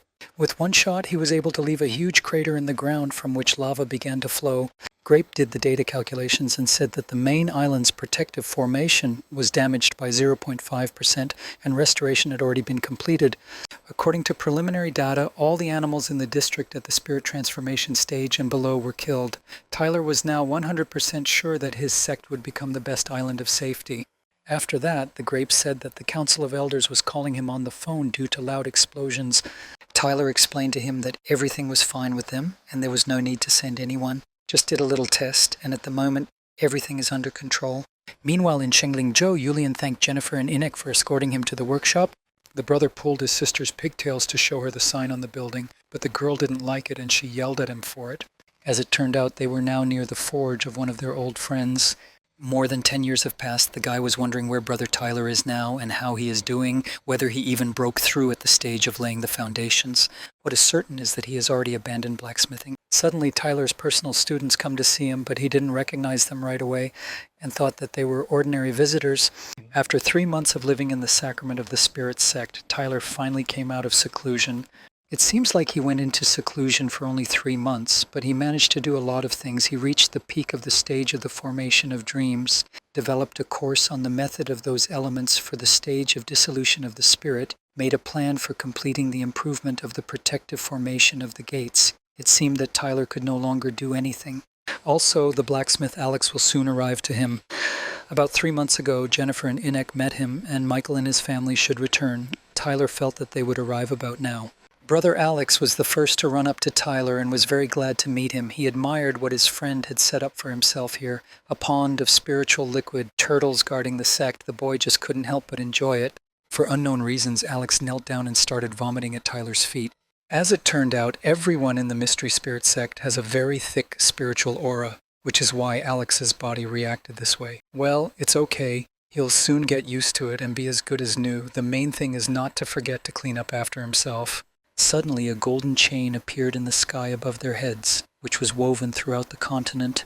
To find out what happened, Tyler used his technique called the hexagram compass. As it turned out, the Lord activated so that all sects of the central continent prepared for difficult battles. Having destroyed all werewolves, the Lord will ascend the united world into the great Chiliocosm. The Lord noticed that Tyler was watching him through a special technique, so the boy stopped using it.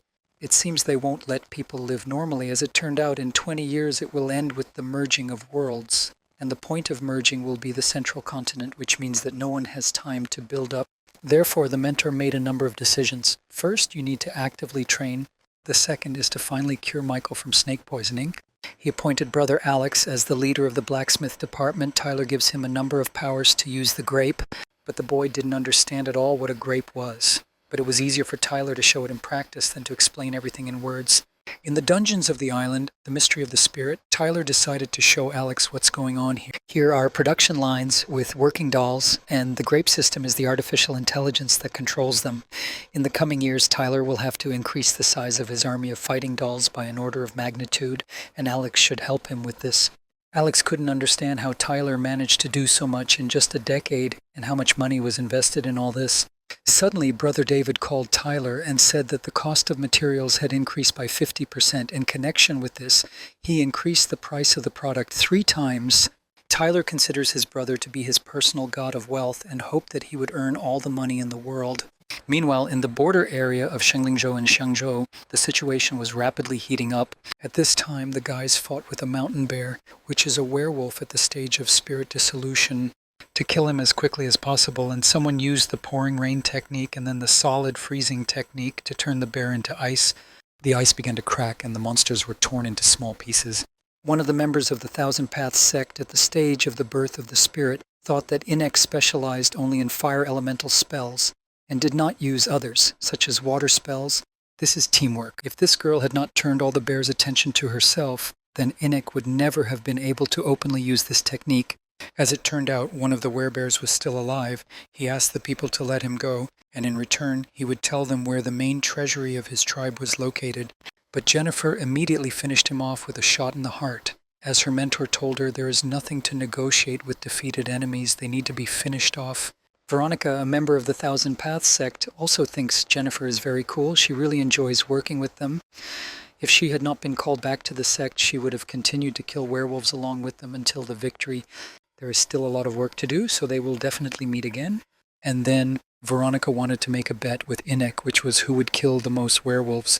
The guys agreed on this and at the same moment went their separate ways. Now, there are so many people in these parts that you can't score much points anymore. And these guys don't have nearly enough money to exchange gifts for their mentor. Aini understands this.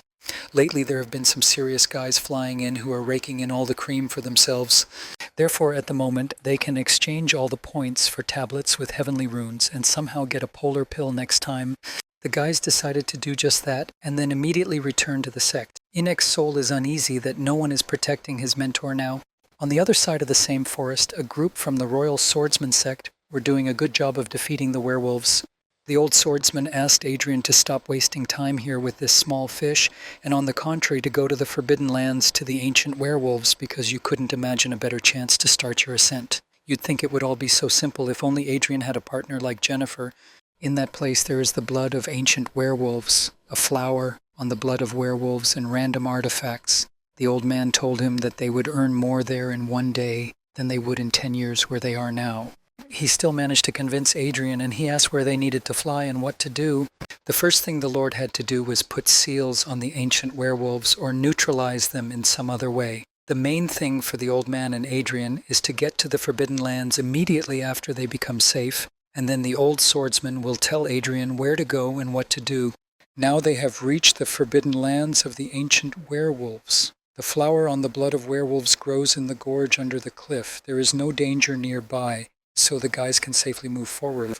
After a few minutes of searching, Adrian managed to find this flower, but suddenly stones began to fall towards him in his direction, as if it were some kind of rockfall. Adrian needs to get ready because, as it turns out, a whole pack of werewolves is approaching him. 15 minutes ago, Jennifer and Inek were also fighting a whole pack of were-rats. Killing them is tedious, and the exhaust on Jennifer's weapon is cheap. Therefore, we need to finish off their leader, and for this, the girl will distract the rats with the help of her doll. Their plan worked, and a whole pack of rats chased after the girl's doll. Adrian could not understand where so many werewolves came from here because the old man told him that there was no danger nearby. But now this is no longer important. We need to get out of here as soon as possible. If you get stuck with them in battle, then everything will collapse. According to us, behind the girl's doll, these creatures didn't think of coming back here. After the death of their leader, they were completely at a loss. In general, everything worked out like clockwork for the guys. Taking into account the head of the Rat King, they will have just enough points for a gift to their mentor. Inek, I wanted to leave here as quickly as possible in order to exchange points and return home as quickly as possible. Adrian was very upset because he couldn't get that flower on the blood, and he was so close to it. The guys returned to the military town and came to the exchange office. Jennifer and Ineka warned that the aura of the tablets with heavenly runes will definitely attract the attention of crooks, so you need to quickly bring them to a safe place, otherwise you never know, there will be all sorts of people wandering around here. At this time, the guys were being watched by some guy and girl who were clearly determined to take away their valuables. The brother and sister turned into an alley, so these people didn't see them anymore. Also, they couldn't smell them, so they had to hurry to find them. These people use technology with which they can fly to find the guys, but as it turned out, Inek and Jennifer were behind them. With such flying skills, they can only chase geese. Where can they care about an experienced treasure hunter who constantly drags prey across the continent? This time they were carried through thanks to the magical abilities of the mentor, but still, it's too early to lose vigilance. When they came to the mentor, they showed him the gift that had been given to him. Natalia was glad that they returned and they could do without the gift, but the disciples were not going to return home empty-handed. They heard that any blacksmith should have a set of celestial runes, so I traded all my points for them. For such a gift, Tyler, after a breakthrough at the Golden Elixir stage, will make the first thing a legendary class. Jennifer liked it very much and is ready to just sit and wait for this moment, but just sitting and waiting won't work because the worlds are merging, people are in panic. Those who are preparing for war until the werewolves are completely destroyed. Most of the students are training until they faint, and Tyler is going into seclusion again. Therefore, the student should undergo an intensive training course. Jennifer didn't want this because she remembered that one curious portal was opening and she needed to check it for treasure, so she ran. But Inek does not have any portals. He is waiting for intensive training courses. News of the merger of worlds caused chaotic moods in society, and in unstable times, various kinds of crooks feel like fish in water. Calm, carefree, and safe times are gone forever. It's been 3 years since Tyler has been in prison. Suddenly, an assistant ran up to him and said that something terrible had happened to the sect leader. This concerns Jennifer, as it turns out she is seriously injured. When she had some scratches, she didn't want to bother her mentor about it because she already considered herself an adult, and she was ashamed to complain to Tyler about it. The girl tried to tell what happened to her, but Inek asked her not to say anything because it would only take away her last strength. He suggested that she drink a couple of drops of the wood element source, but she still said that the enemies who attacked her took the storage ring, the same one that her mentor gave her. This made the mentor very angry, and he will make these enemies pay in blood for the harm they caused the girls. He ordered the grape to take the dolls with him at the stage of the birth of the spirit and set out with them in search of. It seems that these enemies were not taught by their mother that they should not offend those who are weaker. Therefore, Tyler will have to take care of their upbringing himself. In the city of Hai, in a cave, there were those who attacked Jennifer, taking all the treasures from her. One of them guessed that he had come across a fat sheep, but he did not expect to find so many treasures with it.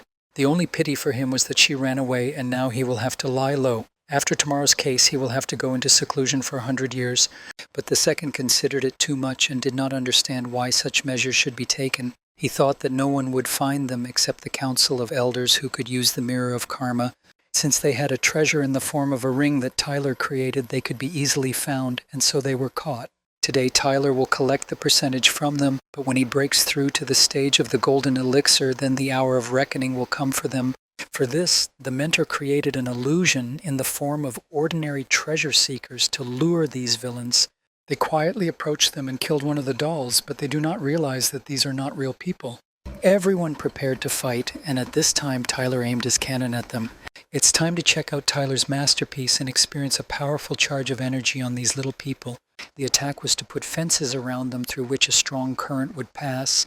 At first they were scared, and then they realized that it was a trap and decided to leave. But this was not in Tyler's plans. It seems that the guys thought that they could create a turbulent flow and jump out through it, but it's not that simple. After a few seconds, a powerful discharge pierced their bodies and caused serious damage to their bodies. They could not understand who was standing with this, but when one of them noticed someone behind the mountain, he realized that this was the same terrible force that controlled all this, but will not be able to get closer to him because he no longer feels his body. Therefore, he took extreme measures and used his secret technique to transport the body to the temporary afterlife. A coffin has appeared inside the trap, and now the enemy is safe. Tyler is tired and sad because he missed the chance to avenge his student. He despised himself because he did not immediately aim straight at his head, but there was a plus in that the enemy's partner was already ready. Tyler decided to take him to Jennifer, let her decide his fate. During this time, the mentor clone was treating Jennifer. The student does not need to be stubborn because with such damage, she needs to drink at least a drop more of the healing potion.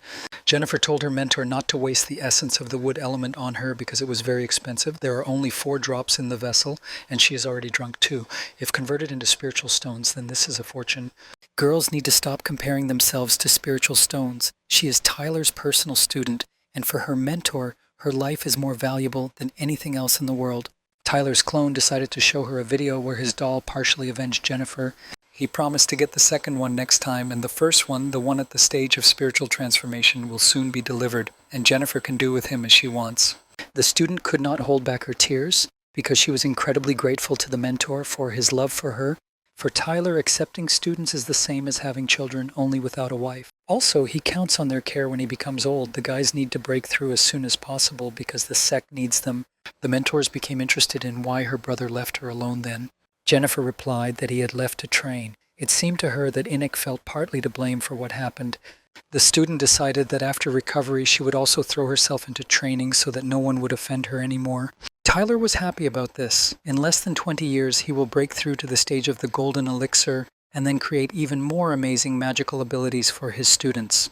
Suddenly, Michael comes to him for an unexpected visit. He once found a piece of life-giving crystal, ground it, and mixed it with incense. The resulting mixture greatly promotes wound healing.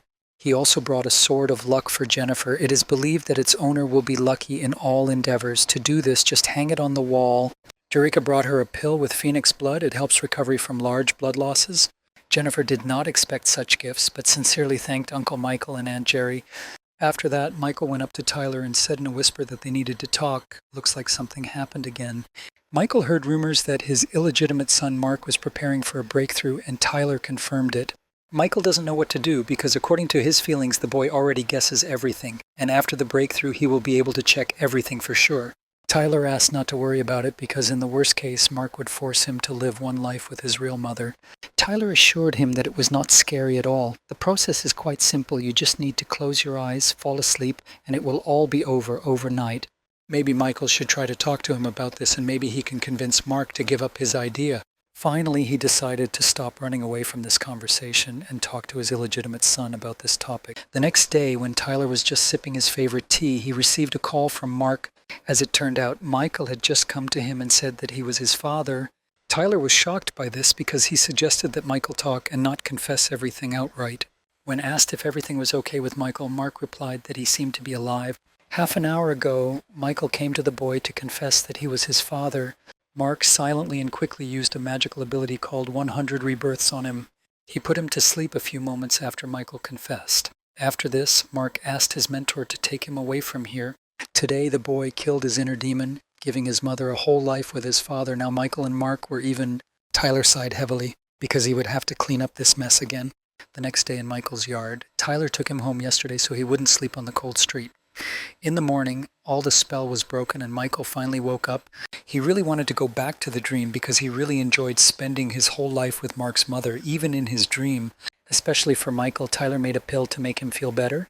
The guy swallowed it and began to get high. He'll be a vegetable for a little while, but it won't last long. We can assume that one-time bomb has been defused. Mark can turn this page of his life. Michael is on the mend. The rest of his personal students are actively training. Tyler can go into seclusion in the flesh with peace of mind until the worlds completely merge. 15 years flew by like a continuous series of fleeting moments. When Tyler was in his 5th year of seclusion, he thought about where he could hide an army of dolls so that at the right moment they would fall on the werewolves like a bolt from the blue. In the 10th year of retreat, Mark and Arthur are about to break through to the stage of birth of the spirit, but unfortunately the mentor will not see this. In the area beyond the edge of the sky was the Lord's palace. He knew that the merging of the worlds was about to be completed, so he ordered his servant to contact the Heavenly Forge sect to have them drop the price of sea ships by 70% and the price of celestial ships by 50%. The Lord laughed like a real villain because very soon it will be very hot here and in the vastness of the endless sea, but it looks like it all started before Tyler could break through. Trouble happened. The werewolves began to throw teleportation discs and move en masse to the central continent. They cannot even be counted. In response to this, the Lord used a technical school called the Mirror of Change. It seems that everything has begun. All sects must be notified so that they are ready to defend themselves. The mirror will only be able to absorb werewolves at the fusion stage and above, and they will have to deal with the rest manually. Werewolves even flew over the inexhaustible lake where the mystery spirit sect was located. Even the youngest students saw it and thought at first that it was a meteor shower. The Grape told Tyler that the appearance of werewolf auras had been recorded in Huhai County, and there was a possibility that they would soon appear on the threshold of the sect. It's good that Tyler has been preparing for this for a long time, so he knows what to do in such situations. In one of the West Huhai pastures, a werewolf at the stage of mastering the void led a whole pack of werewolves. It looks like today will be the starting point for the rise of the Shadow Wolves tribe. Tyler sent his doll warriors to the same place to protect this territory. For a werewolf at the stage of mastering the void, these dolls were curious, and he decided to show them the fighting spirit of the Shadow Wolves. Grape notes that the so-called embodiment of fighting spirit has a protective effect against physical and magical influence, so she prepared the third type of cannon from number 1 to number 10 for attack. Also, Tyler gave her permission to use 20% of the processing power to supposedly quell the invasion of this bunch of werewolves. The main thing is to hold out, because Tyler still has 20 days left before his breakthrough. And most importantly, her werewolf admitted that they were losing, did not understand where all the elders were, and why there was no one here at the fusion stage above. Perhaps they didn't teleport here. He had already received a bunch of messages, and as it turned out, other tribes had the same situation. All the elders at the fusion stage and above simply disappeared after teleportation. One of the tribe of nine-tailed foxes even guessed that they were all already dead. But without leaders, most of the tribes would turn into a bunch of disorganized sheep, so he decided to urgently retreat from here. Members of the Council of Elders of the Void development stage noticed that the werewolves began to reactivate their teleportation discs and realized that they had decided to retreat. The question remained, to give the werewolves the opportunity to leave or to leave them alive, but instead of them, the decision to kill was made by other guys. A support force in the person of Enoch and Jennifer arrived at this place. It seems they can't do it here without them. They used their joint technique on werewolves called shock therapy and lava hell. The Council of Elders was shocked that everyone who is a sacrament of spirit is quite young but can stand up for themselves. It's better not to come across them, otherwise they will accidentally get caught. Jennifer and Nick wanted to see the moment when the mentor would break through to a new stage, so they accelerated the process of destroying the werewolves using the lava demon technique. They destroyed half of the tribe of gloomy wolves and asked the Council of Elders to take care of the rest because they need to return. They thanked the guys for the work done and said that they would definitely make time to visit the sect of the Sacrament of the Spirit. A few moments later, Jennifer and Inek flew to the Mystery of the Spirit sect in the Time Hut to find out whether the mentor had broken through or not. It's obvious that it hasn't happened yet because when it happens, heaven will let them know about it. A few days later, a golden dragon appeared in the sky along with a reincarnated phoenix. They performed a ritual traditional dance as a sign of the precedence of something significant and important. As Brother Mark said, heaven will let all students know when the mentor makes a breakthrough. All the students were delighted with such a majestic spectacle, and the smell of elixirs reigned in the air. I wonder what the mentor was doing during the retreat, so much so that there is a whole parade in the sky. Arthur hoped that such a sight would not attract anyone unwanted, but Inek said that the grape had foreseen everything and no one outside the sect saw this. But the spectacle did not end there. The heavenly brush was visible in the sky. You need to close your eyes and try to feel its divine rhythm. Looking at these celestial phenomena, it seems that Mason has been doing nothing for 8 whole lives, so he decided to think about how to cling to it more tightly. To look young and handsome, Tyler took a special magic rejuvenation pill and finally threw off this old age.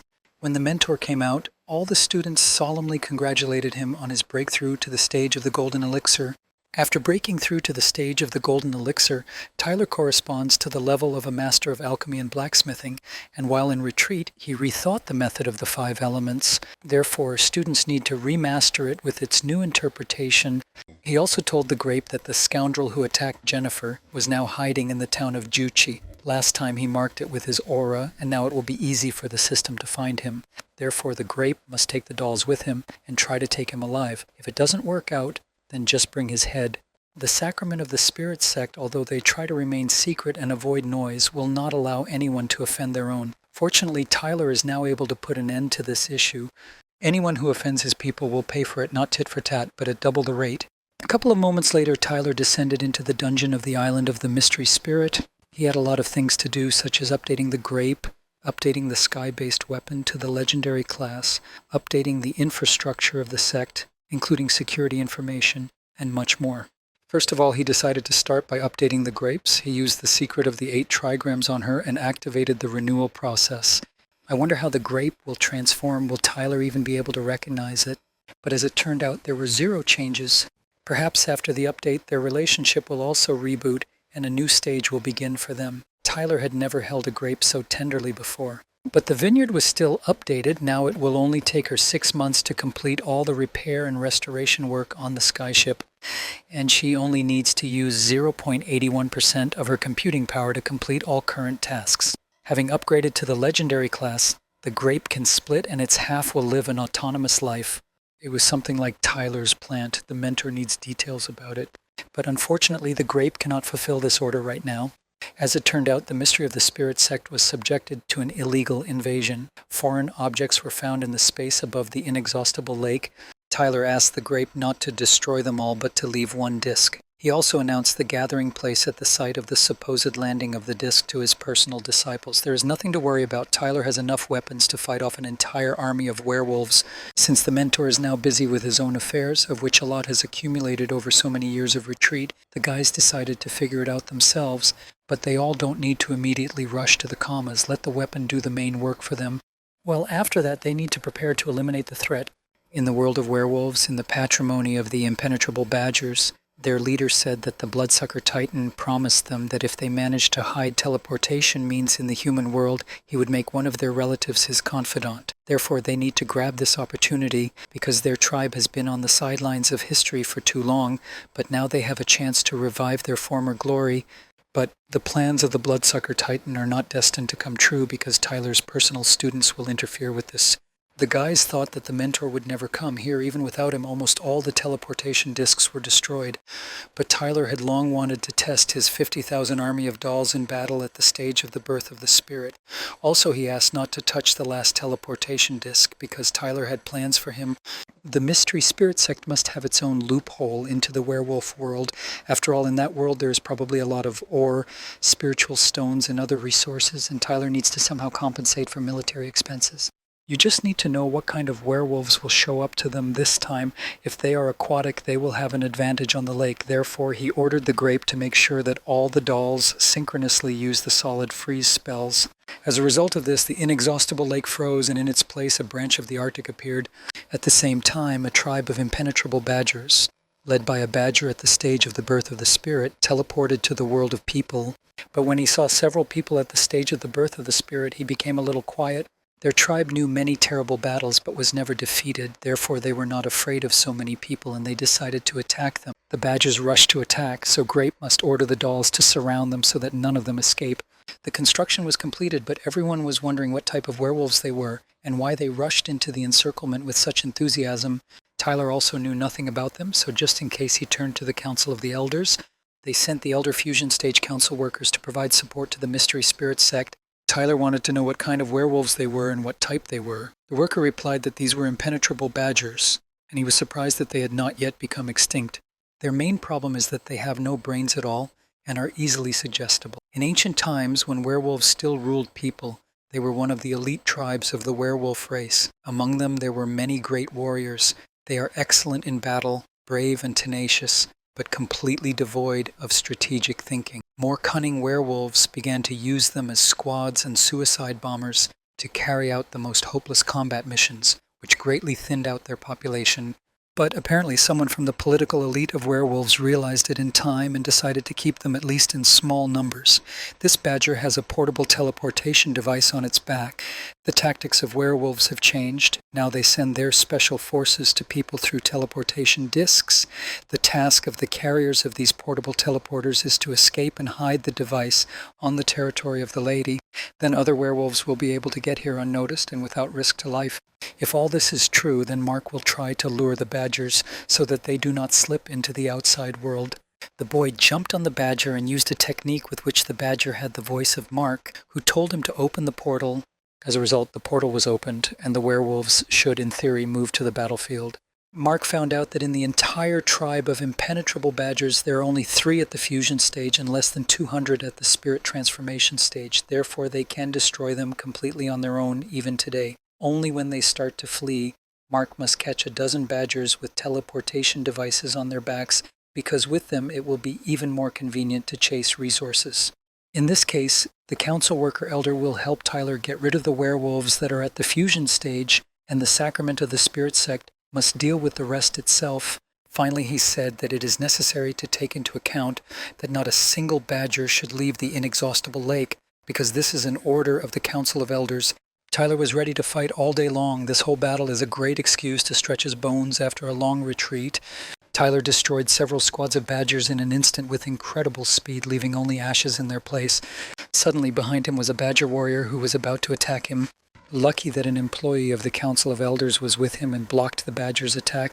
After that, he used the sword spirit embodiment technique to break through the badger's spiritual armor. Because of this attack, the shockwave simply scattered everyone in different directions, even Tyler's battle dolls. The mentor was afraid of this because his dolls were thrown away by the shockwave. Well, this friend has served me well. With such friends, you don't need enemies. After this, a hole appeared in the environment, and this was a big chance for the werewolves. If even one of the werewolves with a teleporter on their back leaves the territory of the Spirit Mystery Sect, the Council of Elders will call Tyler to a severe response.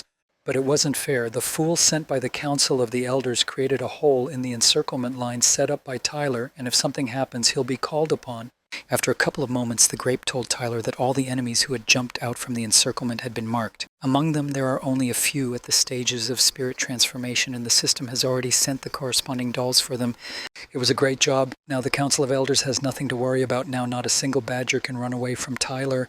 Now the mentor has decided to show his personal students his new technique. It's called Cool Guys Don't Turn Around at Explosions, but somehow it's wrong because among his students there was a girl. Tyler activated this technique with a flick of his finger and a huge explosion occurred behind him. The students were delighted with this and wanted the teacher to teach them the same. Suddenly a fiery red rose flew in the sky above them. It looks like someone dared to intercept Tyler's moment of fame. As it turned out, it was a girl, but nothing is known about her yet. Tyler's attention was elsewhere. He really liked her legs, so he forgave her for interrupting her moment of glory. This girl's name is Alice. She is in the fusion stage. While she was flying here, she was thinking what tribe she would have to face this time, but she would never have guessed that she would meet the stupidest werewolves. The girl used a technique called a defensive stance and sent a powerful blast of impact towards the Badger squad. Most of them died, and some were able to get out of this hell. The most important Badger decided to retreat and ordered his subordinates to do so because the forces were objectively unequal. The girl will not understand how the Badgers managed to survive until today. She thought about exterminating them right now, but Tyler did not allow her to do this because there is a more important task. Representatives of the Council of Elders of the neighboring city have already collected 6 teleportation means, and Alice has not yet collected any, so she might get punished for this. Besides, if she destroys all the Badgers, including those already under Tyler's control, who will be the one to extract resources for him? Alice responded by gently stroking his hand. She really likes it when they take care of such handsome and courageous guys. After this, the girl decided to turn to the Badger tribe and said that many of the Shadow Wolves had already gone over to their side. She invited the others to do the same because the Council of Elders could allocate for them a separate, comfortable world of the small Chiliocosm. But the Badgers did not agree with this, and the girl decided to exterminate them, sending a flurry of powerful blows at them. At the same time, some Badgers activated the self-destruction program of the teleportation disc. An explosion occurred. Tyler noticed that shards were flying at Alice, grabbed her hand, and pressed her close to him to protect her from injury. The guy smelled her perfume, and it was hot like fire and smells like a blooming rose. Tyler prayed to the holy heavens to give him the strength not to give in to his unchanging desires. All lustful thoughts should disappear from his head. He told her that the teleportation discs could explode, and she needed to be careful. The girl looked at him very joyfully and thanked him for the help he indicated. To protect everyone from the explosion, Tyler used a technique called self-detonation cancellation on the teleportation disc. He didn't want the Badgers to set off unauthorized fireworks on his land without even asking his permission. Alice was so tired from the intense fight with the uninvited Badgers that her chi energy circulation was still not back to normal, so she wanted to find a place where she could rest, hinting that she wanted to stay with Tyler. But her colleague can keep an eye on her, but he refused to do this because in the Spirit Mystery Sect there is no one at the fusion stage, and why shouldn't Tyler appoint her at least as a nominal mentor? She will soon be 500 years old, and in her entire life she has only been saved a couple of times. It's natural that she was so emotional. If Tyler doesn't want to process it himself, then let him put it on at least one of his students. Therefore, Tyler asked his student Mark to help Alice find free rooms for rest. An employee of the Council of Elders said that her colleague's name is Alice, and she cultivates the method of 100 passions. Apparently, Tyler is also destined to become one of the objects of passion on her path of cultivation. But this shouldn't happen because he's already engaged to Elizabeth. But one can only sympathize with him because Alice is fabulously rich. She has 1 sky ship and 2 sea ships and countless spiritual stones. Really wanted Alice to give him at least a little spiritual stones just out of friendship. Tyler thanked the elder site worker for the advice and pathetically said that he was not going to betray himself and his principles for selfish reasons because this is not the path of a true cultivator. The employee admires the strength of his moral convictions, and you shouldn't worry about the fact that Tyler managed to become her object of passion because unrequited love also contributes to its cultivation, so Tyler can just send her away. Suddenly Alice came too close to him and thanked him for his hospitality. She really liked the allocated piece, and for this she gave him a bag of spiritual stones to update the interior. After that she whispered in his ear, in her gentle and quiet voice, that she would often visit Tyler. A few moments later, Tyler's clones returned to the Spirit Sect's dungeon. Tyler reprimanded them because they had thoughts of trading their powers for some spiritual stones, but since Alice had a lot of money, they held back. But Tyler has told him this many times already. If they don't shut up, he'll have to get rid of them like defective specimens. From now on, there will be no easy money. Now the dolls will have to complete the task without high expectations. After that, he asked the Grape if she managed to contact her virtual in the world of werewolves. She replied that no, apparently the unbreakable Badgers they controlled had not yet found a suitable place. Today is simply a bad day for Tyler. He refused a rich sponsor and had problems finding resources. But suddenly, the vineyard reports great news. She has finally managed to create a working form to reduce the cost of the iron alloy. This alloy is not suitable for key parts of dolls and magic grade items, but otherwise it can completely replace spiritual iron ore. Tyler was very happy about this, but at least some good news for today. He asked Grape to use his new alloy as soon as possible to create the bodies of the latest model of dolls. The system calculated the latest model of dolls, the stage of transformation of the spirit, the body of increased strength. The cost price is 20 million. 5 billion spiritual stones are required to start the production line. Tyler plugs one hole when another one appears.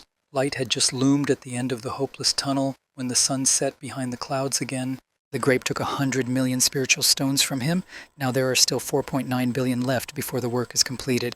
Tyler could no longer contain his aggression. He asked the system to force the Badger to find a way to complete tasks more quickly because he needed money. After a couple of moments, Tyler decided to send himself to catch fish on the inexhaustible lake. To do this, he used bait. According to his personal recipe, he took Jennifer with him because of all his students. She is the most respectful. At least sometimes she visits her mentor. It's just that the brothers were completely immersed in preparation. They are disgusted even by the thought that in the event of a serious threat due to their weakness, the mentor will have to look for help on the side. This was good because the mentor hopes that the students will save him from falling into sexual Kabbalah. Collect hundreds for me, yes. Evaluate your mentor. Now he is just thinking about a weapon that will smash even an enemy at the fusion stage to pieces. She really wouldn't want to have to trade herself to protect the sect, and she was very glad to hear that the mentor wants to create a new weapon. Since the girl had no inspiration to do anything, she decided to go fishing with her mentor, but he didn't really like it. This means that she needs to work on raising morale, and this is not only about her, but about all the students of the sect. Tyler has an idea. Since the founding of the Mystery of the Spirit set, many years have passed. The mentor accepted a bunch of students but never tested them in battle. Jennifer didn't know how they could do this, and when she looked at her mentor's face, she had a bad feeling. The next day, Tyler gathered everyone at the Spirit Mystery Sect's testing arena. Firstly, he congratulated all participants in the upcoming competition. The mentor has gathered the best fighting units of the Spirit Sacrament sect here. Also, he asked that those who were not selected should not be upset under any circumstances because this is not the last competition and everyone will have time to participate. Today, the first sacraments of the spirit of the survival game in the history of the sect will take place, and their rules are quite simple.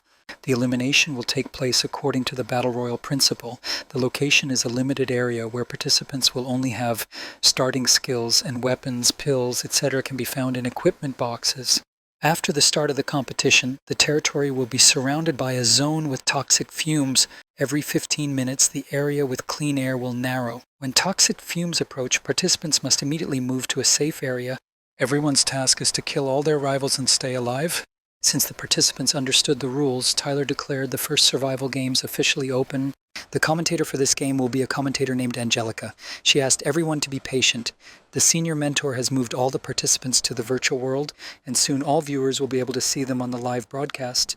Find Yourself was also a student of the first cohort, but for some reason Tyler did not select him for this game. He didn't want to do this because this participant would literally crap the entire location. But Tyler told him that the student was simply not ready yet, so he would participate in the next competition. But in fact, Tyler first wants to wean him from the habit of throwing shit in any situation. The mentor moved the participant to a virtual location called Battle Royale Island. Enoch noticed a certain glow that could only come from the most valuable equipment box. Now it would definitely be unsafe there, so he decided not to go there until he found at least some kind of weapon. At the same time, Jennifer opened her drawer, but there wasn't much there at all. Suddenly an enemy appeared behind her who wanted to quickly eliminate the girl. This was a student of the first intake, and he was serious about victory, that he was even ready to defeat the sect leader. While he was unlucky, Jennifer managed to feel the gun in her pocket and instantly shot at him. With such stealth skills, it's too early for him to compete with his aunt. The commentator said that this student knocks out the first survival games. She didn't think that he would be the first to get into the box. Tyler noted that with just a little more time, Jennifer would have been the first to lose. She's still used to a rifle and not running around with a pistol. I wonder how long she'll hold out. Therefore, the girl decided to go after the main box, after all, because the one she opened was bullshit. There were only 1 or 2 bullets. At the same time, her brother hid in the bushes and quietly attacked his opponents. He was looking for the one who got to the main box and thought that this person had not yet gone far. Suddenly, the guy heard some strange sound and smell. Then it sounded like a gunshot. As it turned out, someone fired at him from an energy cannon, but Inek managed to block this attack using a technique called lava block. It's not nice to raise a hand to your older brother. The guy guessed that it was most likely his sister who attacked. Jennifer was hiding nearby in the forest behind a large tree. Since her brother is so brave, why doesn't he come out of hiding and attack directly? He did so. He realized from the bullet hole that her weapon was so-so. He turns out to be not as stupid as others think he is. Suddenly, the girl heard her brother's voice behind her, who asked her why she didn't pull the trigger. It seemed impossible, but the brother launched the upset technique and his double ended up behind the girl. Jennifer thought he wouldn't think of using it, but it turned out differently. Grabbed her hand and began using a painful hold on Jennifer. At first, he asked to drop her gun, but the girl said that she would do it if he let her go. After a couple of moments, they calmed down. Jennifer called him sick and said that if she wanted to, she would have shot him right away, but who knows, because she is constantly cunning in such situations. The sister invited her brother to cooperate against Mark and Arthur. She already had a plan for this and told it to her brother.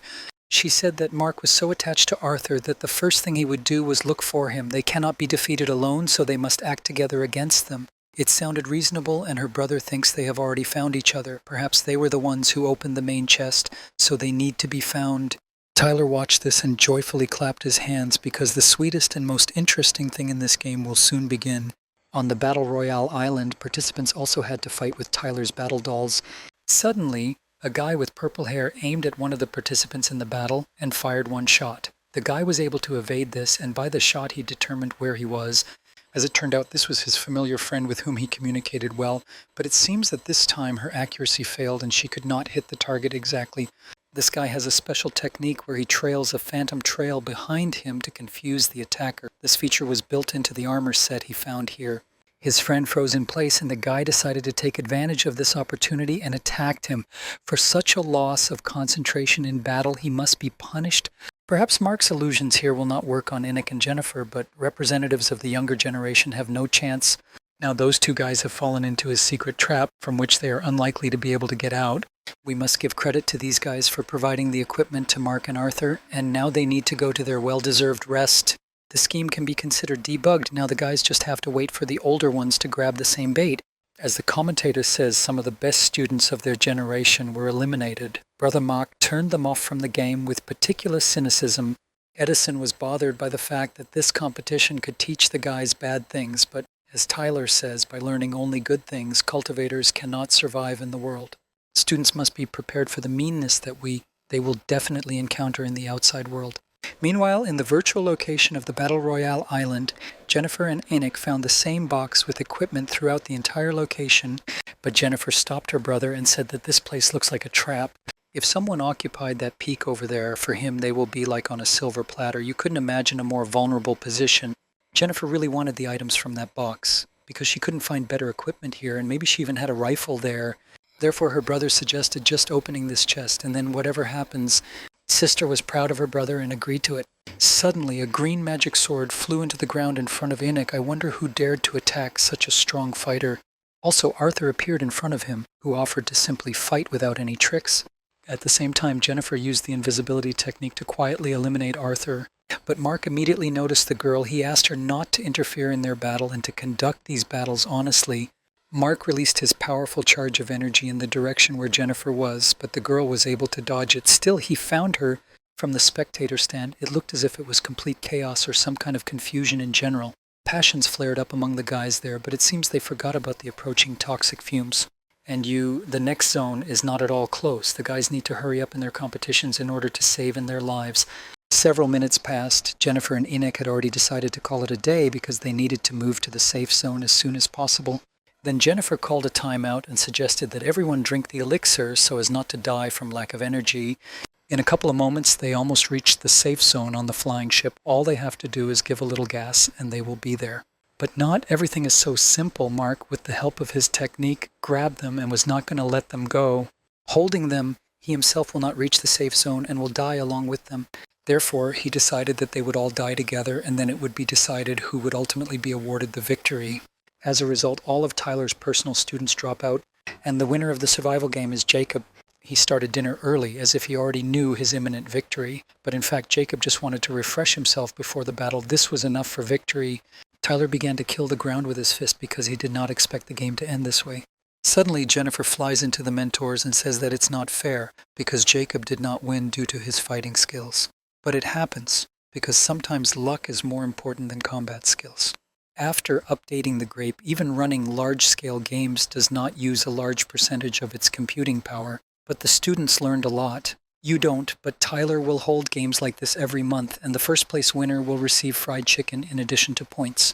Now all the students wanted to take part in the next survival game because they really liked it, even those who were watching from the stands. Having established things in the sect, life here is not quite the same as before, and now Tyler even has PUBG. In all of this, the key word was similar. It was not exactly the same as the previous life, and this upset the mentor a little. He called the grape and asked her if it was possible to create a spell to move through space and time. Given the current capabilities of the owner, there is a likelihood of successfully creating such a spell. If Tyler really wants it, he can try to create such a spell. In the library, he found the required scroll and sat in a cultivation position to recreate the spell. This will require a lot of effort and a lot of time. In space, this is a very complex technique. While the guys were going about their business, a beam of energy began to be seen in the sky, which came from their mentor, who was cultivating at that time.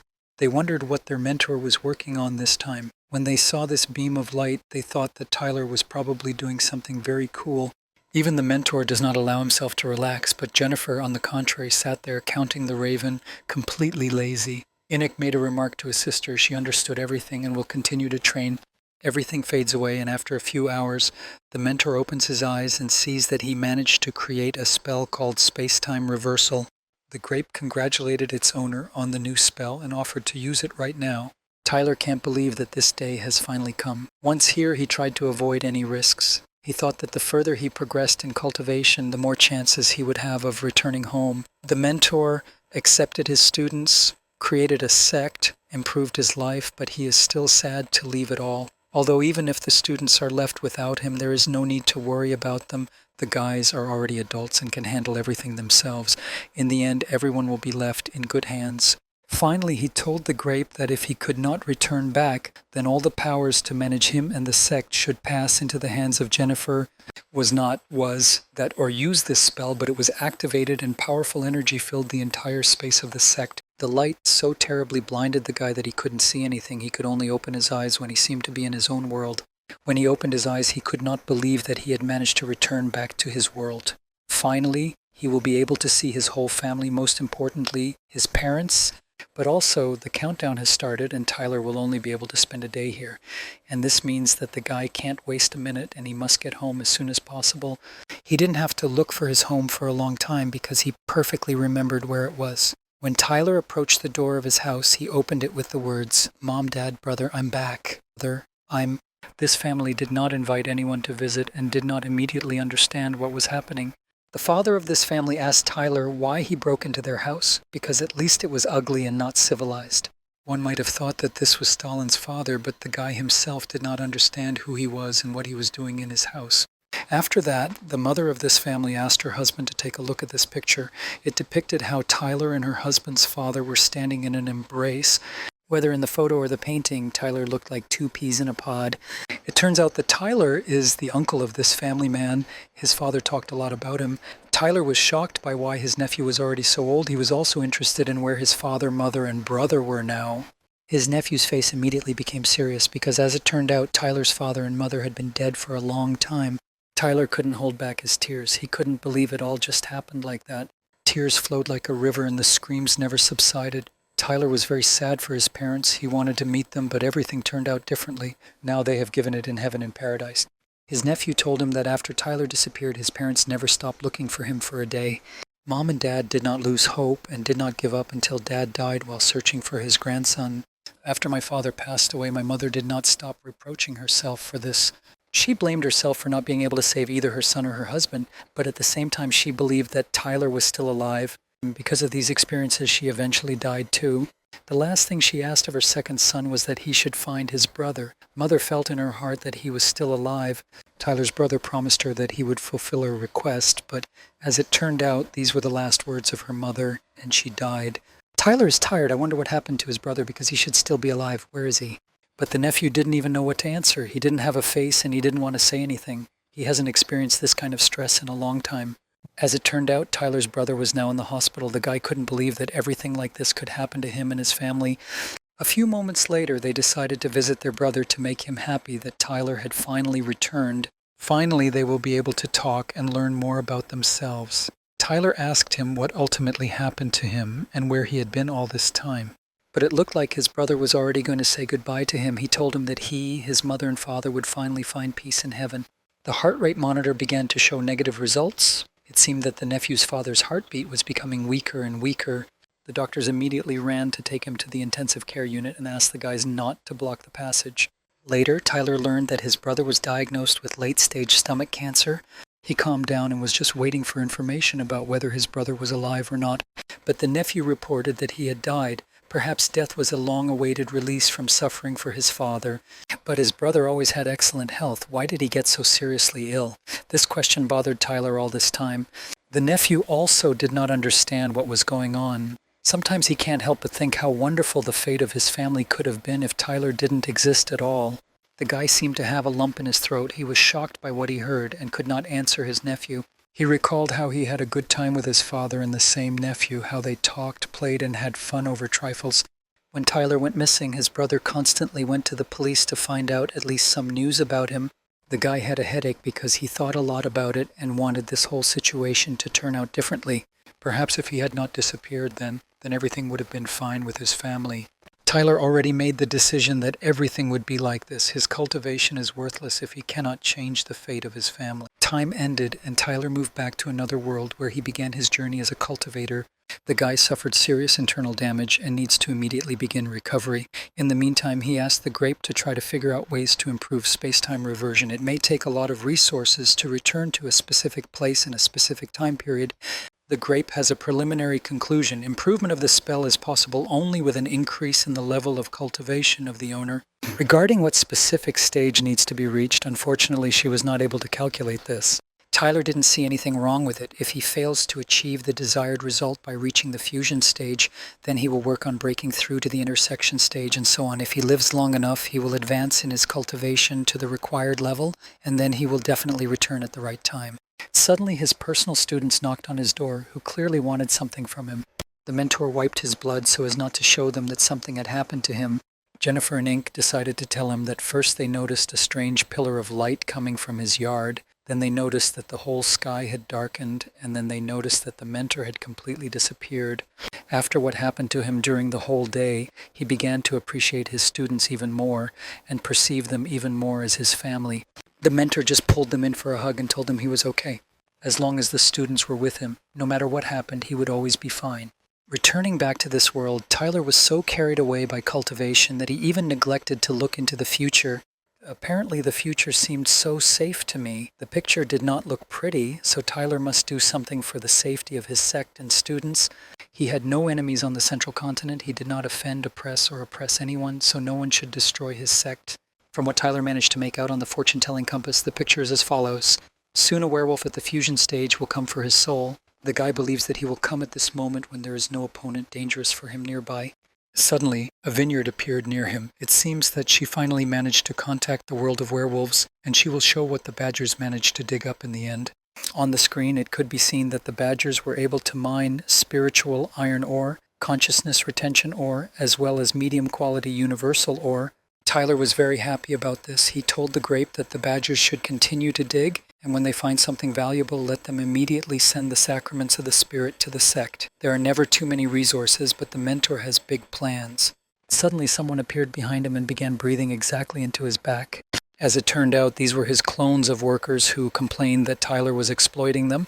Therefore, he will go looking for Angelica in order to keep her nearby, because as long as she is nearby, the enemy will not attack him. And his counterparts also don't need to relax. The sect will need a lot of enriched spiritual energy ore to create a shield of steadfastness. A few moments later, Tyler went to the Council of Elders to find out where Angelique was. After that, he went to this place to talk to her. When he met her, he told her that he wanted to consult her about cultivation matters. The girl approached him with incredible speed and put her index finger to his lips. It seems that she was counting not only on advising him, but also on receiving some kind of help from him.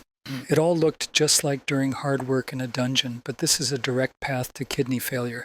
Angelica grabbed him by the waist to quickly move on to the main task. she continued to stick to Tyler to excite him. Therefore, she decided to continue the conversation in her estate, but when moving, it will be a little cramped for them. Perhaps, by the way, Tyler will also be able to move during the fusion stage. After a couple of moments, they moved to the place where Angelica's chambers were located. They looked as if they were in the botanical garden because the whole air was filled with the aroma of different flowers and sakura. There were fairies in these flowers. They immediately thought that this was Angelica's new husband, but Tyler explained to them that he just came to visit. In this district, there is no place more suitable for cultivation than the temple of the knowledge of the truth of Angelica. Tyler will have a very difficult time with her, but he needs to pull himself together. He must buy time and keep her nearby for at least 1 month. Tyler already knows that this girl cultivates the method of 100 passions, and the fact is that she has stagnated at one level many years ago. And if, thanks to the mystery of the spirit sect, she makes a breakthrough, she will give Tyler a gift he never dreamed of. This means that the guy was the breakthrough tool. Suddenly a student ran up to Angelica to tell her about the new news. As it turned out, one of the neighboring cities with lay people was attacked by werewolves and she was asked for help. Angelica told her to report to the council that she might be on the verge of a long-awaited breakthrough and was very busy with herself, so they should find a replacement for her for at least a month. After these words, Tyler sharply grabbed his heart because there was a great chance that she would use him for a breakthrough. As it turned out, this was the same enemy who came to the Spirit Mystery Sect before. It seems that he is trying to lure Angelique out. He was also near the Spirit Mystery Sect now and rated the defense that Tyler had built as the highest score. The guy couldn't understand why the aura of that warrior was still here at the fusion stage. It turns out that he was unable to lure her out again, so he decided to come here later. Tyler was lucky again. He managed to buy himself a little more time. Angelica is again trying to excite Tyler. She started stroking his knees and noticed that the guy is still not focused. She looked at him with a passionate gaze and tried to read his thoughts. The children were very interested to know what Tyler was thinking about now. The girl began to lick her lips with her tongue in order to seduce Tyler with these sounds. But the guy suddenly jumped up from his seat and began to run away from her, saying that he was already tired and suggested continuing tomorrow. The girl naively agreed to this and said that they would definitely continue this tomorrow. After a month in the dungeon, Tyler continued to do his job. His clones noticed that the last month, their creators had been more energetic than the previous month. This is all because the guy's head is already smoking. After all, he resisted temptation every day. A couple of sharp movements, a little magic and spiritual energy, and Tyler managed to create what he had wanted for so long. Grape congratulated him on creating a legendary class item called the Shield of Steadfastness. After this, perhaps the mentor will not have to sell his body in the end. And this is true. Now his body is no longer subject to worldly temptations. The time was restless. Thunderstorms and lightning were visible from all corners of the island. The one everyone was so afraid of was hiding there. This is a huge snake. His fangs are very large, but Tyler's too tough for him. He has a special technique called lightning attack, and he used it on this snake. The creature could not understand how Tyler immediately noticed him, as if he was waiting for his arrival. Last time he was very careful, so he didn't understand how he was found so quickly. And it all started about an hour ago. The students noticed that the sky had suddenly turned black and decided to urgently report this to their mentor. As a result, that same huge snake crawled out of that dark sky and wanted to kill all the pathetic people. Since everything was already reported to Tyler, he found out that this would happen and used preventive strikes on the snake in the form of a thunderstorm attack. With the appearance of the Shield of Steadfastness, not a single creature, even at the merging stage, will slip through unnoticed, especially the one that he has been waiting for a long time. Tyler in front of him was praising his invention, but this made him even more angry, so he didn't want to leave everything so easily. This uncultured creature began to attack the sacrament of the Spirit sect, but fortunately the sect is protected by Tyler's magical ability. The snake wanted to make Tyler his slave so that he could work out the killing of many werewolves on the territory of the Spirit Mystery sect. If this happens, he will have to forge armor for them for hundreds of years. But this creature doesn't need to hope to get away with its vile attacks, so Tyler called his system Grape. The Grape reported to Tyler that the sky-based guns had already been activated, 360 heavy artillery guns were in full readiness, and the thunderstorm cannons were already warmed up. All that was left was to wait for Tyler's order. The mentor decided to teach this snake a lesson. She will learn what happens to those who do not care about public hygiene, using their vile attacks. Inside all of you, the mysteries of the Spirit, the students watched this and discussed this battle. Maybe in the world of werewolves, this snake was considered cool, but in these parts it won't last long. The mentor saw through it long ago. Now Tyler can fight one-on-one even with a werewolf at the fusion stage, so it's unknown when Inek will be able to fulfill his dream of saving his mentor's life. Perhaps this won't even be necessary. The snake was already tired of these tricks. He decided to act seriously, so he decided to destroy the entire island. Today he will also conduct a master class and clearly demonstrate to students how to act against nimble opponents at the merger stage. The mentor decided to use his battle dolls to deal with this monster as quickly as possible. Jennifer was delighted when she saw the same villain who almost killed her among the dolls. The mentor found him and turned him into a fighting doll as punishment. In order to catch such a smart guy, of course, the first thing you need to do is force him to rush in the direction you want. Even if the snake is trying to elude you, then this is not a problem if you do everything correctly. Next, you need to activate a formation called the Heavy Water Dome. This will help cut off the path for the snake, and thus, by limiting the nimble enemy in the space for maneuver, you can deprive him of his main advantage. But there was still danger, even if Tyler locked him here, spending so much effort on containing him in a confined space, but by doing so he locked him with him so the snake can attack him with its poison close to him. More than one person has yet to survive the effects of the snake's venom, so Tyler needs to make quick decisions to protect himself. Therefore he used a battle doll that held a shield in its hands, forged from such a material that no poison could penetrate it. Tyler was infuriated by the fact that this vile snake was spitting venom at him. The snake did not understand how this was possible, since the mentor was only at the stage of the golden elixir and he could get away with everything so easily. If the legendary class invincibility shield could not protect even from spitting, Tyler himself would have given up his blacksmithing career.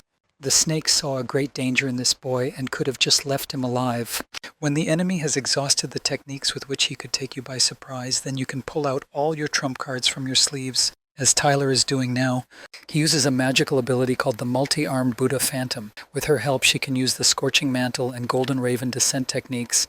He directed all these abilities to eliminate the snake. After such a brilliant attack on such a beautiful note, we can end the lesson, but not everything was so fast. The snake also had more trump cards up its sleeve, so the battle did not end there. The serpent used a technique with which a green flower appeared. This technique is known for the fact that it can be used to suppress an opponent with your aura. Tyler didn't know what this technique was, so he placed his doll in front of him so that it could protect him from this attack. The mentor's personal students watched this fight through the screen. They saw what happened to him and did not know whether to help him or not. Tyler will finally understand the full power of the fusion stage because no one has ever managed to leave the Serpent's Darkness region. Here his soul will begin to gradually decompose, and when the area of darkness of the serpent covers all who are the sacrament of the Spirit, then all the disciples will become part of the serpent. Finally, Talia woke up and realized that he was not at all in the world where he should be. The color of this world resembled toxicity. All that surrounded him were the souls of the snake's victims, who constantly wished Tyler death. These voices caused great moral damage to the mentor, and he realized that all these people were killed by that snake. It was true because this creature adores human souls. There is something about them that strengthens the snake much more than the souls of werewolves. Suddenly the child's soul grabbed his leg and told him that she was in a lot of pain and didn't want to be here. The mentor stroked her head to somehow calm her down and promised that he would save all these souls from torment. Therefore, Tyler ordered the vineyard to use 20% of its spiritual energy reserve to strengthen the dolls in the Void Mastery stage. The system accepted the order and began to execute it. With this technique, the spiritual energy was able to move into the snake's darkness area and be absorbed into the Tyler doll. Such a powerful energy emanated from the doll that no one had ever seen. Perhaps this will put an end to the torment of the souls that the serpent swallowed into the region of darkness. Tyler had to take big risks because he used strategic reserves from the pond with spiritual liquid. If the mentor needs them, then he can do it. When Tyler prepared, he used a technique called Fire Dragon. From the plant that formed behind him, a real dragon with chi energy flew out. He opened his big mouth and swallowed the snake's darkness region.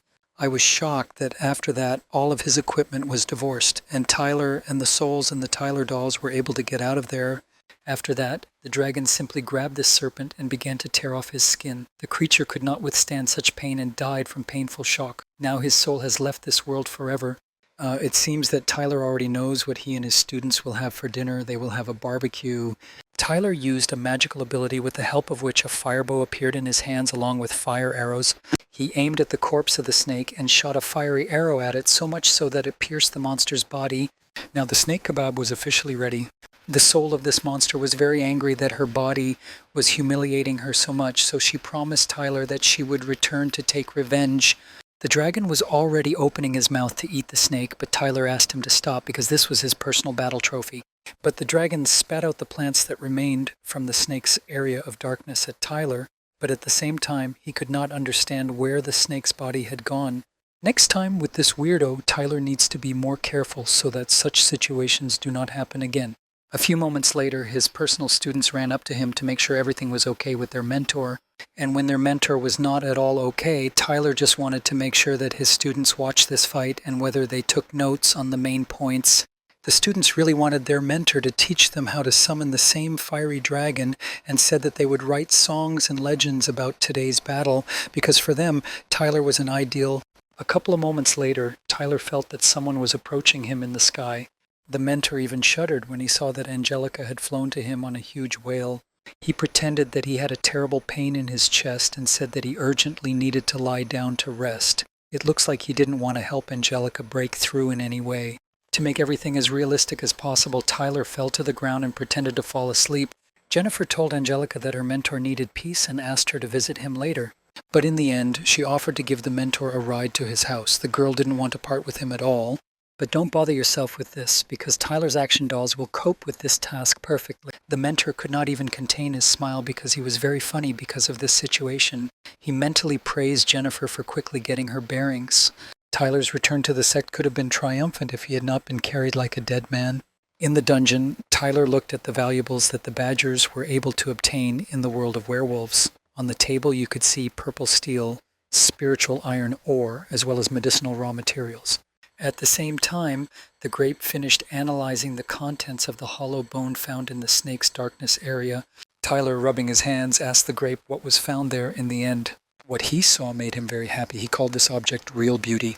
Now, the available resources are sufficient to upgrade a multi-module sky-based weapon to the legendary class. Tyler immediately began this process of improvement. Unfortunately, Tyler only managed to master 2 divine class runes, but his multi-module sky-based device could have turned out even cooler.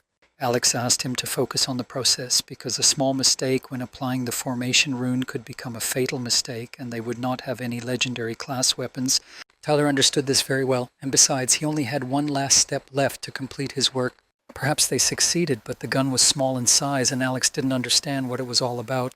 In addition, some streams of spiritual energy began to appear, which were connected together with a special device, a gun, and Tyler himself. He couldn't understand where it all came from and what to do with it. His hands felt like jelly, so Tyler thought it was a little strange. Perhaps this spiritual energy would propel him to the spirit birth stage right now, but Tyler could not understand this because he can only break through when he reaches the limit of his life, that is, just before death. Suddenly, Alex notices that Brother Tyler has just been inseminated by a heavenly spirit. It seems that it happened after all because his stomach swelled in an instant. Tyler had so many questions, but there were very few answers to them because it is impossible for a heavenly spirit to do this to a person. Energy began to coagulate in his stomach and merge together, forming a small sphere inside his stomach. Tyler yelled at Alex, accusing him that he had croaked it all and that's why it all happened. Suddenly, Tyler felt a lot of pain in his abdomen. He could not stand on his feet and fell to the floor. Alex even saw Tyler's fetus move, but the mentor did not ask him to close his mouth because he was prophetic. It looks like the guy didn't want to believe that he had a fetus in his stomach. Malik was listening today. He was watching Tyler's belly and noticed that his baby was starting to glow. Had the heavens really decided to use his body to bear their fruit? Suddenly, a dark purple beam began to emanate upward into the sky from the mystery spirit sect. Also, in this stream, there was a special Tyler device. Grape and Alex noticed that this best one was leaving the mentor, but they didn't know what to do about it. They just had to watch what was happening. When Tyler was allowed to go, he lay down on the ground so that it wouldn't hurt him so much. He didn't understand why this happened. Perhaps it's because due to the system, he can't break through while in full bloom. They were used, the flow of energy had to eventually turn into something.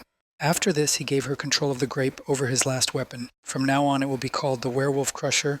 This device includes different modules, namely a laser gun module, a rail speed gun module, and an anomalous activity sensing module, and all of them were already ready for use. While Tyler sat in a wheelchair, he read how to properly care for a cub. He's done with that, and now it's time for him to move on to a more pressing problem. He sealed Alex's mouth with superglue and threw him out of the dungeon, but But this does not mean that Alex will not work now. He is simply temporarily suspended from performing his duties. After that, Tyler, with the help of his technology, decided to take a look at what was sitting inside him. When his astral body moved to the stomach area, he saw there a huge sphere of energy, which was shrouded in a black stripe. Tyler thought that if this rune seal was removed, then this energy would become entirely a part of him. When he touched this sphere, he realized that it was indeed alive. He was happy about this, like a mother who is waiting for her child to come into this world. His process was interrupted by a knock on his front door. He approached her to find out who came to him. As it turned out, Angelica came to him again, who wanted the same weapon of the legendary class. But Tyler was not going to repeat this experience for any money, well, perhaps for 1 trillion spiritual stones. But the girl said that it was cheap for her. She bought herself and a more expensive toy. Then Tyler told her to come back in 10 years, but first a deposit. She agreed to these conditions and gave him her precious ring. Tyler said goodbye to her and went back home. He couldn't understand who had turned out to be such a violent kid, but there was only one option. A few moments later, a man approaches his house and wants to ask Tyler to make him a legendary class sword. But there was a sign hanging there that said, "Do not disturb," and that the senior mentor had gone to the world of dreams on business. Tyler dreamed that he met his wife Elizabeth, who had already reached the stage of spiritual transformation, in the middle of a flowering field. They rejoiced at this together, hugged and had fun. What else is needed for a happy life together? But when Elizabeth was about to kiss her husband, she felt something strange in her stomach. Looking down, she noticed that Tyler had a distended belly and thought he was pregnant. Now, the main problem for Tyler was also that everyone would think about him that he was pregnant. For the guy, this dream suddenly turned from good to nightmare. He did not want the students, and indeed all the people, to think that he was pregnant. In the dining room, Tyler was overeating as if he hadn't eaten for a month. The students were already tired of bringing him food, but Inex still decided to make him some more tea. Jennifer didn't understand at all whether it was possible to eat so much and whether it would affect the mentor's health. A few moments later, Alex brought Tyler his signature wontons with steamed meat to eat. When the trailer tried this dish, it was clear from his eyes that he really liked it. He asked Alex to cook another 5 kilograms of this dish. The students thought that their mentor had already eaten too much and it was time for him to stop, and it was best to drink it all with tea. Tyler still decided to tell the worried children what really happened to him, but Alex interrupted him and said that Tyler had a baby growing in his stomach. In his words, it was cool. Their mentor was chosen by heaven, and a new life was born within him. Heaven only knows what will come of him in the end. But no matter what happens, the guys will have to love him like their own. A clot of energy formed inside Tyler, apparently of celestial origin. But this clot is sealed, and Tyler wanted to feed it well so that he would have the strength to break the seal. Inik and Jennifer seemed to understand what their mentor was talking about, but they didn't seem to. Jennifer didn't understand how this differed from an increased appetite during a normal pregnancy. Moreover, she noticed that the mentor somehow managed to tie Alex up so that he wouldn't say too much. Suddenly, Edison came to visit them with good news. He said that the Heavenly Path sect had sent an order for a large batch of Marshall dolls. There was also a request to purchase the system part of the Battle Royale. They also received an invitation to a talent competition. It all looked attractive, but what interested Tyler the most was the talent competition. The letter said that everyone who is the Heavenly Forge, in cooperation with several of the largest sects in the Central Continent, will hold a talent competition in the Heavenly Forge city in 3 months. All novices of the sects of the Central Continent can participate. To register for the competition, you need to contact the city registration desks. The competition will be held in the format of duels between novices at one stage, from the formation of dreams to the development of the void. The 10 strongest at each stage will advance to the finals. The strongest at his stage will receive a prize in the form of a legendary class item. Such a prize will not hurt them. Now they just have to decide who will have the honor of representing the sect of the Sacrament of the Spirit. Tyler was happy to see himself that he had such a chance and was determined to get at least one item of the legendary class. The students watched the active actions of the mentor and could not understand whether it was possible for pregnant women to jump like that. So his mentor has jumped. Now he needs help to at least move. The students told him that in this situation he needed to be careful. Perhaps he already realized this himself. A couple of moments later, Tyler and his students found themselves on the sect's ship. The guy was depressed because the cloud of energy inside him never stopped terrorizing him from within. At the same moment, Arthur was introduced to the mentor by a student named Dennis and said that he had great talent in building sword formations, but due to the fact that he did not have money for many swords, he decided to transfer to classical swordsmen. Denny said that this is not the case at all. In fact, he really prefers to control one sword, This is all certainly interesting, but Tyler needs to find out something about this guy first. The mentor told him not to be afraid of it and closed his eyes. Everything will be fine, because this is a special test for initiation into the disciples of the mystery of the spirit sect. When Denny woke up in his dream, the first thing he heard was the murmur of water. When he looked around, he realized that he was in a very beautiful place. Multicolored swords flew above him in the sky as if it were a starfall. He was also surrounded by swords stuck in the water. What this all meant is not yet clear. One of the balls that flew above him in the sky glowed orange and was different from the rest. He began to fall down to the place where Denny is. Tyler told him to tell him what he wanted most, and also he had to say it from the bottom of his heart. He told his mentor that he wanted to study sword formations, but the mentor already had one such acquaintance.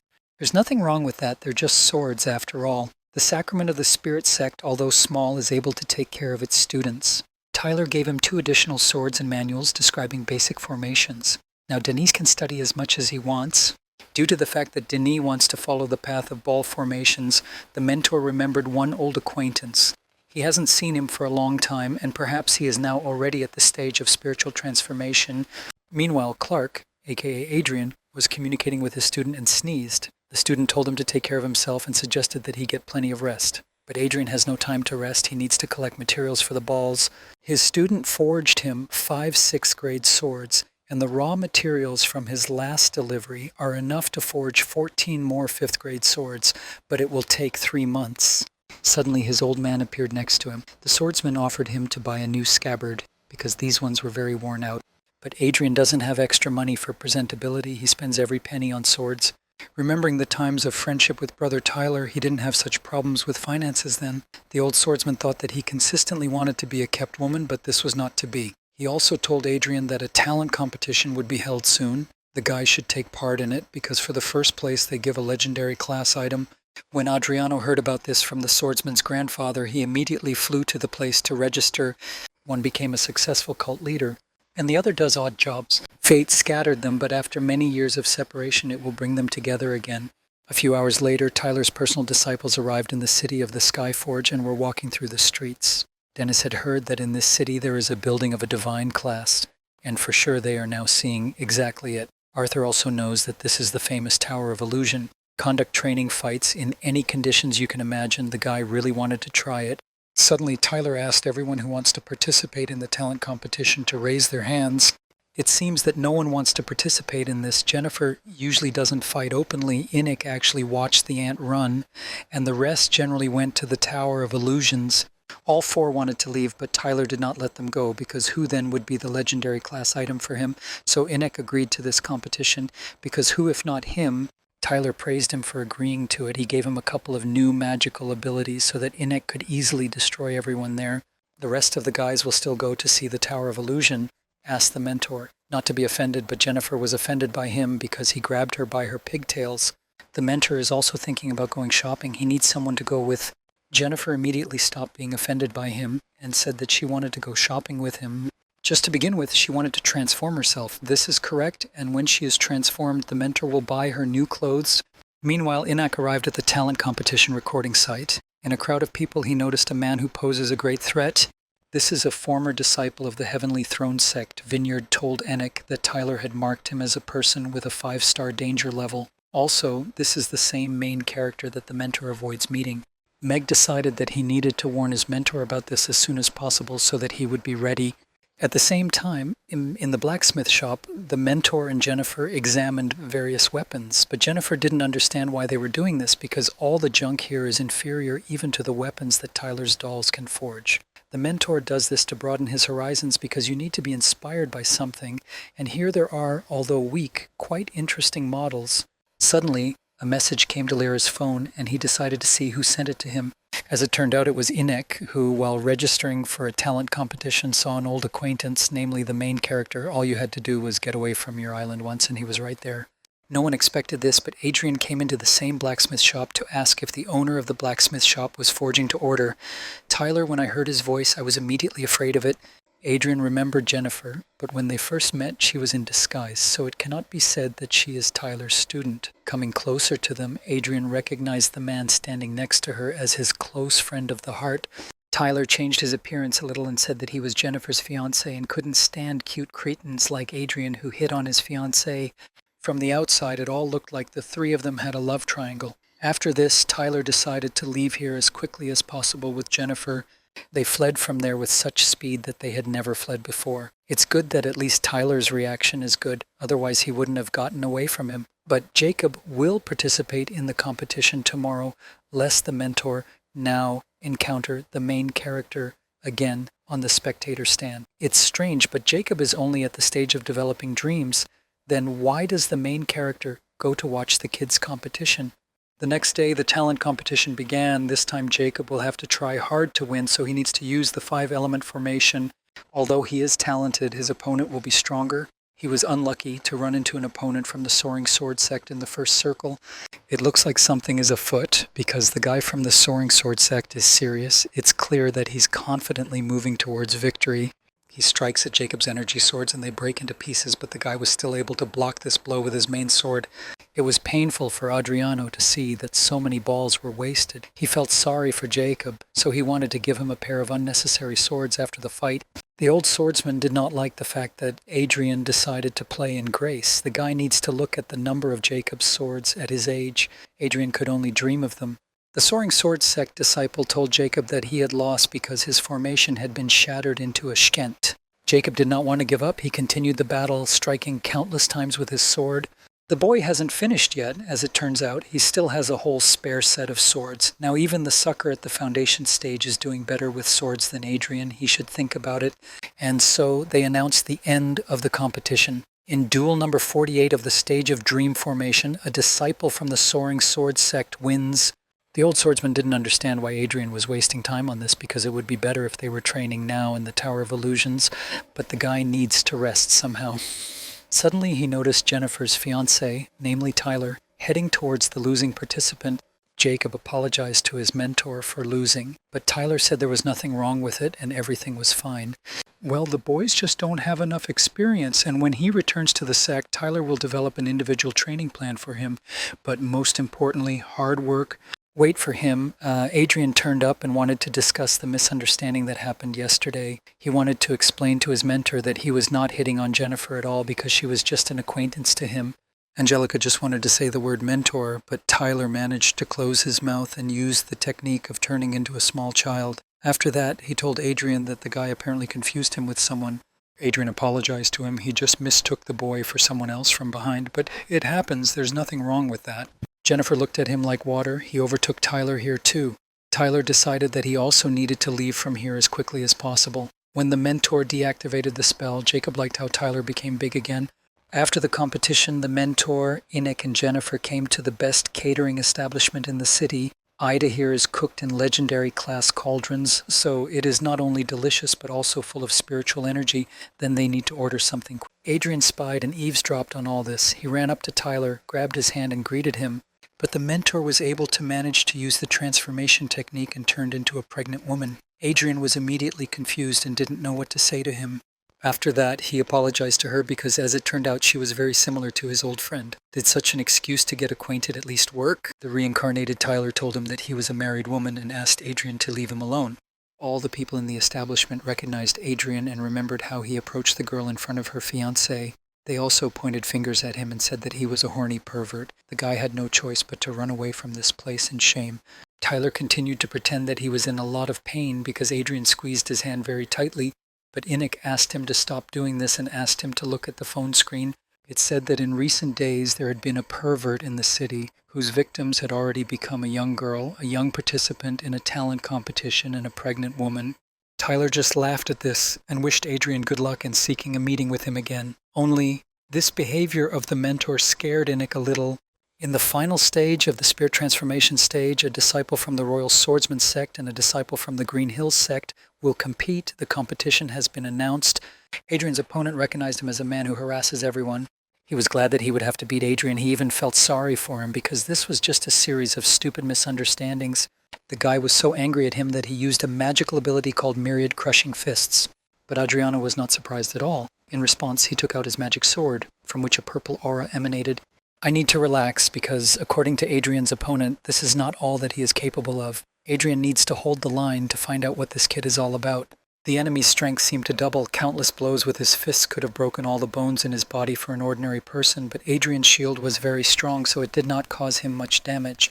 That Adrian's sword looks like it was forged by some novice. It would be better suited for cutting fish. According to all the laws of genres, at this stage the main character should no longer be such a beggar. I wonder what went wrong in his life. If a pack of rats had not driven Adrian from the forbidden lands of the ancient werewolves, he would probably have found there the resources to create a special ball with which he would not be ashamed to go out in public. It was unclear whether the boy could handle it on his own, or whether the grandfather swordsman should help him. His opponent was confident in himself. After countless blows, he thought that Adrian, like a cute little guy who hits on boys and pregnant women, had given up, but that was not the case. Adrian borrowed the power from Grandfather Swordsman and used a magical ability called 9 Chaos Clot Strike. A huge number of swords flew towards the enemy. From such pressure, he knelt in order to somehow restrain such power. When Let's Go, the 7th wave of blows passed, his magical stone fists split into smithereens. In the end, this guy was defeated, and Adrian didn't even have to use the entire attack. The spectators in the stands were delighted that the clerk, aka Adrian from the sect of Royal Swordsmen, was winning against Tyler. His eyes were burning from such cheating, because obviously Adrian himself had not suddenly perked up and turned the tide of the fight. As it turned out, it's all about his magical mentor from the ring. At the same time, Inek called him to tell him that his final match was about to begin. The student wanted to make sure whether the mentor was now on the podium, otherwise he could not see him. The mentor was lazy, but he urgently needed to run to the next arena. This fight will be fought between a disciple of the Mystery Spirit sect and a disciple of the Divine Spirit sect. The opponent is very cool. He foresees his opponent's next steps well. He easily dealt with the main talent of the Thousand Paths sect, but Jennifer believes in her brother that he can defeat him. Judging by the mood of the public, in this battle, the disciple of the Divine Spirit sect is the favorite. Tyler was a little upset because he thought he wouldn't see the prize of a legendary class item. The fight has officially begun, and now the guys are allowed to use their magical abilities to win this round. Enoch immediately used his technique called Polar Night. If this is his signature move, then we should expect bad news from his opponent. Enoch still thought about his strategy and decided that it was better for him to go on the defensive, so he used a magical ability called Ice Beast. He knows that his opponent is an expert at wearing out his opponent and ending the fight with one blow, so he decided to focus on defense. Enoch's opponent tensed a little. He didn't expect the boy to be so smart, so he will play by his rules. Suddenly he used a technique with which he moved to the astral world, so Enoch can only sense where his opponent will appear. The boy was a little nervous, but this did not weaken his sensitive abilities. He understood. He immediately understood where his opponents were and sent his magical attack there.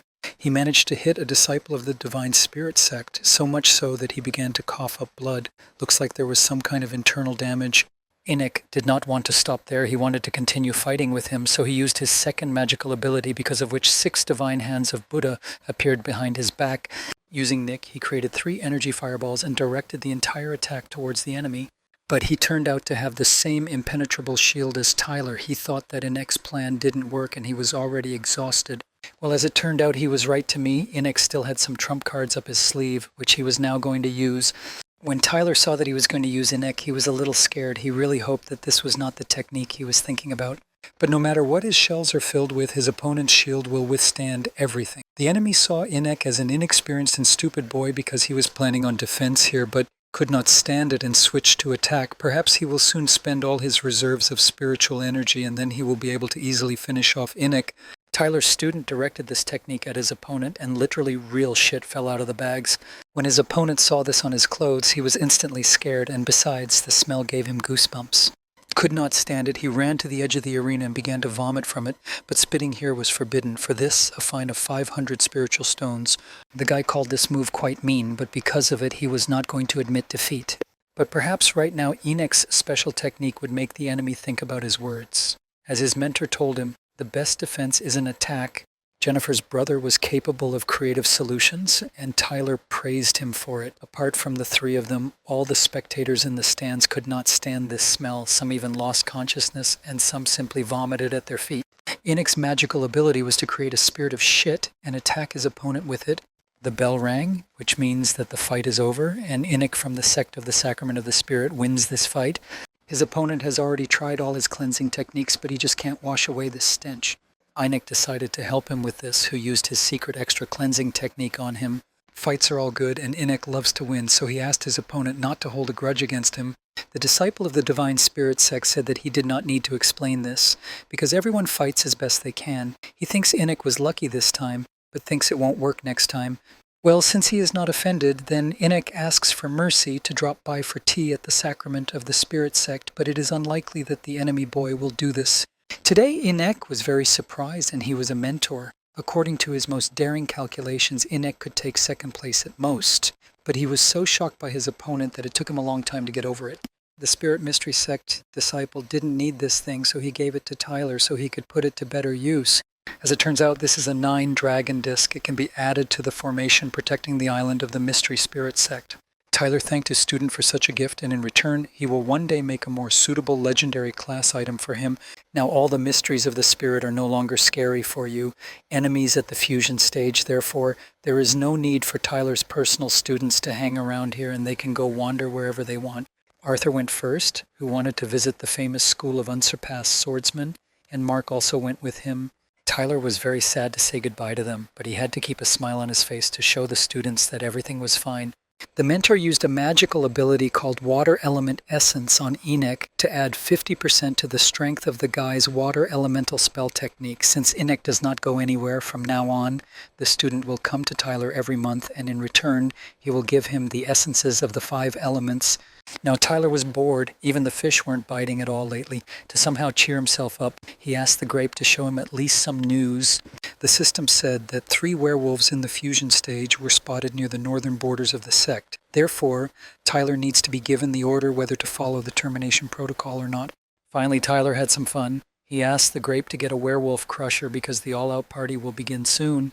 They came here in order to pick up a clot of the deceased spirit of the snake, which died during the battle with Tyler. It was the idea of the leader of the snakes, and the badger and the tiger were just not voluntary executors. The tiger asked them aggressively to either shut up or communicate telepathically because someone here among the people could hear them. At the same time, Tyler's apparatus called the Werewolf Crusher was already hanging in the sky above them. The badger already sensed a threat hanging in the air above them. The spirit clot of the Serpent of Darkness is in the inexhaustible lake, so they need to quickly find it and get out of here. Werewolf tiger that the badger was simply frightened by a light breeze and did not see any threat. But suddenly a shell flew into his head, which pierced his skull right through. The snake and the badger were very frightened by this. They did not expect that he would be killed so cruelly. Now the soul of the tiger has left this world, and there is one less of them. They decided that they needed to escape from here quickly, and preferably underground, so the badger began to dig tunnels. But will they be safe underground? Tyler is already going to test his railgun in action. The device switched to an underground attack and fired powerful blasts of energy after the werewolves who were already underground. As a result of this attack, the snake werewolf was torn into pieces, his body hanging all over the tunnel. The badger was very frightened by this and began to dig a tunnel even faster. Suddenly, when he dug a huge passage, he met Tyler's doll. The badger got even more scared and decided to run away from here so that his heels would sparkle. But there was nowhere to run. Tyler, with the help of his technique, grabbed him and did not allow him to escape. Therefore, the badger decided to give up. Suddenly, he turned into a man and began to beg for mercy. He swore that there was no human blood on his hands. But he must understand perfectly well what happens to traitors to the werewolf race, so the decision to surrender is very risky. Tyler decided to help the grape find out whether he was telling the truth or not. The system confirmed the information and said that it was true. Now the decision is up to its owner to kill this badger or make it a pet. Tyler in no way wanted to kill such a sweet boy, especially since badgers are already listed in the Red Book. Now, Tyler decided to start the interrogation and ask this werewolf why they came here. He also took the werewolf tiger spirit clot from him and placed a ball in the werewolf, and he did the same with the snake werewolf spirit clot. The boys said that they came here to pick up a clot of the spirit of the snake of darkness, which is now located somewhere in an inexhaustible lake. Tyler was very interested in this, and he asked the boys where this place was. He replied that the snake spirit had probably entered someone or attached itself to someone's body, so he didn't know any details. The boy left Tyler no other choice but to use his human abilities. He slowly reached with his hands to the flint to take off his pants. After that, he began to relieve himself in the lake. Now it was clear who scared away all the fish for him, as it turned out, and it really worked. The werewolf spirit clot of the snake of darkness was successfully caught and placed in the werewolf bowl. After capturing the clot of spirit to change Wee, a turtle with its cubs crawled out of the lake. She was unhappy that Tyler was relieving himself in this lake. The mentor immediately apologized to them. He forgot that they were also in the lake. Tyler didn't even notice that her sons had managed to cultivate the attributes of ice, fire, and thunder. His youngest student tried to do this, feeding them giant pills. Suddenly, Mother Turtle said that she wanted to go with her children to the endless sea so that they could receive their inheritance. Tyler understood that this was an important matter, so he let them go, but asked that they return no later than 20 years later. 20 years is a long time, but it seems that even then the turtle will be disgusted to return to this desecrated place. With them gone, not only the lake was empty, but also Tyler's heart. He can't imagine how he can live without them. Now, the mentor needs at least a temporary replacement. These are turtles. This werewolf was born to live on land and does not know how to swim at all. Even if Tyler controls him with the flower, he will still drown and die. His words actually make sense, so Tyler told him that he would have to go through the test of illusions. If the boy passes it successfully, he will become another werewolf defender of the mystery of the spirit sect. But he had already told the timer all his plans and even shared the secret knowledge of werewolves, so the boy thought that Tyler should let him go, but not now. First he must pass this test and task, not for a second stop thinking about self-defense. A few moments later, Tyler arrived at the island's protective formation. He finally decided to get down to business. After all, he paid the price to collect the werewolf spirit clots, so they need to be put to good use. That werewolf told him secret knowledge about the method of kindling the spirit. It allows you to ignite the spiritual energy stored in a clot of spirit and direct it to strengthen the selected object. It would be too dangerous to test werewolf techniques on people, but if you use the spiritual energy of deceased werewolves to enhance the island's defenses, there shouldn't be any harm. If it works, then you will need to find out from the Council of Elders whether a similar technique exists among people. Tyler asked the grape to help him fuse wereballs with the disc of 9 dragons, and then build in the defense of the island. Several minutes passed. The grape used a magical ability to activate, and as a result, the splicing and embedding was successful. Everything worked out just as Tyler thought. Who is great? Well done, mentor. And here are the fruits of his labors. 2 golden dragons were already visible from the sky, which he used to defeat the werewolf serpent of darkness. Ordinary peaceful people thought that this was another werewolf invasion and wanted to run away from here, but the students of the mystery of the spirit sect calmed them down and said that it was their main mentor who was experimenting with his technique. Suddenly, rain began to fall from the sky, but it was not simple but spiritual. This benefit was given to them by the senior mentor because he loves his students very much. They jumped joyfully and praised their mentor. Not a very bad thing. According to Grape's calculations, the spiritual energies of those 3 werewolves can burn for a total of about 2 years. Then Tyler has a new task for the impenetrable badgers. He will need a lot of dead werewolves. Meanwhile, in the mine of the werewolf world, the badgers received a notification from the system that they needed to collect clumps of werewolf spirits at the stage of birth of the spirit and above. The more they collect, the better it will be. They didn't agree to this without an address. Besides, the tribe of night dogs has been bothering them for a long time, so they need to be dealt with quickly. All the badgers set out to exterminate this tribe. They decided to collect their spirit clots and send them to Tyler. At the same time, in the Thousand Paths sect, one of his disciples was talking on the phone with Tyler. He wanted to clarify with him whether Tyler wanted to collect data about the area beyond the edge of the sky, and whether for this he was asking the Thousand Paths sect to take his doll with him. Tyler confirmed this. He also told him that the doll should come on board, and he himself knows how to collect data and take pictures.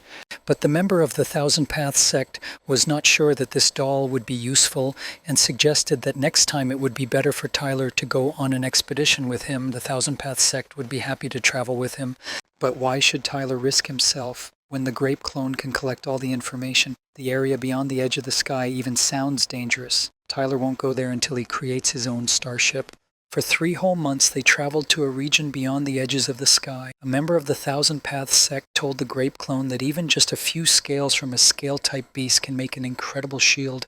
Tyler also told him that this doll has a mind, only she refused to talk to him because he was too clingy. In addition, talking to him would take away some of the computing power in this doll. Suddenly, their ship was attacked, so much so that the whole ship began to shake from the blast wave. This guy wanted to run to the cabin and pulled grapes for Clone, but she asked not to drag her because she needed to collect information about the progress of the battle.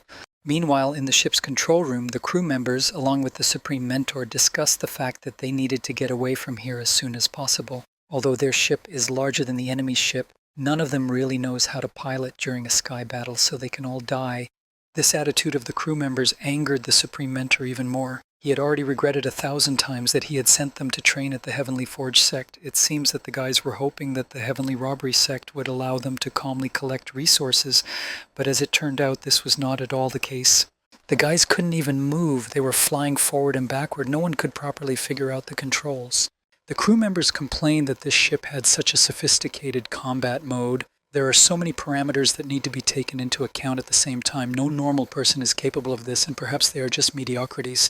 The Supreme Mentor asked them to do everything in their power and asked them not to lose control of the ship, and he would go and give the heat to those who attacked. The crew members did not want him to leave because without him they would definitely ruin the ship.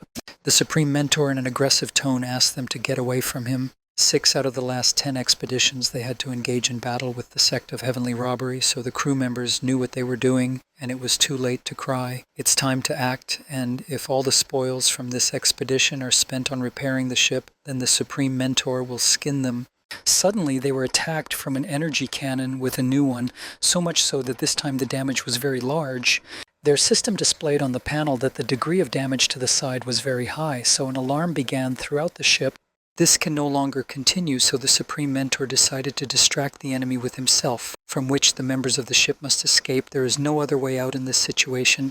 At the same time, Grape Clone was conducting an analysis of the battle. She noticed that the starship's keel beam was broken, and that the probability of a successful rescue was 26%. Also, she compared the combat potential of the two ships, and the results were as follows. Without the intervention of third-party factors, the ship would be completely destroyed within 6 hours. So she began developing a rescue plan, but the Supreme Mentor had other plans. He wanted to distract himself with the enemy to buy the members of the ship a little time so that they could escape. After all, if they die along with the top mentor, then he will also avenge him. Suddenly, someone opened the door to the Supreme Mentor's cabin and thereby knocked him off his feet. As it turned out, this was done by the Grape Clone, who wants to destroy the enemy ship and save them all. If he succeeds, then 80% of the loot will have to go to its owner, that is Tyler. The Supreme Mentor didn't even have time to blink an eye when all the initiative passed to this doll. He didn't understand how she ended up here and who she was anyway. One of the assistants told him that this was a computational doll of Master Tyler from the Mystery of the Spirit sect. He asked to be taken with them to the abortions to collect data about the area beyond the edge of the sky. The assistant wanted to drive away this doll, but the Supreme Mentor asked him to stop doing this. The Supreme Mentor realized that this machine was created for computing operations and hoped that he could also cope with piloting the ship. There is a 99% chance that Clone Vineyard will be able to successfully get them out of their situation. The total probability of all other outcomes is 1%. This is very good, so he needs to sit at the main control panel to pilot with the Supreme Tutor standing by. Also, he must remember to buckle up because they will shake during the flight. In addition, neglect of safety is the possible tears of his owner. The crew members of the ship could not believe that the Supreme Mentor entrusted such an important mission to a doll that came out of nowhere. But this is in every way better than waiting for incompetent crew members to kill them all. And now again the enemy ship fires at them, only this time with a much more powerful impact charge than last time. The Grape Doll immediately reacted to this, quickly analyzed how to effectively dodge, and did it. If she, the crew, was glad that they managed to evade. Grape was able to calculate the trajectory, firepower, and parry of projectiles. Just an incredible system. Supreme Mentor, I didn't expect that a Grape was capable of this, so it was clear from his face that he was slightly surprised. Upon returning back, he decided to generously reward Tyler for such help in the form of a doll. When the Supreme Mentor touched the doll, he accidentally broke its arm. At the same time, in the Spirit Mystery sect, the Grape notified its owner that an urgent message had been received from his clone.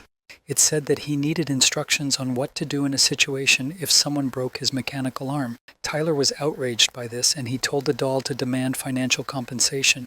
The anger index of the crew members increased, and the Supreme Mentor became very nervous and was not sure that the doll could cope with one hand. But everything was fine. Her owner remotely downloaded repair runes for her, so it will be fixed now. But this does not exempt the Supreme Mentor from paying him material compensation. You too, while on the ship of the Heavenly Robbery sect, their mentor thought that someone experienced began to pilot the ship of the Thousand Paths sect, but then he still thought that they were just lucky once. But later, the pilot of his ship reported that the target of the word evaded their projectile, and as a result, now their ship was damaged. The Supreme Mentor wanted to praise the doll with a clap on the back for the fact that she shoots very accurately. but the crew members were able to create a protective energy shield around the grape doll. The Supreme Master said that he just wanted to scratch his head, so everything was fine. For several minutes, the Supreme Mentor continued to watch the battle take place between their ship and the enemy. The grape doll coped well with the task and was approaching victory. And now, the Vineyard delivers the final blow to the enemy ship, and it shatters into small pieces. Therefore, the mission was successfully completed. As his master taught him, tough guys don't turn around at explosions, even though he's not even human. It is always sad for the Supreme Master to see when talented personnel are not appreciated. The owner of this doll doesn't even want to treat him like a person. Therefore, he wanted to save him from the clutches of his stupid owner. In his hands, according to him, he will be the most respected pilot in his Thousand Paths sect. When he grabbed the grape doll, he accidentally tore off his legs. It seems that moral compensation will be even higher. The grape reported to Tyler that the clone announced the completion of his mission. He also requests something that cannot be said because there was an audio package with obscene language. A month later, the supreme teacher of the Thousand Paths sect arrived at the Spirit Mystery sect to visit Tyler. He was not alone, but with a clone of a grape, which he accidentally broke. She asked to let him in, but he did not want to do this because he believed that he needed her as she needed him. When Tyler saw the Supreme Mentor in the broken grape clone, he was surprised by this because this doll was not intended for fighting and in the end was torn into pieces. The Supreme Mentor will not beat around the bush. Firstly, he came to say that Tyler will soon receive a reward. Secondly, he wanted to buy this doll and asked Tyler to set his price. But the point was this doll carries on its shoulders a clone of Tyler's main invention, which ensures the work of his entire sect, and it is not for sale. Besides, he has no confidence that he will be able to create something like this again. Upstairs, but the mentor didn't care. He didn't want to go anywhere without this doll. So Tyler had very strange ideas about how he could give this doll. The grape doll said that if her owner does not get rid of these fantasies in her head, she will request an additional audio package with obscene language. Analyzing his facial expressions, she is 99% sure that in his fantasies she is presented in a bad light. Tyler thought about it and decided that if the Supreme Master needed this doll to pilot the ship, then they could discuss a temporary rental. Tyler offered a cosmic sum in the form of 50 billion spiritual stones per flight, but the Supreme Mentor did not quite like this price, so they continued to argue. If the Supreme Mentor cannot prove his financial viability, then how can Tyler be sure that the doll will be happy with him? At the same time, Angelica was watching all this. She could not understand why they were taking this doll from each other. When she greeted them, the guys immediately stopped doing this and turned their attention to her. The Supreme Mentor realized that Tyler was friends with her, and out of respect, he was ready to pay 20 billion for the expedition and not with a spiritual stone anymore. At first, everything was somehow not hospitable, so Tyler, as the main mentor of his sect, invited them inside to try his signature tea. Tyler was very interested to learn from the Supreme Mentor how pilots are trained in his sect. He was interested in this because he received very interesting material from the expedition from his doll, and he was very interested in the process of piloting a skyship. Supreme Master answered him that he had a battle mode simulator developed by the Heavenly Forge sect. Well, as it turns out, he hasn't been able to pass the final test for hundreds of years. To tell you more about everything, the Supreme Mentor moved himself, along with Tyler and Angelica, into this simulation. The guys were surprised that this simulation was so realistic. To Tyler, it actually reminded him of the holodeck from Star Trek. But the quality of the graphics is almost mosaic. If Tyler did the simulation, then at least in KHD. First of all, the Supreme Mentor showed him the main control panel. To control the ship, it is equipped with 30 compasses and thousands of buttons. Each button triggers a combination of several actions. In general, as he said, it's pure darkness. The Supreme Mentor invited Tyler to take control of this, but first he at least needs to try to keep the ship in the correct position. Unexpectedly for Tyler and Angelica, the final test began, which the Supreme Mentor told them about. Plus, he forgot to reset his progress, so Angelica suggested that Tyler quit the challenge because she didn't see any point in starting it, but he still decided to try. Moreover, having a grape as an assistant, Tyler will play as if with cheats. The system reported that 3 shells had been detected that were fired from an enemy ship, and there were 20 seconds left before colliding with them. Given the interval between launches, the Supreme Mentor asked Tyler to shoot down the first and third light artillery shells and dodge the second, but the guy didn't listen to him and chose a large caliber cartridge at his own discretion. The Supreme Mentor did not believe that this would work and wanted to stop Tyler in every possible way, but the boy asked him not to get involved in this matter, but just silently observe.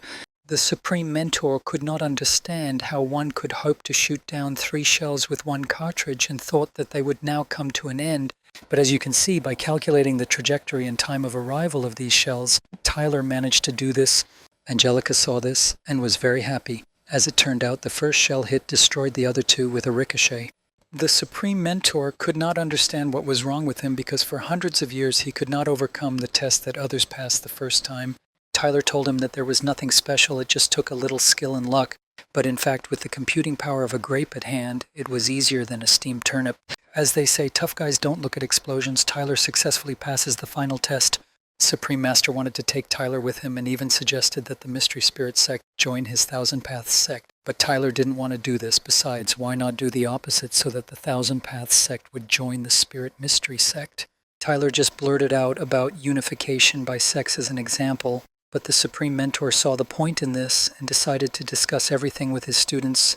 If this grandfather, under the impression of Tyler, suggests this to his people, then they will obviously be offended and will no longer want to deal with him. But we must not forget that Angelica is now near Tyler. She will definitely soon visit everyone in 1,000 ways and explain everything to them.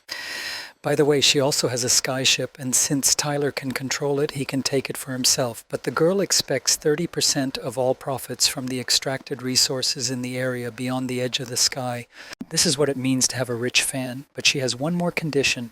She wants to become a full-fledged teacher of the Mystery Spirit sect, but was not sure that her qualifications would be enough for this. But Tyler answered her that he agreed with these conditions, and as a result, the agreement was concluded. Tyler didn't care. Let her be a mentor if she wants, but not with his wife. And he had already made it clear to her many times that nothing would happen between them. Suddenly a familiar female voice. As it turned out, this was Elizabeth, who thought that her husband did not wait for her and found someone closer to him. Tyler replied that this is not true because he tells everyone he meets that he is almost a family man. Besides, he would have married Elizabeth a long time ago, but the girl constantly postpones the weddings. The girl said that the wedding can be held at any time, even today, but she still can't share a bed with Tyler. When Elizabeth attacked Natalia again, his fruit became hostile even towards her. If Tyler doesn't want to die from pain, then he shouldn't hug her, and if he pushes her hug away, then she might be offended and beat him. But Tyler truly loves her. That's why he is ready to endure this pain and hugged his future wife. So that she could not squeeze him too much, Tyler got out of this situation with the help of dance. Elizabeth even liked it very much, and she was flattered by it. In Tyler's womb, his fetus sighed with ease because no one would crush him outside. Because of this, Tyler's stomach began to vibrate. Elizabeth could not understand why her boyfriend was shaking all over, but he replied that he was just hungry.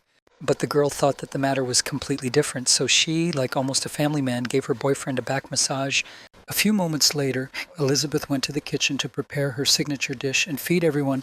Tyler and his guys watched this process. Edison noticed that his mother was such a thrifty teacher and immediately began preparing the food. Tyler actually said that he had never seen her in the kitchen and didn't even know what to expect from her cooking. Half an hour later, dinner was ready and Elizabeth called everyone to the table. The guys smelled a strange smell but pretended that it smelled delicious to them. As it turned out, Elizabeth had prepared octopus soup that looked like someone's vomit. The guys were horrified when they saw what they were going to eat, and Elizabeth just smiled and told them to eat before it got cold. If it weren't for Alex, who covered Edison's mouth, the boy would have said that this concoction reminded him of his signature feces technique. He asked not to listen to him and corrected him that he wanted to say about the delight in the abundance of spiritual energy in Elizabeth's dish. It would be very selfish for them to stop Elizabeth and Tyler from enjoying each other's company when they see each other so rarely. Perhaps the senior mentor would want to fulfill his marital duties before finishing lunch, so Edison and Alex said goodbye to them and left. Tyler was shocked that his friends left him alone with this dish, and Elizabeth blushed at what Alex said because she and Tyler are not married yet. Then what kind of marital duties are we talking about? Elizabeth asked Tyler why he wasn't eating yet and thought her dish didn't look appetizing. Yes, he couldn't even say that her meal looked disgusting, so he said that he was already sweating with delight when he saw this delicious dish. Elizabeth decided to feed Tyler and said that this dish should be eaten hot because it would better reveal its taste. The boy was left to think what to say to her in case he vomited. Moreover, they don't even expect it yet, but their union is already costing Tyler a lot. The guy decided that there was no point in postponing suffering and that he should just swallow this dish and then forget about it. After he had done this, Elizabeth asked her husband how he liked the dish. Tyler could barely restrain himself from vomiting because her concoction not only looks like goo from Cthulhu's armpit, but also lives like an old tire. And how she managed to create a dish from the debilitating stench of 1,000 graves, only the devil knows. The guy doesn't even know what her dish traumatizes more, his body or his soul. But how can he hope to reach the top if he can't even handle his wife's cooking? As it turned out, his fetus really liked this dish. I wonder what kind of perverted monster is growing inside him. Tyler rushed to swallow everything so greedily that he got his whole mouth dirty, so Elizabeth reached out to wipe his mouth. When Elizabeth removed the remnants of food with her finger, Tyler, to his great surprise, began to lick it off her hand. The girl actually thought about something else and was very embarrassed about it. Although her cooking tasted terrible, Tyler had never eaten anything richer in spiritual energy. Therefore, the Tylers decided to ask his wife where she got the ingredients for her dish and why she was lying on the floor. Since the girl thought that Tyler was trying to excite her, she did not answer his questions. Why is she lying on the floor? And she prepared the dish from the ancient pickled octopus, which her mentor gave her. There was also cabbage in this meal, which Tyler decided to try. He recognized this cabbage because it was grown in his sex, but even in it, one can feel an increased concentration of spiritual energy. Perhaps the reason for all this is that Elizabeth is the bearer of a heavenly spirit. If it helps Tyler the fruit break the seal faster, then he should eat it, even if it's tasteless. A few moments later, the pan with the octopus dish was completely empty. Tyler decided that Elizabeth would feed him 3 times a day during his stay here. The girl had long wanted to hear these words and joyfully agreed to Tyler's proposal. Alex and Edison watched as Tyler enthusiastically ate this food and did not understand what could motivate him to do this. Perhaps it was the power of love. Edison's mentor was frightened by such behavior. A couple of days later, Tyler and Elizabeth stood at the gate of the spirit sect. As it turned out, they would be saying goodbye. Tyler could not hold back his tears because he would be parting with her, or rather with her cooking. In just a couple of days, the seal around his fetus was half destroyed. It seemed strange to Elizabeth that during these couple of days that she fed him like he was being slaughtered. The boy even lost a little weight. If her mentor had not made her promise to come to the ice continent, she would have remained cooking for Tyler until the end of her days. Goodbye. Elizabeth gave her husband a tender kiss on the cheek. Now the girl is at the stage of birth of the spirit, and having reached the stage of transformation of the spirit, she will be able to stay with Tyler longer. After these words, Elizabeth sat on her bird and flew away. Tyler and his baby will miss her dearly. After one flew away, Jennifer called Tyler on his phone. She was surprised that the mother mentor flew in for only 2 days and why he didn't warn her about this because she wanted to communicate with Elizabeth. The mentor also told her to better mind her own business because he gave her a list of materials that would be needed to create her personal legendary class item. Jennifer asked her mentor to calm down because she was calling for a reason, but because she had collected everything. While Jennifer was talking on the phone, an unknown man in a hood approaches her and bumps into her. The girl couldn't understand at all what it was, why the man behaved like that. The mentor heard that Jennifer was a little scared, asked her what happened there, but the girl replied that everything was fine and she was already flying home. A few moments later, Jennifer walked to the runway and boarded her fighter. While she was flying, the weather began to deteriorate and thick, dark clouds began to appear in the sky. After that, there was lightning in the sky that could have hit the fighter, so this could have been a problem for the girl. That's what happened, but Jennifer was able to eject from there and stay alive. Suddenly, a golden thunder eagle flies out from thick, dark clouds. This is a beast at the stage of fusion of spirit. Now it was clear who deprived Jennifer of transport, so he will answer for it. First of all, the girl created 2 clones on herself and ran in different directions to confuse the eagle. But the creature turned out to be not so stupid. With the help of its technique, it shot a golden beam of energy to instantly kill her clones. Well, now he has figured out the real Jennifer. The girl wanted to return home as soon as possible, but since the eagle insists so much, she might linger. Storm Eagle was ready to die, but something happened to Jennifer. Because her ring could not be activated, looks like her ring was switched. Maybe it was the guy who bumped into her while the student was talking to Tyler. Storm Eagle took advantage of this situation and began to attack her. Jennifer had no other option but to call her beloved mentor and ask him for help. At the same time, Tyler was calmly fishing, and suddenly he received a call from Jennifer. She told him everything, so Tyler told Grape that helping Jennifer was a priority. She realized this and immediately sent battle dolls to Jennifer's location. Whoever dares to threaten the Waste Disciples, they must be destroyed.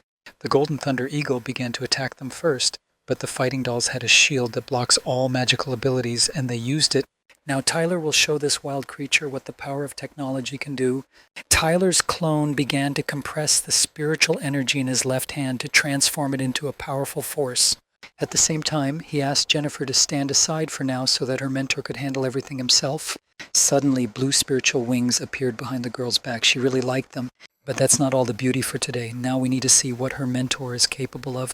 From the spiritual energy, he created attack discs and sent his powerful blow towards the Golden Thunder Eagle. As a result, he inflicted mortal wounds on him, so this creature left this world forever. Jennifer admired the fact that her mentor was able to easily defeat this monster, and for this she hugged him. But how did it happen that the girl could not cope with one bird on her own? She was going to explain everything to him, but he had to let go of her pigtails. 3 days later, she and the dolls reached the sacrament of the Spirit sect and went to Tyler. The mentor told her to return home as soon as possible. This is what happens when you wander around a foreign land with a ring full of treasures. As it turned out, someone replaced her storage ring. The girl did not consider herself to blame for this. And having lost the ring, she had only a few bodyguard dolls left with her, so she was almost without weapons. The substituted ring looks exactly like the real one. Only an exceptional professional could make such an exact copy and quietly replace the original. Therefore, Jennifer, with the help of light and shadow techniques, must show the mentor her memories during the period of the alleged ring replacement. Using this technique, it can be seen that during a given period of her memories, she had no contact with anyone at all. Natalia noticed one important detail. In the video, you can see changes in the vibration of the flashlight, and this cannot be explained by simple wind. Someone hit the flashlight, but Jennifer's memories of this moment were changed because Tyler taught his students to pay attention to details. Because Jennifer did not study normally, Tyler used a technique on her to make her fall into a training illusion. She must pass a test called Find All the Differences. Until she passes it, she will not be able to wake up, so she really did not like it, and she prayed to the mentor to cancel this technique. Well, now it's time for the most important thing, punishment for the thief. On the central continent at night, his friend was robbed while sitting at one of the eateries. They couldn't understand how an ordinary girl at the spirit birth stage could have so many treasures with her. Perhaps there was someone serious behind her. But the way he worked secretly, he was sure that no one would find them. Suddenly someone rang this ring and it shone with spiritual energy. After that, a lot of feces flew out of it right onto the robber's face. The guys couldn't understand what kind of devil had invented this spell and why there was no way to get rid of the stench. Even using cleansing spells, the stench only continued to get worse. Thanks to Tyler's use of techniques called the fecal tornado and the eye-searing hurricane fart, these burglars won't be feeling fresh air for long. Leaving the Sacrament of Spirits sect, Arthur headed to the city of the Heavenly Sword. After all, it is here that the great repository of canons is located, the knowledge of which is a must for any purposeful swordsman. The guys who were able to stand in this stand for an entire hour deserve to call Arthur their teacher. He prepared a gift for the one who lasts the longest. One of the students was exhausted and said that she could no longer stand like this. Arthur told his assistant that his students could rest in his camp residence, so he was obliged to take her there. The mentor came up with this exercise to test the potential of future swordsmen. Its implementation greatly consumes the physical and spiritual strength of the majority. But if you catch the state in which you merge with the sword, you can stand like that for a long time. Arthur did not expect that among the students of earthly rank there would be as many as 2 such gifted guys. That boy did not deceive him. 3 hours ago in the city of Heavenly Sword, Arthur was looking at the notice board. He learned that visiting the Great Vault for an unlimited time required 10,000 points. To do this, Arthur just needs to kill 100 werewolves at the stage of birth of the spirit or 10 at the stage of division of the spirit. Well, isn't this too ambitious for a person at the stage of the birth of the spirit? An unknown guy told him that Arthur was unlikely to be able to cope alone because werewolves do not walk alone in these parts. Most often they live in flocks of several hundred heads, and their leaders are at least at the stage of spiritual transformation. This guy knows easier ways to score 10,000 points, but his consultations are paid. He is ready to share the necessary information for just 100 spiritual stones. For Arthur, this money was, so he easily handed it over to this guy to buy a consultation. If Arthur's goal is to visit the great repository of canons, then the boy recommended to him the option of working here as a teacher for 3 years. Every year, the academy holds competitions. Teachers whose students take first place within their stage are given the opportunity to spend 1 month in the Great Vault. For such useful information, Arthur gave him a few more spiritual stones as a tip, as a token of gratitude. Also, he advised Arthur to take him Class B Earth rank. Arthur didn't ask why he should take this particular class, but he remembered this advice. In the office of the Skyball Academy, Arthur met with a gentleman. He learned from him that this guy was from the Mystery Spirit sect, which caused a stir at the talent competition. Arthur came here to work as a teacher here. The master sees that Arthur is a born swordsman. If a boy can break into the spirit transformation stage, he will be unstoppable. Therefore, he asked him where he wanted to teach, in a celestial or pre-celestial rank class. But he was not interested in either one or the other. He needed a Class B earthly rank. And now these 2 disciples were able to stand in this stance with a sword for a very long time. The rest of the students were delighted that they had obtained their sword spirit. They completed this training and were very tired, so the assistant dolls ran up to them and picked them up. Arthur asked them to take these students to the camp residence so that they could rest properly.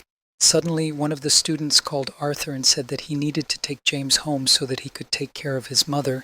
Now she is seriously ill, although no one knows what exactly, but she is getting worse every day. James is the most talented student in his class. He could have studied in a heavenly rank class, but he decided that after classes he should still have energy for household chores. Arthur decided to give him a flask with a magical liquid. He really likes this student, and he does not want such circumstances to interfere with his progress. He must give this flask to his mother. Inside there is a liquid called moon dew. The mother should take a cup a day, and this will give a chance of recovery. After that, Arthur suggested that Tyler lure these two students into the Sacrament of the Spirit sect. But the mentor refused this because James even has the main hero's name. There is no need to drag such people into the Sacrament of the Spirit sect. The main thing is that Arthur treats them well. Judging by Arthur's description, James has all the makings of a future protagonist. But what scenario fate has prepared for Anthony is not yet clear. While Anthony was sleeping, the mentor asked Arthur to check if he had any suspicious items on him, pills, vessels, rings, or other small things. After some time, Arthur actually found a jade gourd with him, the origin of which he could not determine. Tyler Tuck knew and asked him to put the item back in its place. From now on, Arthur must treat these two students as his own children and take care of them in everything. Adrian, James, Anthony, two classic protagonists and one tragic. This is not even counting the main character from the world of Small Chiliocosm and others. Tyler will not be surprised if one day he meets the main character from his world on his way. While the main characters are small, you need to treat them with warmth and care. Then there is a chance that when they grow up, they will repay him with major heroic artifacts. Then Tyler will be able to get rich and develop just by lying on the couch. The next day at Heavenly Sword Academy, Arthur asked Anthony and James to step forward out of line. Since yesterday they lost consciousness almost simultaneously, Arthur declared them both winners and gave them a reward in the form of swords. Now they must study hard and get him victory in the next competition. They promised to make every effort not to disappoint their teacher. One of the students asked Arthur to be careful because it seemed to him that this academy was not so safe. Yesterday he had a dream that a thief had snuck in here and his soul was still not at peace. The student seems to be hinting that he knows about Arthur going through his things. At the same time, it seemed that the treasury had been cleaned out, and this should soon be reported to the office. The guys passing nearby smelled a strange smell that was similar to the stench of feces. The robber left, but his smell remained, as if his aura was thoroughly saturated with a stench that remains wherever he goes. Arthur wrote to Jennifer about this and said that the thief who stole her ring fell into his mentor's stinking trap, and now he has robbed the treasury of his academy. He wouldn't confuse this stench with anything, so the student decided to immediately go there. She promised that the thief would pay tenfold for stealing her storage ring. At the Heavenly Sword Academy, Mark arrived in Arthur's courtyard to chat with him over a cup of tea. Mark assumed that he left everyone Arthur would try himself as a mercenary or send him on a journey, but he certainly would not have thought that he would become a teacher for small children. Perhaps Arthur was destined to do so. Mark also brought him what Arthur asked him for, something he certainly couldn't forget. He found a specialist to set up an external server and set up the difficulty levels of the illusions himself. Because of this, Mark thought that Arthur loved his students very much, but he shouldn't be jealous of his brother for them because he still loves him more. Almost his entire class consists of children deprived of natural abilities. Arthur only wants to illuminate their lives with a ray of hope. Suddenly Jennifer ran up to them, who was supposed to be chasing the thief who stole her ring. Or is she like her brother? I think that this treasury of the academy has been cleaned out. The girl is almost sure of this. She is very tired of chasing him because he is simply elusive. Only it seemed to her that she had lost his scent, and this bastard again seemed to fall into the ground. She again used her genetic ability to increase her sense of smell.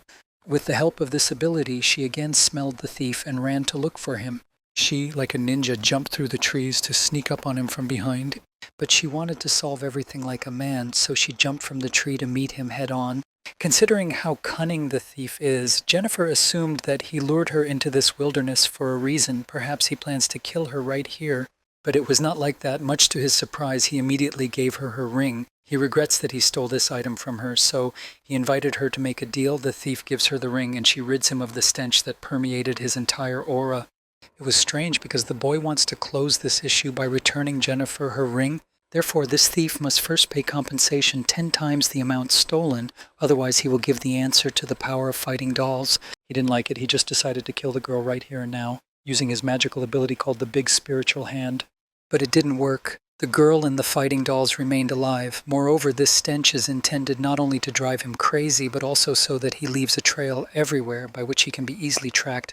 During his criminal career, this thief managed to rob many serious people. If Jennifer publishes information to the whole world about how he can be found, then he won't have to hide for long. Also, Jennifer somehow learned his name, but according to this thief, by doing this, she only aggravated her situation because how dare she, being only at the stage of the birth of a spirit, threaten him. He also believes that these fighting dolls will not be able to protect her.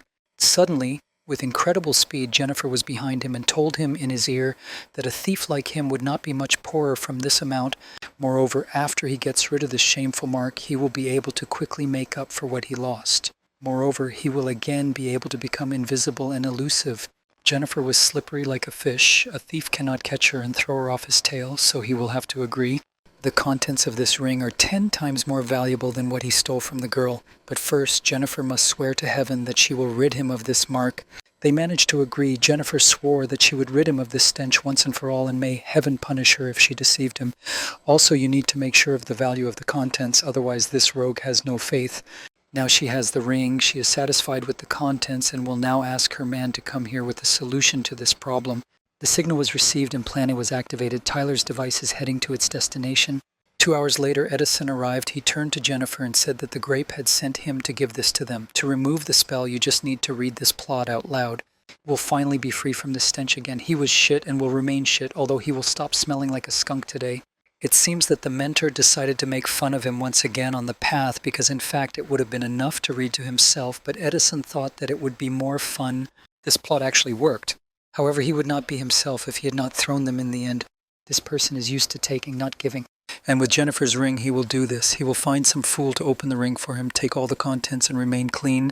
It looks like he asked for it himself. Jennifer wants this thief to feel on his own skin the power of the main weapon of the sect of the mystery of the spirit.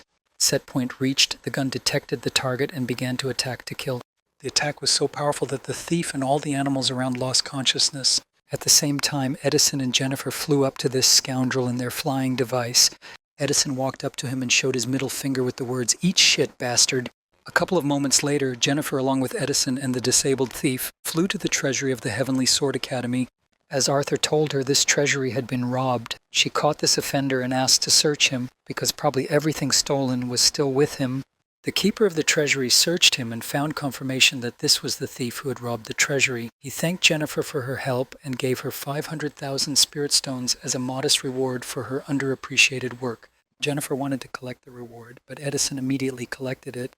The grape told him that transporting the werewolf crusher cost 200,000 spiritual stones, and the shot itself cost another 200,000, and another 100,000 of his travel allowances. This guardian guessed the amount exactly right. Jennifer was ready to burst with indignation. Then when Edison returns, he must convey to his vineyard that, as the leader of the sect, she will insist on creating a new grape. At the same time, in the dungeon of the sect of the mystery of the spirit, Tyler was playing at the console while his two clones were working. Lately, he hasn't been able to catch anything at all in the world of werewolves. Jennifer's reward for catching the thief is the only income to the budget for a long time. I wonder when this bad thing will end. 2 Tyler clones ask their master to concentrate and not just play games. But play games, Tyler gives them a steady stream of energy to apply the runes. And in general, when they decided that they could command their master, suddenly, the grape informed Tyler that the indestructible badgers had sent several valuable finds, and they also conveyed information about an incubator-type werewolf similar in appearance to a white tiger. Thalia seems to remember that he saw something similar. 2 months ago in the world of werewolves, he was mining ore with the help of his work doll. Suddenly, he discovered the same creature, similar in appearance to a white tiger which lay under the stones. Scanning completed. There are no werewolves in the database with Fedia for this type of werewolves. The only thing that can be concluded with certainty is the high-level view. It was lucky that the corpse was preserved very fresh. Tyler hasn't figured out what to do with it yet, but he might need this creature in the future, so he needs to put it in a place where it won't start to decompose. In additional information, it was said that the white tiger is an incubator type. In ancient times, it was used by the dragon tribe to hatch their eggs. This changes everything, so Tyler decided to check if this creature has a dragon egg. As it turns out, this is true. Vinogradnica completed the analysis. The egg is sealed and shows no external signs of life. It is not possible to find out what is happening inside the egg, seal class, semi-divine. But for Tyler, all this was unimportant now, because the dragon egg is a real miracle. When the time comes, it will crack on its own. He asked to be taken to his room, but carefully, because they would be waiting for the chick. Suddenly, something strange began to happen in Tyler's womb. The energy began to rage. Most likely, the fetus did not like the fact that Tyler treated this egg as his child, so he was very jealous. Tyler was already exhausted and asked his doll workers to roll this egg away from here as quickly as possible, otherwise jealousy would kill him. But he also added that they should not be taken to his room, but immediately to the pond with spiritual liquid, because this way he will hatch faster. The first clone of Tyler ran to his source to ask when he would get down to work, because they couldn't handle it themselves. In addition to planned orders, we also need to create a second grape. Leader Jennifer really insisted on this. 3 months later, they managed to do it. To create Grape Brother, Tyler spent more than he could reasonably afford. The system thanked him for this, but she didn't ask for a brother. The system notified its owner that an abnormally high concentration of spiritual energy was noticed above the sect. It seems that this is another serpent of darkness. The first time is unusual, the second time it's boring. Tyler won't even get up for this. The mentor was calm, like a boa constrictor. He loves problems that he can solve by lying flat. Suddenly, a huge flow of energy began to pour into him, and in reaction to this, the same runes that surrounded the fruit inside him came out. Perhaps this is how the baby takes care of his father. Tyler even wondered if it was a boy or a girl. But he shouldn't think like a pregnant girl swollen from hormones, so he needs to drive these thoughts away from his head. Suddenly he heard something and turned towards this sound to understand what was happening. The grape announced that those who discover giant objects, it falls directly on the sect of the Sacrament of the Spirit, and the blast wave can raise so much water that everything on this island looks... Now everyone can't waste a second. The grape must order all the dolls to come to the site of the supposed crash. After a couple of moments, the dolls arrived in place and were ready. With the help of these dolls, Tyler activated his magical ability called Water Helping Hand. As it turned out, there was a flying ship in the sky that crashed. For some reason, for these guys, every sortie leads to disaster, but now is not the time for them to look for those to blame, because the ship can no longer be saved, but they can minimize casualties among civilians. They saw that there was a huge lake nearby and thought that there were unlikely to be many people there, so they decided to land the ship in the lake so that no one would die. This guy started concentrating on his panel and noticed something wrong besides the ship crash. As it turned out, Tyler's device called the Werewolf Crusher was flying towards them. They guessed that if there were legendary class weapons here, then there was a sect nearby. At the same time, Tyler's battle dolls used magical techniques to land the ship safely. It's strange that these guys didn't immediately realize that there was a sect nearby, because a giant hand couldn't grow on its own. Well, now there is no reason to be angry with each other. After all, everything ended well. The guy in the brown kimono is called Edgar, and the guy in the white kimono is Colt. They are both elders. Judging by the class of the weapon and the scale of the formation, this sect deserves attention from them. Moreover, members of the Spirit Mystery sect are already meeting them. The commissioners of the Linson City Elder Council branch, Tenzin and Angelica, greeted the elders Edgar and Colt, and Tyler and Jennifer from the Spirit Mystery sect greeted the elders. Edgar was glad that finally someone took the risk of founding a sect in this wilderness. He called them well done, and knows how not easy it is to settle down in such a wretched place. But for the members of this sect and Tyler, there is no more valuable place on earth than this Bridge Island. Also, these elders thanked Tyler for his helping hand, so this act will not go unrewarded. After repairing his transport, Edgar was going to return to the main headquarters of the Council of Elders, and suggested that his partner Colt do this. After his approving pats, Tyler needs a sick leave because his back is starting to hurt really bad. Colt refused Edgar's offer and abruptly grabbed Tyler's arm. He wanted to discuss his weapon and dolls with Master Tyler. It's strange why these elders are so fond of grabbing the mentor's hands, but he didn't get enough attention from the elder at the Mahayana stage. Cole asked Tyler to take him to the guest quarters, and perhaps he would like to stay with them here for a few days. Tyler agreed to this because he could not refuse the elder. It's as if he doesn't have a recreation center here, so why does everyone passing by strive to live here?